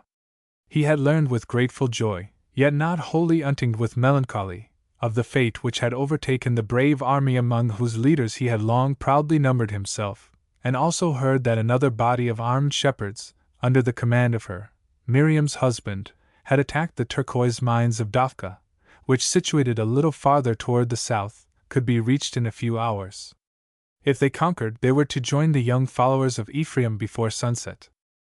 The latter was burning with eagerness to rush upon the Egyptians, but the more prudent Joshua, who had scanned the foe, though he did not doubt that they must succumb to the fiery shepherds, who were far superior to them in numbers, was anxious to shed as little blood as possible in this conflict, which was waged on his account, so he bade Ephraim cut a palm from the nearest tree, ordered a shield to be handed to him, and then, waving the branch as an omen of peace, yet cautiously protecting himself, advanced alone to meet the foe.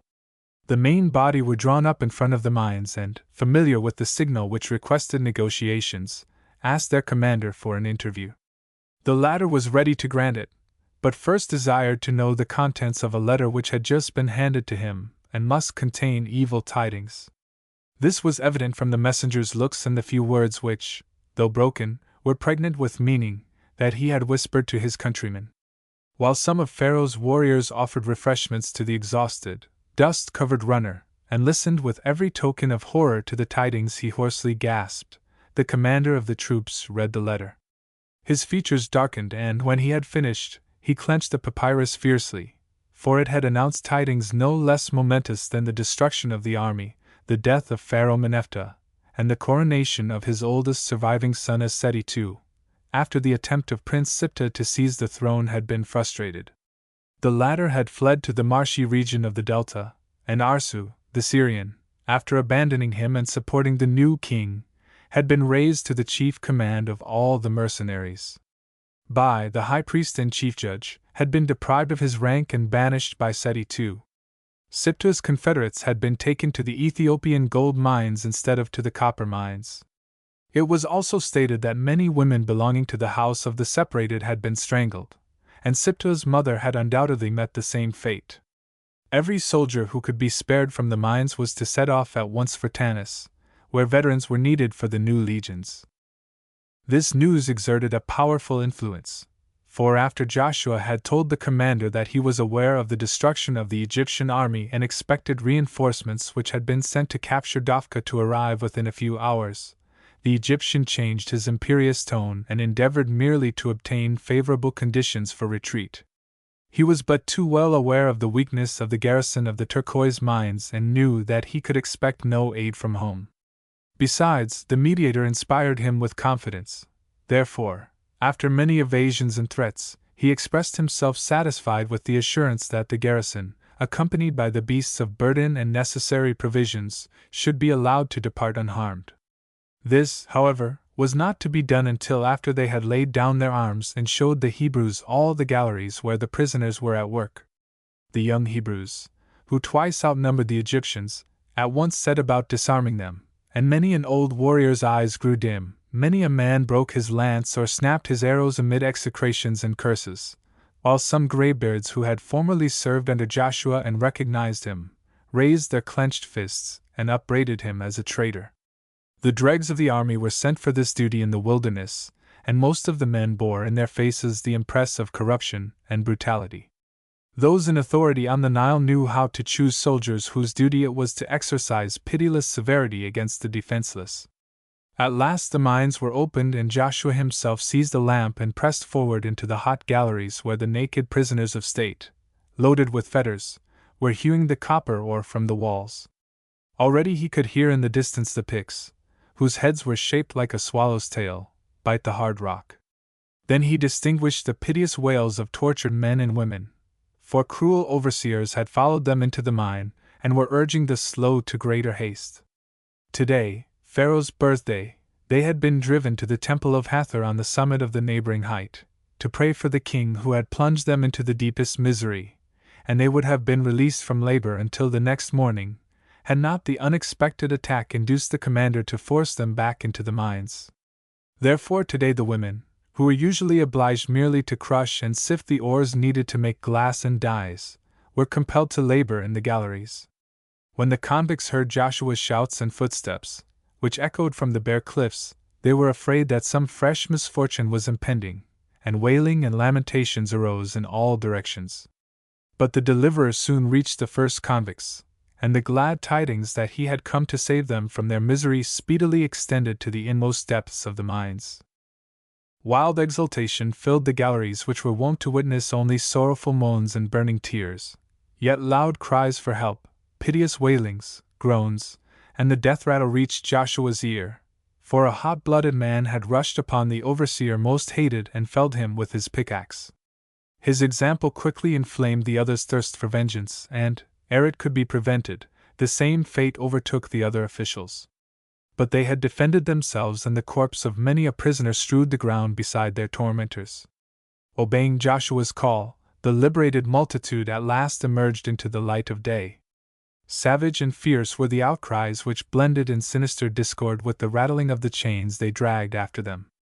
Even the most fearless among the Hebrews shrank in horror as they beheld the throng of hapless sufferers in the full radiance of the sunlight, for the dazzled, reddened eyes of the unfortunate sufferers, many of whom had formerly enjoyed in their own homes or at the king's court every earthly blessing, who had been tender mothers and fathers, rejoiced in doing good, and shared all the blessings of the civilization of a richly gifted people.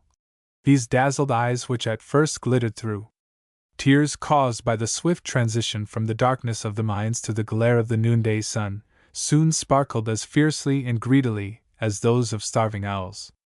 At first, overwhelmed by the singular change in their destiny, they struggled for composure and did not resist the Hebrews, who, at Joshua's signal, began to file the fetters from their ankles.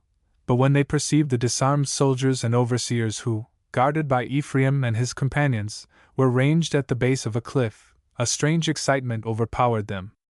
Amid shrieks and yells which no name can designate, no words describe, they broke from those who were trying to remove their fetters and, though no glance or word had been exchanged between them, obeyed the same terrible impulse, and unheeding the chains that burdened them, rushed upon the defenseless Egyptians.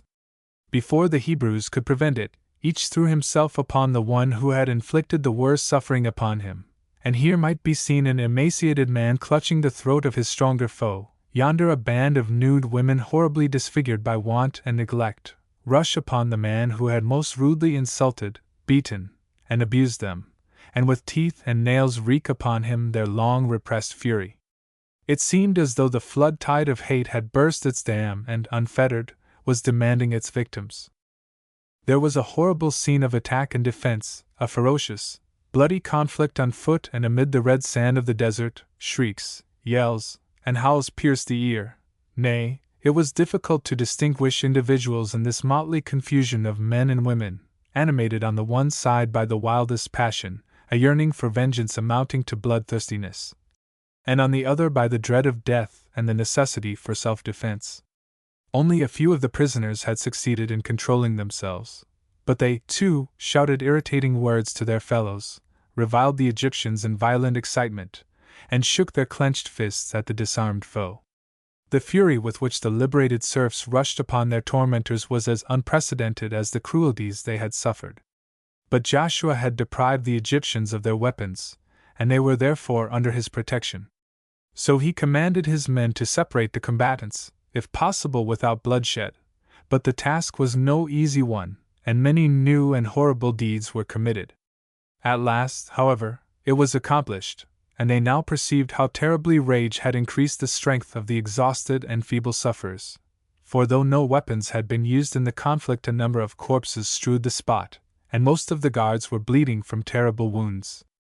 After quiet had been restored, Joshua asked the wounded commander for the list of prisoners, but he pointed to the clerk of the mines, whom none of the convicts had assailed. He had been their physician and treated them kindly, an elderly man. He had himself undergone sore trials and, knowing the pain of suffering, was ready to alleviate the pangs of others. He willingly read aloud the names of the prisoners, among which were several Hebrew ones, and after each individual had responded, many declared themselves ready to join the wandering tribes. When the disarmed soldiers and guards at last set out on their way home, the captain of the band that had escorted Joshua and his companions left the other Egyptians, and with drooping head and embarrassed mien approached old Nun and his son, and begged permission to go with them, for he could expect no favor at home, and there was no god in Egypt so mighty as theirs. It had not escaped his notice that Hosea, who had once been a chief in the Egyptian service, had raised his hands in the sorest straits to this god, and never had he witnessed the same degree of resolution that he possessed. Now he also knew that this same mighty God had buried Pharaoh's powerful army in the sea to save his people. Such a God was acceptable to his heart, and he desired nothing better than to remain henceforward with those who served him. Joshua willingly allowed him to join the Hebrews. Then it appeared that there were 15 of the latter among the liberated prisoners, and, to Ephraim's special delight, Reuben, the husband of poor melancholy Milcah, who clung so closely to Miriam. His reserved, laconic disposition had stood him in good stead, and the arduous forced labor seemed to have inflicted little injury on his robust frame. The exultation of victory, the joy of success, had taken full possession of Ephraim and his youthful band, but when the sun set and there was still no sign of her and his band, Nun and his followers were seized with anxiety. Ephraim had already proposed to go with some of his companions in quest of tidings, when a messenger announced that Hur's men had lost courage at the sight of the well-fortified Egyptian citadel. Their leader, it is true, had urged them to the assault, but his band had shrunk from the peril, and, unless Nun and his men brought aid, they would return with their mission unfulfilled. It was therefore resolved to go to the assistance of the timorous. With joyous confidence they marched forward, and, during the journey through the cool night, Ephraim and Nun described to Joshua how they had found Kasana and how she had died. What she had desired to communicate to the man she loved was now made known to him, and the warrior listened with deep emotion and remained silent and thoughtful until they reached Dafka, the valley of the turquoise mines, from whose center rose the fortress which contained the prisoners. Hur and his men had remained concealed in a side valley, and after Joshua had divided the Hebrew force into several bodies and assigned to each a certain task, he gave at dawn the signal for the assault. After a brief struggle, the little garrison was overpowered and the fortress taken. The disarmed Egyptians, like their companions at the copper mines, were sent home. The prisoners were released, and the lepers, whose quarters were in a side valley beyond the mines, among them were those who at Joshua's bidding had been brought here, were allowed to follow the conquerors at a certain distance. What Miriam's husband, could not accomplish, Joshua had done, and ere the young soldiers departed with Ephraim, old Nun assembled them to offer thanks to the Lord. The men under Hur's command also joined in the prayer, and wherever Joshua appeared, Ephraim's companions greeted him with cheers. "Hail to our chief!" often rang on the air, as they marched forward. "Hail to him whom the Most High himself has chosen for his sword! We will gladly follow him, for through him God leads us to victory." Hur's men also joined in these shouts, and he did not forbid them. Nay, after the storming of the fortress, he had thanked Joshua and expressed his pleasure in his liberation. At the departure, the younger man had stepped back to let the older one precede him, but Hur had entreated gray-haired Nun, who was greatly his senior, to take the head of the procession, though after the deliverance of the people on the shore of the Red Sea he had himself been appointed by Moses and the elders to the chief command of the Hebrew soldiers. The road led first through a level mountain valley, then it crossed the pass known as the Sword Point, which was the only means of communication between the mines and the Red Sea. The rocky landscape was wild and desolate, and the path to be climbed steep. Joshua's old father, who had grown up on the flat plains of Goshen and was unaccustomed to climbing mountains, was borne amid the joyous acclamations of the others, in the arms of his son and grandson, to the summit of the pass. But Miriam's husband, who, at the head of his men, followed the division of Ephraim's companions, heard the shouts of the youths, yet moved with drooping head and eyes bent on the ground. At the summit they were to rest and wait for the people who were to be led through the wilderness of Sin to Dafka. The victors gazed from the top of the pass in search of the travelers, but as yet no sign of them appeared. But when they looked back along the mountain path whence they had come, a different spectacle presented itself, a scene so grand, so marvelous, that it attracted every eye as though by a magic spell, for at their feet lay a circular valley, surrounded by lofty cliffs, mountain ridges, peaks, and summits, which here white as chalk, yonder raven black, here gray and brown, yonder red and green, appeared to grow upward from the sand toward the azure sky of the wilderness, steeped in dazzling light, and unshadowed by the tiniest cloudlet. All that the eye beheld was naked and bare, silent and lifeless. On the slopes of the many-colored rocks, which surrounded the sandy valley, grew no blade of grass nor smallest plant. Neither bird, worm, nor beetle stirred in these silent tracts, hostile to all life. Here the eye discerned no cultivation, nothing that recalled human existence.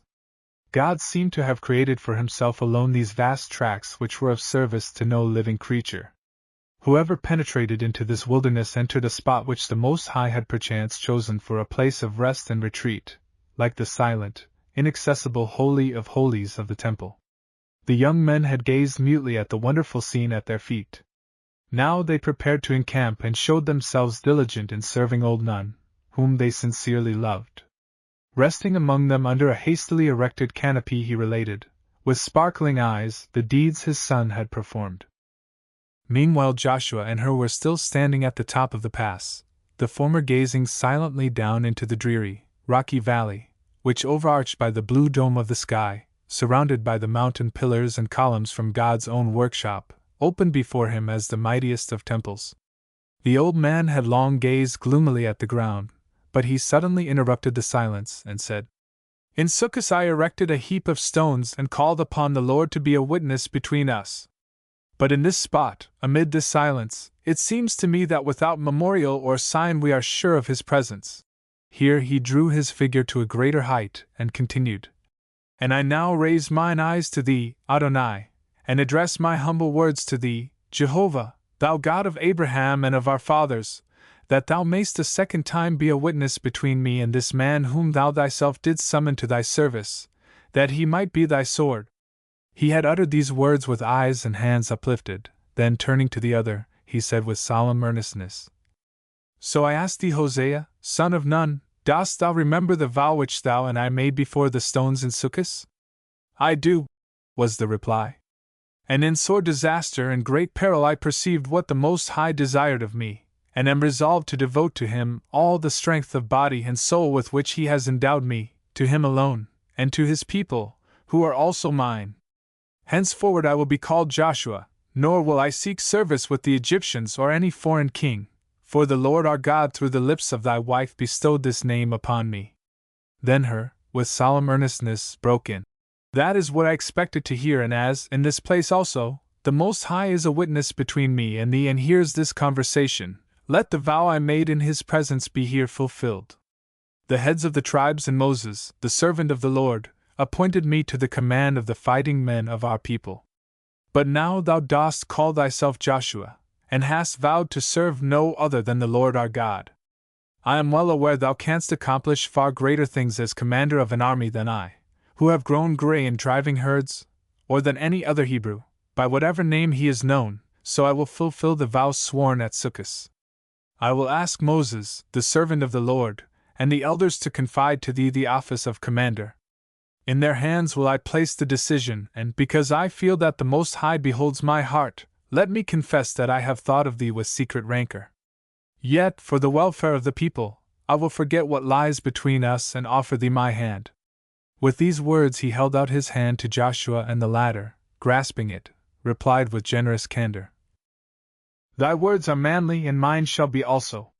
For the sake of the people and the cause we both serve, I will accept thy offer. Yet since thou hast summoned the Most High as a witness, and he hears me, I, too, will not withhold one iota of the truth. The Lord himself has summoned me to the office of commander of the fighting men which thou dost desire to commit to me. It was done through Miriam, thy wife, and is my due. Yet I recognize thy willingness to yield thy dignity to me as a praiseworthy deed, since I know how hard it is for a man to resign power, especially in favor of a younger one whom he does not love. Thou hast done this, and I am grateful. I, too, have thought of thee with secret rancor, for through thee I lost another possession harder for a man to renounce than office, the love of woman." The hot blood mounted into her cheeks, as he exclaimed, "Miriam! I did not force her into marriage, nay, I did not even purchase her. According to the custom of our fathers, with the bridal dowry, she became my wife of her own free will." "I know it," replied Joshua quietly. "Yet there was one man who had yearned to make her his longer and more ardently than thou, and the fire of jealousy burned fiercely in his heart. But have no anxiety, for wert thou now to give her a letter of divorce and lead her to me that I might open my arms and tent to receive her, I would exclaim, Why hast thou done this thing to thyself and to me? For a short time ago I learned what woman's love is, and that I was mistaken when I believed Miriam shared the ardor of my heart. Besides, during the march with fetters on my feet, in the heaviest misfortune, I vowed to devote all the strength and energy of soul and body to the welfare of our people. Nor shall the love of woman turn me from the great duty I have taken upon myself. As for thy wife, I shall treat her as a stranger unless, as a prophetess, she summons me to announce a new message from the Lord." With these words he held out his hand to his companion, and as her grasped it, loud voices were heard from the fighting men, for messengers were climbing the mountain, who, shouting and beckoning, pointed to the vast cloud of dust that preceded the march of the tribes. Chapter 25. The Hebrews came nearer and nearer, and many of the young combatants hastened to meet them.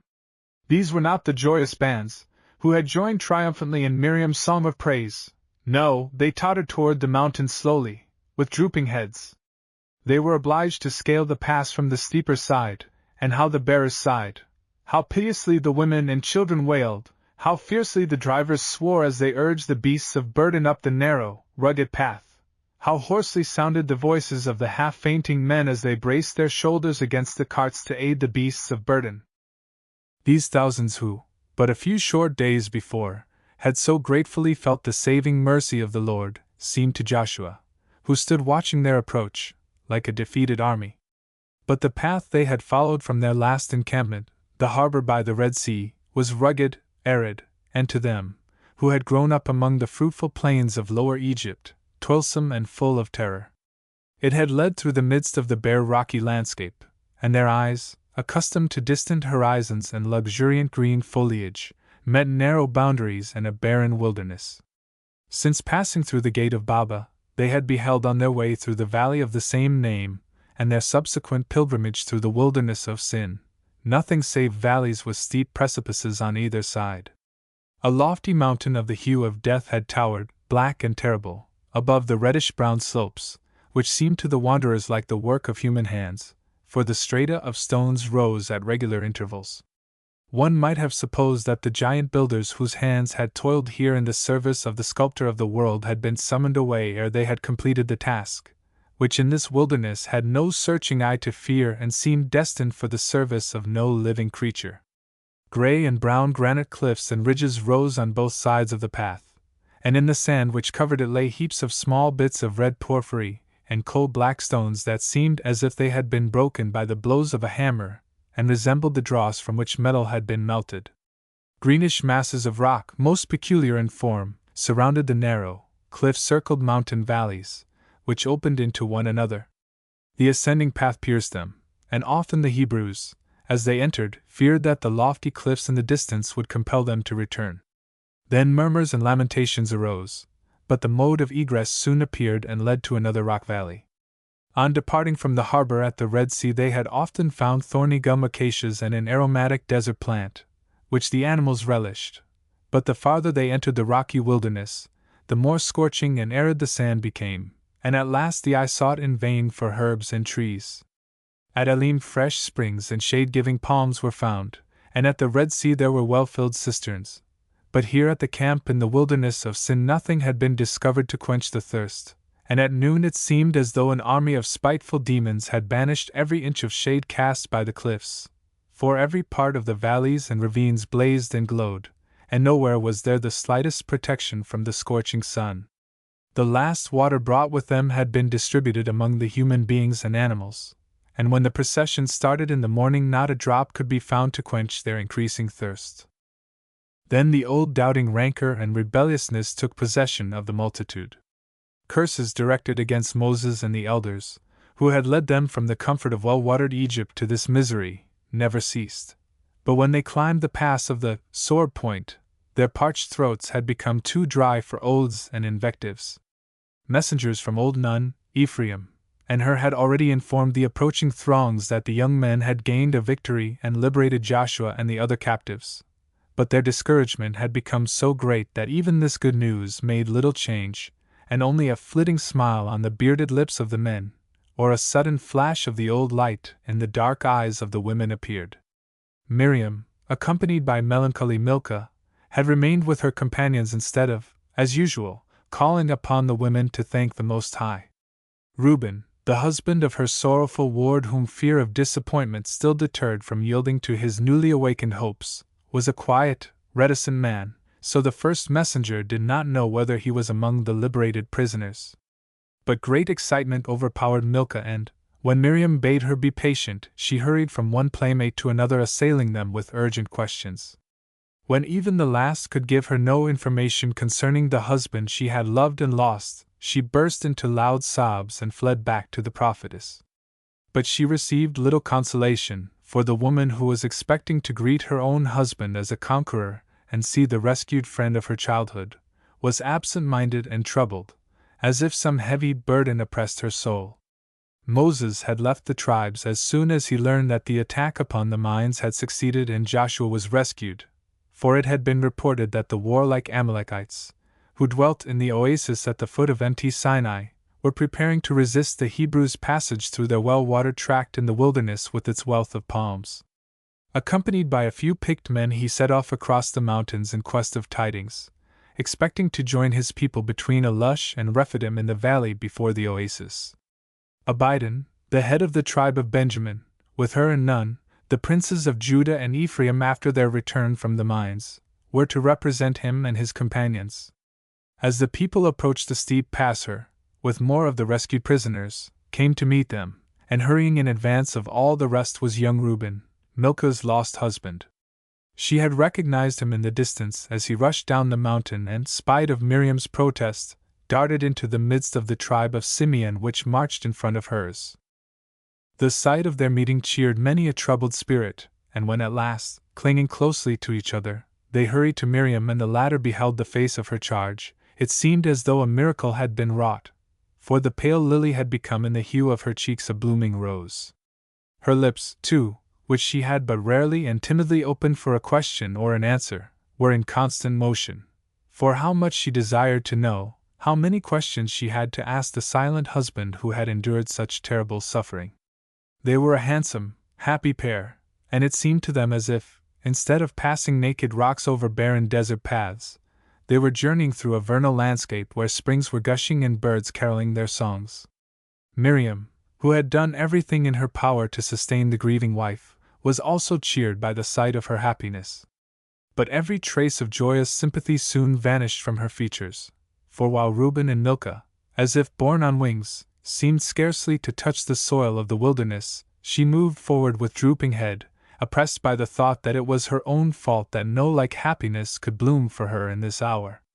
She told herself that she had made a sore sacrifice, worthy of the highest reward and pleasing in the sight of God, when she refused to obey the voice of her heart, yet she could not banish from her memory the dying Egyptian who had denied her right to be numbered among those who loved Hosea, the woman who for his sake had met so early a death. She, Miriam, lived, yet she had killed the most fervent desire of her soul.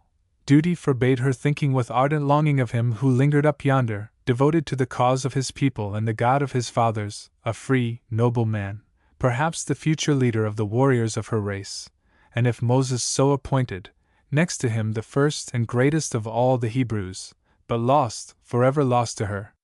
Had she on that fateful night obeyed the yearning of her woman's heart, and not the demands of the vocation which placed her far above all other women, he would long since have clasped her in his arms, as quiet Reuben embraced his poor, feeble Milcah, now so joyous, as she walked stoutly at his side. What thoughts were these? She must drive them back to the inmost recesses of her heart, seek to crush them, for it was a sin for her to long so ardently to meet another. She wished for her husband's presence, as a savior from herself and the forbidden desires of this terrible hour. Her, the prince of the tribe of Judah, was her husband, not the former Egyptian, the liberated captive. What had she to ask from the Ephraimite, whom she had forever refused? Why should it hurt her that the liberated prisoner did not seek her? Why did she secretly cherish the foolish hope that momentous duties detained him? She scarcely saw or heard what was passing around her, and Milcah's grateful greeting to her husband first informed her that her was approaching. He had waved his hand to her while still afar, but he came alone, without Hosea or Joshua. She cared not what the rescued man called himself, and it angered her to feel that this hurt her, nay, pierced her to the heart. Yet she esteemed her elderly husband, and it was not difficult for her to give him a cordial welcome. He answered her greeting joyously and tenderly, but when she pointed to the reunited pair and extolled him as victor and deliverer of Reuben and so many hapless men, he frankly owned that he had no right to this praise. It was the due of Joshua, whom she herself had summoned in the name of the Most High to command the warriors of the people. Miriam turned pale and, in spite of the steepness of the road, pressed her husband with questions. When she heard that Joshua was resting on the heights with his father and the young men and refreshing themselves with wine, and that her had promised to resign voluntarily, if Moses desired to entrust the command to him, her heavy eyebrows contracted in a gloomy frown beneath her broad forehead and, with curt severity, she exclaimed, "You are my lord, and it is not seemly for me to oppose you. Not even if you forget your own wife so far that you give place to the man who once ventured to raise his eyes to her. He no longer cares for you. Her eagerly interrupted. Nay, were I to give you a letter of divorce, he would no longer desire to possess you. Would he not? Asked Miriam with a forced smile. Do you owe this information to him? He has devoted himself, body and soul, to the welfare of the people and renounces the love of woman, replied her. But his wife exclaimed. Renunciation is easy, where desire would bring nothing save fresh rejection and shame. Not to him who, in the hour of the utmost peril, sought aid from the Egyptians is the honor of the chief command of the warriors due, but rather to you, who led the tribes to the first victory at the storehouse in Succos and to whom the Lord himself, through Moses his servant, confided the command. Her looked anxiously at the woman for whom a late, fervent love had fired his heart, and seeing her glowing cheeks and hurried breathing, knew not whether to attribute these symptoms to the steep ascent or to the passionate ambition of her aspiring soul, which she now transferred to him, her husband. That she held him in so much higher esteem than the younger hero, whose return he had dreaded, pleased him, but he had grown gray in the strict fulfillment of duty, and would not deviate from what he considered right. His mere hints had been commands to the wife of his youth whom he had borne to the grave a few years before, and as yet he had encountered no opposition from Miriam. That Joshua was best fitted to command the fighting men of the people was unquestionable, so he answered, with panting breath, for the ascent taxed his strength also. Your good opinion is an honor and a pleasure to me, but even should Moses and the elders confer the chief command upon me, remember the heap of stones at Succos and my vow. I have ever been mindful of and shall keep it. Miriam looked angrily aside, and said nothing more till they had reached the summit of the pass. The victorious youths were greeting their approaching kindred with loud shouts. The joy of meeting, the provisions captured, and the drink which, though sparingly distributed, was divided among the greatest sufferers, raised the drooping courage of the exhausted wayfarers, and the thirsting Hebrews shortened the rest at the summit of the pass in order to reach Dofka more quickly. They had heard from Joshua that they would find there not only ruined cisterns, but also a hidden spring whose existence had been revealed to him by the ex-captain of the prisoners' guards. The way led down the mountain. Haste was the watchword of the fainting Hebrews on their way to a well, and thus, soon after sunset, they reached the valley of the turquoise mines, where they encamped around the hill crowned by the ruined fortress and burned storehouses of Dofka. The spring in an acacia grove dedicated to the goddess Hathor was speedily found, and fire after fire was quickly lighted. The wavering hearts which, in the desert of sin, had been on the verge of despair were again filled with the anticipation of life, hope, and grateful faith. The beautiful acacias, it is true, had been felled to afford easier access to the spring whose refreshing waters had effected this wonderful change. At the summit of the pass Joshua and Miriam had met again, but found time only for a hasty greeting. In the camp they were brought into closer relations. Joshua had appeared among the people with his father. The heir of the princely old man who was held in such high esteem received joyous greetings from all sides, and his counsel to form a vanguard of the youthful warriors, a rearguard of the older ones, and send out chosen bands of the former on reconnoitering expeditions was readily adopted. He had a right to say that he was familiar with everything pertaining to the guidance and defense of a large army. God himself had entrusted him with the chief command, and Moses, by sending him the monition to be strong and steadfast, had confirmed the office. Her, too, who now possessed it, was willing to transfer it to him, and this man's promise was inviolable, though he had omitted to repeat it in the presence of the elders. Joshua was treated as if he held the chief command, and he himself felt his own authority supreme. After the assembly dispersed, Hur had invited him, spite of the late hour, to go to his tent, and the warrior accompanied him, for he desired to talk with Miriam. He would show her, in her husband's presence, that he had found the path which she had so zealously pointed out to him. In the presence of another's wife the tender emotions of a Hebrew were silent. Hur's consort must be made aware that he, Joshua, no longer cherished any love for her. Even in his solitary hours, he had wholly ceased to think of her. He confessed that she was a noble, a majestic woman, but the very memory of this grandeur now sent a chill through his veins. Her actions, too, appeared in a new light. Nay, when at the summit of the pass she had greeted him with a cold smile, he felt convinced that they were utterly estranged from one another, and this feeling grew stronger and stronger beside the blazing fire in the stately tent of the chief, where they met a second time. The rescued Reuben and his wife Milcah had deserted Miriam long before, and, during her lonely waiting, many thoughts had passed through her mind which she meant to impress upon the man to whom she had granted so much that its memory now weighed on her heart like a crime. We are most ready to be angry with those to whom we have been unjust, and this woman regarded the gift of her love as something so great, so precious, that it behooved even the man whom she had rejected never to cease to remember it with gratitude. But Joshua had boasted that he no longer desired, even were she offered to him, the woman whom he had once so fervently loved and clasped in his embrace. Nay, he had confirmed this assertion by leisurely waiting, without seeking her. At last he came, and in company with her husband, who was ready to cede his place to him. But she was present, ready to watch with open eyes for the welfare of the too generous her. The elderly man, to whose fate she had linked her own, and whose faithful devotion touched her, should be defrauded by no rival of the position which was his due, and which he must retain, if only because she rebelled against being the wife of a man who could no longer claim next to her brothers the highest rank in the tribes.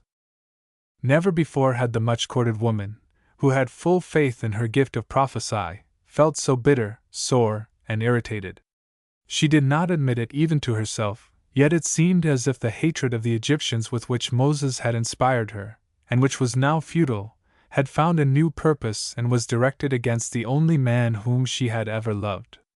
But a true woman can always show kindness to everyone whom she does not scorn, so though she blushed deeply at the sight of the man whose kiss she had returned, she received him cordially, and with sympathetic questions. Meanwhile, however, she addressed him by his former name Hosea, and when he perceived it was intentional, he asked if she had forgotten that it was she herself who, as the confidant of the Most High, had commanded him henceforward to call himself Joshua. Her features grew sharper with anxiety as she replied that her memory was good, but he reminded her of a time which she would prefer to forget. He had himself forfeited the name the Lord had given him by preferring the favor of the Egyptians to the help which God had promised. Faithful to the old custom, she would continue to call him Hosea. The honest-hearted soldier had not expected such hostility, but he maintained a tolerable degree of composure and answered quietly that he would rarely afford her an opportunity to address him by this or any other name. Those who were his friends readily adopted that of Joshua. Miriam replied that she, too, would be ready to do so if her husband approved and he himself insisted upon it, for the name was only a garment. Of course, offices and honors were another matter. When Joshua then declared that he still believed God himself had summoned him, through the lips of his prophetess, to command the Hebrew soldiers and that he would admit the right of no one save Moses to deprive him of his claim to this office, he assented and held out his hand to him. Then Miriam dropped the restraint she had hitherto imposed on herself, and, with defiant eagerness, continued, "There I am of a different opinion. You did not obey the summons of the Most High. Can you deny this? And when the Omnipresent One found you at the feet of Pharaoh, instead of at the head of his people, he deprived you of the office with which he had entrusted you. He, the mightiest of generals, summoned the tempest and the waves, and they swallowed up the foe. So perished those who were your friends till their heavy fetters made you realize their true disposition toward you and your race. But I, meanwhile, was extolling the mercy of the Most High, and the people joined in my hymn of praise. On that very day the Lord summoned another to command the fighting men in your stead, and that other, as you know, is my husband. If he has never learned the art of war, God will surely guide his arm, and it is he and none other who bestows victory. My husband, hear it again, is the sole commander of the hosts, and if, in the abundance of his generosity, he has forgotten it, he will retain his office when he remembers whose hand chose him, and when I, his wife, raise my voice and recall it to his memory." Joshua turned to go, in order to end the painful discussion, but her detained him, protesting that he was deeply incensed by his wife's unseemly interference in the affairs of men, and that he insisted on his promise. A woman's disapproving words were blown away by the wind. It would be Moses' duty to declare whom Jehovah had chosen to be commander. While making this reply, Hur had gazed at his wife with stern dignity, as if admonishing discretion, and the look seemed to have effected its purpose, for Miriam had alternately flushed and paled as she listened. Nay, she even detained the guest by beckoning him with a trembling hand to approach, as though she desired to soothe him. "Let me say one thing more," she began, drawing a long breath, "that you may not misunderstand my meaning. I call everyone our friend who devotes himself to the cause of the people, and how self-sacrificingly you intend to do this, Hur has informed me. It was your confidence in Pharaoh's favor that parted us, therefore I know how to prize your firm and decisive breach with the Egyptians, but I did not correctly estimate the full grandeur of this deed until I learned that not only long custom, but other bonds, united you to the foe." "What is the meaning of these words?" replied Joshua, convinced that she had just fitted to the bowstring another shaft intended to wound him. But Miriam, unheeding the question, calmly continued with a defiant keenness of glance that contradicted her measured speech. "After the Lord's guidance had delivered us from the enemy, the Red Sea washed ashore the most beautiful woman we have seen for a long time. I bandaged the wound a Hebrew woman dealt her, and she acknowledged that her heart was filled with love for you, and that on her dying bed she regarded you as the idol of her soul." Joshua, thoroughly incensed, exclaimed, "If this is the whole truth, wife of Hur, my father has given me a false report, for according to what I heard from him, the hapless woman made her last confession only in the presence of those who love me, not in yours. And she was right to shun you, you would never have understood her." Here he saw a smile of superiority hover around Miriam's lips, but he repelled it, as he went on. "Ah, your intellect is tenfold keener than poor Kasana's ever was. But your heart, which was open to the Most High, had no room for love. It will grow old and cease to beat without having learned the feeling. And spite of your flashing eyes, I will tell you you are more than a woman, you are a prophetess. I cannot boast of gifts so lofty. I am merely a plain man, who understands the art of fighting better than that of foretelling the future. Yet I can see what is to come. You will foster the hatred of me that glows in your breast, and will also implant it in your husband's heart, and zealously strive to fan it there. And I know why. The fiery ambition which consumes you will not suffer you to be the wife of a man who is second to any other. You refuse to call me by the name I owe to you. But if hatred and arrogance do not stifle in your breast the one feeling that still unites us, love for our people, the day will come when you will voluntarily approach and, unasked by the free impulse of your heart, call me Joshua." With these words he took leave of Miriam and her husband by a short wave of the hand, and vanished in the darkness of the night. Hur gazed gloomily after him in silence until the footsteps of the belated guest had died away in the sleeping camp. Then the ill-repressed wrath of the grave man, who had hitherto regarded his young wife with tender admiration, knew no bounds. With 2 long strides he stood directly before her, as she gazed with a troubled look into the fire, her face even paler than his own. His voice had lost its metallic harmony, and sounded shrill and sharp as he exclaimed, "I had the courage to woo a maiden who supposed herself to be nearer to God than other women, and now that she has become my wife she makes me atone for such presumption." "Atone?" escaped Miriam's livid lips, and a defiant glance blazed at him from her black eyes. But undismayed he continued, grasping her hand with so firm a pressure that it hurt her. "Ah, you make me atone for it. Shame on me, if I permit this disgraceful hour to be followed by similar ones." Miriam strove to wrest her hand from his clasp, but he would not release it, and went on. "I sought you, that you might be the pride of my house. I expected to sow honor, and I reaped disgrace. For what could be more humiliating to a man than to have a wife who rules him, who presumes to wound with hostile words the heart of the friend who is protected by the laws of hospitality? A woman of different mold, a simple-hearted, upright wife, who looked at her husband's past life, instead of planning how to increase his greatness, that she might share it with him, need not have had me shout into her ears that Hur has garnered honors and dignities enough, during his long existence, to be able to spare a portion of them without any loss of esteem. It is not the man who holds the chief command, but the one who shows the most self-sacrificing love for the people that is greatest in the eyes of Jehovah. You desire a high place, you seek to be honored by the multitude as one who is summoned by the Lord. I shall not forbid it, so long as you do not forget what the duty of a wife commands. You owe me love also, for you vowed to give it on your marriage day, but the human heart can bestow only what it possesses, and Hosea is right when he says that love, which is warm itself and warms others, is a feeling alien to your cold nature. With these words he turned his back upon her and went to the dark portion of the tent, while Miriam remained standing by the fire, whose flickering light illumined her beautiful, pallid face. With clenched teeth and hands pressed on her heaving bosom, she stood gazing at the spot where he had disappeared. Her gray-haired husband had confronted her in the full consciousness of his dignity, a noble man worthy of reverence, a true, princely chief of his tribe, and infinitely her superior. His every word had pierced her bosom like the thrust of a lance. The power of truth had given each its full emphasis, and held up to Miriam a mirror that showed her an image from which she shrank.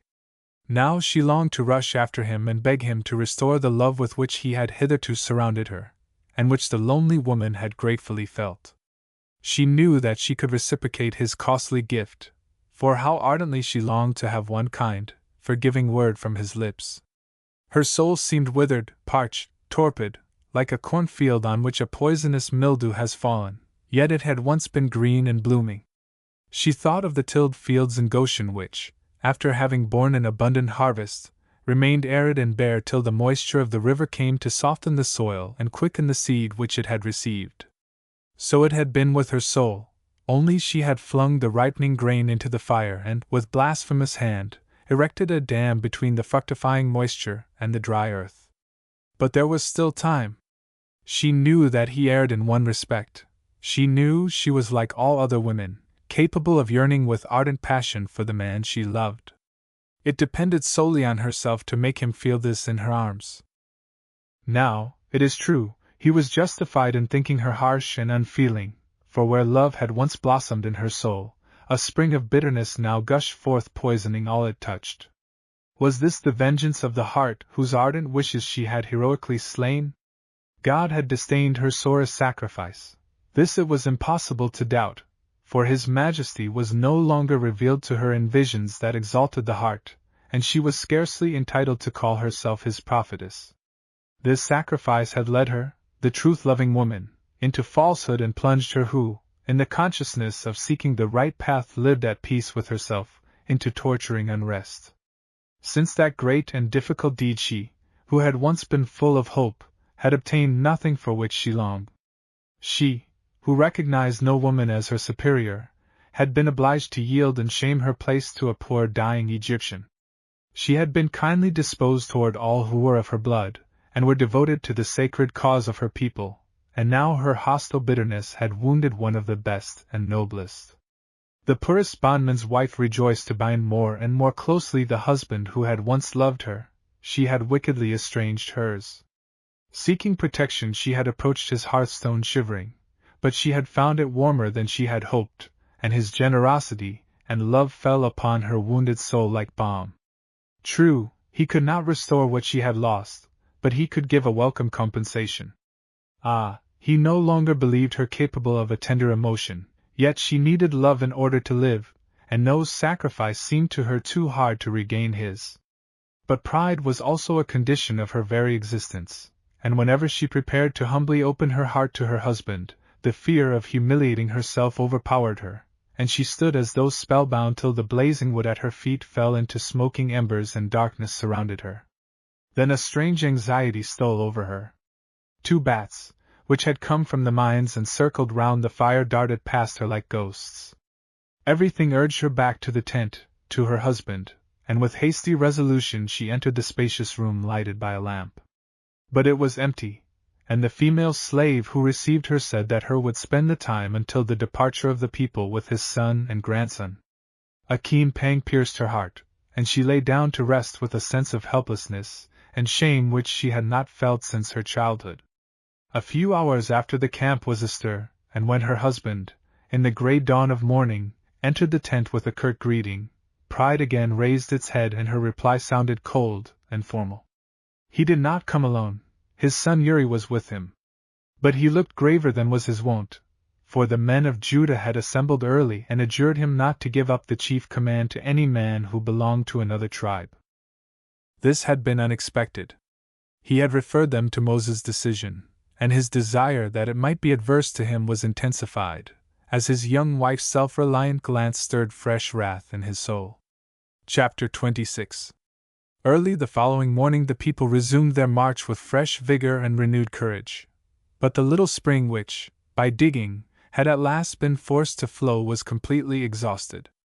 However, its refusal to bestow a supply of water to take with them was of no consequence. They expected to find another well at Alush. The sun had risen in radiant majesty in a cloudless sky. The light showed its awakening power on the hearts of men, and the rocks and the yellow sand of the road sparkled like the blue vault above. The pure, light, spicy air of the desert, cooled by the freshness of the night, expanded the breasts of the wayfarers, and walking became a pleasure.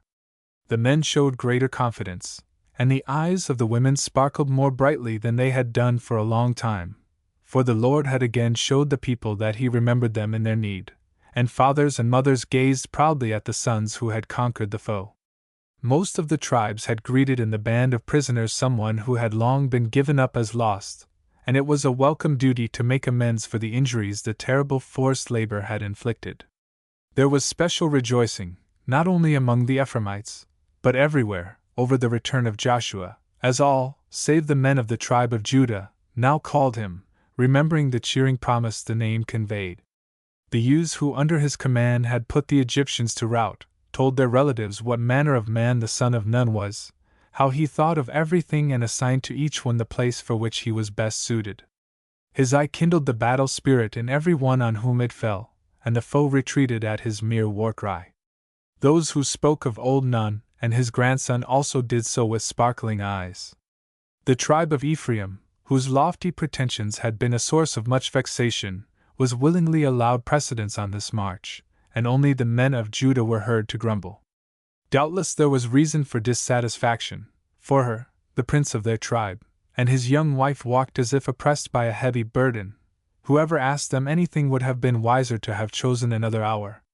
So long as the sun's rays were oblique, there was still a little shade at the edge of the sandstone rocks which bordered the road on both sides or towered aloft in the center, and as the sons of Korah began a song of praise, young and old joined in, and most gladly and gratefully of all Milcah, now no longer pale, and Reuben, her happy, liberated husband. The children picked up golden yellow bitter apples, which having fallen from the withered vines, lay by the wayside as if they had dropped from the sky, and brought them to their parents. But they were bitter as gall, and a morose old man of the tribe of Zebulun, who nevertheless kept their firm shells to hold ointment, said, "These are a symbol of today. It looks pleasant now, but when the sun mounts higher and we find no water, we shall taste the bitterness."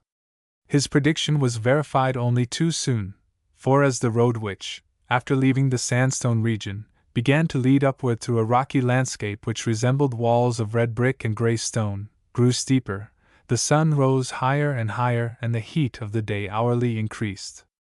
Never had the sun sent sharper arrows upon the travelers, and pitiless was their fall upon bare heads and shoulders. Here an old man, yonder a younger one, sank prostrate under its scorching blaze or, supported by his friends, staggered on raving with his hand pressed to his brow like a drunken man. The blistered skin peeled from the hands and faces of men and women, and there was not one whose palate and tongue were not parched by the heat, or whose vigorous strength and newly awakened courage it did not impair. The cattle moved forward with drooping heads and dragging feet, or rolled on the ground till the shepherd's lash compelled them to summon their failing powers. At noon the people were permitted to rest, but there was not a hand's breadth of shade where they sought repose. Whoever lay down in the noonday heat found fresh tortures instead of relief.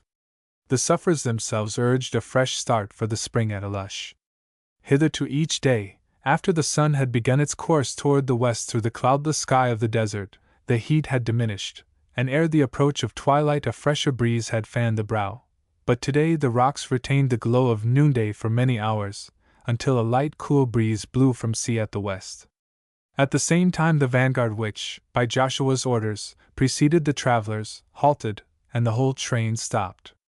Men, women, and children fixed their eyes and waved hands, staves, and crutches toward the same spot, where the gaze was spellbound by a wondrous spectacle never beheld before. A cry of astonishment and admiration echoed from the parched weary lips, which had long since ceased to utter question or answer, and it soon rang from rank to rank, from tribe to tribe, to the very lepers at the end of the procession and the rearguard which followed it. One touched another, and whispered a name familiar to every one, that of the sacred mountain where the Lord had promised Moses to bring them unto a good land and a large, unto a land flowing with milk and honey. No one had told the weary travelers, yet all knew that for the first time they beheld Horeb and the peak of Sinai, the most sacred summit of this granite range. Though a mountain, it was also the throne of the omnipotent God of their fathers. The holy mountain itself seemed at this hour to be on fire like the bush whence he had spoken to his chosen servant. Its summit, divided into 7 peaks, towered majestically aloft in the distance, dominating the heights and valleys far and near, glowing before the people like a giant ruby, irradiated by the light of a conflagration which was consuming the world. No eye had ever beheld a similar spectacle. Then the sun sank lower and lower, till it set in the sea concealed behind the mountains. The glowing ruby was transformed into a dark amethyst, and at last assumed the deep hue of a violet. But the eyes of the people continued to dwell on the sacred scenes as though spellbound. Nay, when the day star had completely disappeared, and its reflection gilded a long cloud with shining edges, their eyes dilated still more, for a man of the tribe of Benjamin, overwhelmed by the grandeur of the spectacle, beheld in it the floating gold-bordered mantle of Jehovah, and the neighbors to whom he showed it, believed him, and shared his pious excitement. This inspiring sight had made the Hebrews for a short time forget thirst and weariness. But the highest exultation was soon to be transformed into the deepest discouragement, for when night closed in and Alush was reached after a short march it appeared that the desert tribe which dwelt there, ere striking their tents the day before, had filled the brackish spring with pebbles and rubbish. Everything fit to drink which had been brought with them had been consumed at Dafka, and the exhausted spring at the mines had afforded no water to fill the skins. Thirst not only parched their palates but began to fever their bowels. Their dry throats refused to receive the solid food of which there was no lack. Scenes that could not fail to rouse both ruth and anger were seen and heard on all sides. Here men and women raved and swore, wailed and moaned, yonder they gave themselves up to dull despair. Others, whose crying children shrieked for water, had gone to the choke spring and were quarreling around a little spot on the ground, whence they hoped to collect a few drops of the precious fluid in a shallow dish. The cattle, too, lowed so mournfully and beseechingly that it pierced the shepherds' hearts like a reproach. Few took the trouble to pitch a tent. The night was so warm, and the sooner they pressed forward the better, for Moses had promised to join them a few leagues hence. He alone could aid, it was his duty to protect man and beast from perishing. If the God who had promised them such splendid gifts left them to die in the wilderness with their cattle, the man to whose guidance they had committed themselves was a cheat, and the God whose might and mercy he never ceased extolling was more false and powerless than the idols with heads of human beings and animals, to whom they had prayed in Egypt. Threats, too, were loudly uttered amid curses and blasphemies. Wherever Aaron, who had returned to the people, appeared and addressed them, clenched fists were stretched toward him. Miriam, too, by her husband's bidding, was compelled to desist from comforting the women with soothing words, after a mother whose infant was expiring at her dry breast picked up a stone and others followed her example. Old Nun and his son found more attentive hearers. Both agreed that Joshua must fight, no matter in what position Moses placed him, but Hur himself led him to the warriors, who joyously greeted him. Both the old man and the younger one understood how to infuse confidence. They told them of the well-watered oasis of the Amalekites, which was not far distant, and pointed to the weapons in their hands, with which the Lord himself had furnished them. Joshua assured them that they greatly outnumbered the warriors of the desert tribe. If the young men bore themselves as bravely as they had done at the copper mines and at Dafka, with God's aid the victory would be theirs. After midnight Joshua, having taken counsel with the elders, ordered the trumpets which summoned the fighting men to be sounded. Under the bright starry sky he reviewed them, divided them into bands, gave to each a fitting leader, and impressed upon them the importance of the orders they were to obey. They had assembled torpidly, half dead with thirst, but the new occupation to which their sturdy commander urged them, the hope of victory, and the great value of the prize, a piece of land at the foot of the sacred mountain, rich in springs and palm trees, wonderfully strengthened their lost energy. Ephraim was among them, animating others by his tireless vigor.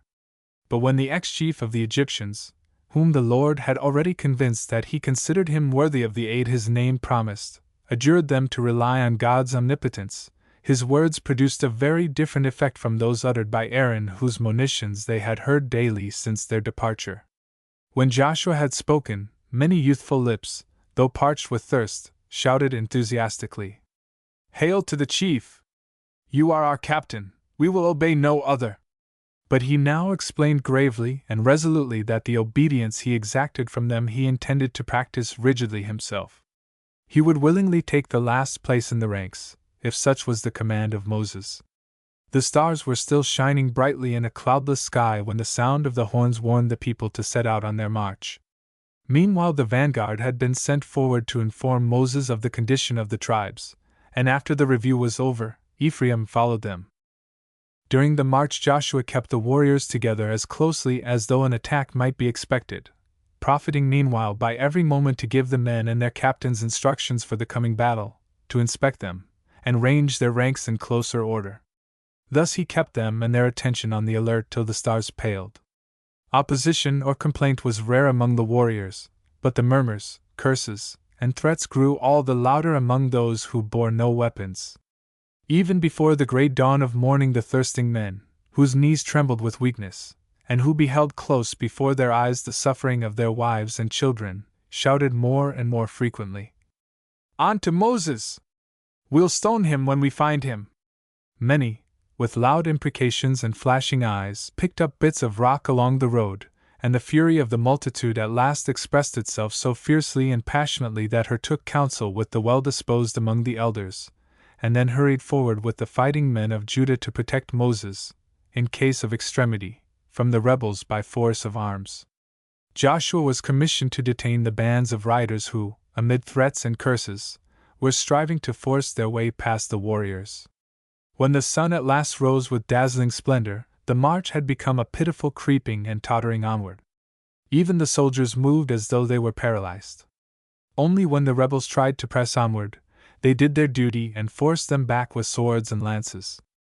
On both sides of the valley through which the Hebrews were passing towered lofty cliffs of gray granite, which glittered and flashed marvelously when the slanting sunbeams struck the bits of quartz thickly embedded in the primeval rock. At noon the heat could not fail to be scorching again between the bare precipices which in many places jutted very near one another, but the coolness of the morning still lingered.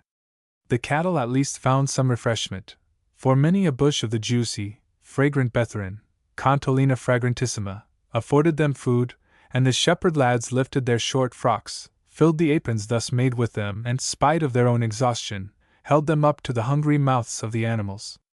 They had passed an hour in this way, when a loud shout of joy suddenly rang out, passing from the vanguard through rank after rank till it reached the last roan in the rear. No one had heard in words to what event it was due, yet every one knew that it meant nothing else than the discovery of fresh water. Ephraim now returned to confirm the glad tidings, and what an effect it produced upon the discouraged hearts. They straightened their bent figures and struggled onward with redoubled speed, as if they had already drained the water jar in long draughts. The bands of fighting men put no farther obstacles in their way, and joyously greeted those who crowded past them. But the swiftly flowing throng was soon dammed, for the spot which afforded refreshment detained the front ranks, which blocked the whole procession as thoroughly as a wall or moat. The multitude became a mighty mob that filled the valley. At last men and women, with joyous faces, appeared bearing full jars and pails in their hands and on their heads, beckoning gaily to their friends, shouting words of cheer, and trying to force their way through the crowd to their relatives. But many had the precious liquid torn from them by force ere they reached their destination. Joshua and his band had forced their way to the vicinity of the spring, to maintain order among the greedy drawers of water. But they were obliged to have patience for a time, for the strong men of the tribe of Judah, with whom Hur had led the way in advance of all the rest, were still swinging their axes and straining at the levers hastily prepared from the trunks of the thorny acacias to move huge blocks out of the way and widen the passage to the flow of water that was gushing from several clefts in the rock. At first the spring had lost itself in a heap of moss-covered granite blocks and afterwards in the earth. But now the overflow and trickling away of the precious fluid had been stopped and a reservoir formed whence the cattle also could drink. Whoever had already succeeded in filling a jar had obtained the water from the overflow which had escaped through the quickly made dam. Now the men appointed to guard the camp were keeping every one back to give the water in the large new reservoir into which it flowed in surprising abundance, time to grow clear. In the presence of the gift of God for which they had so passionately shouted, it was easy to be patient. They had discovered the treasure, and only needed to preserve it. No word of discontent, murmuring, or reviling was heard. Nay, many looked with shame and humiliation at the new gift of the Most High. Loud, gladsome shouts and words echoed from the distance, but the man of God, who knew better than any one else the valleys and rocks, pastures and springs of the Horeb region and had again obtained so great a blessing for the people, had retired into a neighboring ravine. He was seeking refuge from the thanks and greetings which rose with increasing enthusiasm from ever-widening circles, and above all peace and calmness for his own deeply agitated soul. Soon fervent hymns of praise to the Lord sounded from the midst of the refreshed, reinvigorated bands overflowing with ardent gratitude, who had never encamped richer in hope and joyous confidence. Songs, merry laughter, jests, and glad shouts accompanied the pitching of every tent, and the camp sprung up as quickly as if it had been conjured from the earth by some magic spell. The eyes of the young men sparkled with eagerness for the fray, and many a head of cattle was slaughtered to make the meal a festal banquet. Mothers who had done their duty in the camp, leading their children by the hand, went to the spring and showed them the spot where Moses' staff had pointed out to his people the water gushing from the clefts in the granite. Many men also stood with hands and eyes uplifted around the place where Jehovah had shown himself so merciful to his people, among them many a rebel who had stooped for the bit of rock with which he meant to stone the trusted servant of God. No one doubted that a new and great miracle had been performed. Old people enjoined the young never to forget this day and this drink, and a grandmother sprinkled her grandchildren's brows at the edge of the spring with water to secure for them divine protection throughout their future lives. Hope, gratitude, and warm confidence reigned wherever the gaze was turned. Even fear of the warlike sons of Amalek had vanished, for what evil could befall those who trusted to the favor of such an omnipotent defender? One tent alone, the stateliest of all, that of the prince of the tribe of Judah, did not share the joy of the others. Miriam sat alone among her women, after having silently served the meal to the men who were overflowing with grateful enthusiasm. She had learned from Reuben, Milcah's husband, that Moses had given to Joshua in the presence of all the elders, the office of commander-in-chief. Her husband, she had heard farther, had joyfully yielded the guidance of the warriors to the son of Nun. This time the prophetess had held aloof from the people's hymns of praise. When Milcah and her women had urged her to accompany them to the spring, she had commanded the petitioners to go alone. She was expecting her husband and wished to greet him alone. She must show him that she desired his forgiveness. But he did not return home, for after the council of the elders had separated, he helped the new commander to marshal the soldiers and did so as an assistant, subordinate to Hosea, who owed to her his summons and the name of Joshua. Her servants, who had returned, were now drawing threads from the distaff, but this humble toil was distasteful to her, and while she let her hands rest and gazed idly into vacancy, the hours dragged slowly along, while she felt her resolution of meekly approaching her husband become weaker and weaker. She longed to pray for strength to bow before the man who was her Lord and Master, but the prophetess, who was accustomed to fervent pleading, could not find inspiration. Whenever she succeeded in collecting her thoughts and uplifting her heart, she was disturbed. Each fresh report that reached her from the camp increased her displeasure. When evening at last closed in, a messenger arrived and told her not to prepare the supper which, however, had long stood ready. His son, and grandson had accepted the invitation of Nun and Joshua. It was a hard task for her to restrain her tears. But had she permitted them to flow uncontrolled, they would have been those of wrath and insulted womanly dignity, not of grief and longing. During the hours of the evening watch soldiers marched past, and from troop after troop cheers for Joshua reached her. Even when the words, "strong and steadfast," were heard, they recalled the man who had once been dear to her, and whom now, she freely admitted it, she hated. The men of his own tribe only had honored her husband with a cheer. Was this fitting gratitude for the generosity with which he had divested himself, for the sake of the younger man, of a dignity that belonged to him alone? To see her husband thus slighted pierced her to the heart, and caused her more pain than hers leaving her, his newly wedded wife, to solitude. The supper before the tent of the Ephraimites lasted a long time. Miriam sent her women to rest before midnight, and lay down to await hers return and to confess to him all that had wounded and angered her, everything for which she longed. She thought it would be an easy matter to keep awake while suffering such mental anguish. But the great fatigues and excitements of the last few days asserted their rights, and in the midst of a prayer for humility, and her husband's love, sleep overpowered her. At last, at the time of the first morning watch, just as day was dawning, the sound of trumpets announcing peril close at hand startled her from sleep. She rose hurriedly and glancing at her husband's couch found it empty. But it had been used, and on the sandy soil, for mats had been spread only in the living room of the tent, she saw close beside her own bed the prints of hers footsteps. So he had stood close by it and perhaps, while she was sleeping, gazed yearningly into her face. Aye, this had really happened. Her old female slave told her so unasked.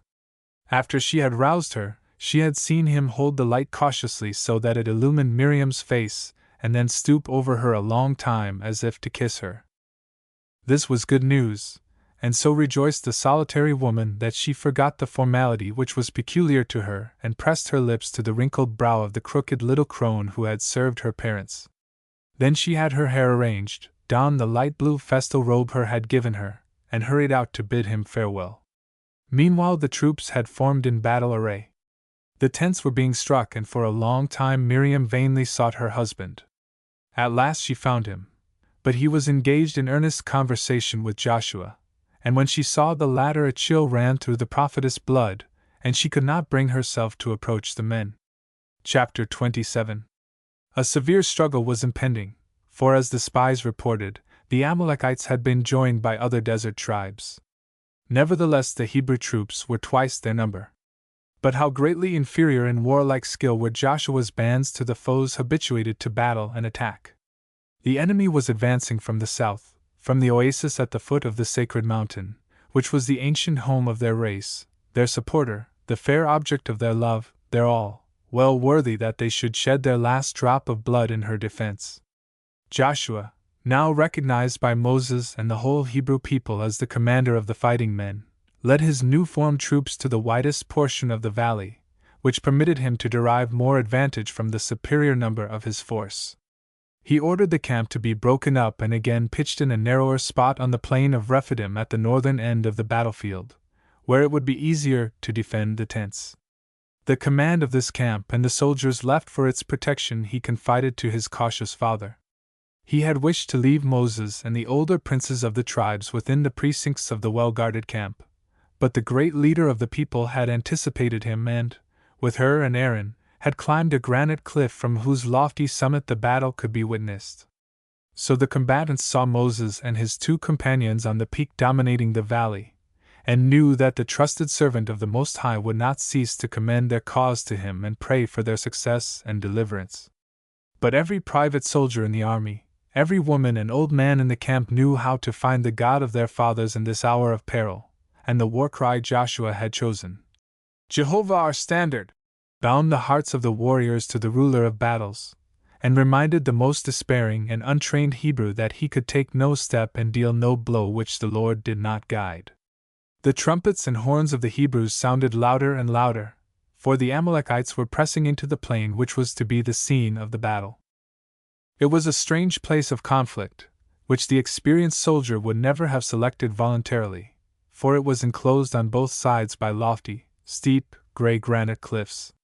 If the enemy conquered, the camp would be lost, and the aids the art of war afforded must be used within the smallest conceivable space.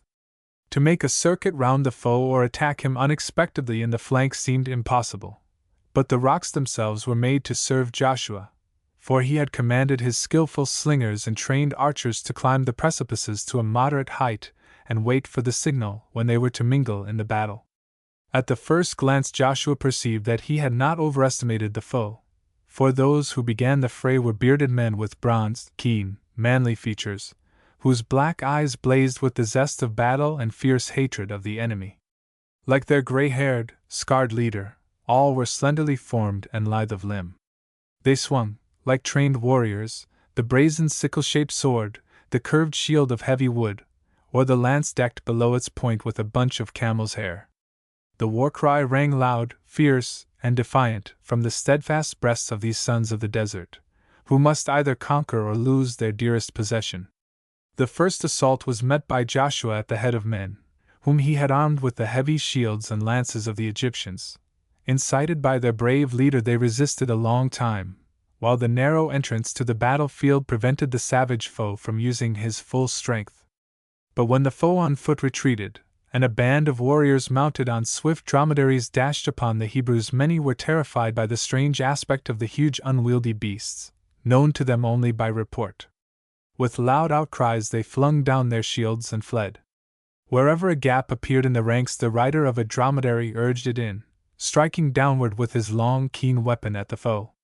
The shepherds, unused to such assaults, thought only of securing their own safety, and many turned to fly, for sudden terror seized them as they beheld the flaming eyes or heard the shrill, fierce shriek of one of the infuriated Amalekite women, who had entered the battle to fire the courage of their husbands and terrify the foe. Clinging with the left hand to leather thongs that hung from the saddles, they allowed themselves to be dragged along by the humpbacked beasts wherever they were guided. Hatred seemed to have steeled the weak women's hearts against the fear of death, pity, and feminine dread, and the furious yells of these Megari destroyed the courage of many of the braver Hebrews.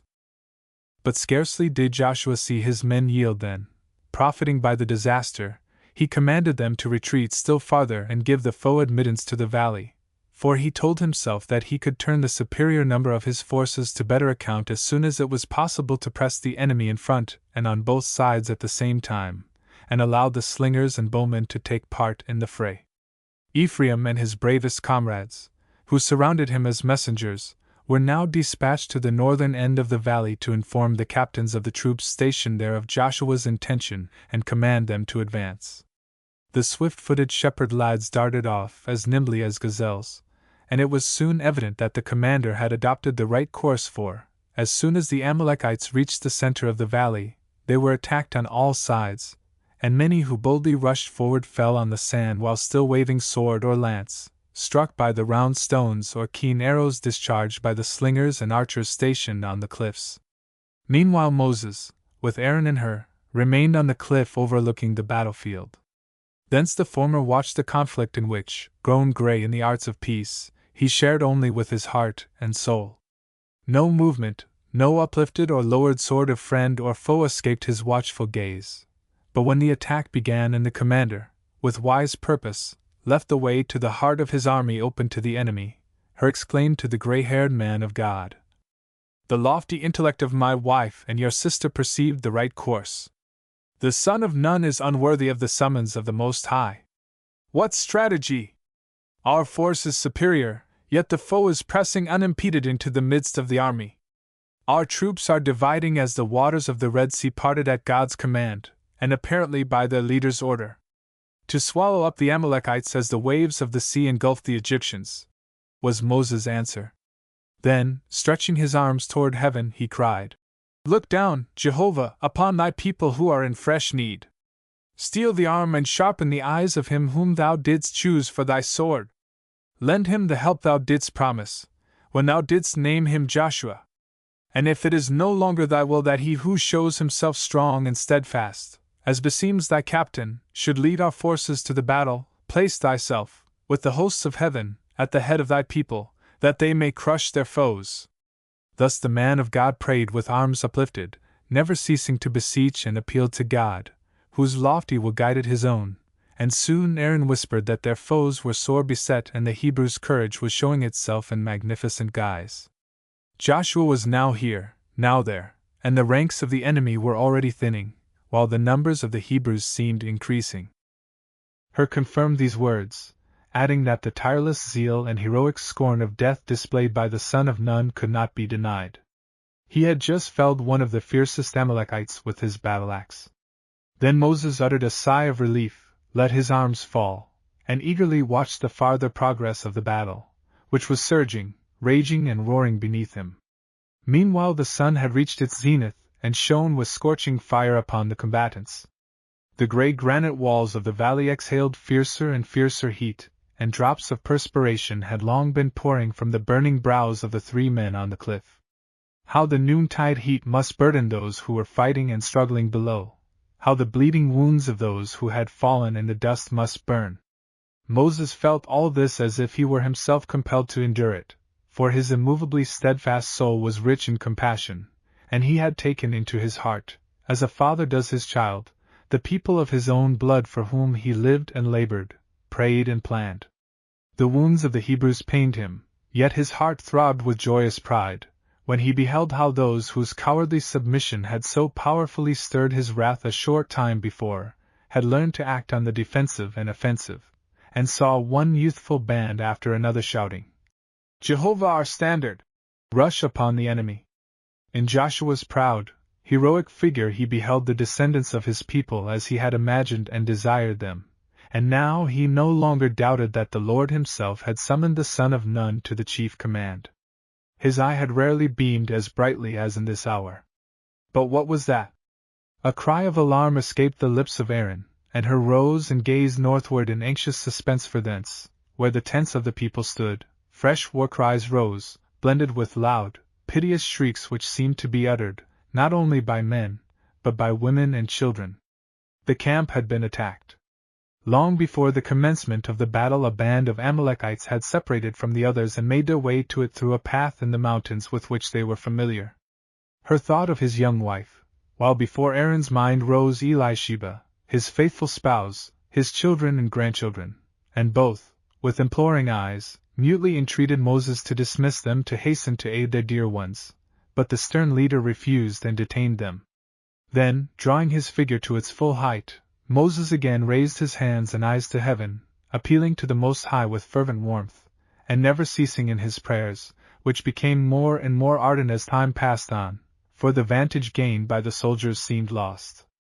Each new glance at the battlefield, everything his companions told him, while his soul, dwelling with the Lord, had rendered him blind to the scene at his feet, increased the burden of his anxieties.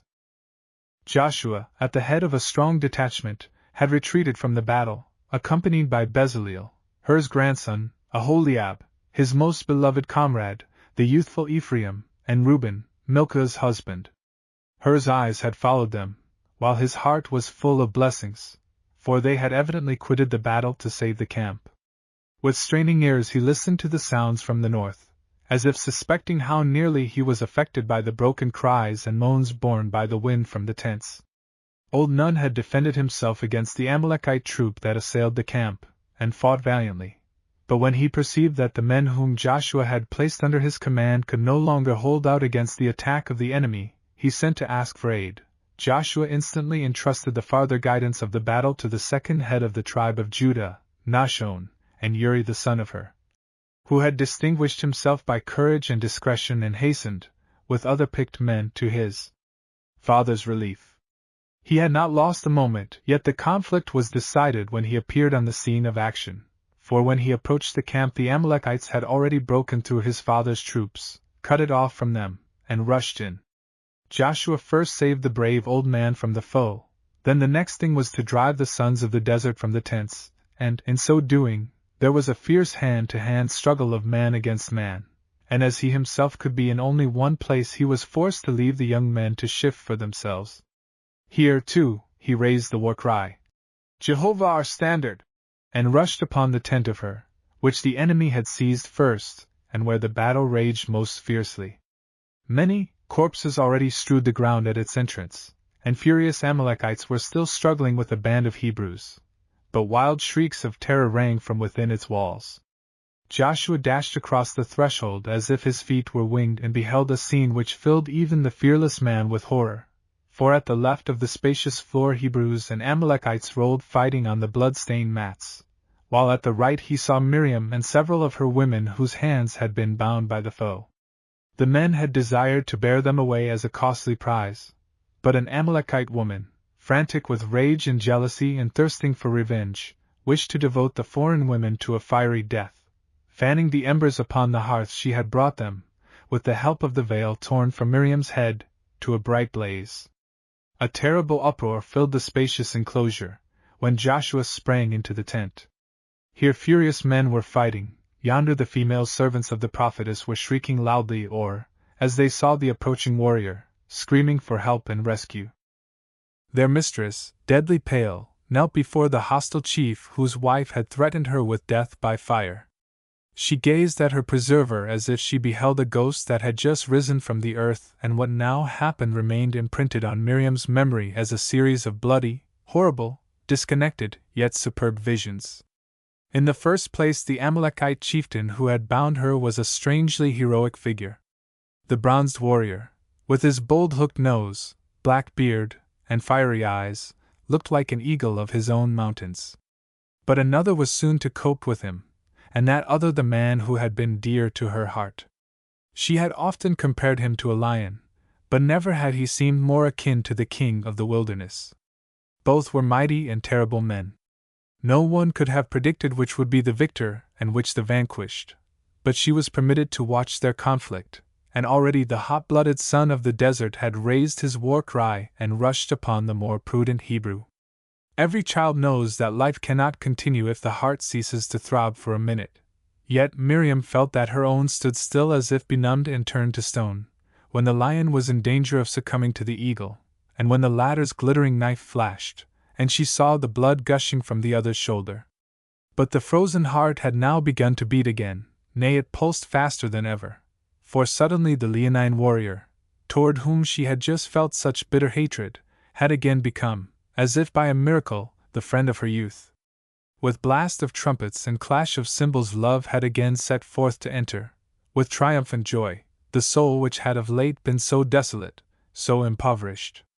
All that separated her from him was suddenly forgotten and buried, and never was a more fervent appeal addressed to the Most High than during the brief prayer for him which rose from her heart at that moment.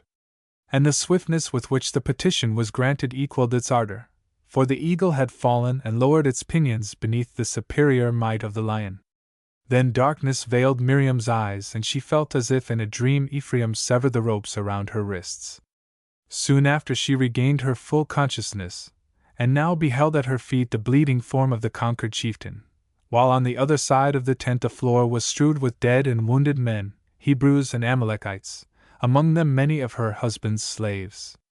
But beside the fallen men stood erect, and exulting in victory, the stalwart warriors of her people, among them the venerable form of Nun, and Joshua, whose father was binding up his wounds.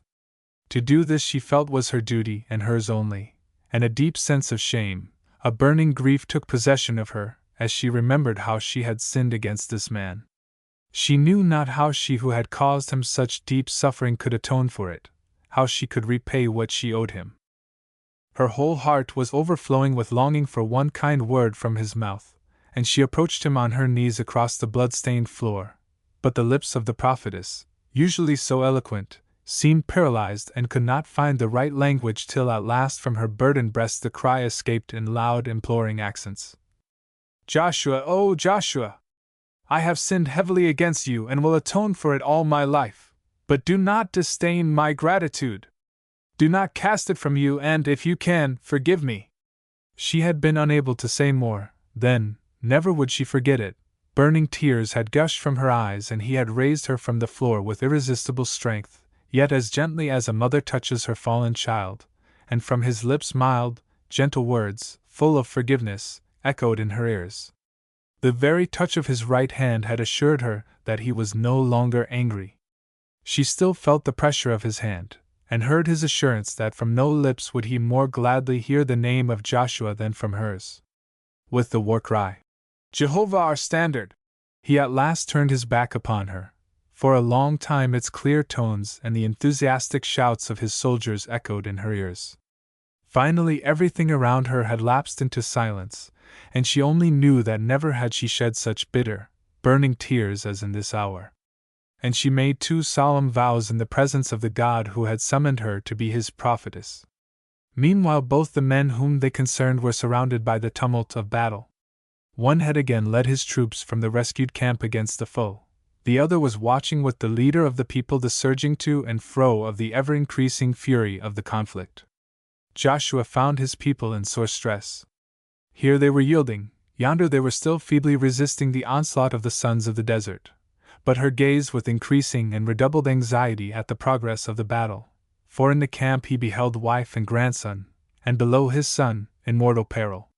His paternal heart ached as he saw Uri retreat, then as he pressed forward again and repelled the foe by a well-directed assault, it throbbed joyously, and he would gladly have shouted words of praise. But whose ear would have been sharp enough to distinguish the voice of a single man amid the clash of arms and war cries, the shrieks of women, the wails of the wounded, the discordant grunting of the camels, the blasts of horns and trumpets mingling below? Now the foremost band of the Amalekites had forced itself like a wedge into the rear ranks of the Hebrews. If the former succeeded in opening a way for those behind and joined the division which was attacking the camp, the battle was lost, and the destruction of the people sealed. For a body of Amalekites who had not mingled in the fray were still stationed at the southern entrance of the valley, apparently for the purpose of defending the oasis against the foe in case of need. A fresh surprise followed. The sons of the desert had fought their way forward so far that the missiles of the slingers and bowmen could scarcely reach them. If these men were not to be idle, it was needful that they should be summoned to the battlefield. Hur had long since shouted to Uri to remember them and use their aid again. But now the figure of a youth suddenly appeared approaching from the direction of the camp as nimbly as a mountain goat, by climbing and leaping from one rock to another. As soon as he reached the first ones he spoke to them, and made signs to the next, who passed the message on, and at last they all climbed down into the valley, scaled the western cliff to the height of several men, and suddenly vanished as though the rock had swallowed them. The youth whom the slingers and archers had followed was Ephraim. A black shadow on the cliff where he had disappeared with the others must be the opening of a ravine, through which they were doubtless to be guided to the men who had followed Joshua to the succor of the camp. Such was the belief, not only of her but of Aaron, and the former again began to doubt Joshua's fitness for the Lord's call. For what benefited those in the tents weakened the army whose command devolved upon his son Uri and his associate in office Nahshon. The battle around the camp had already lasted for hours, and Moses had not ceased to pray with hands uplifted toward heaven, when the Amalekites succeeded in gaining a considerable vantage. Then the leader of the Hebrews summoned his strength for a new and more earnest appeal to the Most High, but the exhausted man's knees tottered and his wearied arms fell. But his soul had retained its energy, his heart the desire not to cease pleading to the ruler of battles. Moses was unwilling to remain inactive during this conflict, and his weapon was prayer. Like a child who will not cease urging its mother until she grants what it unselfishly beseeches for its brothers and sisters, he clung imploring to the Omnipotent One, who had hitherto proved himself a father to him and to his people and wonderfully preserved them from the greatest perils. But his physical strength was exhausted, so he summoned his companions, who pushed forward a rock on which he seated himself, in order to assail the heart of the Most High with fresh prayers. There he sat, and though his wearied limbs refused their service, his soul was obedient and rose with all its fire to the ruler of the destinies of men. But his arms grew more and more paralyzed, and at last fell as if weighted with lead. For years it had become a necessity to him to stretch them heavenward when he appealed with all his fervor to God on high. This his companions knew, and they fancied they perceived that whenever the great leader's hands fell, the sons of Amalek gained a fresh advantage. Therefore they eagerly supported his arms, one at the right side, the other at the left, and though the mighty man could no longer lift his voice in intelligible words, though his giant frame reeled to and fro, and though more than once it seemed to him as if the stone which supported him, the valley and the whole earth rocked, still his hands and eyes remained uplifted.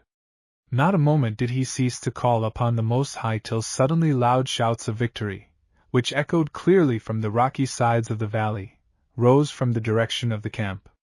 Joshua had again appeared on the battlefield and, at the head of his warriors, rushed with resistless energy upon the foe. The battle now assumed a new aspect. The result was still uncertain, and Moses could not cease uplifting his heart and arms to heaven, but at last this long final struggle came to an end. The ranks of the Amalekites wavered and finally, scattered and disheartened, dashed toward the southern entrance of the valley whence they had come. There also cries were heard, and from 1,000 lips rang the glad shout, "Jehovah our standard! Victory!" And again, "Victory!" Then the man of God removed his arms from the supporting shoulders of his companions, swung them aloft freely, and with renewed and wonderfully invigorated strength shouted, "I thank thee, my God and my Lord! Jehovah our standard! The people are saved!" Then darkness veiled the eyes of the exhausted man. But a little later he again opened them and saw Ephraim, with the slingers and bowmen, attack the body of Amalekites at the southern entrance of the valley, while Joshua drove the main army of the sons of the desert toward their retreating comrades. Joshua had heard through some captives of a ravine which enabled good climbers to reach a defile which led to the southern end of the battlefield, and Ephraim, obedient to his command, had gone with the slingers and bowmen along this difficult path to assail in the rear the last band of foemen who were still capable of offering resistance. Pressed, harassed from two sides, and disheartened, the sons of Amalek gave up the conflict, and now the Hebrews beheld how these sons of the desert, who had grown up in this mountain region, understood how to use their feet, for at a sign from their leader they spurred the dromedaries and flew away like leaves blown by the wind. Rough mountain heights which seemed inaccessible to human beings they scaled on their hands and feet like nimble lizards. Many others escaped through the ravine which the captured slaves had betrayed to Joshua. Chapter 28. The larger portion of the Amalekites had perished or lay wounded on the battlefield.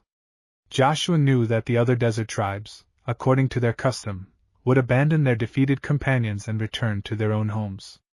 Yet it seemed probable that despair would give the routed warriors courage not to let their oasis fall into the hands of the Hebrews without striking a blow. But Joshua's warriors were too much exhausted for it to be possible to lead them onward at once. He himself was bleeding from several slight wounds, and the exertions of the last few days were making themselves felt even on his hardened frame. Besides, the sun, which when the battle began had just risen, was already sinking to rest, and should it prove necessary to force an entrance into the oasis, it was not advisable to fight in darkness. What he and still more his brave warriors needed was rest until the gray dawn of early morning. He saw around him only glad faces, radiant with proud self-reliance, and as he commanded the troops to disband, in order to celebrate the victory in the camp with their relatives, each body that filed slowly and wearily past him burst into cheers as fresh and resonant as though they had forgotten the exhaustion which so short a time before had bowed every head and burdened every foot. "Hail to Joshua! Hail to the victor!" still echoed from the cliffs after the last band had disappeared from his gaze. But far more distinctly the words with which Moses had thanked him rang in his soul. They were, "Thou bast prove thyself a true sword of the Most High, strong and steadfast. So long as the Lord is thy help and Jehovah is our standard, we need fear no foes." He fancied he still felt on his brow and hair the kiss of the mighty man of God who had clasped him to his breast in the presence of all the people, and it was no small thing to master the excitement which the close of this momentous day awakened in him. A strong desire to regain perfect self-possession ere he again mingled in the jubilant throng and met his father, who shared every lofty emotion that stirred his own soul, detained him on the battlefield. It was a scene where dread and horror reigned, for all save himself who lingered there were held by death or severe wounds. The ravens which had followed the wanderers hovered above the corpses and already ventured to swoop nearer to the richly spread banquet. The scent of blood had lured the beasts of prey from the mountains and dens in the rocks, and their roaring and greedy growling were heard in all directions. As darkness followed dusk, lights began to flit over the blood-soaked ground. These were to aid the slaves and those who missed a relative to distinguish friend from foe, the wounded from the dead, and many a groan from the breast of some sorely wounded man mingled with the croaking of the sable birds, and the howls of the hungry jackals and hyenas, foxes and panthers. But Joshua was familiar with the horrors of the battlefield and did not heed them. Leaning against a rock, he saw the same stars rise which had shone upon him before the tent in the camp at Tanis, when in the sorest conflict with himself he confronted the most difficult decision of his life. A month had passed since then, yet that brief span of time had witnessed an unprecedented transformation of his whole inner and outward life. What had seemed to him grand, lofty, and worthy of the exertion of all his strength on that night when he sat before the tent where lay the delirious Ephraim, today lay far behind him as idle and worthless. He no longer cared for the honors, dignities, and riches which the will of the whimsical, weak king of a foreign people could bestow upon him. What to him was the well-ordered and disciplined army, among whose leaders he had numbered himself with such joyous pride? He could scarcely realize that there had been a time when he aspired to nothing higher than to command more and still more thousands of Egyptians, when his heart had swelled at the bestowal of a new title or glittering badge of honor by those whom he held most unworthy of his esteem. From the Egyptians he had expected everything, from his own people nothing. That very night before his tent the great mass of the men of his own blood had been repulsive to him as pitiful slaves languishing in dishonorable, servile toil. Even the better classes he had arrogantly patronized, for they were but shepherds and as such contemptible to the Egyptians, whose opinions he shared. His own father was also the owner of herds, and though he held him in high esteem, it was in spite of his position and only because his whole character commanded reverence, because the superb old man's fiery vigor won love from every one, and above all from him, his grateful son. He had never ceased to gladly acknowledge his kinship to him, but in other respects he had striven to so bear himself among his brothers in arms that they should forget his origin and regard him in everything as one of themselves. His ancestress Asenath, the wife of Joseph, had been an Egyptian, and he had boasted of the fact. And now, today, he would have made any one feel the weight of his wrath who reproached him with being an Egyptian, and what at the last new moon he would only too willingly have cast aside and concealed, as though it were a disgrace, made him on the night of the next new moon whose stars were just beginning to shine, raise his head with joyous pride. What a lofty emotion it was to feel himself with just complacency the man he really was. His life and deeds as an Egyptian chief now seemed like a perpetual lie, a constant desertion of his ideal. His truthful nature exulted in the consciousness that the base denial and concealment of his birth was at an end. With joyous gratitude he felt that he was one of the people whom the Most High preferred to all others, that he belonged to a community, whose humblest members, nay even the children, could raise their hands in prayer to the God whom the loftiest minds among the Egyptians surrounded with the barriers of secrecy, because they considered their people too feeble and dull of intellect to stand before his mighty grandeur and comprehend it.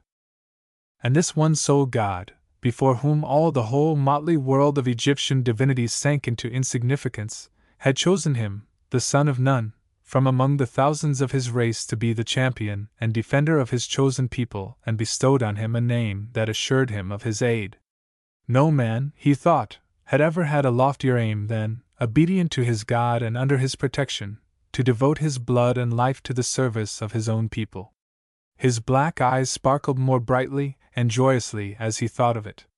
His heart seemed too small to contain all the love with which he wished to make amends to his brothers for his sins against them in former years.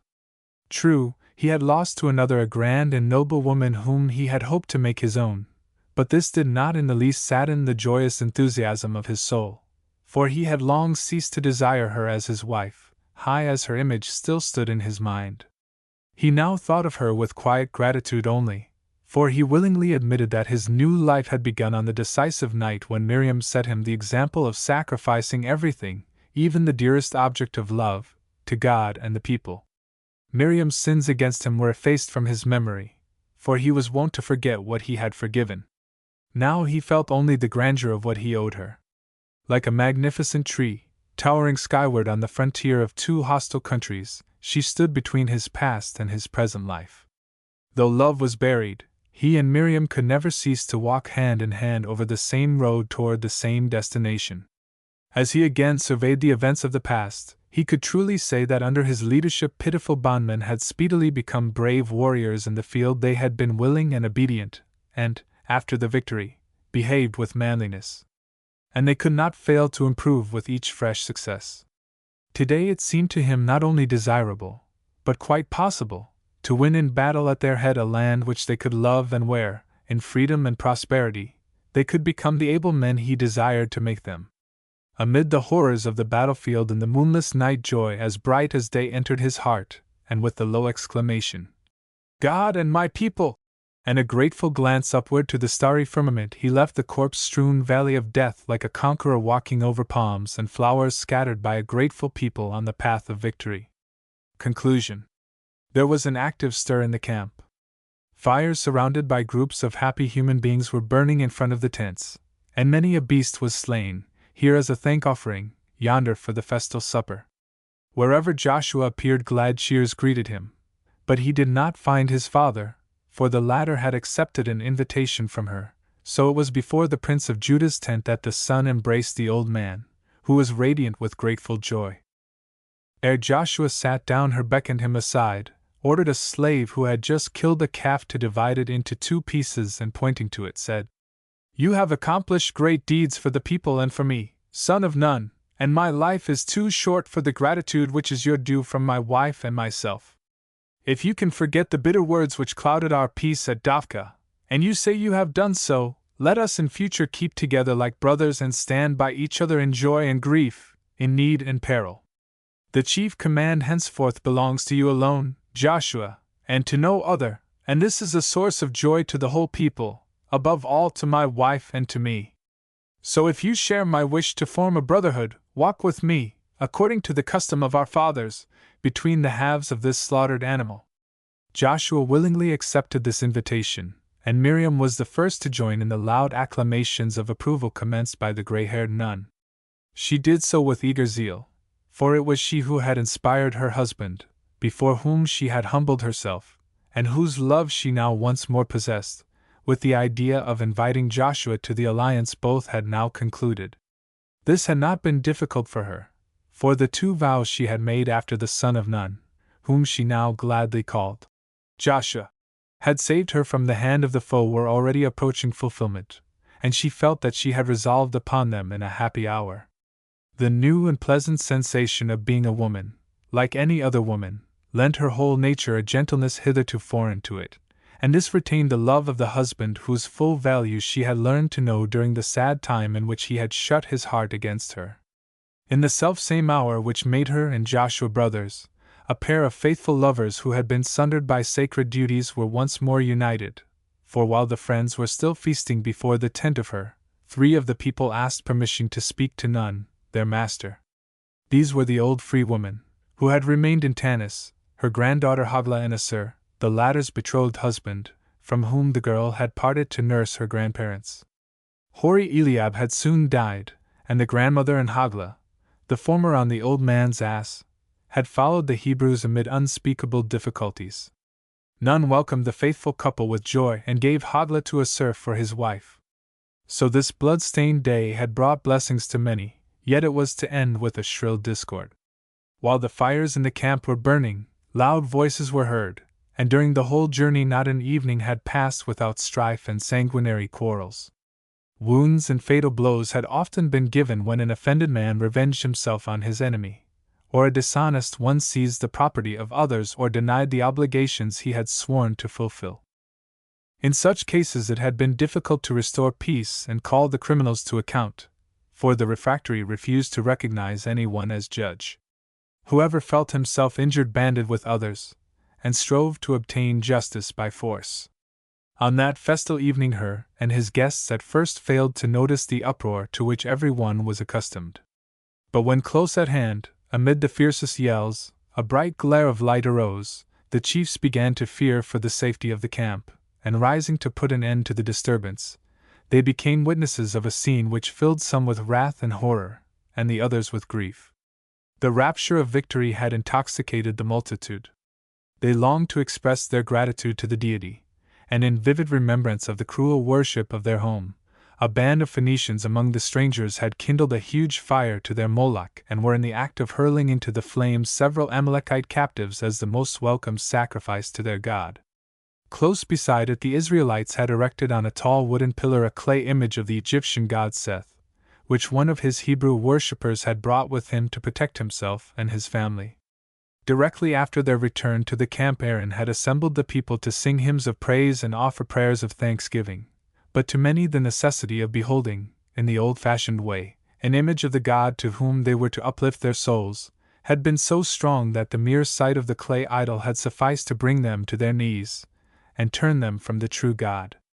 At the sight of the servants of Moloch, who were already binding the human victims to hurl them into the flames, Joshua was seized with wrath and, when the deluded men resisted, he ordered the trumpets to be sounded, and with his young men who blindly obeyed him and were by no means friendly to the strangers, drove them back, without bloodshed, to their quarters in the camp. The impressive warnings of old Nun, Hur, and Nashon diverted the Hebrews from the crime which ingratitude made doubly culpable.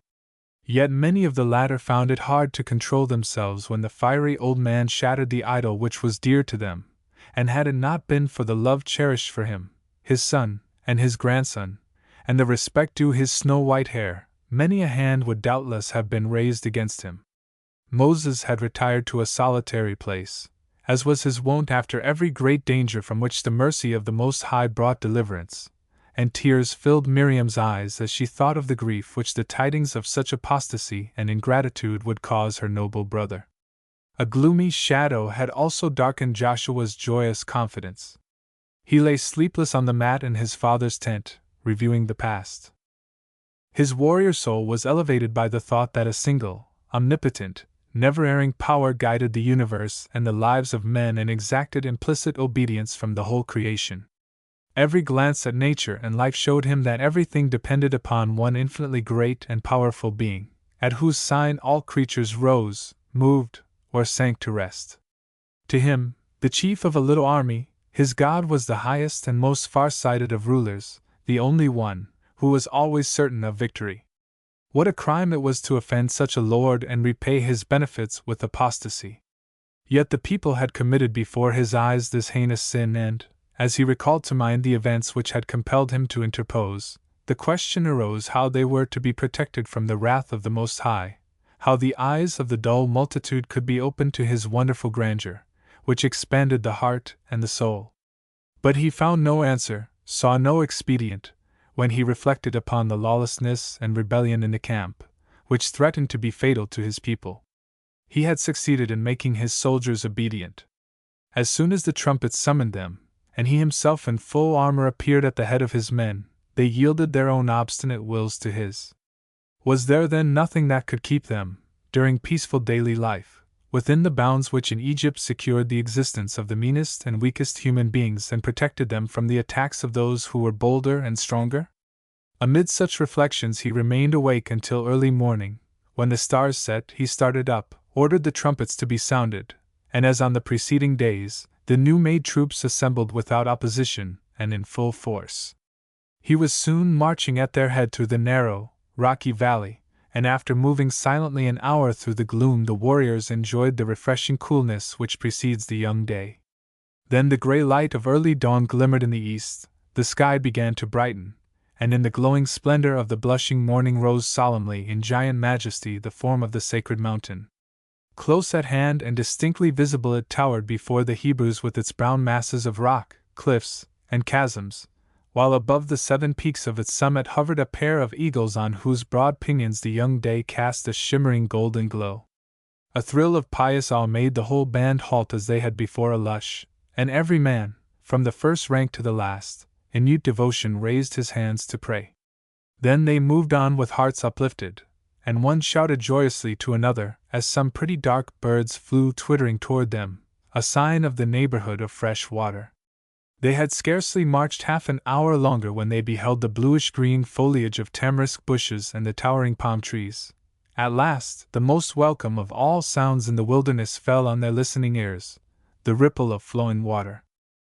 This cheered their hearts, and the majestic spectacle of Mount Sinai, whose heaven-touching summit was now concealed by a veil of blue mist, filled with devout amazement the souls of the men who had grown up on the flat plains of Goshen. They pressed cautiously forward, for the remainder of the defeated Amalekites might be lying in ambush. But no foe was seen or heard, and the Hebrews found some tokens of the thirst for vengeance of the sons of the wilderness in their ruined houses, the superb palm trees felled, and little gardens destroyed. It was necessary now to remove from the road the slender trunks with their huge leafy crowns, that they might not impede the progress of the people. And when this work was done, Joshua ascended through a ravine which led to the brook in the valley, up to the first terrace of the mountain, that he might gaze around him far and near for a view of the enemy.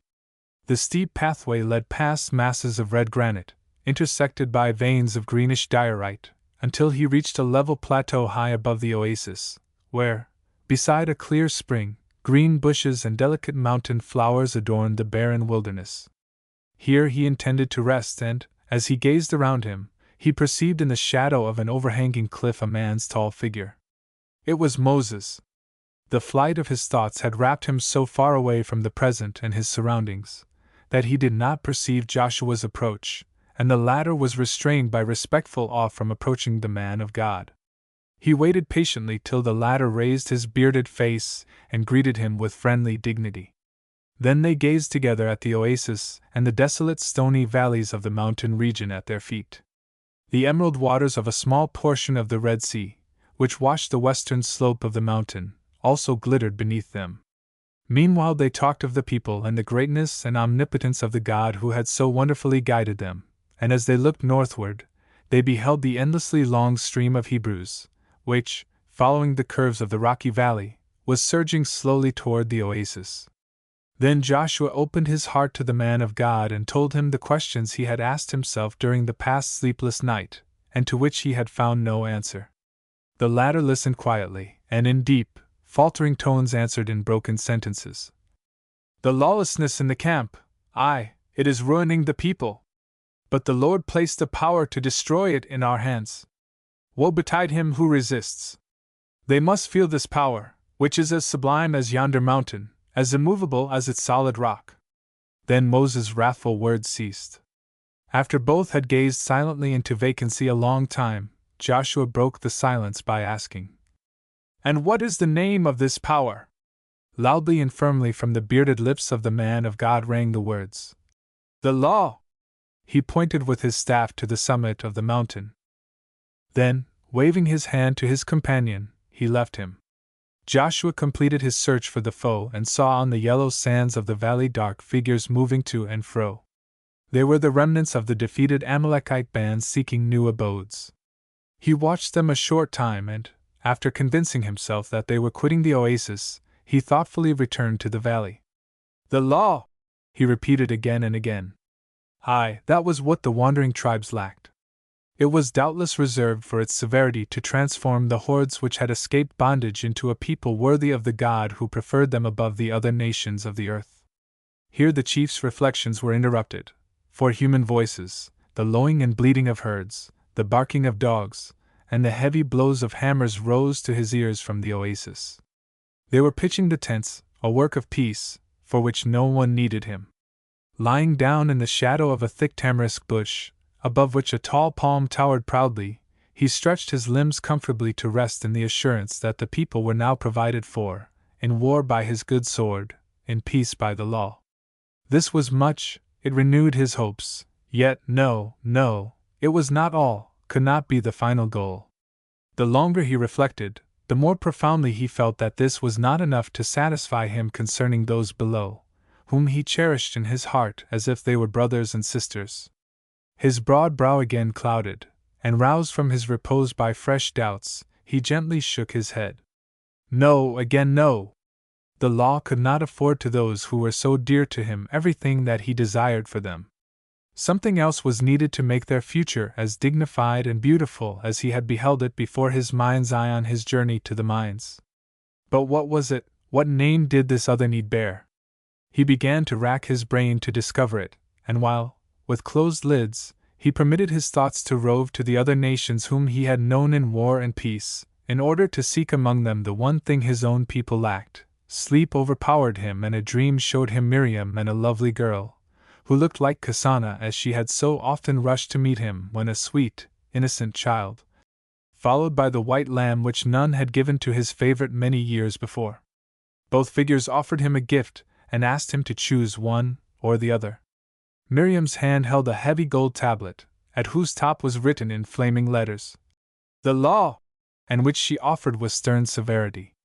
The child extended one of the beautifully curved palm leaves which he had often waved as a messenger of peace. The sight of the tablet filled him with pious awe. The palm branch waved a friendly greeting and he quickly grasped it.